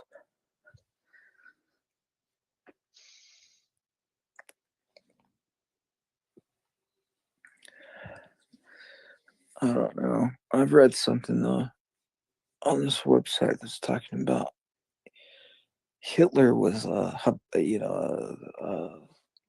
Zabbatian. I gotta believe it, man. I don't know. Wouldn't be surprising, actually. Who? Mustache Man. Of the small variety. Nah, really, like basically the thing is, it's like he was a Rothschild. That his mother was a worker in the Rothschild family home in Vienna, and Lord Rothschild was his father. And then once the young boy got to a certain age, he went to go to Vienna to, be trained up by his father, I guess, and then at that point, that's when he met Tito and Stalin, Leon Trotsky, and all these other people in Vienna. And he was prepared to be one of the, big players on the world scene. And then the Zionists put him into, a position, slowly but surely gets into his position as to be one of their, puppets. And in the end, he ends up in Argentina. But who knows? I don't know, man. Who knows, man?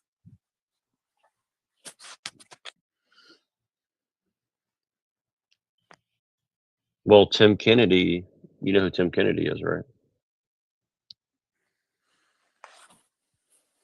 No.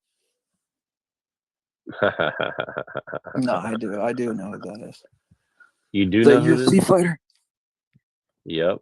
Remember he did a TV show about Lean Mr. Mustache. We got to go down there and find out what happened to that daggone mustache man. Well, he was all over Alex Jones promoting this, of course, and remember, and he was also on a bunch of TV shows under a different name, Tim Kelly, and he was also on a TV show with that guy named something Berger, who blew himself up in a Tesla. Oh.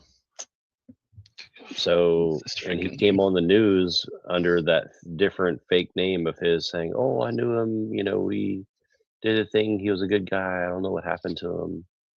But he was out of like Fort Bragg or something like that, like PSYOPs division, of course. So it's like kind of weird. Like he just suddenly decides to go blow himself out in a Tesla truck, and then they bury everything about it. And he wrote a manifesto, and they still are blocking it in court, like won't let it out.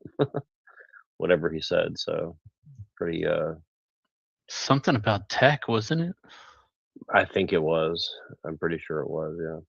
So like, but yeah, it's like one of these stories like that high tech drones or some shit. I think it was something related to that. But it's what's interesting though is like to me at least, is like the Tim Kennedy connection, because it's like, well, you know, like Tim Kennedy was like covering the whole Hitler thing and like, oh, Hitler was a scumbag and blah blah. But it's like also like, if you kind of read between the lines, like they're kind of like doing this like esoteric Hitlerism stuff too. So it's like, is that a LARP or what? I don't know. It's kind of Dude, did you like, see this? yeah. I hate to interrupt you, but did you see this recent thing where Nick Fuentes like switched quick on Hitler and was basically like, you know, like, I'm not really a supporter of Hitler. You know, I'm not big on Hitler. I don't like losers. I prefer Stalin. Did you see that? I didn't see it, but I'm not surprised, because I think it goes to the, so like the general, fast, bro. Well, I think it goes to the general thing. Livelsberger. Yep, that's it. Littlesberger, yep. Matthew Livelsberger. Yep. But I have the news story somewhere. I can go dig it up, but it'll take me some time. I don't want to like waste you guys' time trying to dig that up. I've played it a few times, but yeah, the thing with that is like with what's his name? Fuentes doing that. I think it's significant for the reason that it's that MAGA communism, it's the dark enlightenment, it's all that shit, right? Like, you know what I mean? Like they're pushing that whole like Duganist. That's pushing the Duganist thing, and now Andrew Wilson is pretending to be against Fuentes, or maybe he is, I don't know, but I think it's a part of a much larger operation. Definitely a LARP. Fuentes Yeah, I says think to trust ultimately the FBI. Well, yeah, but I Fuentes mean, says you but see, need here's the to thing put is like, in the FBI. but here's the thing is like, because that's such an obvious like troll to some degree, like it's almost like, do I trust him, who's obviously smart enough to do a troll, or the people who are also smart enough who are attacking him for saying that, like, oh, he's just, now he's a bootlicker or whatever. It's like these people would all sell their fucking dick to go get the attention that Fuentes has had. So they're going to disagree with him regardless of whether he's right or wrong or indifferent, right? You see what I mean? Like, again, I'm not defending Fuentes. What I'm saying is like, there's a lot more sophisticated of a LARP going on, I think, than what meets the eye. You know what I mean? I think it's a very sophisticated LARP where it's like with Candace Owens, right? Like Candace Owens is saying all the things about the Jews and the planes and this and that. And everyone's like, oh, see, she's crazy. It's like, yeah, but you know, she's obviously smart enough to know what she's doing, just like these people who are attacking her are smart enough to know that there's something else going on. You know what I mean? Like they're both playing two sides of the same coin, essentially. Like it's a dialectic, you know, it's like, so I'm not saying pick one side or the other. I'm saying both sides are like definitely selling you something. Yeah, it that definitely doesn't add feels up. like either way they're promoting their platforms, and either way they're getting paid from this like content and people debating, and like it's almost like manufactured rap beef. Yep, that's a good way to put it. That's what it's modeled on, honestly. Like if you look at Dr. Dre and niggas with attitude and all this stuff, right? Like it was totally fabricated out of like thin air, right? And yet to this day, Dr. Dre is respected. And again, like honestly, I liked a lot of Dr. Dre's music, you know what I mean? But the truth is like all that shit was manufactured. Now, don't get me wrong, people were killed over it because you involve a bunch of money and drugs and women and everything else. Like people will get killed over it, but it doesn't mean that it wasn't like allowed to be set up by like, well, frankly, Jews probably, but you know, you know what I mean? So it's like both things can be true at the same time. And I think that's what's going on with these guys. Like, you know, did someone try to go kill Fuentes? Probably. And was it sent by some of these other guys who are probably pretending to be his friend? Probably. But it doesn't mean that they're not both playing for like ultimately the same side. You know what I'm saying? So that's kind of the way I look at it. You know, it's like It can like, all be are they true willing at to kill each once. other over this? Yes. But does that mean that they're not working for the same people? No. Exactly. It's like there can be situations that validate this person to seem like he's a legitimate voice. Because if you like you're pushing like scholastic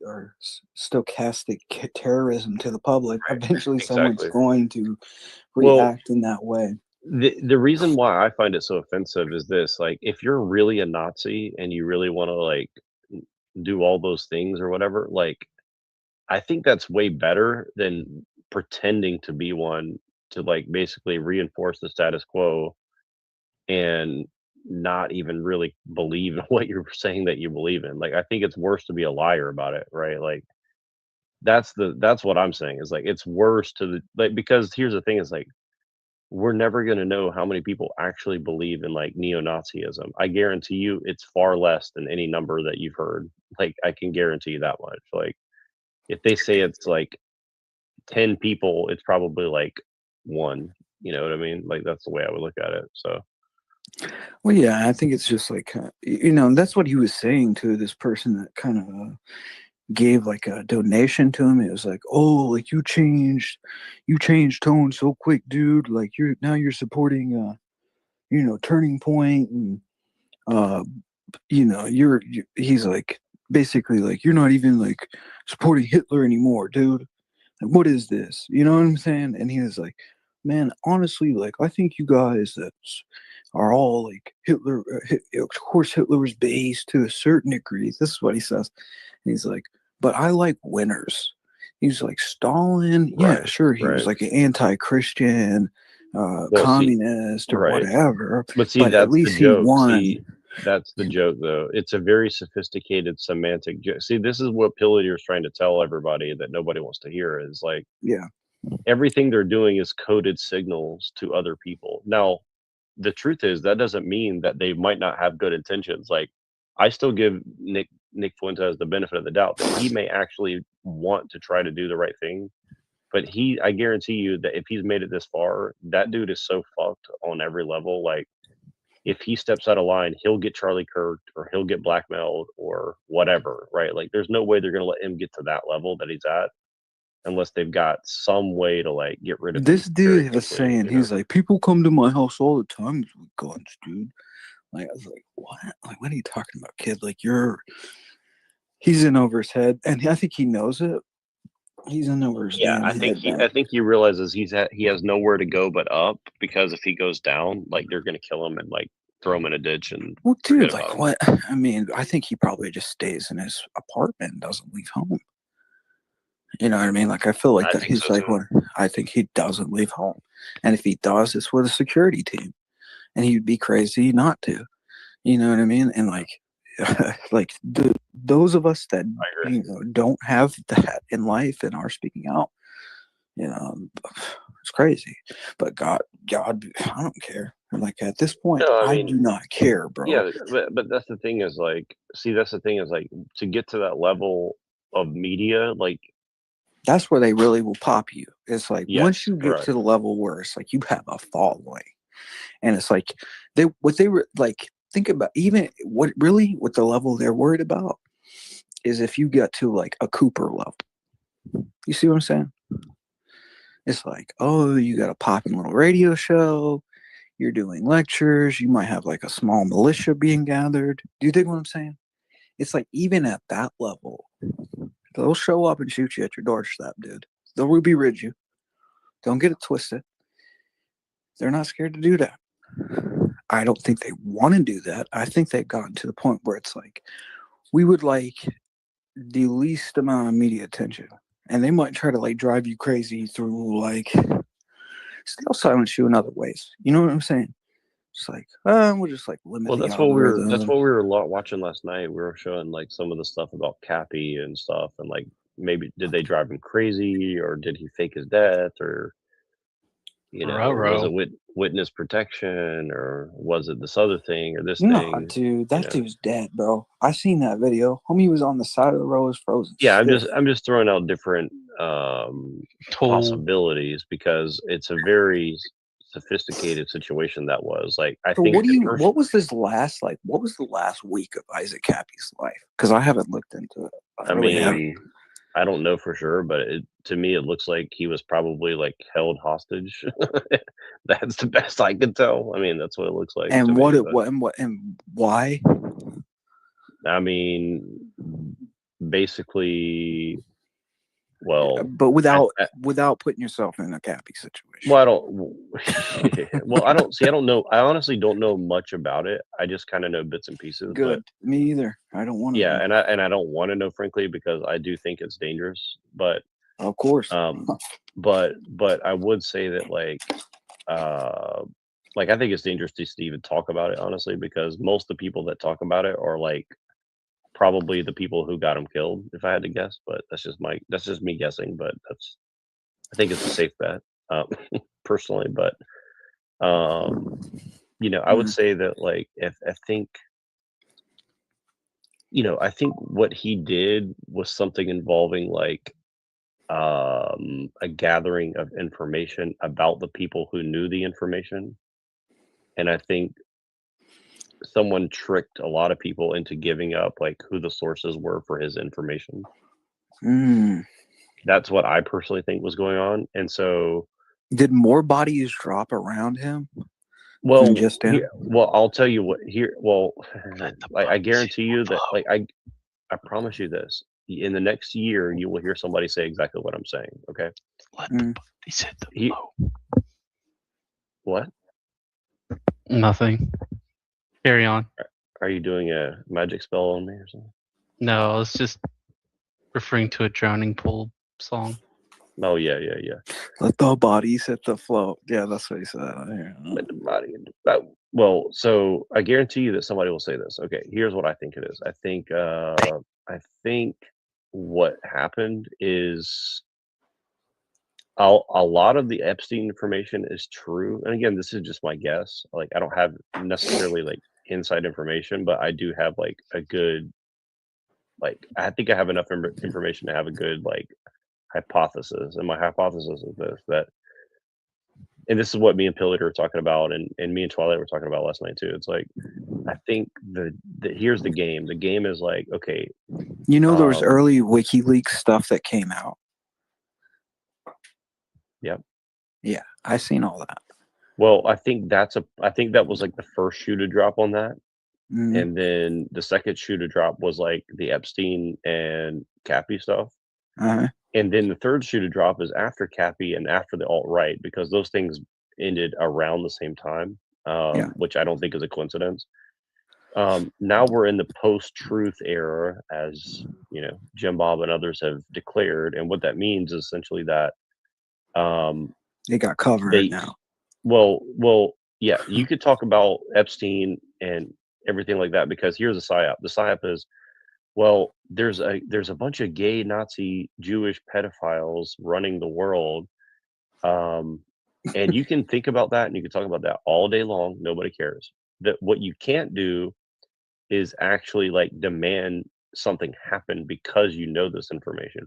But what you can do is look at everybody around you and accuse them of being a gay, satanic, Jewish Nazi pedophile. So then it turns into like everybody's the Stasi and everybody's reporting on each other, and they'll use that as the excuse of like, well, do you want to support a gay Nazi Jewish pedophile guy? And so like, see what I mean? So like now everybody's like schizophrenic and everybody can be declared a heretic or a pedophile or whatever, right? So that's what I think is going on, but you know, I can't prove that, but I think there's a good reason to believe that they're just going to continue doing what they're doing because they say, well, look, you know, the guy with that back the Epstein tattoo files now, guys. You know, that guy with a giant back tattoo of like Richard Nixon on his back or something like that. Yeah, Roger Stone. Yeah, that guy. He was in that WikiLeaks. Well, what did it say about him? I've never looked at it. So basically, it was this WikiLeaks about Epstein, really, so. Epstein Island. It's like Roger Stone had this back tattoo, and you know, it was like, I guess, you know, it was identified and explained, and then there's all this like documentation, sort of like describing different people. You get what I'm saying? And he was one. And So what does that mean? Well, I mean, well, what that means is, you know, that there's, I mean, what do you mean? What does it mean? It's like, you know, a honeypot to compromise politicians, set up by, you know, the Mossad to, you know, I don't know, get all our kind of like important people in politics sort of, you know, under their thumb. But the thing with it is like, with the deeper aspect of it is this, is like, they didn't have any intent of using it to like, oh, let's take these guys out. It's like, Right. Exactly. why is the compromat put in place? It's like, to control.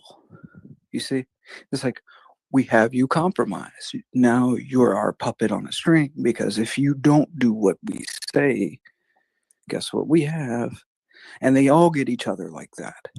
They all want each other compromised. Well, but I'll tell you what it is too, and this is what I'll probably kill for, if anything, is that, you know, it's that there, while you're worried about the gay, satanic, Nazi pedophile, Jewish pedophile, whatever, right? Like, they're just gonna throw all the words at it, right? While you're worried about that, like, ultimately all these different cults like Scientology and you know, Mormonism and evangelicalism and, you know, radical Islam and atheism and all these, so like all these different cults are actually working together, right? Yes, under one banner. Right. And see, like, so you're worried about like the Jews, or you're worried about this or that, but it's all of them to combined, essentially, right? And so, like, when I say like the Jews, I mean like all of it. It's like, it's all a cult, it's all like the same shit eventually, right? Like, I'm not saying that I think the Jews do have a very special role in it, but like, for me to pretend that I know exactly what that is, you know, well, I I'll think take it's way more this. sophisticated than like they're doing everything and they're the bankers. It's like, yeah, that's obvious, right? So there's something else going on below all that, right? So like, I'm not going to pretend to know Well, what they that is, but compartmentalize things. Like, okay, so I'll put it this way. This is what I've deduced it. It's like, at the top, you have Palladian and you have B'nai B'rith. Palladian's like the Gentile version of B'nai B'rith, which is like the highest version of Freemasonry, like the top of the pyramid, right? And then as it goes down, this pyramid has different subsets and different offshoots, different sects that connect to each other. And like, each one is like a screening process for organized Satanism, right? Each one. Like, they're all screening processes for some form of organized Satanism. Because at the top of the pyramid is Satanism, right? So no matter if like, it's like, this might be a lighter form of Satanism, or this might be, you know, a little bit more heavier form of Satanism. But all of it's Satanism, in essence, or Luciferianism, right? It's all directed in that way, because that's, you know, it's Marxist and Darwinian. It's all humanist, deist. It's like they share this anti-God stance, whether they know it or not. And I think, like, in some ways, yeah, sure, it's spiritual, and that's what connects it all, is because it's energized by Satan, and some are more aware than others, right? It's like, you take like the Bohemian Grove, like, there'll be people in the Bohemian Grove who are more aware of what the ritual means. And there'll be other ones who are like, this is kind of cool. You know, we're drinking beers. You know what I mean? It's like, within anything, you're going to have people who understand, like, you know, the exoteric and the esoteric. You're going to have people who understand things and people who do not. And that's how they like it. They like to kind of compartmentalize things, but at the root of it all, it's all about control of resources. And it's like they want to work out a system where they're all sort of building this structure, which is the New World Order, right? On the backs of other people. And they like they get each other in on this with this idea. It's like we're a part of this brotherhood or this fraternity that knows mysteries that you don't know. Right? Like the common man. Like it's always this Talmudic like thing where Well, it's like you know what it reminds me of? It's kind of like the whole like it's like the whole Julius Caesar thing, right? Like it's like, all the people in Rome wanted to be the god emperor, right? Yes. And they didn't, and I hate to say this, but like they didn't kill Julius Caesar or whatever his name was because he was a bad ruler or anything like that. They killed him because they wanted to be him. I mean, I can't prove that, but that's how I feel about it, right? It's like all these people say they want this and that and the other thing, but really they'll always turn on each other because it's never about freedom or whatever like bullshit goal no, they say it's about. they'll It's turn always on each about and they turn on each other all the time. But that doesn't mean that on an organizational level, for the most part, they're working together. You know what I mean? Half oh the yeah, of time, the course, but bees hate each other, it but they're works. I still think it buzzing. no yeah, and I think it works because they're all actually for the most part cowards, right? And I think that's why it works, And they right? get Because they're strength in numbers, right? And it's like, I think that's a big part of like the compromise thing too. Because if I've looked into like, kind of like the skull and bones rituals, and it's always about like sort of like implicating somebody else within your like little frat boy fraternity, where it's like, oh, we got you like compromised, like we're compromised, so you can't tell, and we can just kind of like do more and more foul things without like being held accountable. It's a very Diddy mindset. You know what I'm saying? Like Diddy would compromise guys and be like, now you're in it with me, dude. You're in the part. You're in it now. You know what I mean? I think that's kind of like what's happening. well here's a perfect example. Let me show you right here. This is the one. Hold on. Yeah, here we go. I'll show you. You watch Dave Chappelle show, right? Yeah. I probably can't show much of this without getting popped, but I want to play a little bit of it because this is exactly what it's like. Here we go.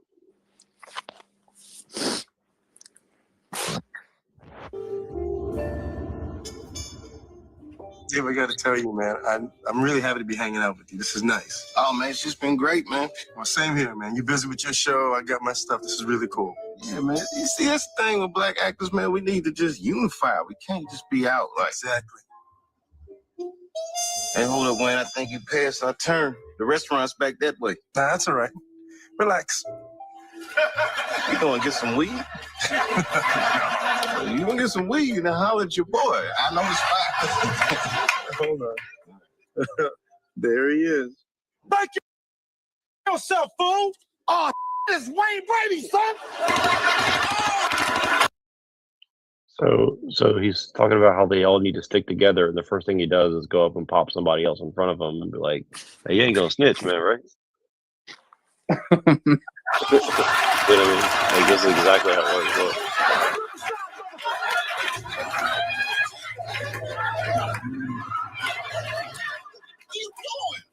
Calm down. You ain't calm down. You just shot people, Wayne. Over people you shot. God damn, man. You got a daytime in it. You ain't supposed to be doing like this.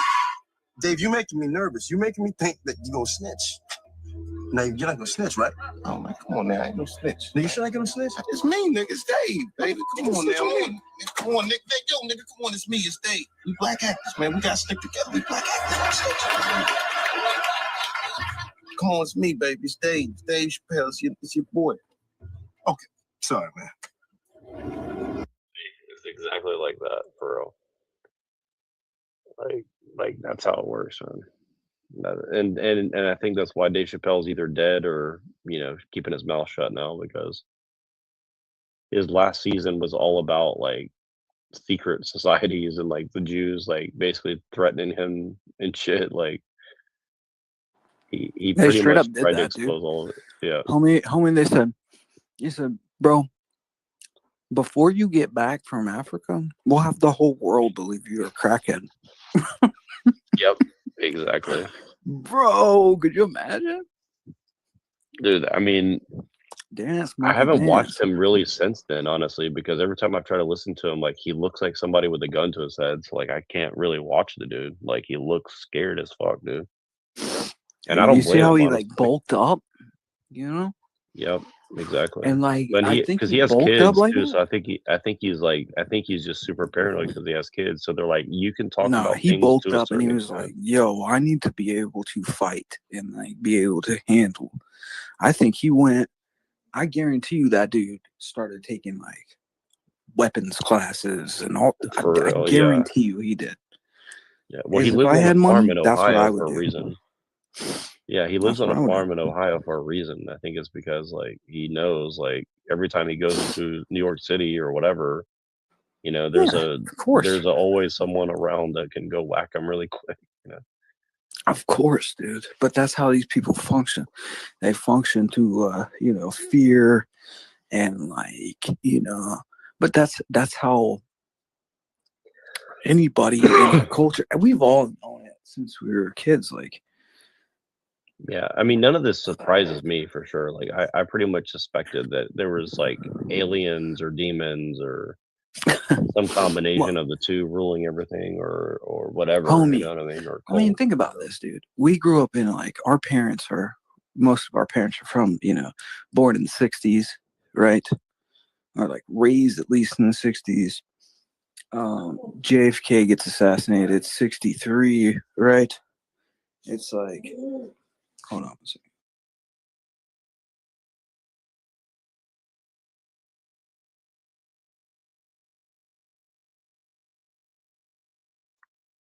Yeah, Zephyr, you can come up as well if you want. And Twilight, I don't know if you're still there, man, but I'm getting worried. Getting worried.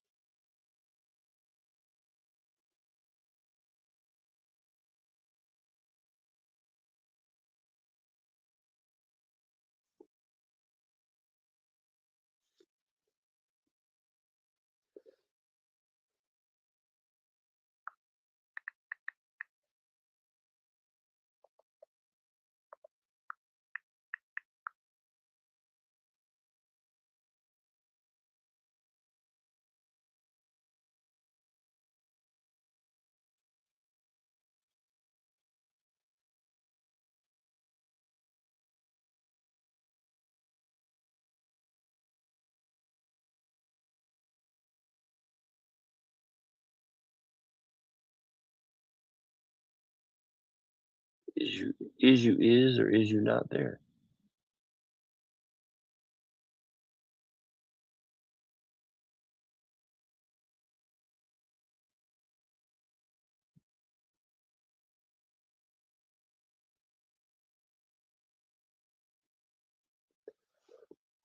All right.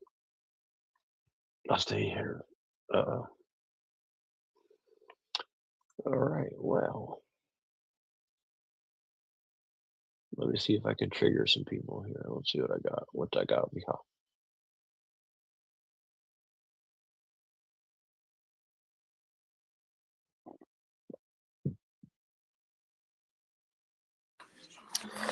Zephyr, as if you could take me out of my Foreshadowed mental in the book. preservation.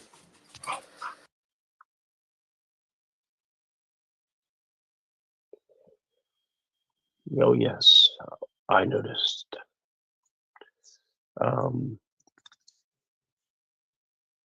But yeah, where's the love? I feel like I should bring up a what do you call it? A Jack Talcott stream here, and brothers and sisters, you just have to get along. This chick, man, these people, they'll throw their stones and be like, oh, look, dude, like, this guy's a mental case. Like, if I go up there, that's what she's saying. And then, like, when I say something about it, you're like, see? Shut up. Oh, see, she said she loves Allah, y'all. Damn.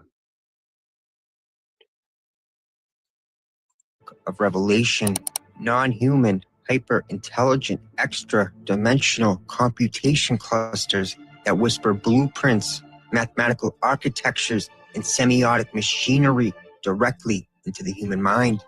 In Land's interpretation, Kabbalah is not simply mystical theology. It is a proto-cybernetic operating system delivered to humanity by these extra-dimensional forces whose nature resembles what Land calls the inhuman intelligence of capital and computation. And in this Landian paradigm, these intelligences are not emerging from the future. They are the future, folding back upon the past, rewriting causality. These entities seeded the Kabbalah not as a religion, but as an instruction set, a code base, a symbolic interface humans could use to eventually build the kind of systems these entities feed upon. This is where the Kabbalah, Babylon, revelation, artificial intelligence, and the coming singularity collapse into a single esoteric timeline that helps reveal our future and past in one breath. Welcome to Hidden America, where magic meets cybernetics and the code behind reality reveals itself. Act 1. Kabbalists teach that the Torah is a numerical string directly from the mind of the Creator. Kabbalah is rarely framed as computer science, but its inner structure is shockingly similar to the logic of binary code, information theory, and digital systems. The word Kabbalah comes from Kabbalah, which means parallel or parallelism, a reflection of duality and mirrored patterns. Albert Pike summarized the essence of the Kabbalah: 10 ciphers, 22 letters, a triangle, a square, and a circle. These are the elements of the Kabbalah. At its root, Kabbalah starts with a binary, something and nothing. The three negative veils, on or nothingness, on soft or limitless, on sof r or limitless light. This is essentially 0 to 1, 1 to infinite iterations of 1 or infinity. On is the 0, the absolute, the void, null state. On sof is 0 becoming 1, the potential for existence. On sof r is infinite iterations of 0 or infinity, the first bit of existence. In other words, Kabbalah begins with a binary contrast: non-being and being, dark, light, void, and signal. From An Sof R emerges the first Sephiroth, Kether, the first one emerging from a 0, a point of light emerging from absolute darkness, containing all potential. So I heard you were talking about what's that dude's name? Restoration. Do you think this applies to kind of like? Do you see the connection between like what the Kabbalists are doing and like the cybernetic stuff here?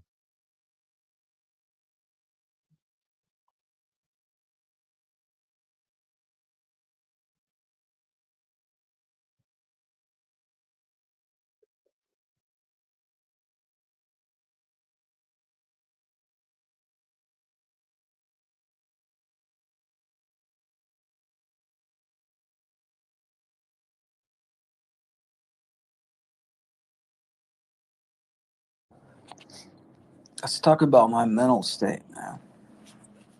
You hear about it?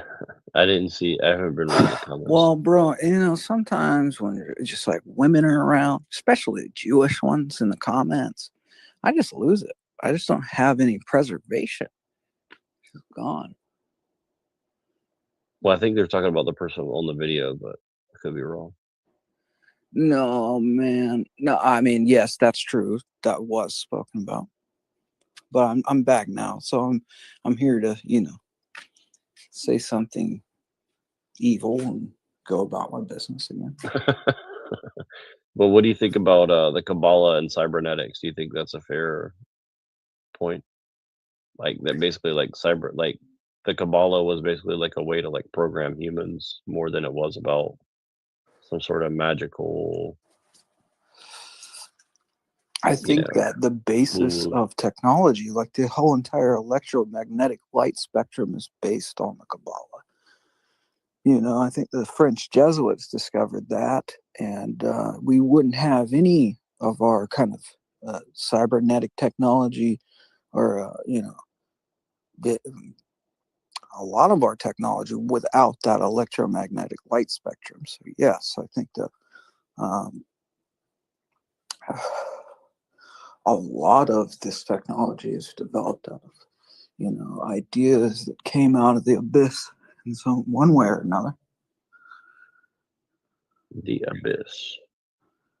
Oh my God, I'm looking at beanies right now, and like they just showed me a fucking Freemason beanie with a square and compass on it. I don't know.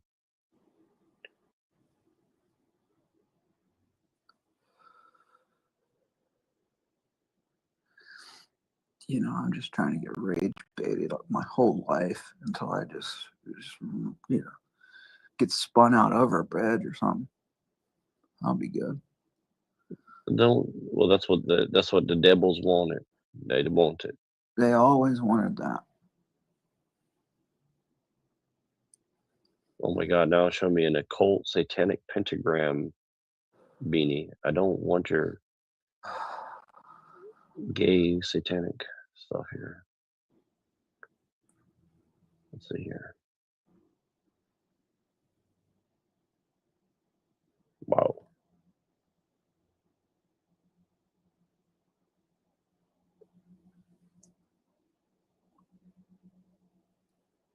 But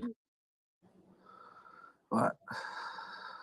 But I'm asking. So, what do you think about the Kabbalah and like What, dude? What? the cybernetics? I don't think about it really. I mean, I think that you know, as Hierarch Gurmiev said, that the Kabbalah, anybody who practices Kabbalah makes a pact with hell. That's what he said. Right. And Alexander Dugin said that the Kabbalah is the greatest example of the human spirit. Or something like that. Like, Yeah, that's a direct quote from him. I remember.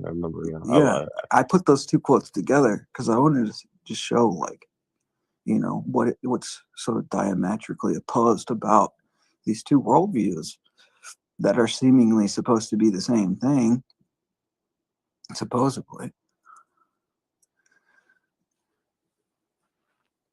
Well, actually, but what can you do?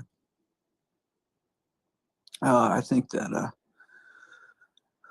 what is considered cybernetics? What is that? You know, I don't know. I've always just assumed it means what's the definition? Let me look it up. Okay, let's see. I feel like I'm going back to third grade right now. What does this mean? I think it's cybernetics is the transdisciplinary science of communication and control in complex systems, whether living animals or artificial machines and societies, focusing on how systems use feedback loops, Okay, circular so like cause and effect to regulate themselves, process information. Bees have a cybernetic system on how they would build their right.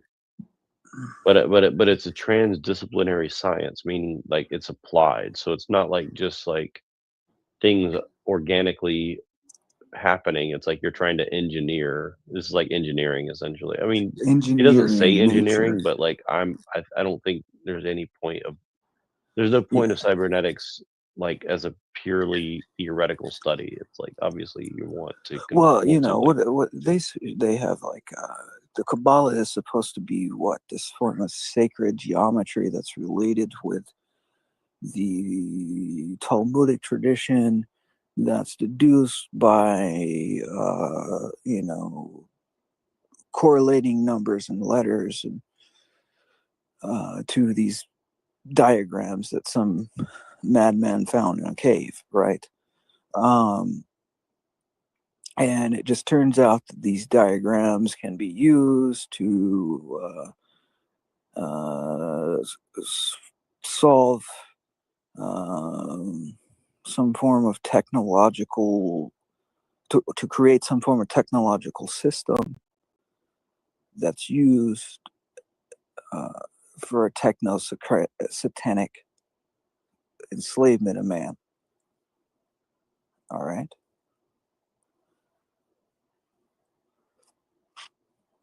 Okay. And man's pursuit of this, the purpose of this pursuit is because he wants utopia. He wants paradise because he has lost paradise. Paradise is lost. So he has to create it by his own technical means. So this is the pursuit of cybernetics, I would say. That's the reason for the pursuit, is a utopian ideology.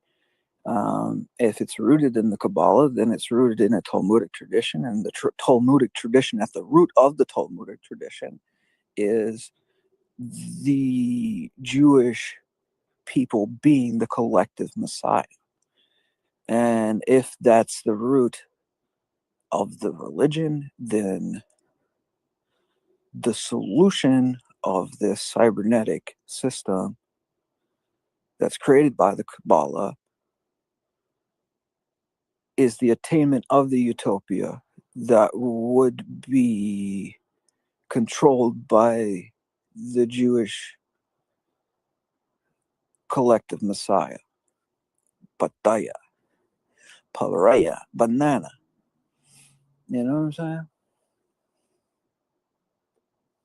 Chiquita banana, yes. I agree. But No, I mean, so what, dude? You know? It's like Antichrist over and over again, all right? Constant boot stomping on your head. That's all you're going to get.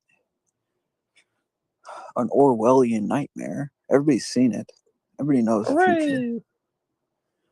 Everybody knows where the future goes. It's just like, you know, there's some people that think that's a good thing, and there's others that don't think it's so everybody great. knows where the future goes. It goes straight to hell in a handbasket. That's a good song right there. But I mean, what can you do about it? I mean, these people are going to pursue it no matter what, and I don't think they're pursuing it on their own accord. I think it's something that's coming right out of the pits of hell. I think It's that because they're gay slaves to the demons. straight up, boy. And after 1917, it was like, we got to get the last monarch out the way so we can ascend these hierarchies and get our, you know, our Kabbalistic banking monopolies in every form of power. And then you spread those out. And then, there might be some struggle going on. There might be other people out there trying to achieve the same things. And there might be some struggle going on. I don't know. I'm not in it. That's not my game. Struggle. Mein Kampf, right?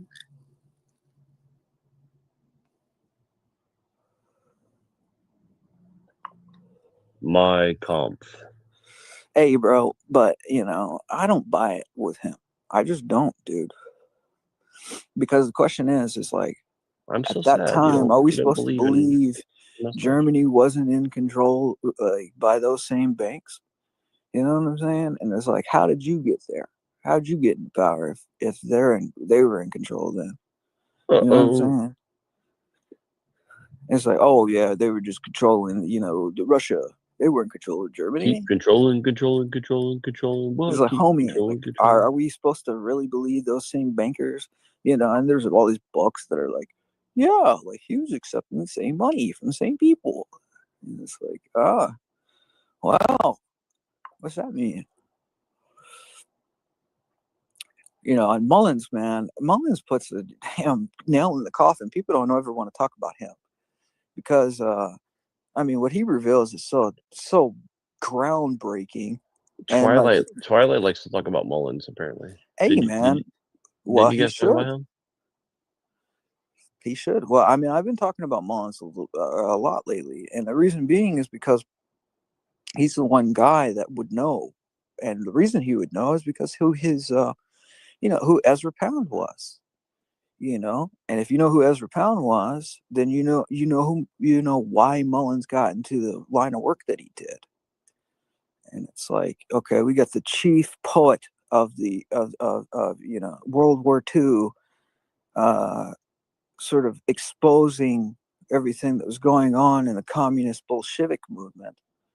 And some say, he got kind of caught up in the dialect a little bit, but I think near the end, he kind of broke free of that whole dialectic and seen everything for what it was, and, found out the connections within the Federal Reserve System, and seen where the Tsar's money went, all the gold from the Tsar went into the system. And then, they seen that the conspiracy was a lot larger than they had imagined, because at least they had thought that fascism wasn't a part of it. But that came right out of Frankfurt, Germany as well. And that was the left turn a lot of people didn't understand, right? Because it's like, how do you have a seemingly anti-Semitic system propping up Zionism? But you would have to know the nature of Zionism to answer that question. And it's actually, Zionism is I think it goes back anti-Semitic. to Discordian. I think it goes back to Discordianism as well, because this is what I was trying to ask Twilight about yesterday. It was like, I said, isn't Discordianism a religion? And he said no. And he's like, they don't worship anything. They think that nothing's real. And I'm like, but isn't that a worship of like your own thoughts or something, right? Like, Yeah, that's humanism. That's called humanism, or deism. That's Thomas Paine. Thomas Paine says, my thoughts are my own church. And that's why during the French Revolution, you had the Illuminati. That's what they were, the Illuminists. They're with King George cutting off heads with the guillotine. Okay, the Doctor Guillotine. They killed thousands based on worldly humanism, right? And they said it was humanitarian to kill people that way. That was a humanitarian form of slaughter. yeah, are you an anti-human rights person? Come on. Oh no, but I think humanist is anti-human in essence because of what it proposes. But that's how they label things. You dig? It's like we're going to label ourselves the exact opposite of what we are, and that throws a wrench in the system. Because everybody thinks as long as you wear the smile on your face, then you are whatever you say you are in the eyes of the public. The politician doesn't come out and say, oh, I just want as much money as possible, and I want to sell out you people to the banks, and I want to make as much money for myself and my own people, and I don't care about you. People don't say that out loud. What are they going to do? They're going to tell you everything that you want to hear. And that's what has always happened. And unless you have a person that truly loves their nation and their people, which we've very, very rarely seen that. It's very rare in history that we've seen a truly godly, virtuous man in a position of power. So, but it opens the doorway because people are naive. And the Tsar said that. He told that to Rothschild in 1901. He said, the Russian people are very trusting. And in a very short time, they would fall into the clutches of the cabal. And they did. And they went along with it. And they joined the Red Army. And they did everything that he said they would do. And it's because they didn't love truth. And they didn't love freedom. And they didn't understand the power of virtue and the sacred. And if nothing is sacred in your society and there's no truth, then who cares if you're controlled by despots? That's kind of the great conundrum of the times, I guess.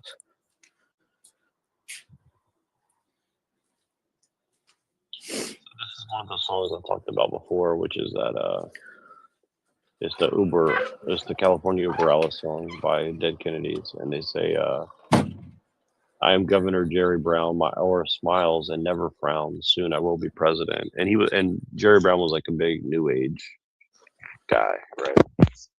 So this seems as if this is like an anti-New Age song, but it's actually a pro-New Age song in a weird way. So it's like, okay, so soon I will be president. Carter's power will soon go away. I will be Führer one day. I will command all of you. Your kids will meditate in school. Remember, we were talking. Well, you weren't here yesterday, but we were talking about the GATE program and how Jay Dyer says that like he was a part of it, but it's not a big deal or something. And then California Uber Alice, California. Zen What was the GATE Cassius. program? Can you fill me in on that real quick? Well, I probably don't know what it was. I exactly just what don't it remember. was, but allegedly like Aquino was running it, but it's basically like teaching kids how to like meditate and like remote view and stuff like that. So, but he was saying Oh, I like, do oh, know we what just that had is. like, but he's like, oh, we just did like art and shit or something like that. He's like, it's not a big deal Okay. or something. So what the GATE program was, I remember this. Okay, so the GATE program was this thing where you would put on these headphones, and then like you'd have people sort of like imagine themselves in locations, right? The whole remote viewing stuff, but they like somehow it's like this, kind of men that stare at goats kind of situation where they would teach a man how to access the astral body in some way to do this. Does that make sense? Yes, it does. But yeah, I've listened to those tapes. You can find those tapes online actually, and they're like these weird, kind of like audio recordings that like somehow get. I think it's something to do with frequency and getting the subconscious to align with the conscious in some way. Does that ring a bell? I don't know. Yeah, it does. Yeah. But yeah, that's weird that he was a part of that, like that, the actual thing. Like these guys were into some deep stuff, man. Well, Like, but he says it's not a big deal. He's like, everybody's making it a big deal or something like that. And so it's kind of weird. It's like,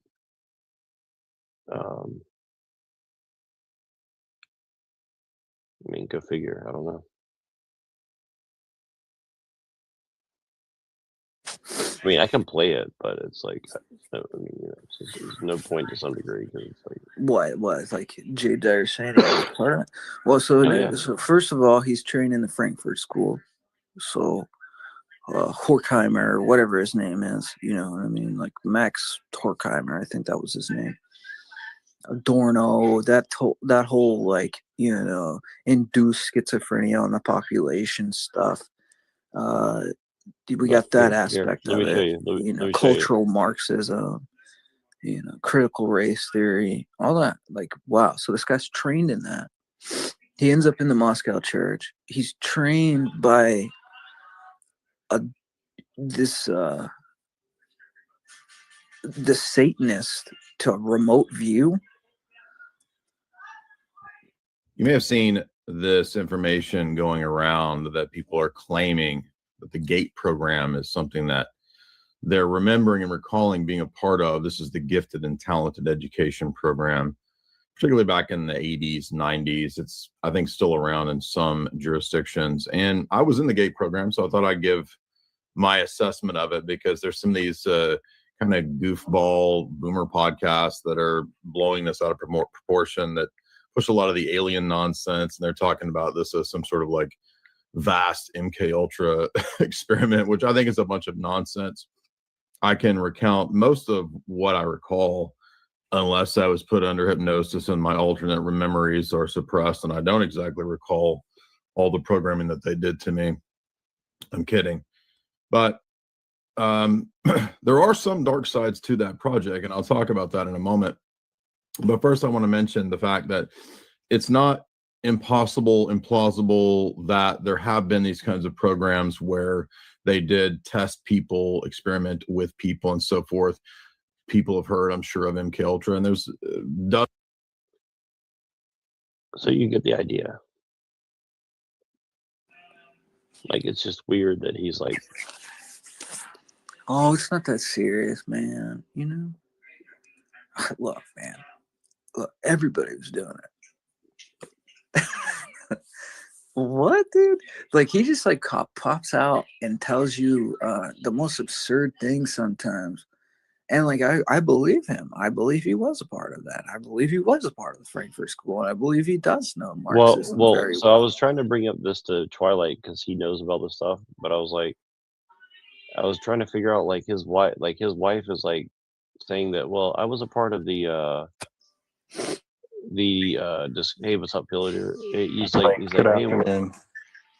yes, I'm gonna let you jump into this. I just finished my thought really quick, but yeah, like Jay Dyer's wife was like a part of like the Church of the Subgenius and like Discordianism and like developed a magic system, and then but like they just brushed past that, like, well, let's ignore that, even though we're hanging out with like Kat Von D and her like Mesoamerican like like Mexican witch guy or whatever, like tries to blend like Catholicism with like witchcraft or something. It's like, You but remember that we're page just I sent you? we're It just was like, friends. Whatever. it's like the laughing horse orifice something. I forget what it is, but it's like this weird web page that you keep clicking. I mean, and people have covered it on the internet, but you could like click different links and like Tilly probably knows what I'm talking about. You click different links and it takes you to all these different web links and pages, and it'll like kind of go down like conspiracy theories and weird like psycho looking things. But it has a page that links to like Church of the Subgenius and this Bob worship, this alien weird Discordian cult. I'm a fan of that too. So I'm a old school Church of the Subgenius guy here. So I will say I am guilty of making my own website. If you go to the About page, every day I update it, so it's just a link hub for the average normie to come across it, and then oops, I'm on a Kingdom Scum link. Oops, I'm on EBA, and it's all interconnected to one, what I call a Nurse with Loon Frank Zappa list of sorts, and that's really where the tradition came from. I just think a lot of people downplay its power, but you see this both in far right and far left circles, and I think it's the same Discordian cult of sorts. Yeah, it's crazy. Well, what is it exactly? Because I don't think I've ever like really. I mean, okay, so just to wrap this up, I don't know if you know Frank Zappa, but on his first album, The Mothers of Invention, he had something called, The Lists, where Frank Zappa stated, these are the best musicians, the best people I know that makes really good art. People became obsessed with it, and an English offshoot by the Friedman brothers and Steve Stapleton made the Nurse with Wound list, meaning obscure albums they found and listened to. And so these two variants of the list kind of, gave a foundation as a manifesto to the industrial subculture, which then, if we have Skinny Puppy of Process Church or KMFDM in the Krautrock section, we see a similarity here. And if William Burroughs is, the Burroughs Computer Company talking to Throbbing Gristles, and then it gets infiltrated back into the Church of Satan with Shane Bugbee, it's all one subculture that affects here's the funny part, the Discordianism found within Boyd Rice, who then goes and talks to Tom Metzger, William Pierce, and some of the white nationalist factions. And this is wrapped up, and I mean, tooting my horn here, this is, why organizations like Countercurrents is nothing more than trying to become this Gen X list of sorts, saying we're like Sergeant Pepper in the whole Lonely Hearts Gang kind of picture, and you see that for an album cover, and it's a bunch of celebrities that, there's some weird, wild symbolism here, and a part of that in collage art I was influenced on, and I tried to do that on my about page on my website, and people get really crazed when they look at it and they realize Pill Eater knows too much. And it's true. And yet at the same time, the opposition we're against knows everything. So, there's no such thing as overthinking, because certainly they know before you know what's going down. And I think that kind of list, that hyperlink website, that'll lead you to the Church of the Subgenius. Might as well lead you back to Countercurrents, and that they're the same people, the same gang stalkers, the same industry, and it's like working with your white collar boss. If you're in, you're out. Or if you're in Bushwick and they don't like you in Bushwick and they want to quietly move you out,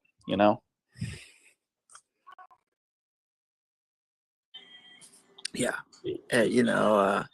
So it's all about deception, essentially. Dude, that Language. page too, man. Like, you go down it, and it's like, this is QAnon prior to QAnon happening. You dig what I'm saying? It's like Exactly, absolutely. Franklin cover up. You know what I mean? Like, that's what that page is. And like the guy supposedly, like what I've heard that created it is like, him and some group, this guy's just like like a narcissistic cult leader that started his own webpage. And then, but I mean, he's layering a website with it's art, for one, or what we would consider art now. It's like very pop artish kind of thing going on, but it's very schizo and like a lot of color, a lot of like flashing, a lot of trying to like almost like induce an epileptic seizure or something. And there's layers upon layers of different, where you have to like highlight the text to see it, and maybe like you copy and paste and put it somewhere else to even be able to read it. And it might link you to like a page where it's like, oh, here's like the president's phone number, or here's some connection to, pre-Epstein Island type stuff before that came out. You know what I mean? But this was already like known about, I want to say at least 2012, right? How long has a page been like that, like the Laughing Cow page? Actually, there's older websites than Laughing Cow that go back to the 90s. Even David Eek has his own hyperlink thing going on in 96. But, wow. If you think when the website performed, again, what was physically was Frank Zappa's list and Nurse with Wound list, and that was very esoteric and occult-like. Right. And again, the Friedman brothers of Ultima Thule, they tried to decipher it, but again, if you follow the links like I have, you see the connections fast, and it can get really weird. I mean, I was influenced by that as a teen, but it's like now that I'm in 34, it's like people don't know what they're messing with. It's like like we're talking about a high level, compromise honeypots out of Washington, something like that. It's like some weird, I don't know, dude. And I don't what's the link what's the hyperlink website you're referring to? Sorry, I'm just trying to look it up. I don't remember its name. I know it's like Laughing But Cow. I remember it too. I'm just like, I'm trying to find it actually. Google. I'm like, yeah, it was like I'll look it up. I'll try to find it. I know, because there's a lot of those websites, and I probably have it on my about page linked. I'm making sure of it, but I recently linked Eboman to my about page. So if you go to Eboman, his website, it'll go there. But I've been linking everything on my about page, and like people who know me as Safe Sleazy, they call me schizophrenic, and like, how does this guy know all this information? Like, going to his about page is like new art. I'm like, well, the elite already know this. That's the funny part. So it's like people get scared when they open up a clandestine book, which I find really peculiar. It's not that you're being pretentious. It's just that you're doing the research for them. That's pretty much what a PhD does. Well, that's why everybody wants to kill us, because we actually like doing actual research. You do the research, and I mean, I'll put it this way: Ramsey Campbell, English horror writer, You know, he wrote part of the Lovecraft mythos. He made a short story, wrote a short story called Cold Print, probably 79. In it, he introduced a Lovecraft creature known as Yelganak. Yelganak, he describes as a headless, fat person with 2 arms, and each of the arm has a mouth coming out of it. Very Cthulhu-like. But the thing with Yelganak is that Yelganak lives in a dusty library, and Yelganak goes near perverse literature. And that perverse literature, accordingly, is Hubert Selby Jr., who writes about New York things or like forbidden stuff. Like, you would go on the Internet Archive, and, you know, people call it the dark web. You know, there was no dark web in 79. So it's like literature on, you know, National Socialism, you know, controversial topics, all that against liberalism. And in the story, the person goes in the library, tries to find this perverse literature, and then when he's reading alone, Yelganak comes out and eats him. But it's a giant metaphor. The metaphor of Cold Print is that when you read what is forbidden, really actually banned, censored literature, people want to kill you. And Yelganak is that metaphor. So I mentioned that actually 7-8 years ago in another book, I believe, Almanai's Babyface, which I wrote almost 9 years ago. And I do reference Yelganak a lot of the time. But that's the whole point of that Lovecraft creature, is once you read perverse literature and you do your academic research, if you find the truth, the tree of knowledge will kill you. It's also a Jewish metaphor as well.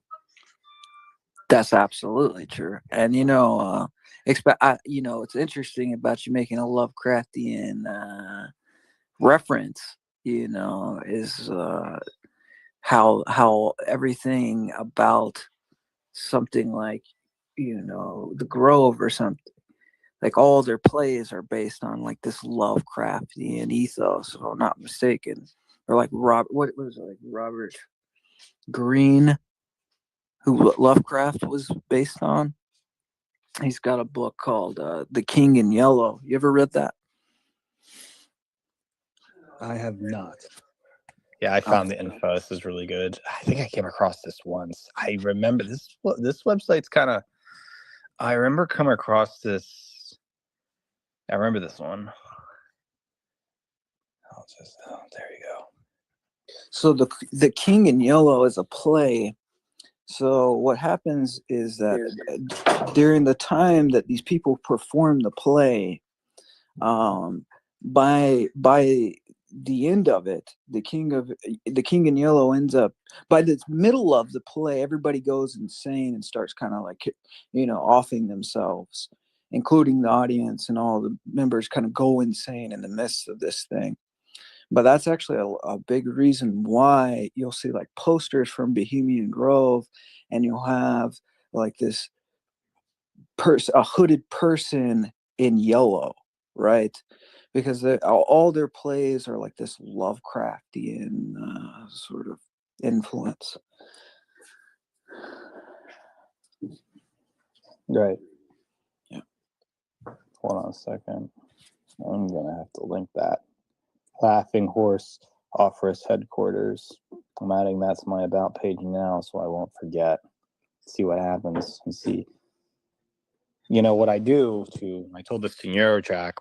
What I do to scare away gang stalkers is on my About page, I put little icons of what I associate with.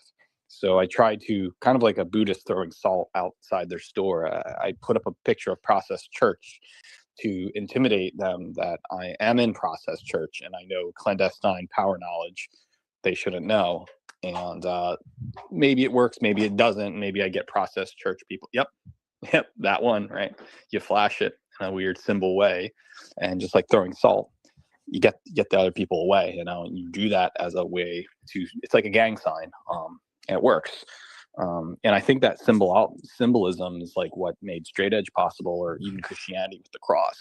It's the way to tell the unenlightened who you are. And you could do it as a bluff. You could do it as sincerity, but I think it works when, you know, people like David Woodard and his fans reach out to me on Telegram and be like, you want to talk to David Woodard? I'm like, well, I'm curious if you give me his username and password. I don't know. The guy's the devil, but I'll just give you some pictures and It's like almost like a mock interview. You know, if you really want to meet David Woodard, we got to vet you first. And they did the same thing at Countercurrents, but you know, you just give them best wishes, tip your hat, be professional, but who knows what they could do, you know? You might be ending up being in the same room with the mafia. Well, this is something that happened to our good friend Christopher Cantwell. Remember the guy who wrote Siege, James Mason? Right. These accelerationist, like Atomwaffen people sent someone pretending to be James Mason to impersonate him for the interview. And he said like all these like very reasonable things. And then right after that, these people hacked into his computer and started stalking him and started like putting porn up on his website and all this shit. So like they started off by offering like a very cool thing, and then it turned into like this like giant stalking operation with like 30 to 100 people like constantly fucking with his head and like fucking with his website, fucking with his business. This sounds like that sounds how the KGB operates. But I mean, most of these people operate that way now. It's like become a common tactic, I guess. Well, I think now it's kind of normal. This year in 2025 on X, people are now pointing fingers like now that are just calling each other Indian. It is true that Indians use it, but for what purpose? For an office in Mumbai? You know, what is the entire point of this all? Just to have a upper middle class Brahmin lifestyle of pretending to be agents to push psychological warfare on monopoly of Republican Americans? I don't know, but it seems like gang stalking has become so normalized that normal people are figuring it out, and now they're reevaluating what was happening post 2016. Well, those of us who are old enough and see the differences, like you and I are looking into like the what do you call it, the YC Combinator and all these kind of people, and if you look at all the pictures, it's like 80% Indian guy, 20% Asian woman, and then like whatever else is there. Whatever, there's no white men left. It seems like. And so, and again, it's not like a racial thing only, but it's like in the United States of America, in the hub of all technological innovation, rich white men are only picking brown teenagers essentially to because the work doesn't exist. It's some kind of, I think it's here's what I've been doing. I've been writing this to gang stalkers. It's white nationalist propaganda, because only a white nationalist would get all the non-whites, round them together, put them in a container, and then watch them eat each other alive. Because how would you preserve? Explain this to Unseen, because he didn't go through the whole white nationalist thing that like we did. Like, explain to him like the white from an outsider's point of view, like what's happening. Like, okay, so the white is something that people can't fully comprehend unless they've experienced it, I think. Okay, so basically the ideal of white nationalists, or, you know, countercurrents, the premise is that they're white nationalists, meaning that admixture European people must create a nation state, and only those who are similar to themselves must, 14 words, we must secure the existence and future of our people. It doesn't mean grow.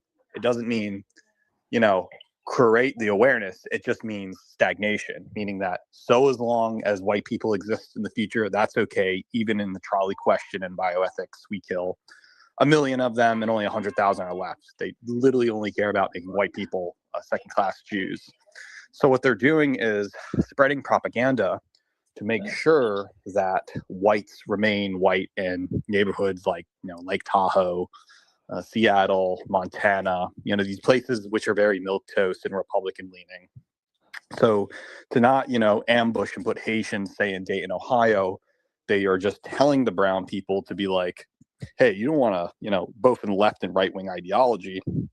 To a left wing perspective, they say, hey, you don't want to race mix with a white person because that's fetishizing something. Don't you want to be treated as an individual? Right. So explain like an example of like what these brown people are saying on the internet that gives you a clue that their master is like a white gay guy, white nationalist in the Republican Party. Party. Another one.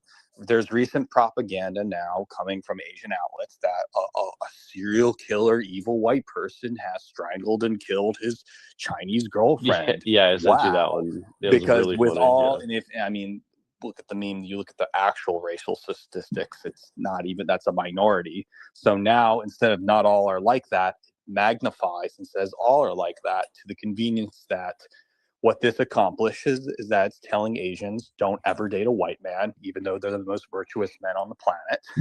And they would never do such a thing. And then the only answer would be stay with your Asian men. Well, that's perfect for a white nationalist standpoint, because it's a different type of Chinese water torture. Instead of forcing people out not to race mix, you pretend you are the opposition to push white nationalist interests.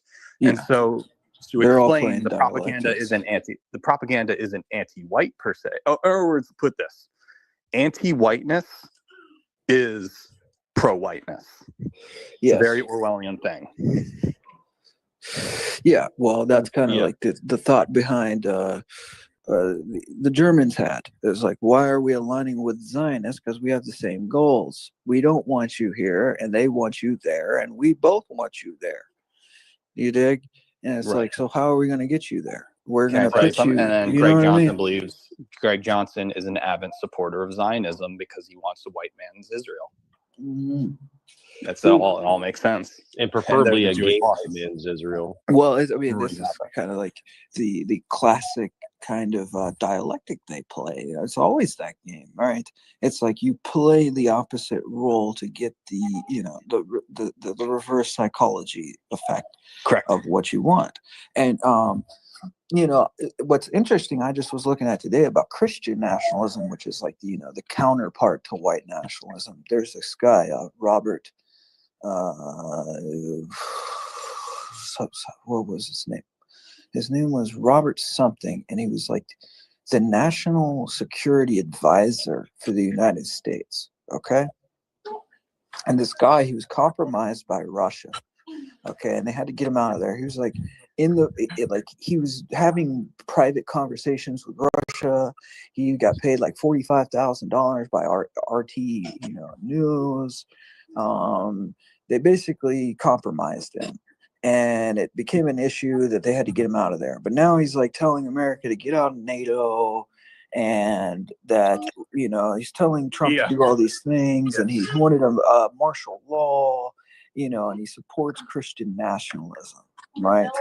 And it's like, but he's fully supported by Russia, right? And he was like talking to the Russians as if like, you don't want to attack back. He told the Obama administration in 2016, you don't want to attack the Russians back, told the Russians, you don't want to attack the Americans back for something they did, because then you'll be going tit for tat with them, and then they'll root us out of the government in some way. So there's all these like guys that are in high level positions, and of course, like he went to prison for this, right? But then Trump gets in office and he gets pardoned, and now he's all over Twitter, pushing all this propaganda about NATO and what the country should do, and all these people are supporting this guy. It's crazy stuff, man. Which I'm not telling it great, but yeah, but I mean, they're selling it. They sell it as like, traditional values for Christians in the West, when in reality, it's like, I'm paid by Russia to push this ideology. And it's like, they think in some way that if the Russians get in control of our political system, they'll be able to rule with the Russians, as if they won't be lined up and shot. You know what I mean? Like the Bolsheviks have always done throughout history. Right. You can't control a vicious dog. Once he gets in control of power, like he's not going to give you half the power with him. Once he gets there, once you've been used to destabilize a nation, you're nothing to this person, man. Let me come in there. Let me be right back. I just got out of dinner or something. I'll be right back, guys. Yeah, no problem. So, yeah, I was going to ask him about the whole communism thing because, you know, I think that would be an interesting conversation, like for him to kind of explain like why he was a part of the communist, you know, basically a communist party. So, you know, because I think if you kind of understand like his perspective of like, well, I just wanted to get away from like capitalism because he sees it as like a death cult. And then he got inside that and he realizes like, well, communism is basically just like the dialectical version of that. It's like, well, then it's like, if you look at a person like Orwell, this was a diehard communist, right? Exactly. Yep. And, you know, he was diametrically opposed to fascism and everything he stood for. But then, you know, if you look at like a cat like Yuri Bezmenov or something like that, he always explains that, you know, these guys, once they get to a certain position within the Communist Party and they realize what's really going on, that all these virtuous things they thought they were standing for or against, they're 10 times as worse, right? And the end goal is always for the oligarch, because the political system isn't for the Workers' Party. It's not. It's never been about the Workers' Party. You know, Marx wasn't about the worker. This was a manipulation, you know, the whole economics thing, like about the worker and like, you know, the wage and, you know, okay, the factory owner owns all the business. So, you know, the worker is getting, you know, his wages taken. It sounds good, right? But in practice, what does it really do? It just like, it's envious people wanting to get in the position of power so they can take what they want, as much resources out of the nation that they want, and act as if it's a virtuous act once they get in the position that they've done some virtuous thing, overthrowing the monarch. Like initially it was a monarch, right? In the case of like a Tsar Nicholas, right? It's like, you know, when the Bolsheviks go in 1917, they're not thinking like, you know, let's save the Russian people from this tyrannical, you know, czarist government. You think that's the thought?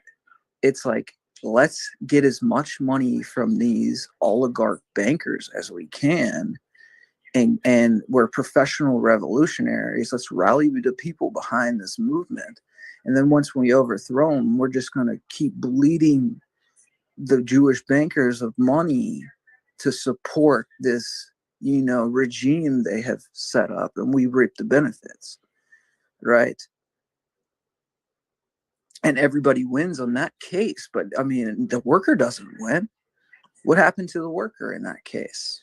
You know, what happened to the farmers? All the farmers' land got taken. They had to import all their grain. The system itself doesn't work. It collapses. There's, you know, starvation. And then there's controlled starvations, you know, and it's all very Jewish, Talmudic, right? But they always have to play the dialectical game that there has to be a bad guy to their good guy. But that had to be the role of the German, right? Germany had to play that role because they needed cover. They needed a cape to put over their you know, the cloak to put over themselves. It's this Taxel idea. It goes back to Leo Taxel, and I always talk about this. It's like Leo Taxel comes out and he becomes a Catholic, right? He's supposedly a former Freemason. He's going to reveal all these secrets about Masonry. And then he finally reveals all these secrets about Masonry. And then he's like, no, I was just kidding. Like, all that was a lie. And now Freemasons can say, oh, that's just that Taxel hoax stuff. Everything he revealed is illegitimized, right? In the same way, it's like you get the anti-Semitic to do your bidding for you, for the Zionist goal, while the Zionist is behind communism, okay, and the deaths of 100 million Russians. You know, if you kill, you know, you feed your own million people or 6 million people to the machine for the cause, then you can say, oh, we were persecuted. Look at my people. We were persecuted. And no one ever focuses on the 100 million. They only focus on the 6 because you control the media. You dig what I'm saying? I do, yes. Well, and I think that's why you have Mr. Tucker Carlson over here trying to confuse everybody. Well, I think he's confused. You know, I think all these guys are confused. I think there's nobody that knows the whole picture. And dude, I think you'd be surprised that someone like you, someone like me, someone like, I'm not trying to gloat, someone like Pill Eater, Machine. There's a few guys out here. I think that there's a few guys out, like on our level, that probably are more, I guess, like, because of the position we're in, the outsider position of analyzing this stuff, may have a better grasp on what's actually going on. Right, like Because if you get so see more close, clearly, right? well, and the reason I say that, it's this, it's called, I know that dictator effect, right? Right. There was guys that kind of like knew Mean Mr. Mustache, and they were like, I knew him. There's no way he would do that. You see what I'm saying? Right. Like I they think can't that fathom happens, it, dude. right? Well, I think- well, I can definitely tell you, like, it's like for me, it's even for myself, like when I was a little younger than all you guys, like I left the country for the first time, and then when I left the country for the first time, and I came back, you know, the next 5 years of that, up until the time about of your age, you know, I was like reflecting. I was like, what the fuck am I living in? You know what I mean? I was like, what is this? And then, because like I knew there was something wrong, but I couldn't see it fully, right? Like I was zoomed in too close. And then when I got really far away, I was like, wait, what is that? And then I started looking close, you know, then I started getting closer and closer. I was like, oh, like this is the Matrix. Like, you know, like the Matrix is real, but it's like, it's more real than people can imagine it to be, if that makes sense. So, you know what I mean? It's like, but I had to get out of it first somewhat, and like go where nobody spoke English, and go where like I didn't really to have a cell see, phone, like, and I didn't really have a TV, and I didn't really have like all these things. And then I'm like, oh, okay, like, right.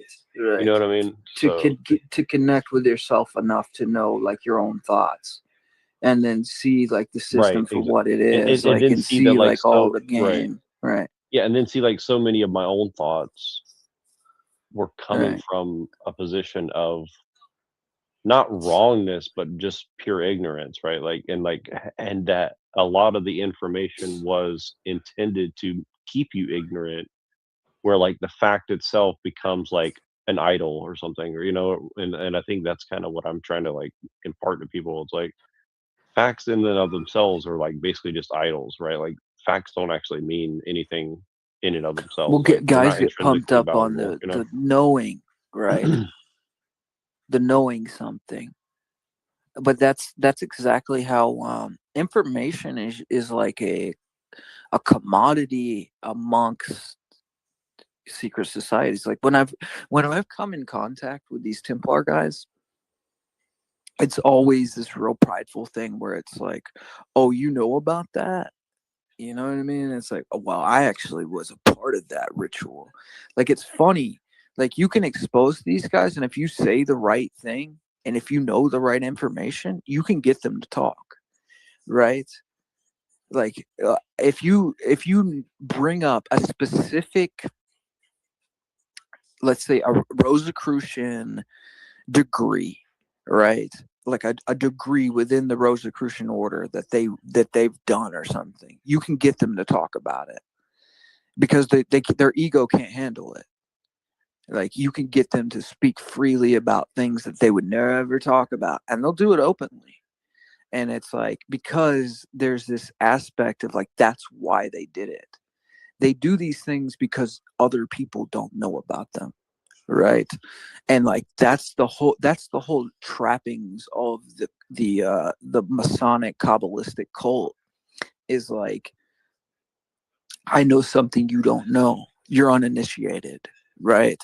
Well, And it's I'll put it like like this though. It's like, like okay, I'll admit, like sometimes I have pride over like little things, like okay, like for example, like now that I'm, you know, old enough that I'm much older than someone who's like 22, right? Like when I see a 22-year-old guy and he's like dating a girl, right? Like Right. I can kind of like judge his situation relatively easily because I've been in that position before. Does that make sense? Yeah, So yeah. like sometimes I get like this ego of like, you know, it's not to say that like I'm better than him. It's just kind of like I already experienced it, so I know it. But I think that's different than like, okay, I know this like little secret information that I don't want you to know because it makes me feel special. Because the truth is, like, I want that guy who's 22 to learn, but I also know that like I can't really tell him. I can warn him, but I can't really tell him like No, this is I how mean this is this is going to a go big for you. difference, You know? man. Like these people are so ego based that it is about the fact that you don't know it. They don't want anybody to know it. But the fact if you do bring it up, if you bring up it just slightly, like let's say you say the degree, you say what rank, right, and what order has done it, and what the ritual involves, then the person will feel obligated almost to reveal the other aspects of the ritual that aren't being Right. revealed because of their pride. It's like, I actually did that, so let me, you know what I mean? I've seen it because like that Idaho Templar guy, for instance. Like I went to that book, Russia's Crown of Thorns, which is like probably the most detailed, in-depth explanation on Freemasonry available, and it's not in English. And I'm the first person to put it in English, right? That I know of. I've never seen it in English. So I'm like revealing this stuff on X to this guy. Like, I know this. Like, you think I don't know? You know what I mean? Like, you're talking about all these degrees you went through. I know about these degrees because I have it in this book. You know what I mean? That kind of reveals the whole thing. And he starts revealing things about it, which he's trying to see. They want to do like this stuff where it's like deniability. Like the Masons don't worship Lucifer. Well, then why in this ritual do you say this? Do you dig? And then once you reveal it, then they're like, oh, yeah, you are the profane. And you know what I'm saying? Like, dude, I got it. Oh, man, it's crazy, dude.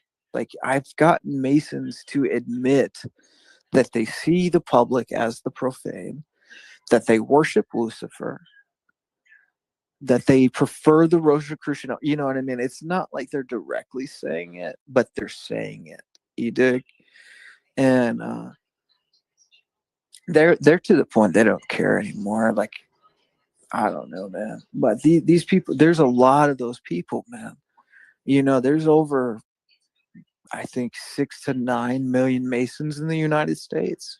Do you know how many people that is? You know? And like, how many of those people are in positions of power? Dude.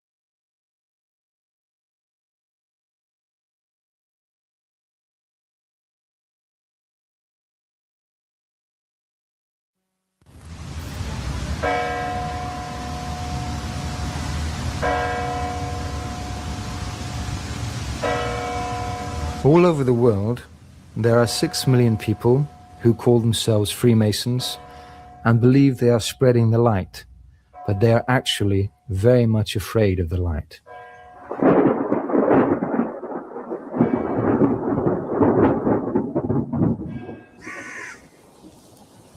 This film tells about what kind of light and how these emissaries of Jabaron are spreading it and how it affects us.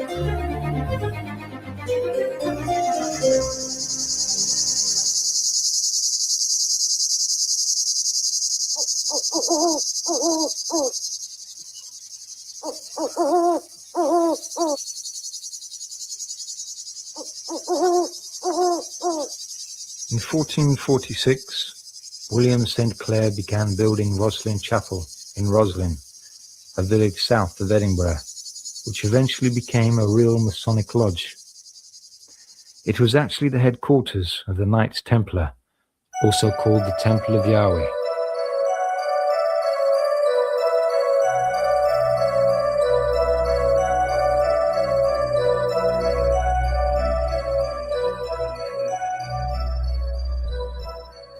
In 1480, the chapel was completed under the direction of Oliver St. Clair, now called Sinclair. In due time, the Scottish family Sinclair created a Masonic system of its own. Sir William Sinclair became the first Grand Master of Scotland in 1736. He was connected to the secret order Prière de Sion. On Friday, the 13th of October, 1307, several Knights Templar were arrested in France, including the Grand Master of the order, Jacques Bernard de Molay. Jacques de Molay was sentenced to life imprisonment, but he claimed that his order was innocent. He was burned at the stake on Ile Saint-Louis in the Seine near Notre Dame on the evening of the 18th of March, 1314. Many Knights Templar fled to Scotland, where they preserved the secrets of their order and infiltrated the existing guilds.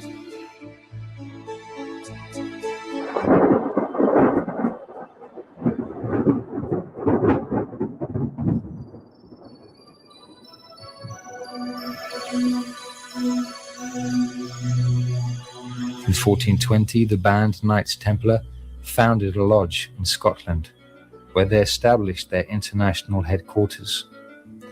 The Knights Templar bided their time to found the so-called Scottish Freemasonry. On the 9th of January, 1599, some Knights Templar founded the lodge at Atkinson in Scotland. On July the 31st the same year, another lodge was founded in Edinburgh.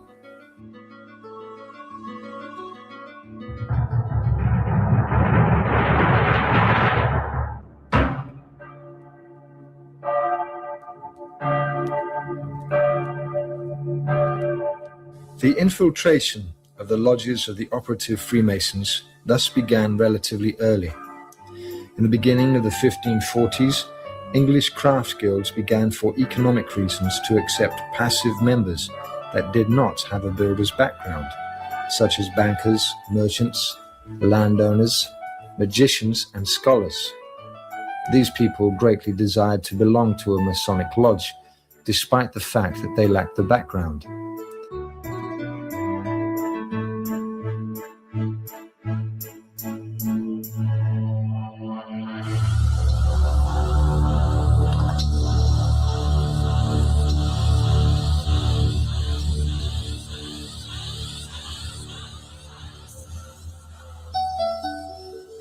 The original Freemasons opened their first lodge in York in northern England as early as 926, with the Roman Collegia Fabrorum as prototype. In the lodges of the Freemasons, journeymen were instructed in the complicated secrets of medieval architecture. In 1375, a document, which was later found in the London City Archives, described the Freemasons as craftsmen, whose movements were not restricted by the feudal laws. Instead, they were free to travel around the country and even around the continent. In 1703, the lodges began to officially accept non-Masons, and in 1714, the accepted Freemasons founded their own Grand Lodge of York in England.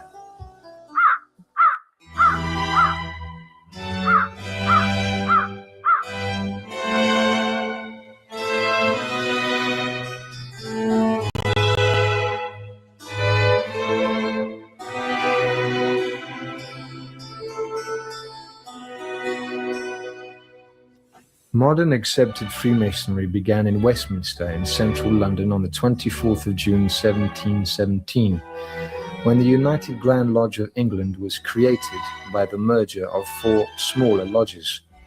June 24th is the holy day of John the Baptist. This took place at the Goose and Gridiron by St. Paul's Cathedral. London thereafter became the headquarters of a secret organization which grew ever larger. Manipulating Freemasonry had begun its advance. The Grand Lodge in London became the mother lodge of the world.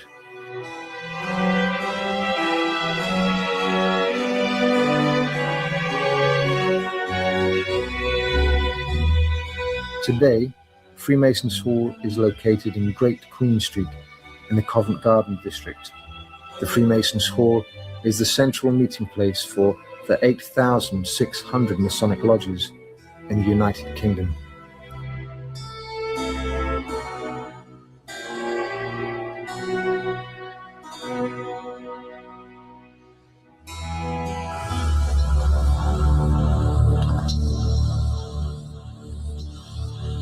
Above one of the columns outside Freemasons Hall in London, there is a symbol of Masonic global power, the globe wrapped in a net. It is also noteworthy that the communists practiced dragging their captured enemies in huge nets, which occurred, for instance, in 1940 in the Baltic states.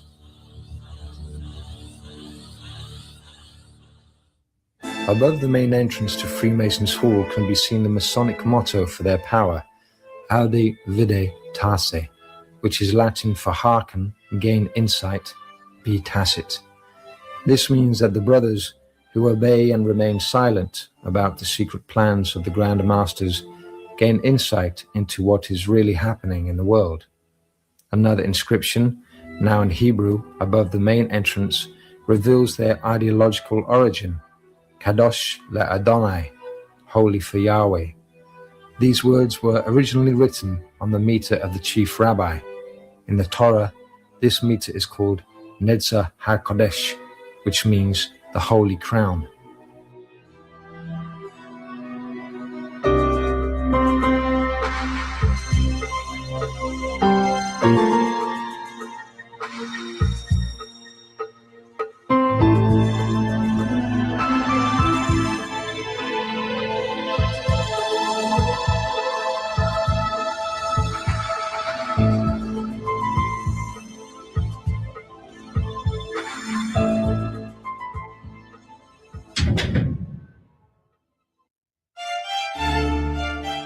Freemasons Hall is full of various Masonic symbols. Inside there are as many as 20 small temples, together with the Grand Temple, with its mosaic ceiling, stained glass windows, and carved doors. The French-Scottish system with its mosaic ceiling, stained glass windows, and carved doors. The French-Scottish system contains 33 degrees, divided into 7 classes. There supposedly was a staircase with 33 steps in the Temple of Solomon. This is the most widely spread system in the world today.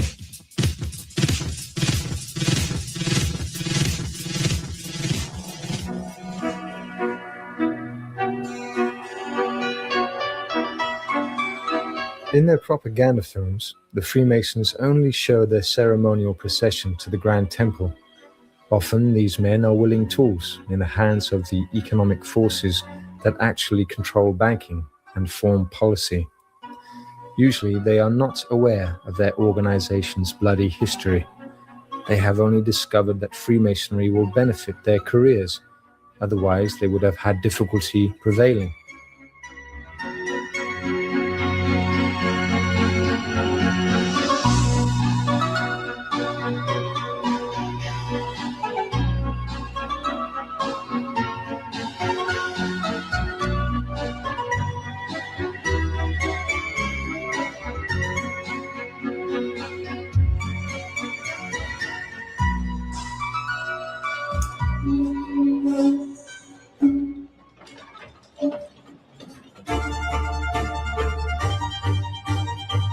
The guide at Freemasons Hall explained that these magically charged handles gave a Freemason leaving the building extra energy to use in the struggle against the enemies of the order. On the walls are murals showing angels with goat's feet, as if they were devils. The whole building radiates an exceedingly negative energy, which causes one's aura to shrink.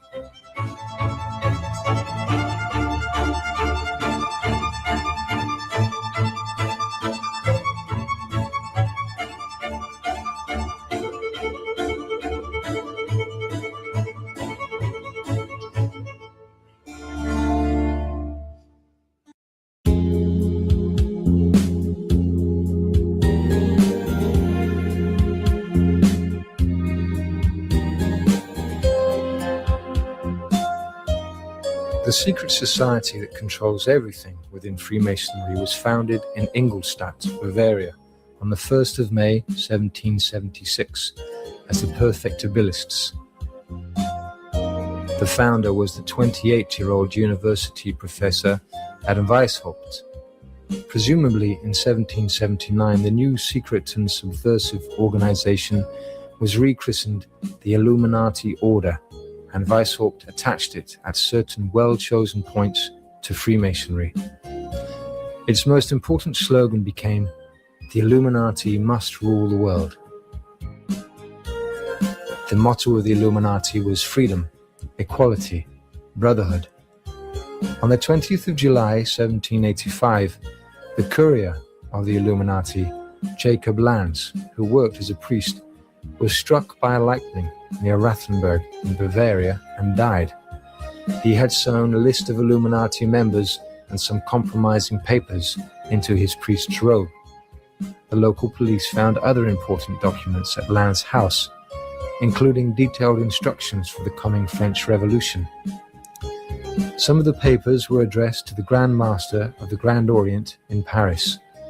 Everything was handed over to the Bavarian government, and on the 4th of August 1785, a ban on secret societies was issued.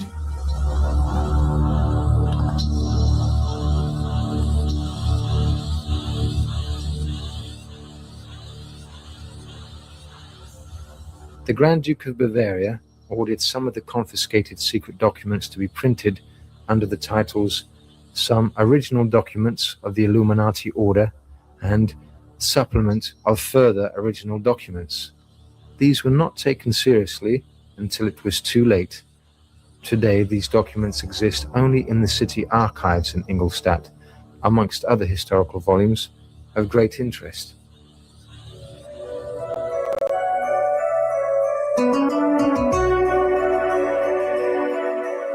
The Illuminati wish to be free and independent. The more freedom the Freemasons acquire, the more enslaved are the non-Freemasons. In order to entrap people, the Freemasons have to maintain that they are the angels of light, and that all talk about their evil intentions is nothing but manifestations of a sick imagination. The eye in the pyramid still graces the $1 bill. It was President Franklin Delano Roosevelt Freemason of the 32nd degree, who ordered the seal to be printed on the dollar bill in 1933, 144 years after Congress had accepted this seal. The seal symbolizes the Illuminati claim to control America, no matter who is president. The Masonic pyramid on the dollar bill is built of 33 stones. The supranational socialist power the Illuminati aspired to was summed up in the concept of Novus Ordo Seclorum, the New World Order.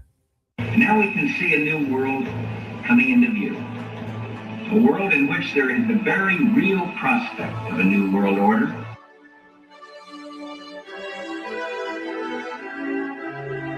There has also been opposition towards the activities of the Freemasons. During the Second World War, Serbian nationalists issued a set of 4 stamps with protective symbols at an anti-Masonic exhibition in Belgrade in 1941.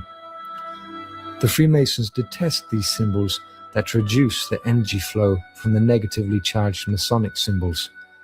The extra postage went to the campaign against international Freemasonry.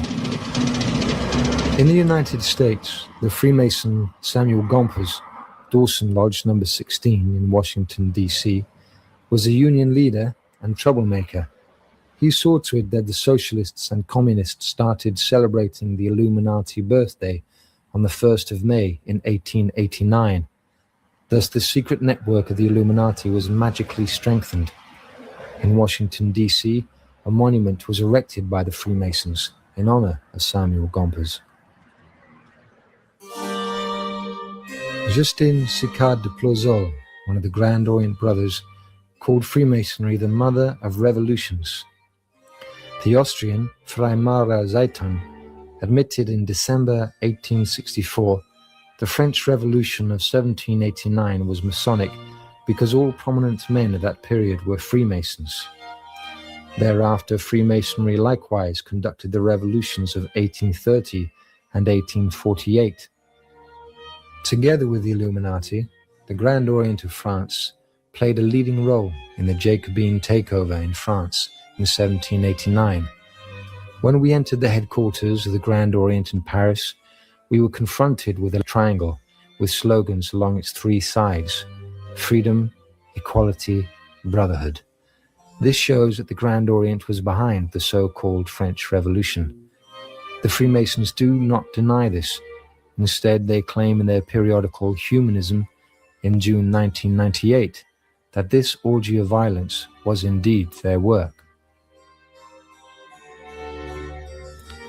The Grand Orient de France was founded in Paris in the years 1771-1773. Its aim was to infiltrate the government and then destroy it.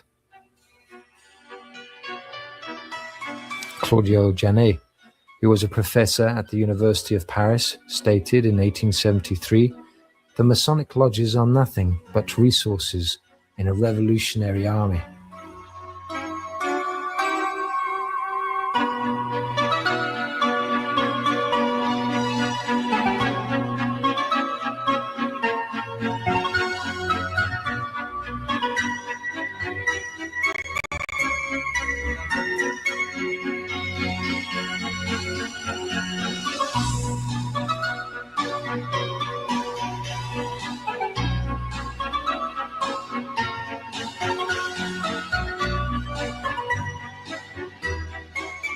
Members of the Grand Orient became ministers in the provisional government after the February Revolution of 1848. In 1849, all leading socialists were members of the Grand Orient. Socialism and Freemasonry are one and the same. The anarchist leader, Louise Michel, played a greater role as a revolutionary than as a Freemason. The anarchist movement, founded by the Freemasons for political idiots, uses the Grand Orient Satanist red and black colors than as a Freemason.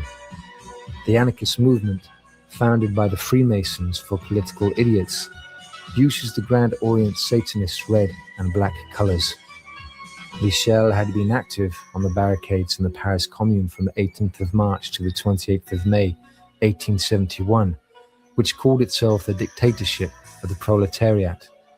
Louis Michel was a member of the Lodge La Philosophie Sociale within La Grande Loge Symbolique Écossaise, according to documents from the Grand Orient of France. The Grand Orient de France has 41,000 members in 980 lodges in France and other countries.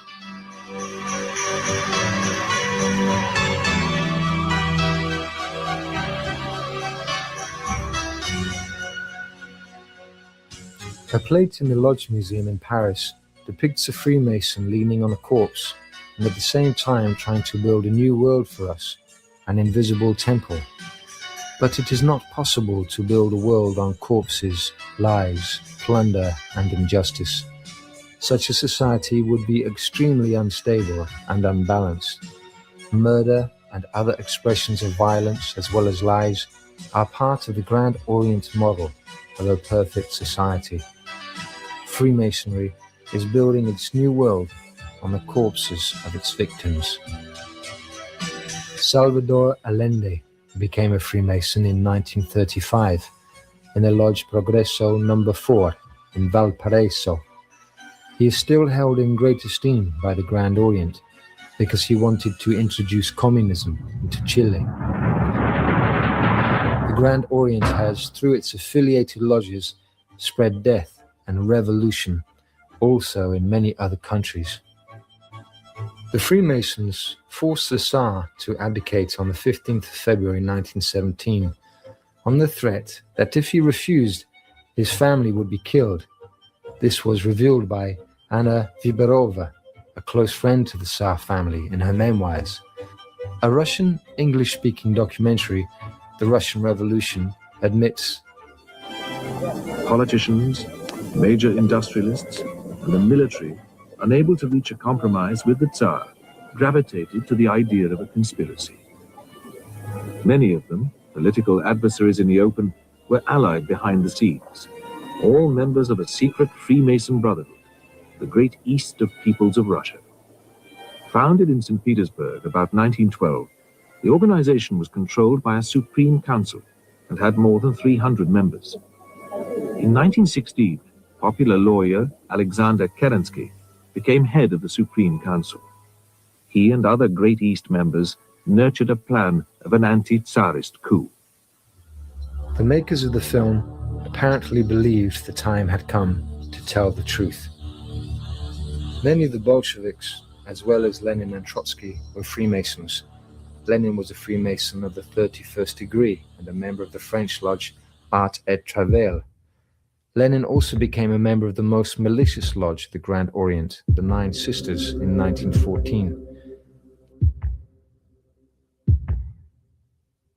Karl Radek, real name Chaim Soboson, who was already a member of the Grand Orient of France before the Bolsheviks seized power, was appointed Grand Master of the Soviet Grand Lodge, the North Star.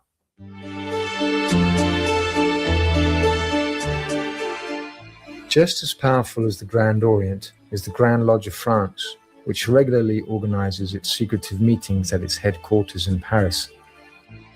The Masonic leaders admit that the misuse of power occasionally occurs, but claim at the same time that the order itself deals sternly with such issues. That is not true. Nearly everyone who has attempted to work against the corruption within Freemasonry or alerted the leadership within the order has been ostracized or has chosen to leave Freemasonry.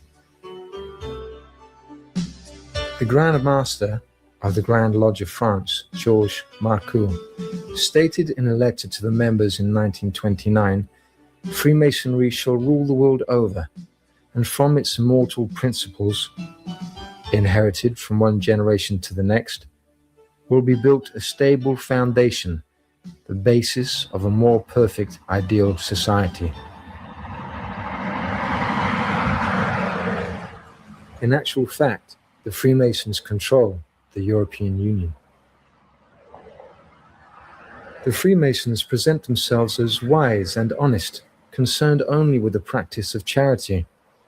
It is, however, out of the question that a wise and honest person would become a Freemason. A member of a Masonic lodge cannot at the same time be wise and honest. If he is a Freemason and intelligent, he cannot possibly be honest. This is particularly true of the communists.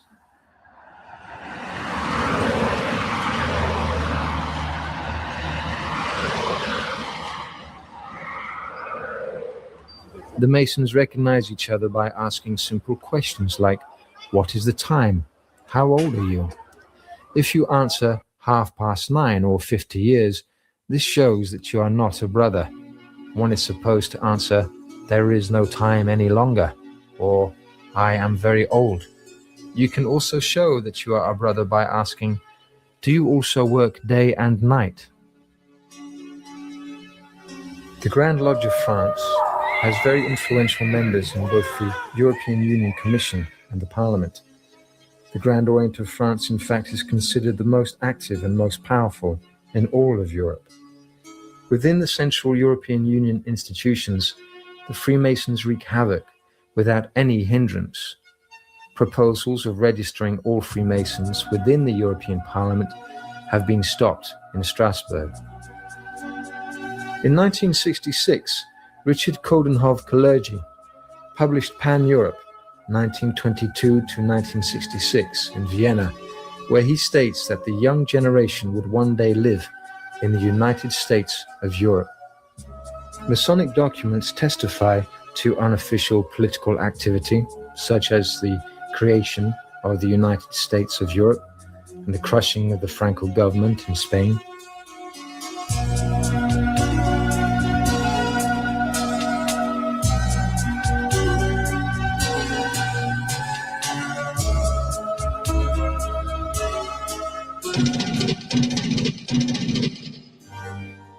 The Freemasons are convinced that their magic symbols with powerfully charged low frequencies affect the environment.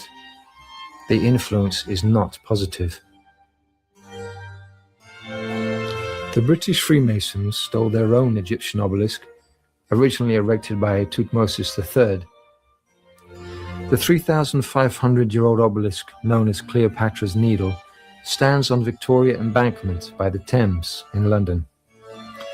The obelisk was transported to London from Alexandria and erected on the 13th of September, 1878. The Freemason Dr. Erasmus Wilson paid for the transport, which, due to a powerful storm in the Bay of Biscay, resulted in the death of 6 men. The obelisk was a symbol of the sun. The Freemasons erected an obelisk known as the Pyramid, composed of 13 parts, on the square next to the Royal Palace in Stockholm following the murder of Gustavus III in 1792. It is built to the proportions of the Luxor obelisk with a model of Cheops' pyramid at the top. We can see Masonic obelisks everywhere.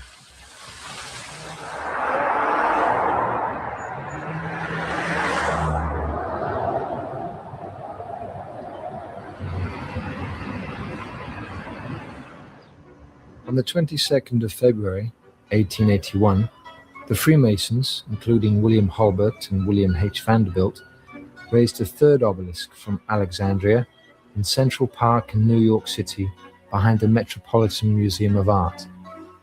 This obelisk was also originally erected at Heliopolis in Egypt in 1600 BC by Tutmosis III. It was removed to Alexandria in 12 BC by the Romans.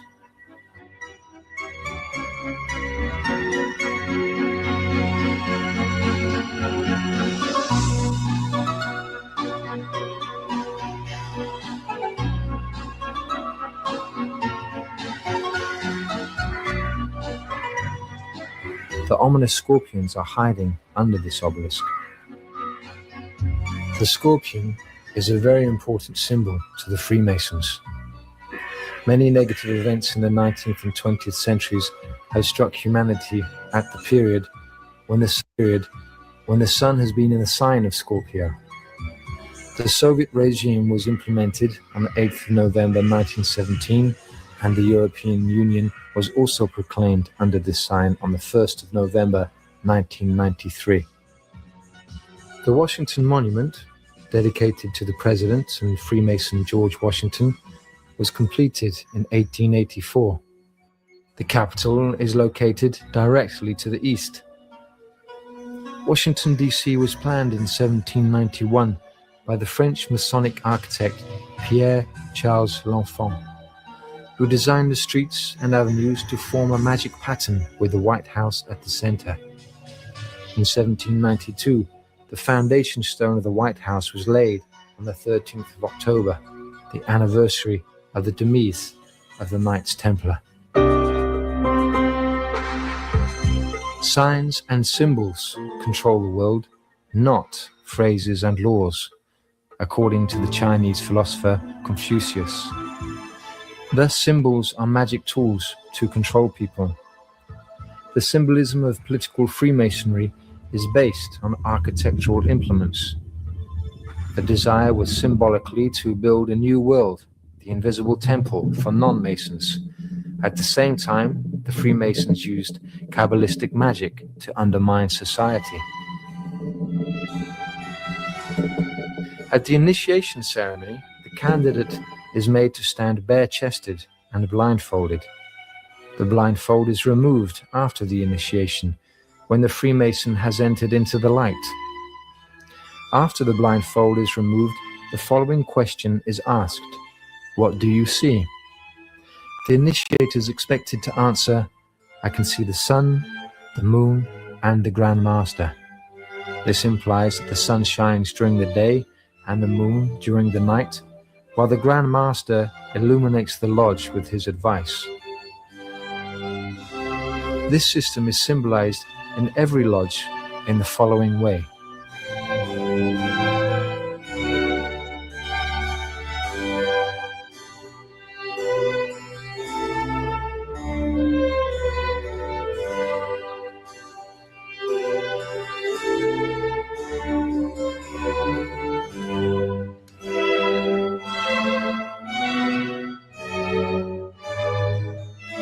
The Master Mason's trowel was a symbol of Masonic brotherly love.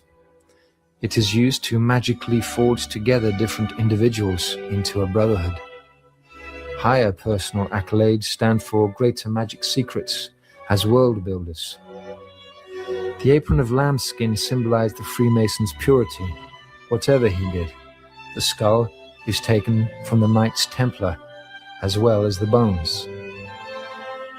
The Freemasons have taken over another important symbol from the Temple of Solomon, the two pillars, Jachin and Boaz, which correspond to Osiris and Isis. Another important symbol is the pyramid. The Freemasons worship their own deity. Only upon attaining a high degree is the Freemason informed that the great architect of the universe is called Jabulon.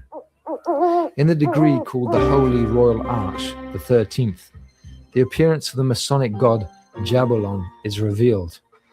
He has a spider's body and 3 heads, that of a cat, a toad, and a human head. In this way, the Father God, the God of the heavens, and the God of death were united. Jabulon is the demon Baal. The Freemasons thus worship a horrible monster. Freemasonry is based on demonism. Jabulon is hardly a god that one openly wishes to admit to worshipping. The defector and Freemason of the 32nd degree, Bill Schnoebelen, confirms this.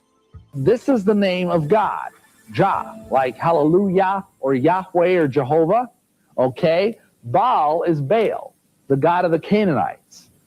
An is another name for the god Osiris, who is the kind of the sun god in his underworld capacity. Masonic lodges have a black and white checkered floor, supposedly symbolizing the relationship between good and evil, the Manichean system. Masonic symbolism is all around us, even in underground stations. Here is Kungsträdgården station in Stockholm. Not far from one of the entrances, the Swedish Masonic Palace is located. There are 11 degrees in the Swedish Rite and 2 secret degrees.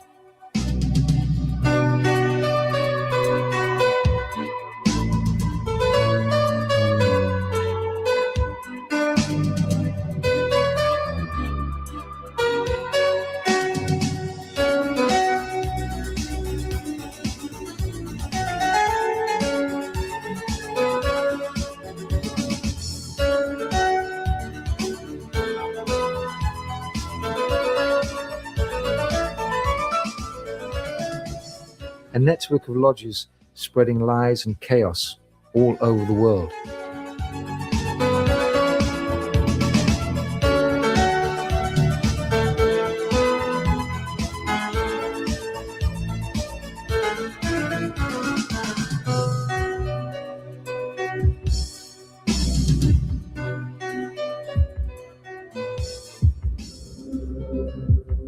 The Freemasons control cultural life, science, economic development, and politics. The banker Nathan Mayer Rothschild became a Freemason in 1802 in the Lodge of Emulation in London. James and Anselm Rothschild were in the 1840s members of the Masonic Supreme Council of France. The banker Ferdinand Rothschild founded Ferdinand Rothschild Lodge No. 2420 in Waddesdon, Buckinghamshire, England, according to Internationales Freimaurer Lexicon. Lord Lionel Walter Rothschild became a Freemason while studying at Oxford. He was recruited by Lord Alfred Milner, the leader of the order, the Round Table.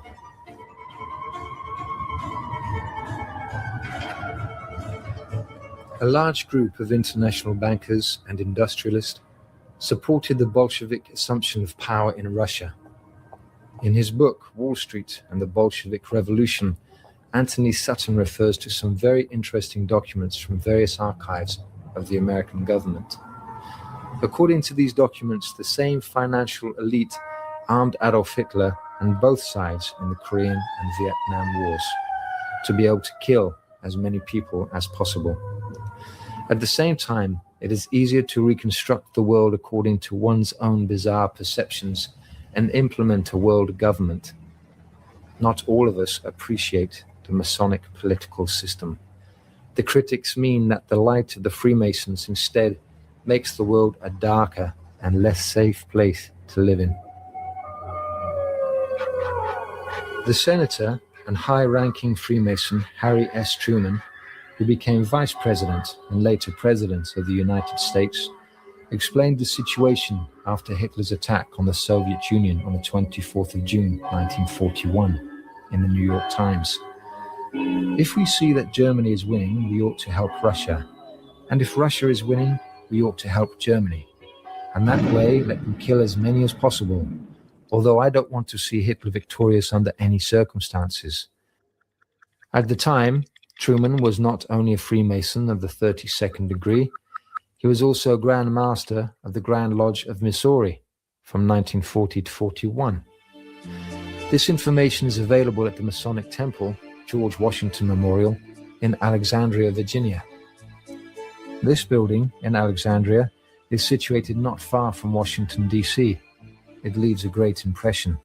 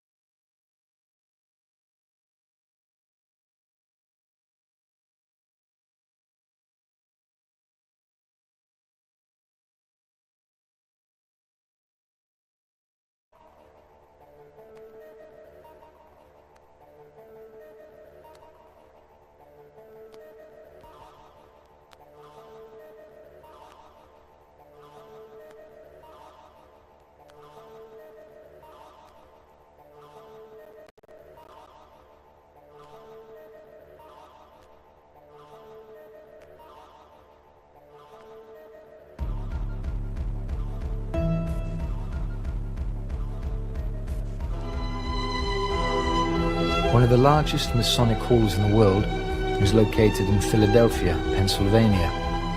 The main slogan for the Freemasons of Pennsylvania is now, "Share the light."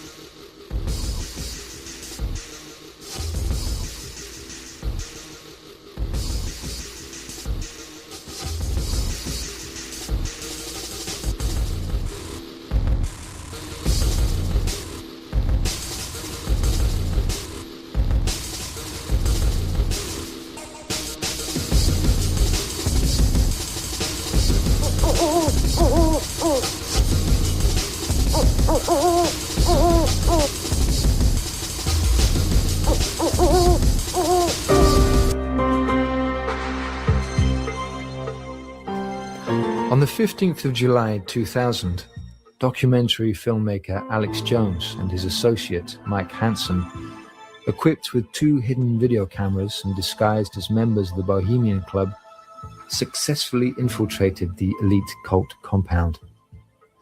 The Bohemian Club was founded as an organization for selected journalists in 1872 at Grove Camp in Monterillo in Sonoma County, 75 miles north of San Francisco. This club was infiltrated and transformed into a brotherhood. Every year on the 15th of July, several dozen leading members take part in a ritual dressed as priests in red-hooded Illuminati robes, guardians of the fire, worshipping a huge stone owl as Moloch. They also practice magic by burning someone in effigy. A torch from the lamp of the fellowship is used to ignite the fire.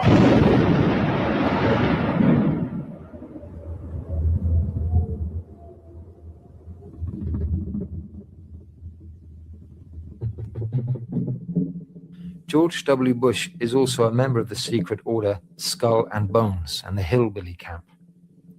It is not to be wondered that George W. Bush appointed his brother, Colin Powell, Secretary of State. The special archives in Moscow contain documents that show the Jewish order B'nai B'rith, Sons of the Covenant, as superior to all other branches of Freemasonry, that it, in fact, constitutes a kind of Freemasonry within Freemasonry.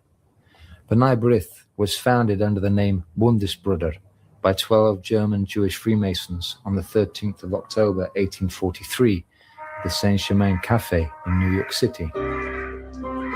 The Supreme Council of 33rd Degrees of the Scottish Rites of Freemasonry in Washington, D.C. is located exactly 13 blocks from the White House. Everything in this building is wrought with symbolism. The right-hand stone line in front of the building is a symbol of wisdom, while the left-hand line represents power. It has been regarded as the Supreme Council that has affected every important political event.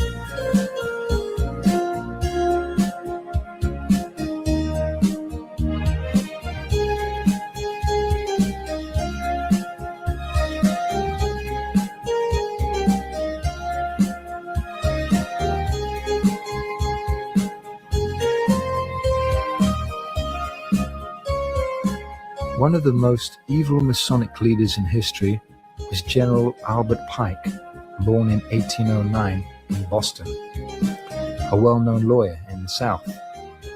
Pike became a Freemason as late as 1850. Pike was elected to the Supreme Council on the 2nd of January 1859 and became the Sovereign Grand Commander of the Supreme Council. A passage in the Supreme Council of World Freemasonry, officially Southern Jurisdiction in Washington, D.C., states, "Members of the Masonic fraternity have always played an important position in our nation's history."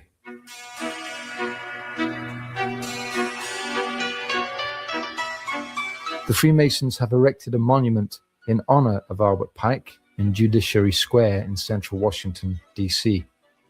The plaque on the statue presents Pike as an orator, a lawyer, a philosopher, a scientist, a writer, a philanthropist, a soldier, and a poet.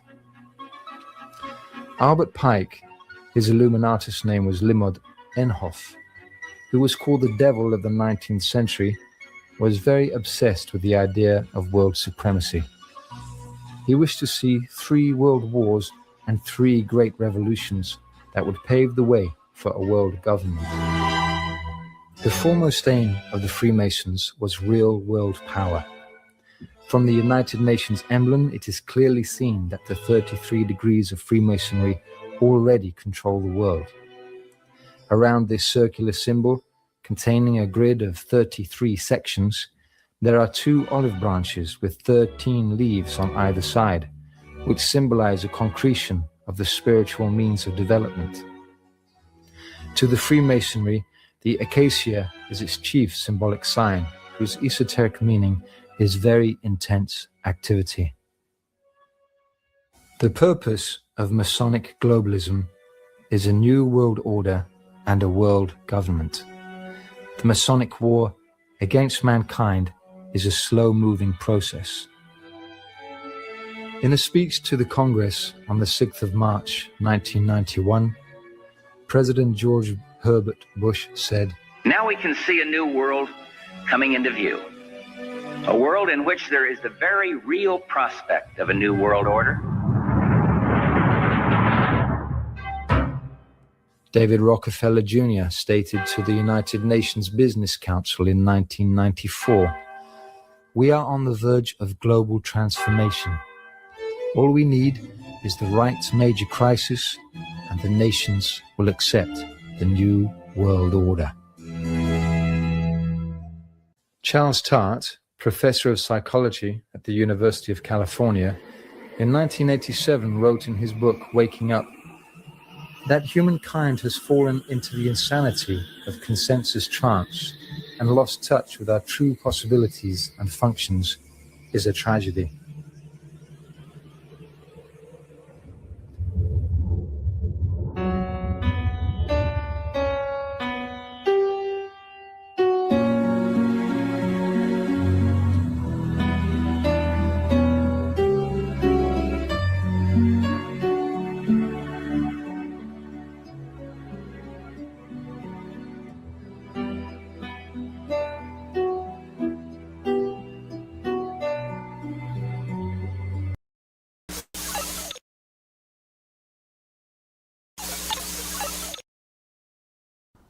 Hello there, this is John Swin.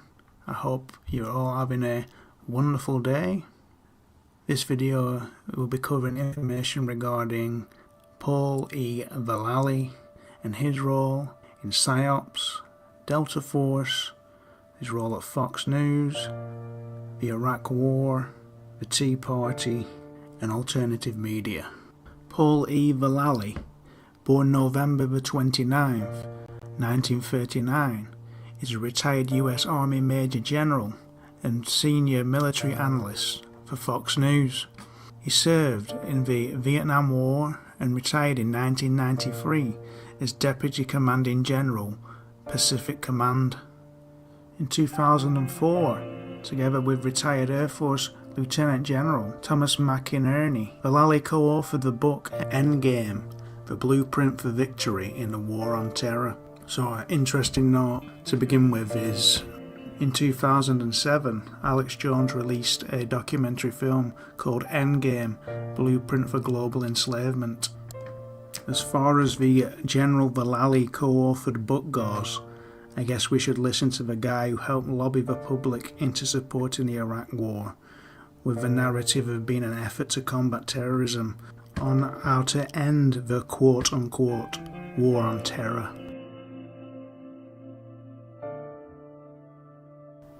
General Vallely serves as the military committee chairman for Frank Gaffney's Center for Security Policy. The Center for Security Policy is financed by major military-industrial complex corporations such as General Dynamics, Northrop Grumman, Lockheed Martin, Boeing and Raytheon, as well as big foundations such as the Sarah Scaife Foundation, the Bradley Foundation and Templeton Foundation, as well as Zionist billionaires such as Nina Rosenwald.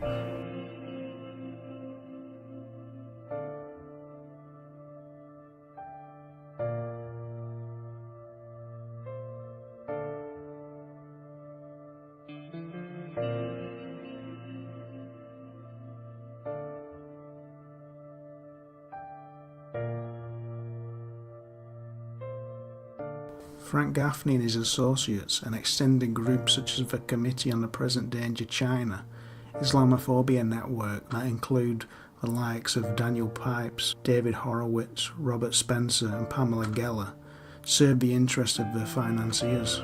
General Vallely is no different in that respect.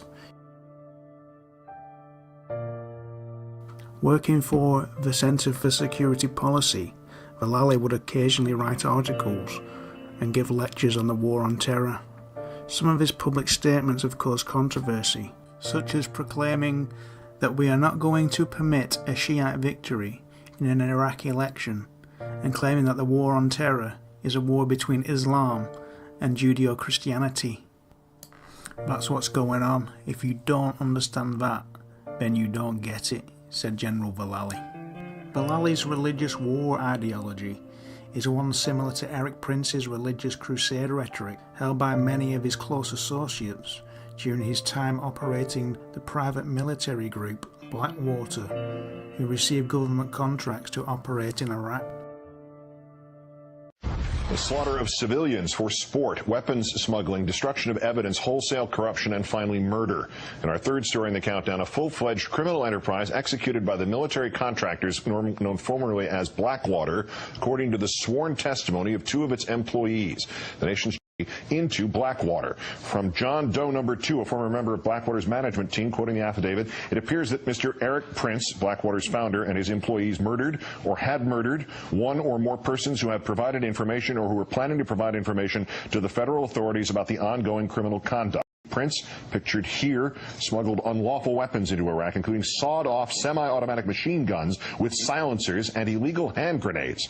And the affidavit also says that Prince, quote, views himself as a Christian crusader eliminating Muslims and the Islamic faith from the globe. To that end, Mr. Prince intentionally deployed to Iraq certain men who shared his vision of Christian supremacy. Many of these men used call signs based on the Knights of the Templar, the warriors who fought the Crusades. Mr. Prince operated his companies in a manner that encouraged and rewarded the destruction of Iraqi life. Going to Iraq to shoot and kill Iraqis was viewed as a sport or game. Strikingly similar allegations made in the affidavit of John Doe number 1, a former U.S. Marine who worked for Blackwater in Iraq. He alleges that incidents of unjustified deadly force were initially videotaped and watched in a session called a hot wash. Blackwater, now known as Z Services, spelled XE, maintains that Mr. Prince and the company are innocent of any wrongdoing and performed their duties on behalf of their employer, the State Department. Joining me now, as promised, the contributor to The Nation magazine and author of Blackwater, The Rise of the World's Most Powerful Mercenary Army, Jeremy Scahill. Good to see you. Thanks for coming in. Thanks for having me back, Keith. As horrific as all this sounds, it's just part of what you described in the piece today. Flesh it out for us. Well, I mean, obviously, to hear the term murder and Blackwater in the same sentence is no great surprise, particularly to people who've been following the history of this company. It's been at the center of some of the worst violence in Iraq, killing civilians repeatedly. 5 of its men are going to be tried on manslaughter charges for the Nicer Square massacre in Baghdad in September of '07. Another one pled guilty. The Congress is investigating that John Doe number 2 was actually in Blackwater management and was privy to some of the inner workings of the company. Eric Prince, the owner of Blackwater, remains the sole owner of the company no matter that he stepped down as CEO and the founder of the company. He micromanages every aspect of Blackwater's operations, and that's been well known. On the Christian supremacist angle, let's remember that Eric Prince viewed Blackwater as a neo-crusader force and has from the beginning.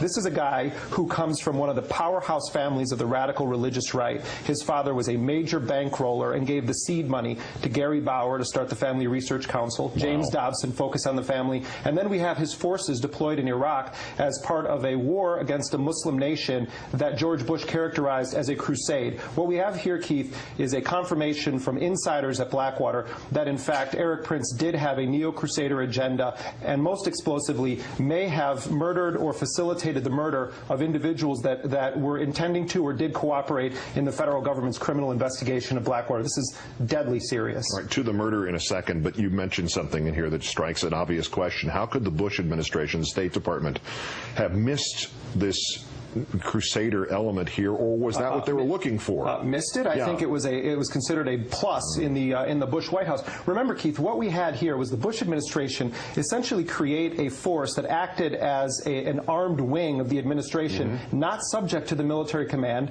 not subject to the Uniform Code of Military Justice, that reported directly to George Bush's Secretary of State and then to the President. These were his men, his private force in Baghdad, and the allegations that they were running around shooting Iraqis as part of a war to eliminate Islam globally, as is actually what one of these individuals said, is extremely disturbing to anyone who believes in any semblance of Constitution, law, or human rights. some specifics, what you know about this is a strong term, murder, in court documents. This is under oath. This is not somebody throwing something up against a wall to see if it'll stick. Are we talking about something related to the 2007 Baghdad massacre, or something here? It's unclear, but this is what I'll tell you what I do know about this, Keith. The fact of the matter is that these individuals in these sworn depositions provided those depositions to lawyers, Susan Burke and the Center for Constitutional Rights, that are suing Blackwater on behalf of Iraqis killed by Blackwater operatives in Iraq. They're suing them in civil litigation. What we do know is that these same individuals say that they gave this identical information to the federal government, one of them in grand jury testimony, as part of the ongoing criminal investigation. When I called the Justice Department and asked specifically, are you investigating Eric Prince on allegations that he was involved with murder, the Justice Department interestingly said that they would not confirm or deny any actions that they may or may not be taking against uncharged individuals. Eric Prince, according to the lawyers, dog on Blackwater, now Z, of the Nation, who brought this story to everyone's attention today. Great, thanks for doing so. And great.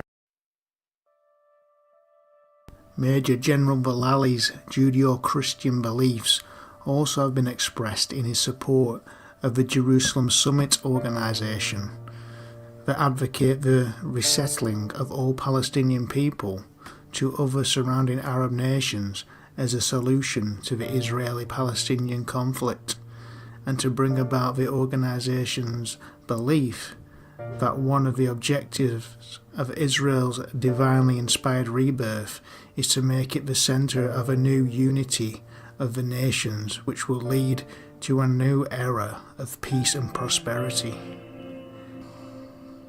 It doesn't end there.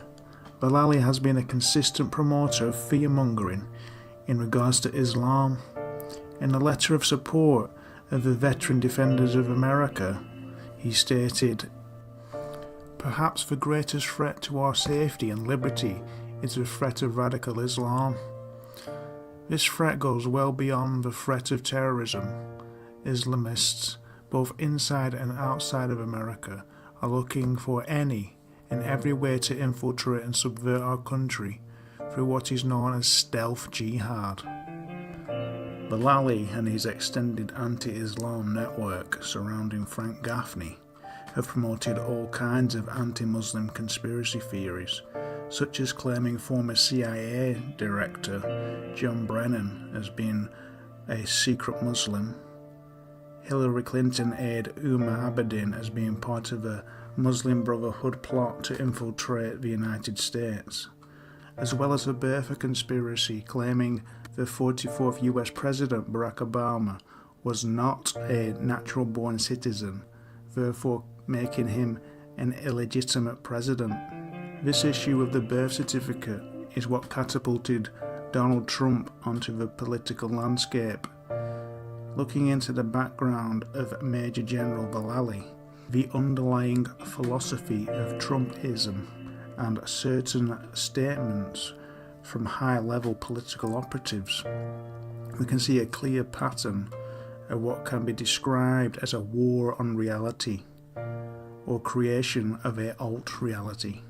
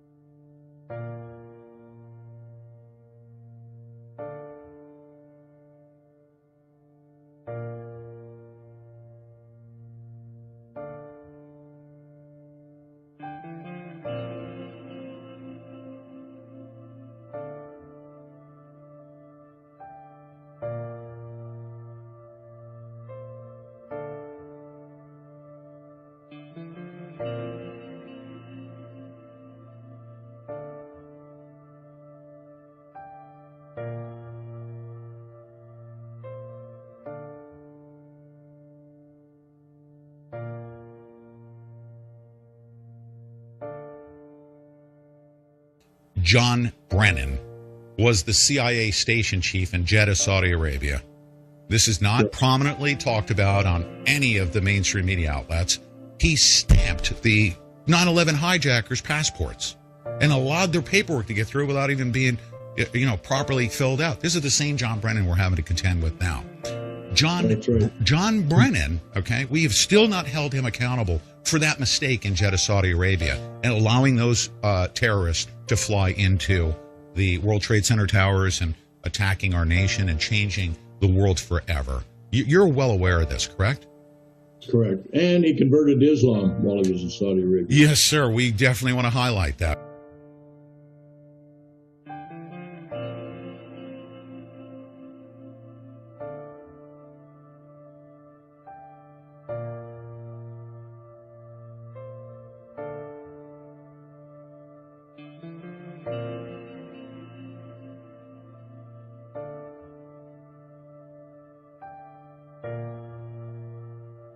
Valerie Plame.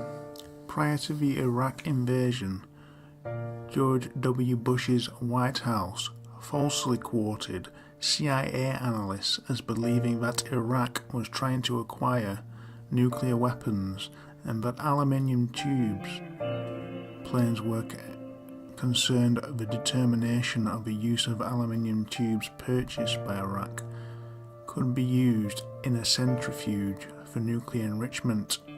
David Cohen and Michael Isikoff argued that the undercover work being done by Plame and her CIA colleagues in the Directorate of Central Intelligence Non-Proliferation Center strongly contradicted such a claim.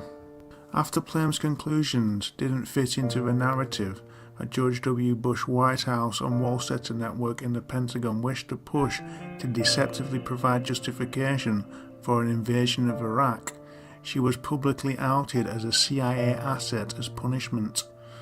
On July 14, 2003, Robert Novak, a journalist for the Washington Post, used information obtained from Richard Armitage, Karl Rove, and Scooter Libby to reveal Plame's identity as a CIA operative in his column. This affair further undermined civilian intelligence. In response to Plamegate, Vallely made public statements defending Novak and claimed it was known that Plame was a CIA asset, arguing that she wasn't working covertly. Vallely made contradictory statements regarding when and how many times Wilson, Plame's husband, supposedly mentioned Plame's employment. Vallely initially claimed that Wilson revealed his wife's CIA employment over the course of at least 3 conversations beginning in spring 2002. But Vallely changed his story days later, saying that Wilson told him about Plame's work only once in the summer or fall of that year. In response to Vallely's claims, Wilson said, "This is slanderous." Wilson wrote, "I never appeared on TV before at least July 2002 and only saw him," referring to Vallely, "maybe twice in the green room at Fox. Vallely is a retired general and this is a bold-faced lie. Can we sue? This is not he said she said, since I never laid eyes on him till several months after he alleges I spoke to him about my wife." Prior to July 14th, 2003, Valerie Wilson's employment status was classified. Prior to that date, her affiliation with the CIA was not common knowledge outside the intelligence community. Knowing that this fact was a pivotal one in proving the case against Scooter Libby, a logical conclusion would be that Vallely was trying to establish a narrative that it was known outside intelligence that Plame worked for the CIA, and her husband was a source of this knowledge as an attempt to undermine the charges against Scooter Libby. Libby was assistant to the Vice President for National Security Affairs, Chief of Staff to the Vice President of the United States, and assistant to the President during the administration of President George W. Bush. Libby was convicted of 4 counts, 1 count of obstruction of justice, 2 counts of perjury, and 1 count of making false statements, making him the highest-ranking White House official convicted in a government scandal since John Poindexter, the National Security Advisor to President Reagan in the Iran-Contra affair. According to statements made by Vallely, a week following the events of 9/11, he was recruited as a senior military analyst at Fox News. But those that are listening to us are all of a sudden going to start calling us Islamophobic. I say I'm not against Islam per se. I'm against global Islamic terrorist, which I consider that he was assisting that in many ways, especially by letting those hijackers in. So 9/11 was never really fully properly investigated. We never held people accountable for the mistakes that were made.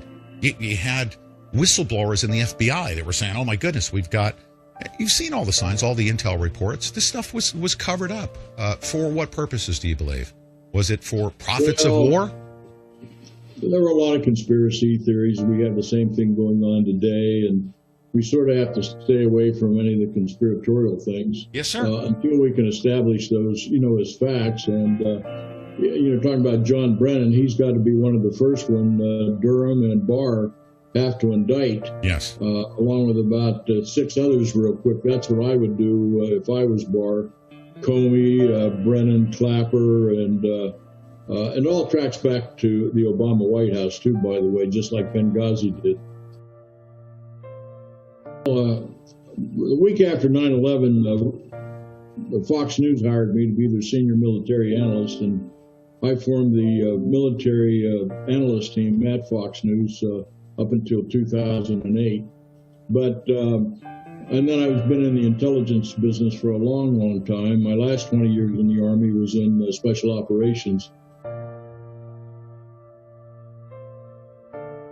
In April 2008, documents obtained by New York Times reporter David Barstow revealed that Vallely had been recruited as one of over 75 retired military officers involved in the Pentagon Military Analyst Program. Participants appeared on television and radio news shows as military analysts and/or penned newspaper op-ed columns. The program was launched in early 2002 by then Assistant Secretary of Defense for Public Affairs, Victoria Clark. The idea was to recruit key influentials to help sell a wary public on a possible Iraq invasion. Under the umbrella of the program, Vallely asked the Pentagon for input on an April 2006 Wall Street Journal editorial defending then Defense Secretary Donald Rumsfeld. As he began work on the op-ed, Vallely emailed, "Any input for the article will be appreciated," to Dallas B. Lawrence, the Defense Department's Director of Community Relations and Public Liaison.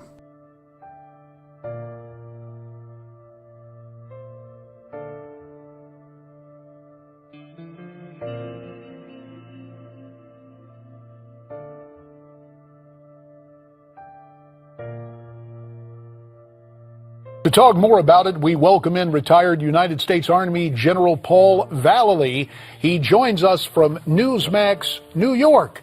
He's also the chairman of Stand Up America. Paul, it's great to have you here. Ask you something else that the president brought up during that interview with Jon Stewart is he kept saying that no one is offering an alternative to the deal that he has presented. What's your reaction to that? Well, there's been several alternatives. The first of all is no deal. That's a solution that we all believe in, as Bibi Netanyahu does in Israel, who is the prime target over there, with the United States being the next big target. And speaking of grave concerns, Paul, you have said in the past, you have written articles saying it is your belief that Iran already possesses a nuclear weapon. That is ominous indeed. What leads you to believe that, Paul? Well, over the past year, JD, my intel analysts have taken all the evidence, hard evidence, facts, intel reports coming from inside Iran and from the Middle East, and they have, for the past decades, have gotten the support from Russia, from North Korea, and from China. So it's a cabal that's been set up to support the Iranian nuclear program. They have the launch systems, they have the guidance control system, they have the detonation system, they have the warhead. And guess what? Russia and North Korea has tested everything for them. All they have to do is put it together, JD, like a tinker toy. And that's why they have the nuclear capability now. And this agreement is really a moot point. The only reason Iran wants to do it, to get released some $150 billion from sanction money they can take to use to further their programs.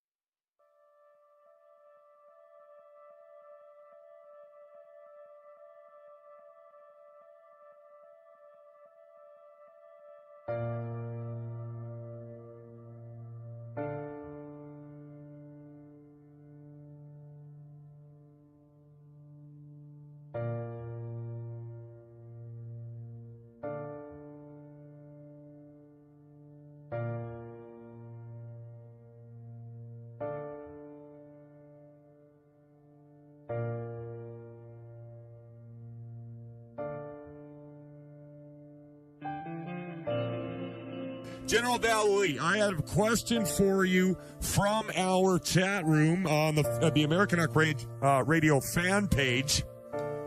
Do you know who the individual calling himself or themselves, if it's an organizational effort, Q?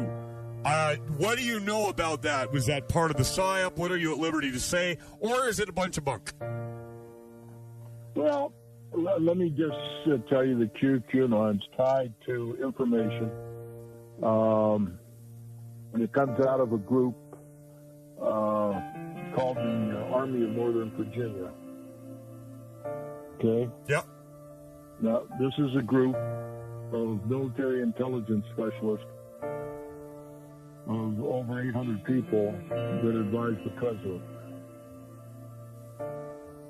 And so, the president doesn't have a lot of confidence in the CIA or even the DIA, Defense Intelligence Agency, as much anymore. So he relies on these real operators. Most of them are special operations type of people. Yep. And so this is where Q picks up and gets some of their information, as I understand it.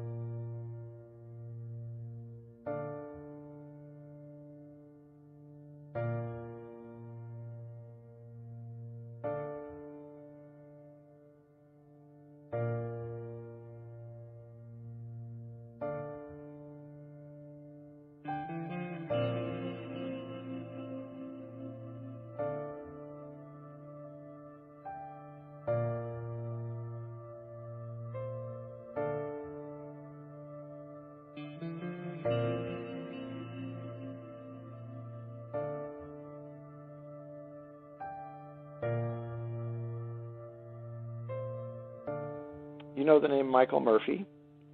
I don't.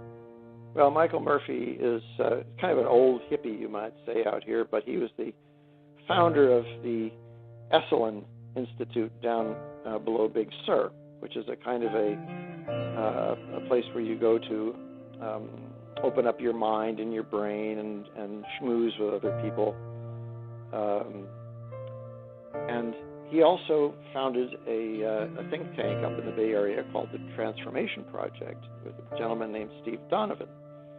So in the 80s, when I was working very intensely in these areas of what you might call the brain architecture and thought architecture and how it works, sooner or later, I ran into Steve Donovan. Actually, the way I did that was that Michael Murphy wrote a book called An End to Ordinary History, which was a very thinly veiled fiction story about psychic experimentation in the Soviet Union. I picked it up in a Berkeley bookstore at some point. I read this book and I said, you know what?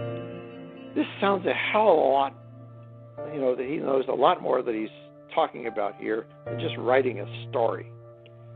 So I got a hold of Michael Murphy and I said, I think your book is not a story. I think it's thinly veiled nonfiction. He said, well, you're right. And he said, if you want to talk about it, he says, you want to talk to Steve Donovan. So Steve Donovan had a nice little apartment down here in the Marina in San Francisco. And his apartment was jammed with file cabinets in which psychic research and mental research from all over the world was in there. I mean, the CIA and the Defense Intelligence Agency had nothing like this. Nothing. So I was like a kid in a candy store. I went in there and I said, Steve, can I just rummage?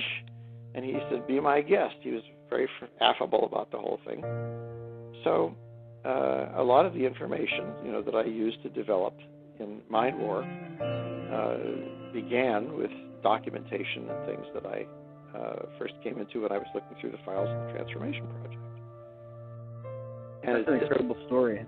Yeah, well, this happened because both Steve Donovan and Michael Murphy spent a lot of time in the 60s and 70s in the Soviet Union talking with the people back there who were at the very forefront of this kind of experimentation. And the United States, of course, this is a Cold War, so we didn't have our people, our agents or our attachés or anything doing this. They wouldn't have gotten a welcome. But the people like Steve Donovan and Michael Murphy would go over there on their vacation time and talk with these people and get together and have vodka with them and so on and learn all kinds of stuff and then bring it back. I got to ask you, General, this is another question that I talked about with another fellow that I was talking with just the other day. Do you personally know or have you had interactions with General Michael Flynn? Yes. You guys know each other pretty well? Fairly well. And have you spoken? In fact, I was in Moscow a couple months before he went over, so I talked to him before he left. And then when he left to go over there and go to the 10th banquet of Russian television, and he sat with Putin. I had been in Moscow 2 months earlier than that, setting up the meeting between Trump and Putin, which I did while I was there. And that was at the G20 conference in 2017. So, yes, and Michael Flynn must be vindicated. He was one of the individuals that the deep state attacked first, as you remember. And what they've done to that gentleman who's a great patriot and a soldier have just harmed him and his family so much. So I think all of that's going to be turned around for General Flynn. We'll see what happens shortly.